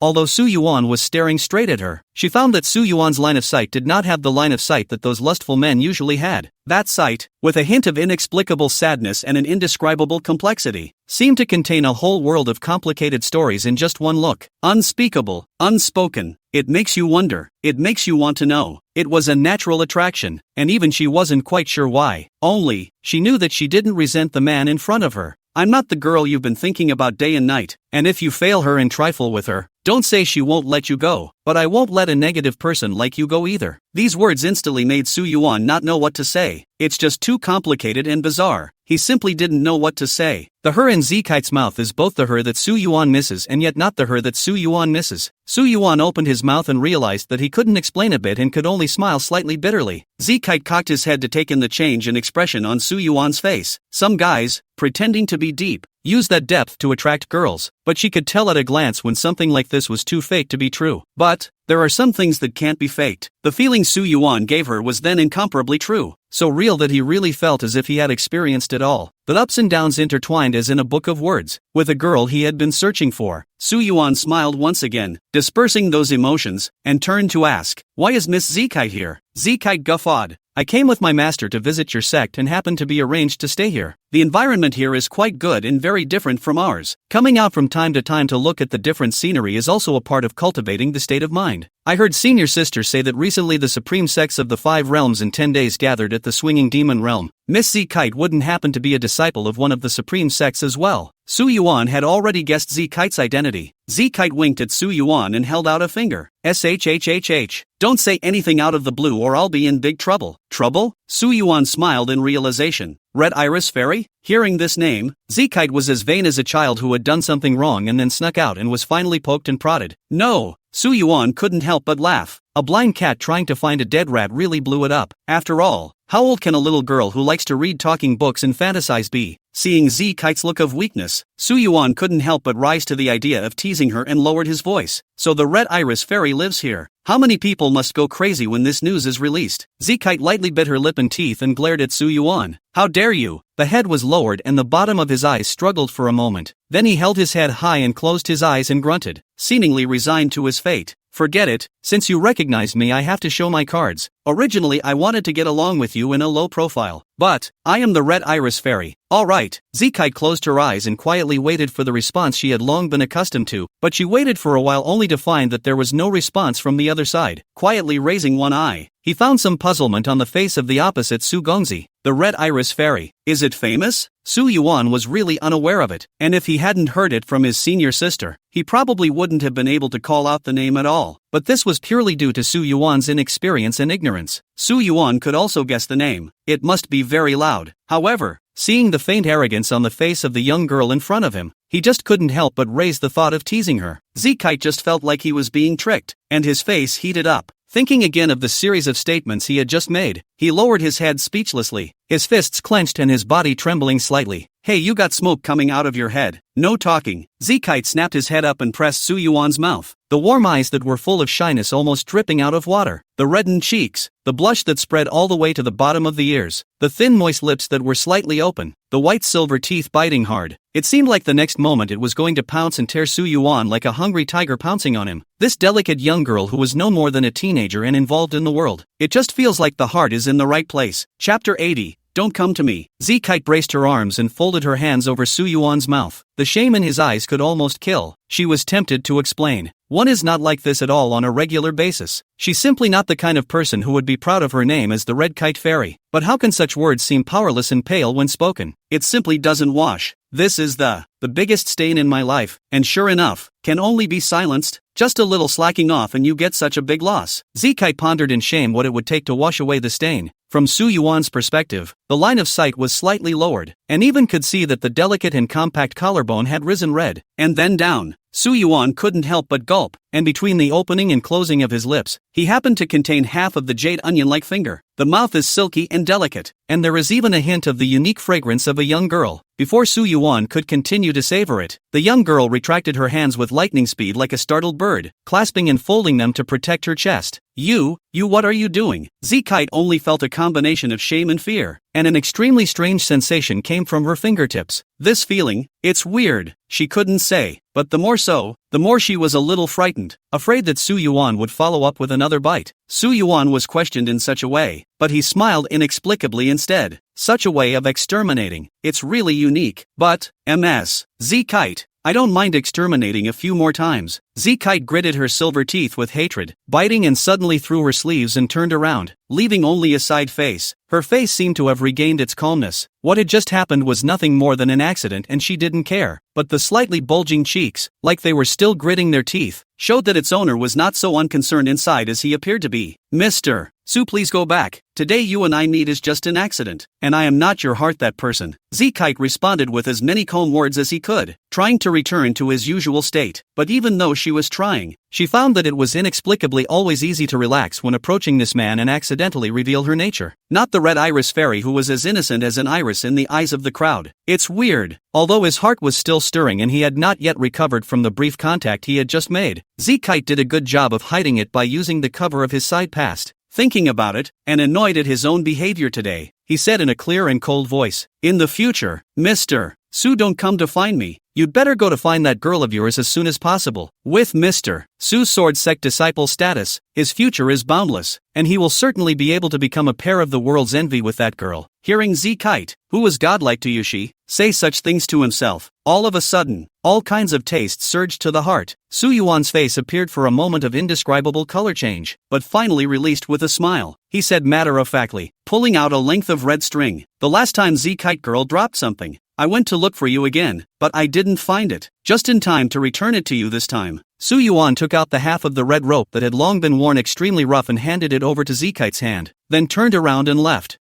Zikite looked at the half-red rope and was stunned for a moment. His eyes flashed again to the change on Su Yuan's face just now. That expression, a bit like the helplessness and pain after being discarded by his favorite person. But after the pain, he laughed it off. Along with that, her heart was inexplicably gripped with a vague stabbing pain. Zikite instantly regretted the words he had just uttered beyond measure. She looked at Su Yuan's back and wanted to call out to him, but after opening her mouth, she didn't make a sound and could only watch Su Yuan's back disappear into the jungle halfway up the mountain. Zikite lowered her head, not knowing what to do, gripped that red rope tightly, stood still and paused for a long time. She just felt like she was doing something wrong, and yet, I don't know why. Su Yuan spent some effort and finally found the residence of the Sword Saint, who lived extremely far away from the main vein of the swinging demon sword sect. This place was close to leaving the mountain range, and before the Sword Saint's residence, there was a large lake that couldn't be seen to the end, with reeds drifting about, and countless homes that relied on fishing for a living scattered around the lake. A lakeside hut is where the Sword Saint lives, and the jade slip left by the Sword Saint for Su Yuan can open the prohibition set by the hut, but there was no one inside when they went in. From the lake suddenly came the sound of continuous waves. Su Yuan followed the sound and looked. Above the wide calm lake at his fingertips, there was a wide gap out of nowhere. Countless water flows rolled toward it, stirring up the originally calm lake. That's where the sound of the waves came from. From that slit, a figure slowly stepped out. It was the man dressed as a woodcutter that Su Yuan had previously seen. He stepped on the surface of the water, walking towards Su Yuan step by step, his feet clearly stepping on the surface of the water. But there was not a single ripple, and Su Yuan didn't feel a trace of invoking heaven and earth aura from his body. Sword Saint Lei Xian came to Su Yuan's side and was not surprised by Su Yuan's arrival. Upon learning that Su Yuan was already comprehending the second sort of swinging demons, Lei Xian's face still couldn't help but be a little surprised. and the look he gave Su Yuan was somewhat like looking at a pervert. Is this the generation that has gained the immortal sword's favor? Lei Xian almost wanted to doubt if his reputation as a genius was true. Su Yuan also some things did not say more with Lei Xian. Lei Xian also did not ask more. That is purely self-inflicted, and then ask for fear that it will not be a blow to himself. This swinging demon's second sword, named Split C style, swinging demon first sword for the shocking god style, is the sword of the enemy. Against a person's case, the power of the first sword is the greatest, but split the C style is the opposite, the power of a sword, enough to split the sea. Lei Xian also did not hide. Broad-minded, he did not care what the heavenly pass, the earth axis of the two palaces of the division, leisurely voice floating above the lake, which is more of his personal realization of the experience. Listening to Su Yuan gradually fascinated, so also don't know how long. When the big sun by the lake fell and rose, Su Yuan woke up. I only felt that the many doubts I had previously had about the second sword of swinging demons had been answered. Under the innate sword heart, it was as if he could vaguely see the prototype of a sword that would slice into the boundless sea. Lei Xian saw that Su Yuan had gained something and smiled faintly. The disciples of Earth Axis Palace have to make a trip to the West Sea every year when they practice the sea parting style, so if you are free, you can also join them. Su Yuan bowed to Lei Xian and paid his respects. At the same time, the West Sea was silently remembered in the back of my mind, and I might be able to walk up to it sometime. When Su Yuan returned to his residence near the main vein, he happened to see his senior sister Qin Shu looking for him everywhere. Seeing Su Yuan just came back, couldn't help but complain. Xiao Yuan, where have you been all night? You wouldn't have gone to look for any sister within the clan, right? Senior sister me, I'm bored alone. Qin Shu's slightly sultry voice made Su Yuan a little weak. It wasn't so much because of sister's sultriness. After getting along for so many days, after getting acquainted, he realized that Qin Shu was a big-hearted and jumpy nature, and was a person who was extremely fond of getting alone. Leave her there alone to meditate, and in less than half an hour she would have to fumble for a volume with a talking book stuck inside and pretend to look at it. Su Yuan also sort of understood why Master was nicknamed the Walking Eyes Immortal. Inside the clan I am not familiar with the place. Where do I know any sister? Su Yuan did not move and brushed his eyes away. Qin Shu didn't notice this little action in the slightest, and when she heard Su Yuan's words, the bottom of her eyes suddenly lit up and she thought of a good idea.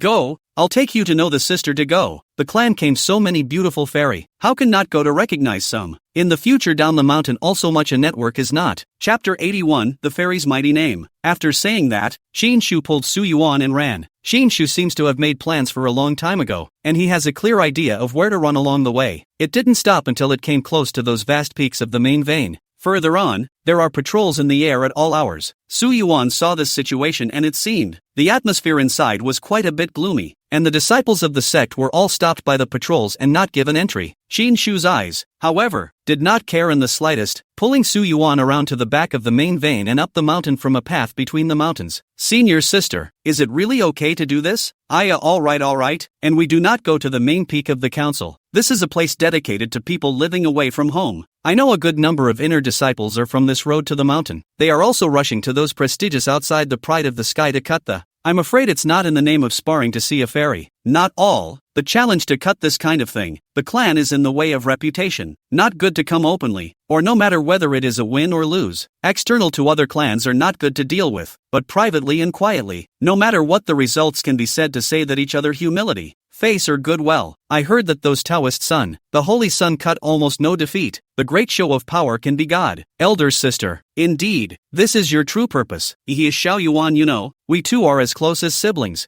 I have been guarding you outside the Sword Valley for 7 days. I have always believed that you can come out with the immortal sword, and I think that you are bound to be the future palace master. Sometimes the road to becoming a strong person is not always going to be smooth sailing, and you will always encounter some twists and turns. For example, your senior sister wants to take you to see the world, although your master does not allow it, but I feel that you definitely can't wait, right? You won't tell master, right? Meeting Qin Shu's large pair of aggressive and intent eyes, Su Yuan nodded helplessly. Qin Shu then smiled cheekily. Not long after, Su Yuan really saw a building complex in the middle of the mountain, the center of the martial arts practice field surrounded by a number of people. There are disciples of the clan, but also do not recognize the robes of other clans. Qin Shu wiggled his fingers to introduce to Su Yuan. The moon-white robes and long skirts with the curved moon mark on them are the disciples of the moon-falling sky. The black robes with coffins printed on them are the Yellow Spring sect. There are also the female disciples wearing colorful clothes. That's the Bayou sect. And there's also the. While introducing, Qin Shu brought Su Yuan to a 3-story building that was some distance away from the martial arts practice field. The uppermost level was surrounded only by a fence, providing a penetrating view of the situation in the martial arts training ground. Inside, a long table was set up with several people seated around it. Qin Shu led Su Yuan to step into the uppermost floor, and at the table there was immediately a clear woman in a long moonlight white dress who rose to greet her. "Little book, you're finally here. Hey, it's a long story. Master has newly accepted a disciple. This is my youngest disciple, Su Yuan, and this is the Moonfall Sky's condensation fairy, Tang Xiao Xiao. She and I are very close." Su Yuan looked straight at Fairy Ninghua twice and said fairy, and the two of them saluted each other to count as acquaintances. That Fairy Ninghua did not move to measure Su Yuan, rather felt that Su Yuan was different from others. It was an indescribable feeling, always felt that there was an aura on him that did not match his apparent age, but it was extremely well concealed. Fairy Condensation was quite enthusiastic and arranged the two of them next to each other, with the two of them, Qin Shu and Fairy Condensation, sitting in the center, leaning together, and Su Yuan sitting on the periphery. On the periphery of Immortal Condensation's side were similarly seated two women in long moonlight white dresses. Those two women looked much younger than Fairy Ninghua. One of them was equally considered clean-looking, and the remaining one's appearance was a step above compared to the clean-looking one. It was just that the expression of this young woman with even better looks was also much colder, and her eyes looked at the crowd on the seat, with scrutiny in her eyes, as if she was picking and choosing. These two are named Su Huan. That appearance is even better a cold face named Bai Yu. Su Huan surveyed the surrounding young disciples from various sects and whispered to Bai Yu, "Those two Yellow Spring sect disciples across the street have been making advances towards you, and one of them has a talent that can be ranked in the top 100 within the Yellow Spring sect." Bai Yu glanced faintly at Su Huan and whispered in a faintly inaudible voice, "Average." Su Huan does not care or smiled and said, "The new sitting over the sword sect disciples, that Condensation Hua sister acquaintance of the person's senior brother, is the youngest, looks not bad, talent, can enter the sword sect of nature is not bad, and, it seems that he looked at you several eyes." Bai Yu had long ago sized up Su Yuan when he appeared, and although this new junior brother's looks were not considered top-notch, they were considered good in front of these people in front of him, but she still shook her head. "It's just an ordinary sword sect disciple. It's nothing." Still, there was some self-satisfaction and enjoyment on his face, knowing that Bai Yu was high-minded. Su Huan smiled and said a few more words. There was the sound of several more men discussing at the table. Of the many fairies, just in terms of temperament, that feels like the red iris fairy is number one. In terms of looks, I think the indistinct moon fairy should be number one. Isn't that still because the red kite fairy has never shown her face? If you ask me, the red kite fairy showing her face can be just as good as the lower misty moon fairy. Hearing these words, Bai Yu's eyes revealed displeasure and glared a few times at the male disciples who were discussing it. Just then, a suppressed cry of surprise came from the martial arts arena not far away, and shortly afterward, someone came up from inside this building. "Senior sister, master, they went to discuss important matters. Here is equally lively. The Sword Clan disciples are really extraordinary. If not this time to come are the best of the clan, perhaps also really want to lose face," a female voice said. A cold, slightly helpless response came from the other side. "Elder sister, I've always disliked such a bustle, and will only wait for my master to return and leave immediately. Be well." As the two figures appeared on top of this top floor, everyone in the seats suddenly fell into silence, only to see a tall sword-wielding woman bring up a young girl with a light veil that looked like a god's posture. Seeing that young girl's face clad in a light veil, the green silk that hung down covered her face as much as possible, leaving only a pair of clear eyes exposed. Chapter 82 Red Kite Fairy in person. Those clear eyes casually glanced down the stairs coming up, and in their limited sight were 5 or 6 disciples from other sects and 2 female disciples from Moonfall Sky. Those disciples from other sects all cast fiery glances at her. This caused the lightly veiled maiden to subconsciously frown. "It's crowded here. We'd better go." That's when her eyes met one sitting in the farthest corner, and both of them were a bit startled when they met each other's eyes. The young girl's eyelashes fluttered slightly, and she quickly withdrew her gaze, saying as if nothing had happened, "It's fine to just sit here." The tall woman who had been trying to advise her senior sister that this was the best view was a little surprised. "Why do you feel sister is not right today?" When the young girl whose face was cloaked in a light veil that could not be seen went upstairs, Qin Shu excitedly grabbed Su Yuan's arm. "Senior brother, that is the 5 worlds in 10 days or famous red iris fairy. Rumor has it that she is innate Fire Yuan Phoenix body, and can only be suppressed with a secret method that cannot be shown with her true face." Su Yuan met those familiar eyes and was stunned for a moment, then those familiar eyes withdrew their gaze and the two never met again. However, Su Yuan still recognized that it was Z Kite. Hearing his senior sister say this, Su Yuan was half convinced. "You can't show your true face. Secret method suppression. Is it suppressed with that veil?" Hearing the two whispering,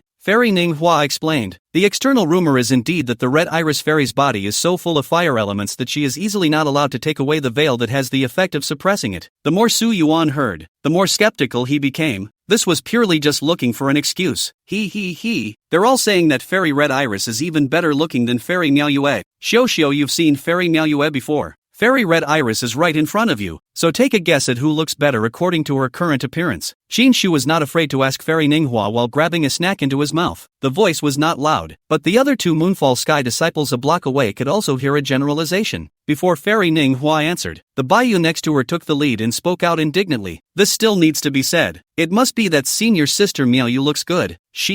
All don't dare to show her true colors. She must be afraid of being poked and prodded and losing her reputation. Su Yuan couldn't help but raise his eyebrows when he heard this, and straightened up. That may not be the case. The bottom of his eyes flashed to the appearance of Yushi, who was dressed up on the day before he ascended the throne, wearing a dress like a wedding dress, slightly applying light makeup. The appearance of the city, gorgeous decorations just right, both with a young girl's delicate and royal nobility. If it is placed here, enough to let anyone be surprised as a heavenly person. When Baiyu heard Su Yuan say this, she saw that Su Yuan still had a look of bland certainty, as if she didn't put their Moonfall Sky's Miaoyue fairy in her eyes at all. The bottom of Baiyu's heart cannot help but surge a little fire. Slightly sneered, say as if you have seen her true face. If you have seen, at night I personally give you warm bed. Su Yuan was stunned. That won't be necessary. Although more than one bed warming maid is quite good, but Su Yuan is not that kind of person. But then again, Shirayuki suddenly felt extremely oppressive sight. At some point, the famous Red Iris Fairy and her senior sister Chao Feng had already arrived close by. Baiyu realized that the young girl with a light veil on her face, although she didn't say anything, her pair of eyes were staring at herself, and she could feel the oppressive aura through the veil. In that moment, Shirayuki felt a little panicked and overwhelmed. But in the next moment, Shirayuki reacted, clenched her silver teeth, and stared back unwillingly. But the veiled maiden indifferently glanced at it before withdrawing her eyes and paying no more attention to it. Even when Shirayuki glared back, it didn't affect the other in the slightest. No matter how much Shirayuki tried to find a remedy, she couldn't get it back. With the crowd watching, Shirayuki only felt like he had lost a head of steam. He must have heard himself say that senior sister Miaoyue was better looking than her and was jealous. She thought with hatred in the back of her mind. The male disciples at the other end of the long table had their eyes converge on the Red Iris Fairy, while the Red Iris Fairy landed her eyes on Su Yuan. She saw Su Yuan surprisingly stroking his chin, seemingly considering something. She was so angry. How dare he think that someone would warm his bed? Really trippy denizens. The Red Iris Immortal clenched her fist slightly, her sight taking on a hint of displeasure. Hiss! Su Yuan felt an unwarranted chill. Chao Feng, who had spent the most time with Immortal Red Iris, keenly sensed that something was off with her senior sister. She knew that although this senior sister of hers was not very old, she would always pretend to be old and cool in front of outsiders. Even all that gossip out there couldn't sway her one bit. Just how today? It's not like weekdays. Senior sister outside that deliberately maintained a cool disguise is unconsciously dissipated. Chao Feng brought his senior sister to take a seat not far from the several people of Moonfall Sky. A long table with a few male disciples on one side and a group of female disciples on the other. A group of female disciples divided into two sides, vaguely forming two factions. Su Yuan, on the other hand, happened to be caught in the middle. Su Yuan could feel the sight of those male disciples who were both envious and grudging, hating to let Su Yuan go away and sit there by himself. On one side are the fairies of Moonfall Heaven, and on the other side is the Red Iris Fairy. Change me to sit that this life is worth it. This kid still has a calm face, simply soulful to inhuman awe. Shu also felt something was wrong. Ha, Xiao, is that Red Iris Fairy looking at us? Ha, she's sitting here with us. Wait, is she looking at us? Shu followed Fairy Red Kite's line of sight to look at his own senior brother, then following the line of sight back to the Red Iris Immortal's heavily covered face. Even though she couldn't see her face, her outstanding temperament still made people think of her. Only at this moment, the look in that fairy's eyes wasn't too kind. Shu looks at Su Yuan again, then back to the Red Iris Fairy. A glance at Su Yuan, a glance at the Red Iris Fairy. Su Yuan sensed the displeasure in the sight of the veiled young girl, not even letting go of her own intentions, and kept staring, as if she would not forgive in any way. Seeing this situation, Su Yuan was silent for a while and let out a sigh with no choice. Then in front of everyone's unanimous eyes, he deliberately picked out the peanut brittle from the plate filled with snacks and handed it to the Red Iris Fairy. Although it's not as good as the top-of-the-line peanut brittle, the flavor is pretty good. Su Yuan said flatly. It was like talking about a perfectly ordinary thing like a family conversation. But the other people under the seat were so shocked that they couldn't even close their jaws, and the originally lively scene was dead silent. Chapter 83, An Irresistible Treat. Some of the male disciples brought mockery in their eyes. Who is that? That, but Fairy Red Iris, is not an ordinary little girl that can be bribed with 2 pieces of dim sum? Even if it's a little girl from an ordinary family, she wouldn't randomly eat a snack handed up by someone like this, right? Or did you pick it out yourself? If the Red Iris Fairy had eaten it, he would have jumped into the cesspit on the spot and fought his way out of this life. There were also male disciples who looked at Su Yuan with intolerance and sympathy in their eyes. I'm afraid it's not a lord who likes the Red Iris Fairy to the point of hysteria. Alas, at such a young age. There were also male disciples with awe in their eyes. Tough, too tough, ruthless. This is no longer a description of audacity. Who here doesn't like the Red Iris Fairy? But anyone who makes a fool of themselves. This is enough to go down in history when it's said, in the future, all 5 worlds and 10 heavens will forever carry your legend. A snicker surfaced at the corner of Bayu's mouth, waiting to see Su Yuan's joke. When he thought that Su Yuan had just helped Fairy Red Iris, he didn't expect retribution to come so quickly right now. Do you really think that people will give you a good face if you say a few good words for Fairy Red Iris? People are at most superficially polite, but you have to stick your face out for people to beat. Ha, is this retribution? Chao Feng, Fairy Manhwa and the others watched Su Yuan's movements in uncertainty. Their slightly open mouths were getting wider and wider, and in the end, it was already enough to stuff down an egg. A drop of cold sweat even flowed from the corner of Chao Feng's forehead, both for the senior sister and for the disciples of this sword sect. Sister's nature she understands. This disciple, although help sister, said good words. Sister broke the day also nodded to show a little, but this disciple directly in front of the snack.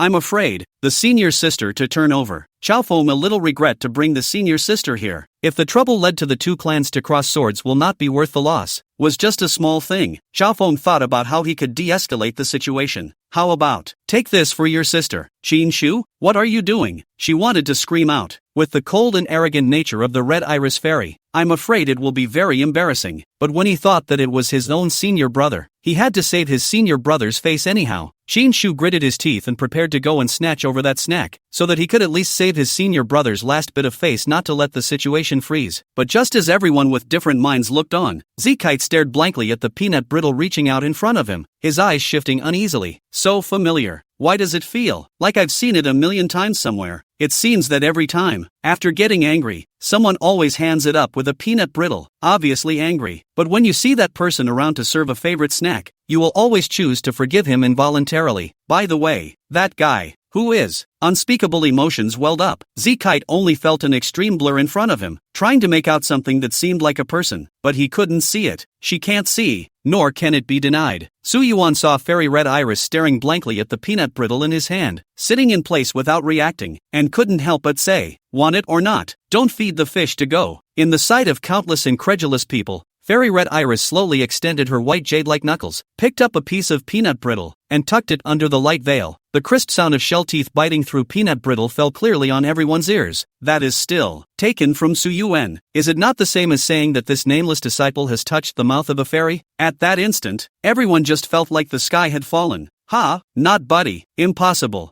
A male disciple was unwilling to accept the truth and fainted with 2 black eyes. Chao Feng and Qin Shu's hands that were simultaneously extended in midair both froze. Shirayuki's eyes waiting for a good show turned frozen in an instant. The sight so horrified that it was as if she had seen the most impossible thing in the world. If we were to draw an analogy, it would be as if senior sister Miaoyue had married a dog. She shuddered incredulously. How is this possible? Su Yuan watched as Zkite lowered his head and chewed in small bites, and couldn't help but laugh. And that laugh brought together an indescribable 1,000 words. Whenever you piss off Rainy, just feed her 2 pieces of her favorite peanut brittle, even if it's chewing and staring at itself grumblingly. Although the Red Iris Fairy in front of her just lowered her head without knowing what she was thinking, the fact that she didn't refuse was already the best answer. Su Yuan saw Chao Feng beside Zkite and Qin Shu beside himself reaching out at the same time, as if to take the peanut brittle from his hands. You guys want it too? So Su Yuan pointed to the plate with his chin. Isn't there more on the plate? The 2 men's hands hanging in midair gave a silent lurch, then snapped back. The Red Iris Fairy just took small bites like a cat and ate all of the several pieces of peanut brittle, then lowered her head and left without looking back. Momentarily confused, Chao Feng immediately followed behind his senior sister, busy saying, "Hey senior sister, you wait for me." Qin Shu turned his head, his eyes widened, and he just kept staring at Su Yuan. Didn't you say you didn't know your sister? Su Yuan squarely said, I really don't know any sister.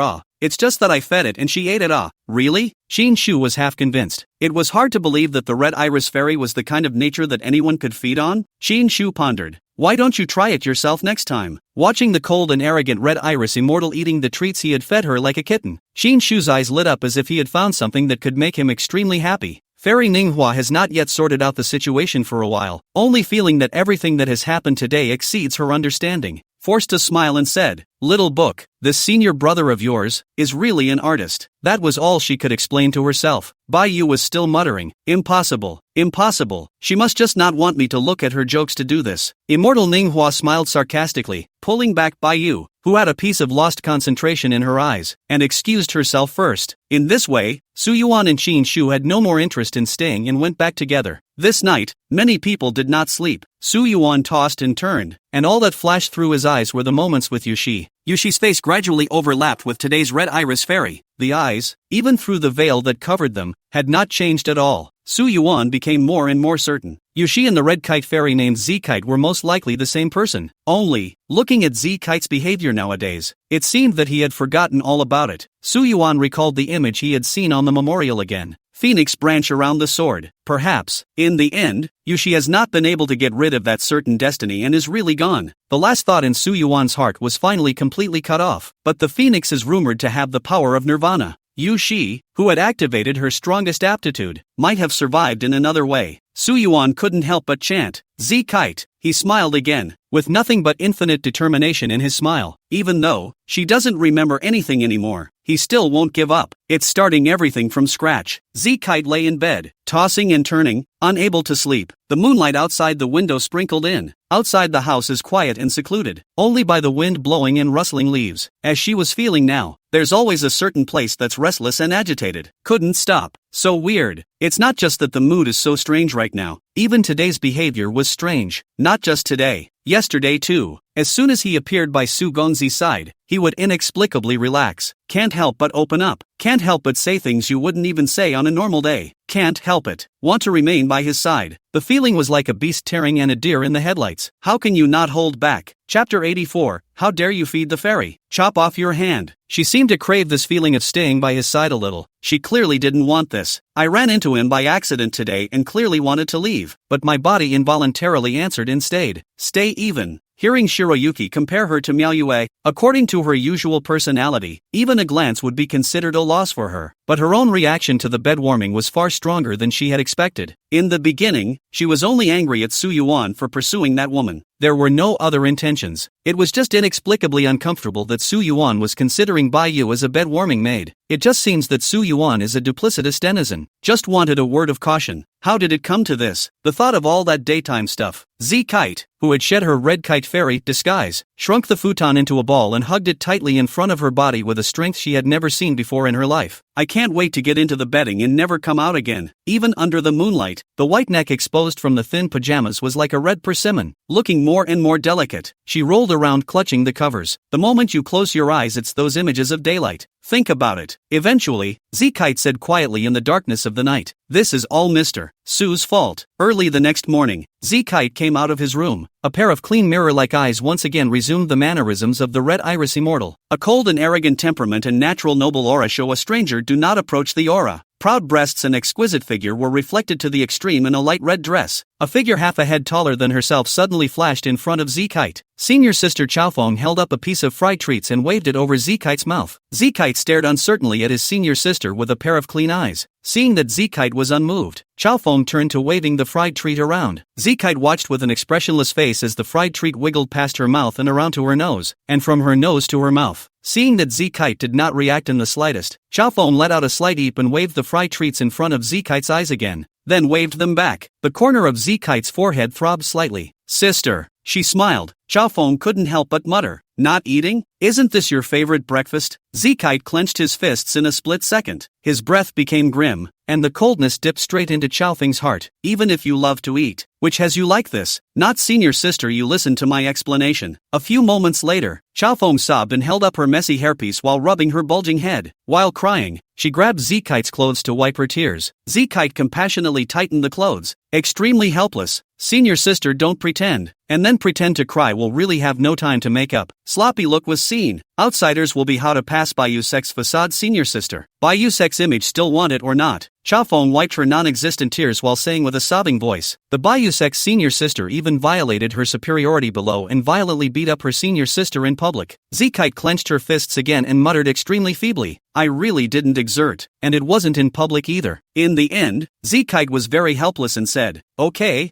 senior sister, it's my fault, it won't hurt if I touch it, I promise to accompany you wherever you want to go today. Hearing this, Chafeng immediately smiled with joy. After rubbing Zikite's hair that felt so good to the touch, Chafeng was satisfied and withdrew her hand. That's right, when she rearranged her hair, Zikite also regained the coolness on her face, pulling out her veil and hanging it over her face, a pair of eyes like bright mirrors staring at the bottom of one's heart. After that veil was put on, Zikite's face vaguely changed a bit as well. It was just that with the veil covering them, no one could see what had changed. Chafeng watched as Zikite returned to that cold and arrogant look, and the bottom of her eyes softened slightly, inexplicably feeling emotional. Actually, I think, the way you were yesterday, it was fine, obviously only a teenage girl, but all day pretending to be a small adult like, taught face by people respectfully called what fairy. Everyone seems to think that this is how fairies are supposed to be, and that this is the only way to be right. At least, that's what a girl named Zikite is, not a Bai Yusek's red kite fairy. Chafeng straightened Zikite's somewhat crooked veil for her, and straightened the green silk on Zikite's forehead, covering everything but her eyes. Hearing her senior sister's words, Zikite lowered her eyebrows, not knowing what she was pondering. It took a while for those extremely good-looking eyebrows to raise back up in determination. Since I am the Bai Yusek's premier red iris fairy in this position, then I have to do my part well. This is the mission that belongs to me. Chafeng shook her head and laughed. The Bai Yu sect never lacks red iris immortals. Su Yuan, who hadn't slept for a night, was faking sleep under the warm sun, when he was suddenly woken up by his senior sister's screams. Cut off your hand, fairy, chop off your hand. Su Yuan's tiger's body shook and he almost didn't fall down. Cut what? What hand? What happened to the fairy? A series of questions caused Su Yuan to look over in a hurry, and he saw Qin Shu running over with his hands covered. Su Yuan's face suddenly became serious. Who dares to touch their people? This has taken the way of death. Qin Shu panted and ran to come in front of Su Yuan, who hurriedly cared. Senior sister, how's your hand? Can it still be saved? I'll go call master. Qin Shu straightened up with a puzzled face, revealing a pair of hands that hadn't done any work and were well maintained. It's fine. My hands are fine, except for the mosquito bites last night. Darn it, the master even laid an incomplete version of the insect repellent array.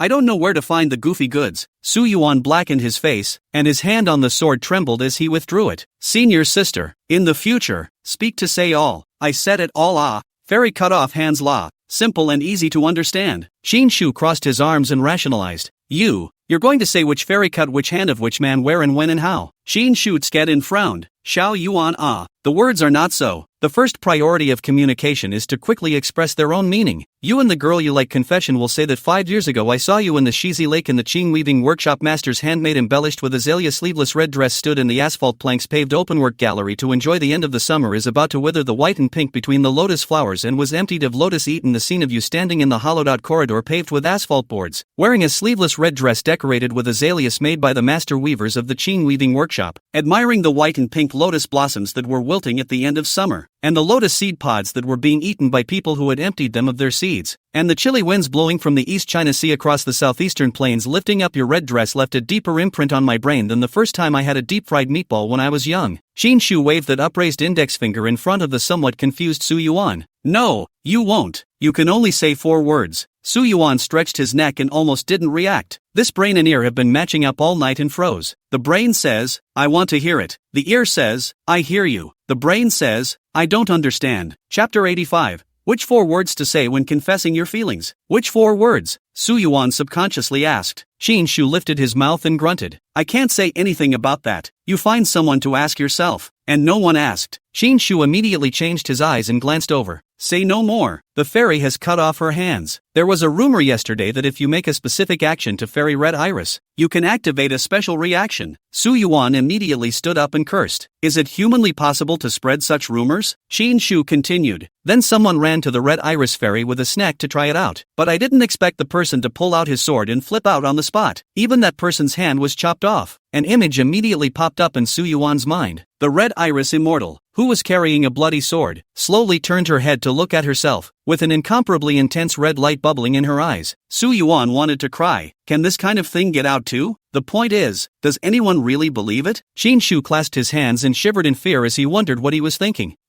Luckily it wasn't my turn. Su Yuan's eyes instantly changed, scrutinizing Qin Shu. You went there too? Hey.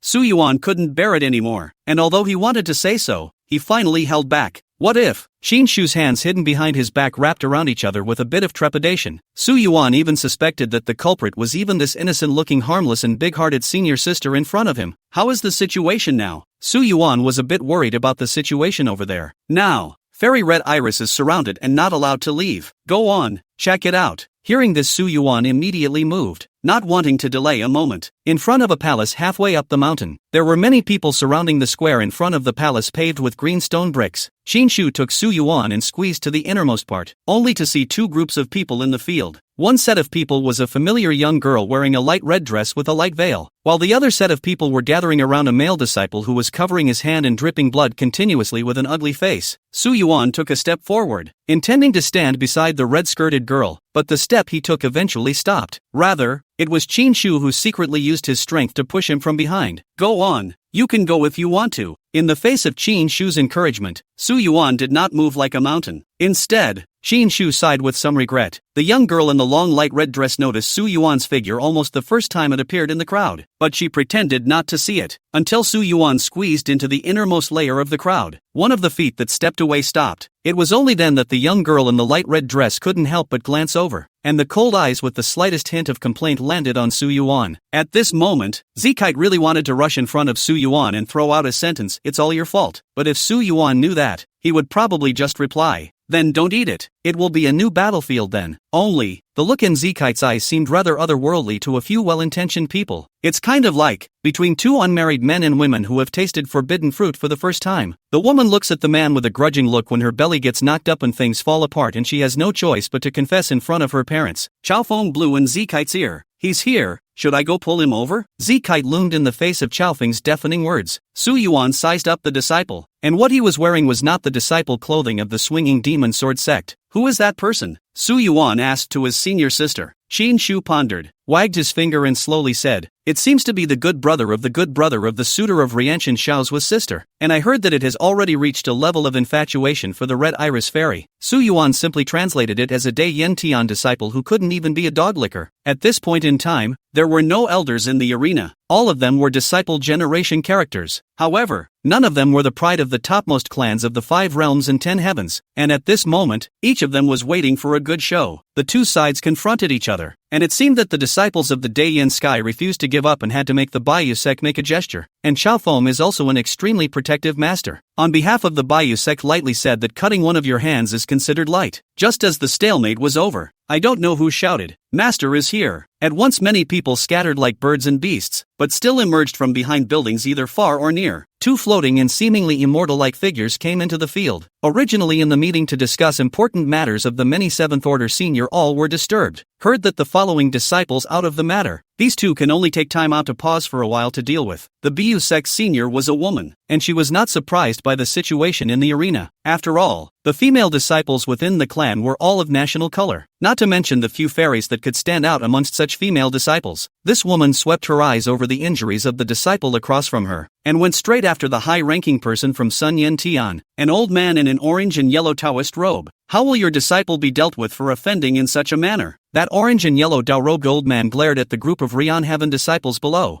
"Humph, disgraceful." He swung out a whip from his arms and directly struck the blood-dripping Sun Yen Tian disciple. "All of you, get back!" Those Rian Sky disciples who were originally still filled with righteous indignation were all like lost dogs, and left in disgrace. The Baiyu sect woman snorted coldly. Letting them go just like that was still cheap, but it was just a loss of face, and that one hand was still easily saved. As for why the hands are cut, it's true that no one in high places cares about such trivial matters and automatically ignores them. This makes Su Yuan sweat slightly. Okay.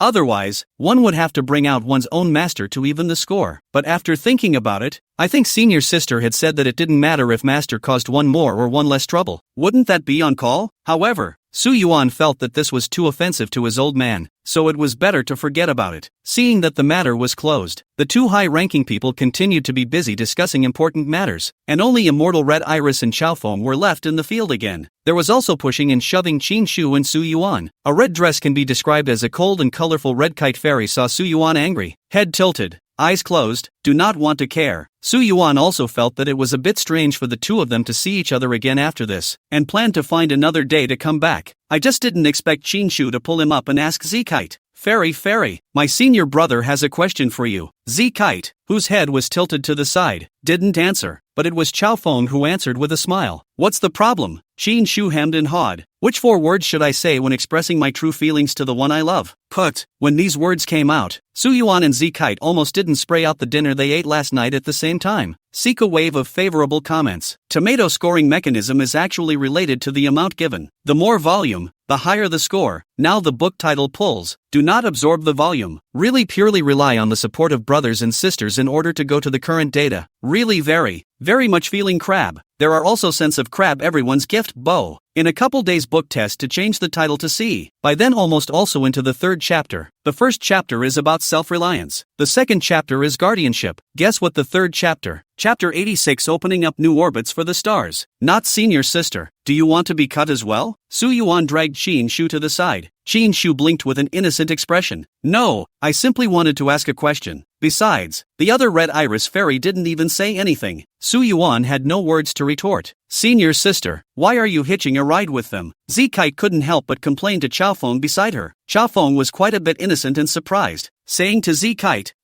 I'm just giving a response for you. You didn't say you couldn't take a ride. Z-Kite had no words to retort. In the end, Z-Kite resentfully pulled Chaofeng and fled. So far it's pretty much the same. Although Z-Kite originally had some questions she wanted to ask Su Yuan, she could only stop after making such a mess. As for the questions senior sister Su Yuan asked, it was subconsciously ignored by her. How does that kind of joke make it to the top? After leaving with his senior sister, Su Yuan said with a dark face, Senior sister, I'm going to tell master. Qin Shu instantly panicked. Don't senior brother. As it happened, Su Yuan was chanting about his master when he met someone looking for the two of them. A person wearing the swinging demon sword sect's patrol outfit rode his sword, and when he saw the two of them from mid-air, his eyes lit up. Senior sister Qin, your master is looking for you. The man's eyesight toward Qin Shu was tinged with fire, but Qin Shu nodded his head in displeasure. Got it. Thanks for informing senior brother Feng. After a few polite words, that patrol wanted to escort the two together, but was stopped by Qin Shu. Back at the top of the mountain in his residence, the familiar white-haired figure came into view. When Wan Changtian saw Su Yuan, Qin Shu and the two of them, he immediately commanded, Quickly,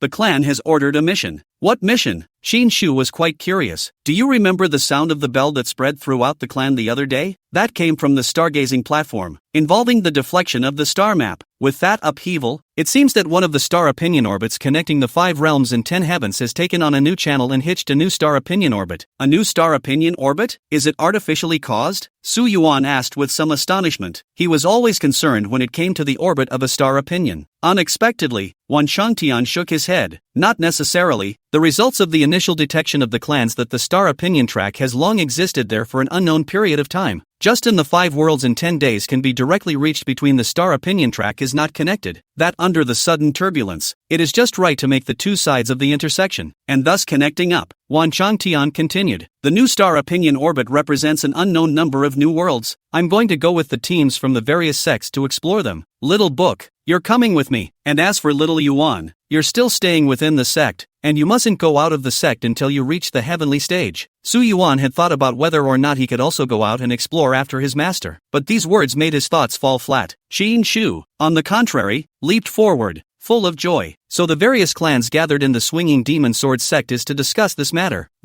Wouldn't they have to leave after the discussion? Su Yuan suddenly thought of this. That's right. Wan Changtian nodded. It's not that urgent, but it's getting close. This caused Su Yuan to develop a sense of urgency for no apparent reason. After his master and sister left and he was left alone on the mountain, Su Yuan continued to take out the trace of the leftover feedback power and tried to absorb the power in it, but with little success. These days, he didn't slack on his own cultivation either, yet the progress progress of regular cultivation was not something that could be achieved in a day or two, but no matter what Su Yuan used, he was still unable to draw on this leftover feedback power. It's rather like sitting in front of a mountain of treasure but doing nothing with it. Su Yuan wasn't in a hurry either, still trying new approaches that he could think of. Only this time, after a few attempts, the expected results did not come out. Su Yuan let out a long breath without a trace of anxiety in his eyes, only putting away the leftover feedback power, turning to cultivate the swinging demon's second style. As a set of cloud and water-like sword techniques were utilized in his hands, when the last sword was wrapped up, Su Yuan vaguely seemed to hear a hint of the sound of the ocean's waves, still a hair short. Su Yuan felt that the split-sea style of cultivation was always a little bit worse, but it was a little bit worse that he could feel, and it seemed to be difficult to make up for it within the clan. It seemed that it was still necessary to go to the Western Sea that the Sword Saint had previously mentioned that the disciples of the Earth Axis Palace would all go to. The matter of traveling to the Western Sea must also be put on the agenda. However, this matter could not be rushed for a while, and again needed to be included in the itinerary only after one's own innate Xian sword crossed into the heavenly rank. After cultivating, seeing the sun setting in the west, Su Yuan planned to casually move around. Just shaking my feet, I couldn't help but come to the secluded halfway up the mountainside compound where I had been last time. It was just a walk through, but the path was firmly memorized. Just this time away from that stream wooden bridge far away. Su Yuan will stand still, no longer close. The bottom of the eye swept over the wooden bridge, did not see the day before the goodbye of the ethereal silhouette. Su Yuan, on the contrary, felt relieved, subconsciously wondered here. If he bumped into it, he really didn't know how to explain. Just as Su Yuan was relaxing, on top of the protruding rocks in front of him, at some point, there was already an additional silhouette wearing a long light red dress, standing on top of the protruding mountain rocks. The red-skirted shadow, with its slender figure, first-growth breasts, and its dress fluttering, was like a flash of colorful red flames, blazing with fire. She stared coldly at Su Yuan, who had turned around, and the only thing in her mirror-like eyes at the moment was Su Yuan's figure. Many complex colors flashed behind those eyes, intertwining and struggling with each other. After struggling for a few moments, the red lips lightly opened, and a voice like a jade pearl from a mountain spring rang out. "Mr. Su, I'm not the one you're looking for." Su Yuan understood the meaning of Z-Kite's words and looked at Z-Kite's face and smiled. "I never said who I was looking for." Z-Kite seemed to be a little annoyed, and it was difficult to maintain the surface cold and arrogant appearance again, slightly biting the thin and moist red lips, and said unwillingly, "You're a trifling denizen." Hiss, why are you suddenly saying such things again? Why am I trifling? And, where is the denizen? Z-Kite's mind instantly popped up yesterday's image, and without thinking, she said, "You obviously have someone in your heart, but you still think about the bed-warming maid. What is it if it's not double-mindedness?" Su Yuan only felt wronged, but clearly refused. Not a single thought. Really not? Z-Kite's extremely oppressive deadpan stare at Su Yuan. Su Yuan only felt that his surroundings were covered with sharp swords under the pressure of this aura, and that he would be poked and prodded if he was not careful. There really isn't any. So what were you thinking about yesterday? Hearing this, Su Yuan then realized. So that's why you were upset with yourself yesterday? After Shiroyuki gamely finished, he was indeed thinking about certain things, but not for the bed warming. It seems the look was misunderstood at the time. With a bottom in his heart, Su Yuan immediately asked back, "Then what are you angry about?" In an instant, the offense and defense changed shape. It was Z-Kite's turn to panic. Chapter 87, Heartfelt Apologies. The extremely oppressive feeling instantly disappeared, only to be replaced by a young girl whose face was slightly reddened yet still holding on to her strong stance.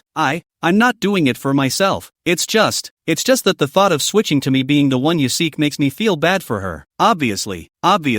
Ning what? Su Yuan pressed on, instead taking a step forward, his aura growing more and more aggressive. Obviously. The young girl murmured a few words, but had trouble getting the follow-up out. Those eyes couldn't help but lower, and his hands dropped down to clench the corners of his coat, his mouth just repeating mumbles. Su Yuan's footsteps getting closer and closer. Every step made Z-Kite's own feelings from the bottom of her heart that she didn't want to face. More and more there was no place to hide them to be exposed in front of her again. Obviously. Z-Kite mumbled unknowingly, until the tips of Su Yuan's shoes had been reflected in his lowered eyes. Ming what? Su Yuan's voice sounded again, pressing tightly on Z-Kite's heart. Z-Kite closed her eyes with a clench of her teeth, and with all her breath trembling, she spat out the words as much as she could. Obviously she probably just wants to stay by your side and be able to talk to you even if it's just a response you can give, rather than watching you discuss a meaningless bet with another woman. There was a long silence after the trembling words were uttered. Z-Kite closed her eyes, not daring to see how the person in front of her would react, until, in the long silence, Not even the breathing of the two could be heard, as if the person in front of them had disappeared. Zikite then slowly propped her eyes open. Seeing the face of this man in front of her again showed that kind of expression that she could hardly understand. That expression was extremely tender yet extremely nostalgic, complex yet full of determination, as if to say he would never give up, never forget, even if the person he was looking for had long since stopped remembering everything. Su Yuan looked at Zikite's eyes floating a little tears, seemingly aggrieved. On that exquisite to mesmerizing face, hanging tears half-closed eyes, the breeze blowing, green silk from the slightly red face brushed, such a posture, I see the pity, people thumping heart. Su Yuan couldn't help but laugh. His voice was very, very soft. Then you will not just say her feelings out. Hearing this, Zikite only felt as if she was being seen through, and added in a slight panic, I just think that for her, not me. You have to figure out the difference. Su Yuan smiled and responded, I understand. Having read more talking books, I naturally empathize. Instead of making Zikite feel flattered, Su Yuan made a find for Zikite, but instead he was like a cat that had its tail stepped on. You don't believe me. I believe. Why don't I believe? But you're clearly laughing. It's not like I'm laughing at you. I just thought of something funny. Zikite gritted his teeth but could do nothing about Su Yuan. She silently turned around and quietly wiped away the tears under her eyes, then glanced at Su Yuan, hesitating as if she had made some sort of determination. Mr. Su, the words of the day before yesterday, it was my slip of the tongue, don't take it to heart. Su Yuan then remembered that it seemed that when he met Zikite by chance the day before yesterday, Zikite seemed to say in annoyance when she was leaving that Su Yuan should not come back to her. She is, now, apologizing to herself? Zikite would only show half of his face, maintaining a somewhat grim and somewhat apologetic expression on his face as he spoke vaguely. I just think, those words are not good no matter who you say them to, not just to Mr. Su. So, Su Yuan nodded in understanding. That kind of thing, I wouldn't care. Hearing Su Yuan say this, Zikite also seemed to have put down a certain boulder in her heart. The faint guilt that had been lingering in his heart since he had spoken those words to Su Yuan the day before yesterday also finally dissipated. With some words spilled out, the relationship between the two became extremely strange for a while. Neither friends but friends at the same time. Neither partners but with the friction between the better partners. Entangled with each other. Indefinable. Zikite's heart, however, had a bottom line. She, Zikite, was not the one Su Yuan was chasing after. Of that, she was beyond certain. From the first time she met Su Yuan by the lake, the expression Su Yuan showed after seeing her face was something she had always remembered. The expression was never one of eagerness or delight in looking toward the one sought. It was a deep disappointment and frustration. In a trance, Zikite seemed to be a little envious of the woman that Su Yuan had been pursuing. That's so nice. Since this day's incident, Su Yuan went to find Zikite brightly. Every day the first sunrise falls into the house, Su Yuan will step on that familiar road to the secluded half-mountainside compound. It is always possible to see a figure that has preceded you standing playfully on the wooden bridge. The early morning sunlight fell on the playful figure, reflecting her hair to a golden color, and the curved eyebrows, with a faint smile, seemed to be looking forward to something, in an extremely good mood. Zikite also acquiesced to the matter of Su Yuan coming to find himself, and daily pretended to unintentionally stand on the wooden bridge to stumble upon Su Yuan. Then out of the corner of his eye, he swept the familiar and inexplicably expectant figure before pretending not to see it. He waited for Su Yuan to take the lead in greeting him before turning around in surprise. There was still a distance between the two, maintaining a light politeness and detachment like friends who had just met. Yet there is a tacit understanding that is unmatched by anyone. In many things, they tend to act the same way, and before they even realize it, both of their bodies have already made a choice. What made Zikite feel even more panicked was that now and then unintentional transgression, perhaps an unintentional glance, or Su Yuan's unintentional smile, or an accidental touch. It made her more and more aware of a familiarity and an extremely long-lasting resemblance. That unintentional transgression would always make her tiny heart flutter, but there was no rustiness in such a heartbeat. It just felt as if it was naturally meant to be. Everything is so watertight. The same is true for Su Yuan. The certainty in his mind grew with each passing day. At the end of the day, all that is missing is the only final proof to be completely 100% certain. Chapter 88 Red Iris Fairy's True Face. For several days in a row, Su Yuan just ran around daily between Zikite's secluded little courtyard and the mountain where he lived, living a life of lingering and pleasure. Several times in the daytime, Qin Shu came to look for Su Yuan could not find anyone at all. It wasn't until late at night, when Su Yuan returned with a face full of unfulfilled smiles, that he saw Qin Shu, who was squatting in front of his house with a grumbling face. Qin Shu's feet drew numerous circles. Su Yuan pondered, if he came back later, whether he could have a formation drawn out under his house by his senior sister with her bare hands. Xiao Yuan senior sister me waited for you for a day. Qin Shu's ghostly voice was like a ghost in this moonlit night, extremely oozing. Su Yuan had long been used to his senior sister's nature and directly ignored it. Without blushing or jumping, she said, "Senior sister, I was busy going to the Sword Saint Senior to learn the sword technique. The Sword Saint Senior's requirements you also know. Extremely strict. Not until this point do not let me come back At the Lei Xian's residence at the edge of the mountain range, Lei Xian, who had settled down to cultivate, only felt that his back had become heavier by a few points, but he didn't know why. He wondered, strange, why does it feel like there's something extra on his back? But even though he ascended to a martial saint, he could not detect exactly why. He only felt that the extra thing on his back was harmless to him, only detracting from some of his image. Thoughtfully and fruitlessly he could only stop. Is this Sword Saint Senior trying to rob my Tianguan Palace's disciples? Qin Shu, who was not the least bit skeptical of these words, could only grumble in a small voice, and she would never have guessed that what Su Yuan had done was to have a private meeting with the Red Iris Fairy. Senior sister me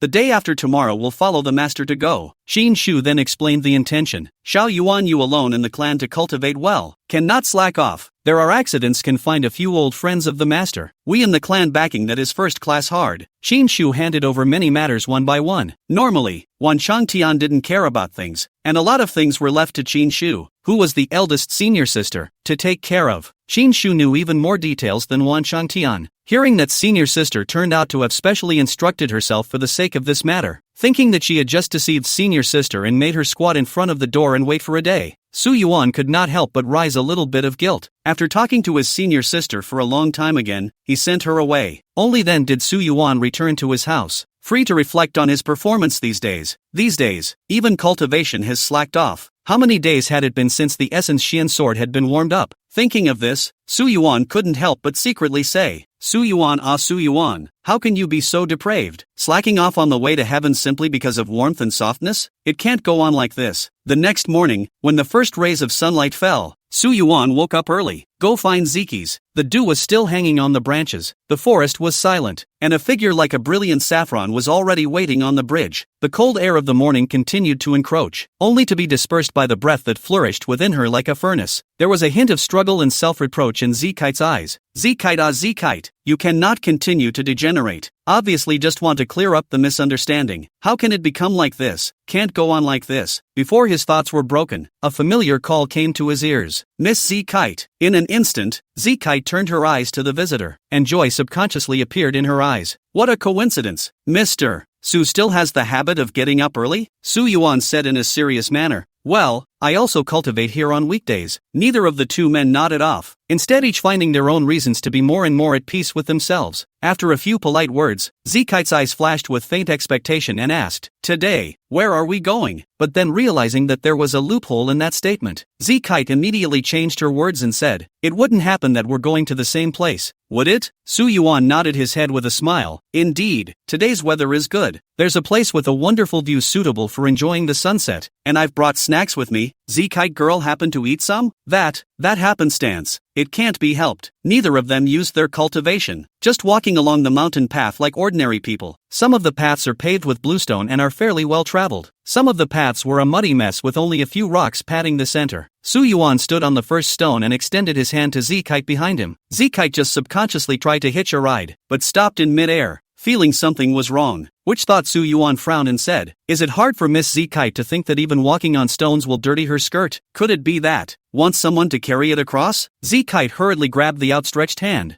fearing that if he was a step slow, he would be picked up. At the same time, his mouth said in defiance, Obviously I can get over there by myself. Su Yuan, who had gotten his way, slightly exerted himself in his hands and kneaded the delicate jade-like hand to his heart's content, soft as a bone. It shifted forms wildly in his hands as he kneaded it. The warmth of that touch was endearing, if it wasn't for the fact that when he reached the end of the road, the little hand shrank back like lightning. Su Yuan could have kept playing all day. Zikite was angry and annoyed. Her pretty unpowdered face was stained with a bit of redness. Even just want to turn around and go back right now. But when he turned his head to look at the rocky path, he didn't expect Su Yuan to say again, Hiss, Miss Z Kite still wants to walk again? Get outta here. Z Kite hugged her arms to hide the hand that was being rubbed. The alabaster skin still had gentle red marks on it, and to this day the feeling of being wrapped and kneaded by a large hand still lingered. The lowered eyes, those clear pupils wavering slightly where no one could see them. The two had traveled all morning on this journey. I didn't get to my destination until high noon. Only the boundless plains in front of them. The mountain range they were in seemed to have constructed a heavenly barrier as if it had risen from the ground. Neither of them spoke much as they watched the magnificent scenery, and it was not clear whether they were soaking in the scenery or in the feeling of being with those around them. It wasn't until a long time later that Z Kite spoke softly. Tomorrow, I'm leaving with Master. Z Kite was self-consciously in control, pretending to maintain a look no different from the usual and speaking blandly. Just a hint of unspoken regret inevitably crept into her voice. The more she stayed by Su Yuan's side, the more she craved this feeling of peace of mind and became addicted to it. While she was alarmed that she couldn't go on like this, she was silently enjoying the peace of mind. Master gave me a grounding order. I can't leave the sect until I reach the heavenly rank, Su Yuan said. Oh, Z Kite understood the implication of that. That's why Miss Z Kite might as well join my swinging demon sword sect. There's no problem in taking the position of chief disciple. Who wants to join you swinging demon sword sect? Z Kite couldn't help but mutter. What's the use of being your chief disciple when a good red kite fairy isn't? Su Yuan laughed speechlessly, and after laughing, he turned around and stared into Z Kite's eyes extremely seriously. Then can you let me take a look at the true face of that noble and majestic fairy red iris? Chapter 89, All have left. The blunt words broke open Z Kite's already slightly flustered heart unexpectedly. She seemed annoyed and anxious.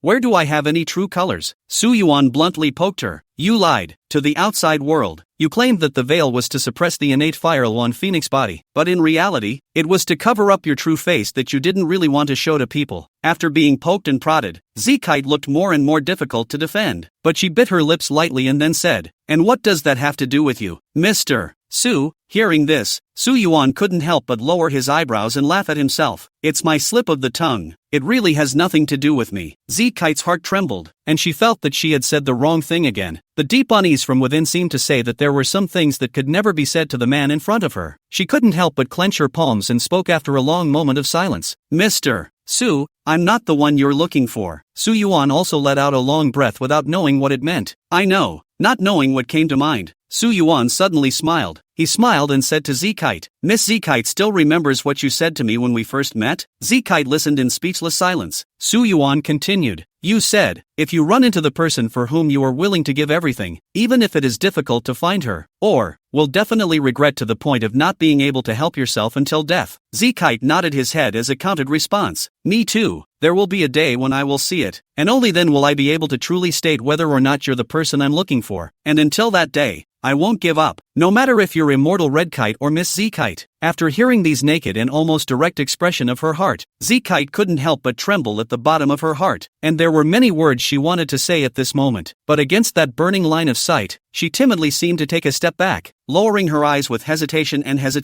Su Yuan didn't know what was going on in her mind. Under Su Yuan's gaze, Z Kite ended up stepping back step by step in silence, and in the end, she turned around without saying a word as she hid her face in the shadows. A half-face said grimly to itself, I'm sorry, Mr. Su, not. Since then, Su Yuan never saw Z Kite again. The next day the teams from the various sects left, which also included the Swinging Demon Sword sect's own team. After bidding farewell to his senior sister and master, Su Yuan sought out the secluded half-mountainside compound, but the place is long gone. Su Yuan strolled through it speechlessly, and was about to leave when he saw another figure. Z Kite's senior sister Chaofeng. When Chaofeng saw Su Yuan, there was a lot of helplessness in his eyes. Sir Su, I've come to apologize to you on behalf of my senior sister. She left one step ahead of us. Su Yuan was not surprised by this result, nodding his head to indicate that he knew. Many things surfaced in Chaofeng's eyes, seemingly saying to himself, actually, I kinda like that look of my senior sister and you together. Elder sister, she is a human child with a big nature. Growing up within the clan, the elders always told her that you are shouldering the name of Red Kite on your shoulders. Although she is only in her teens, she always disguises herself like a burden. Even with me, who grew up watching her, she rarely reveals her original appearance, and she has to make something out of it. Not knowing what Chaofeng had thought of, she grunted and laughed a few times in triumph. But she's my sweet little sister after all. When she was little she was understanding and sweet. Dozens of small children mixed together, only she will not cry, say what to do, even if practicing all over the body does not scream. But I know she secretly wipes her tears when she's alone,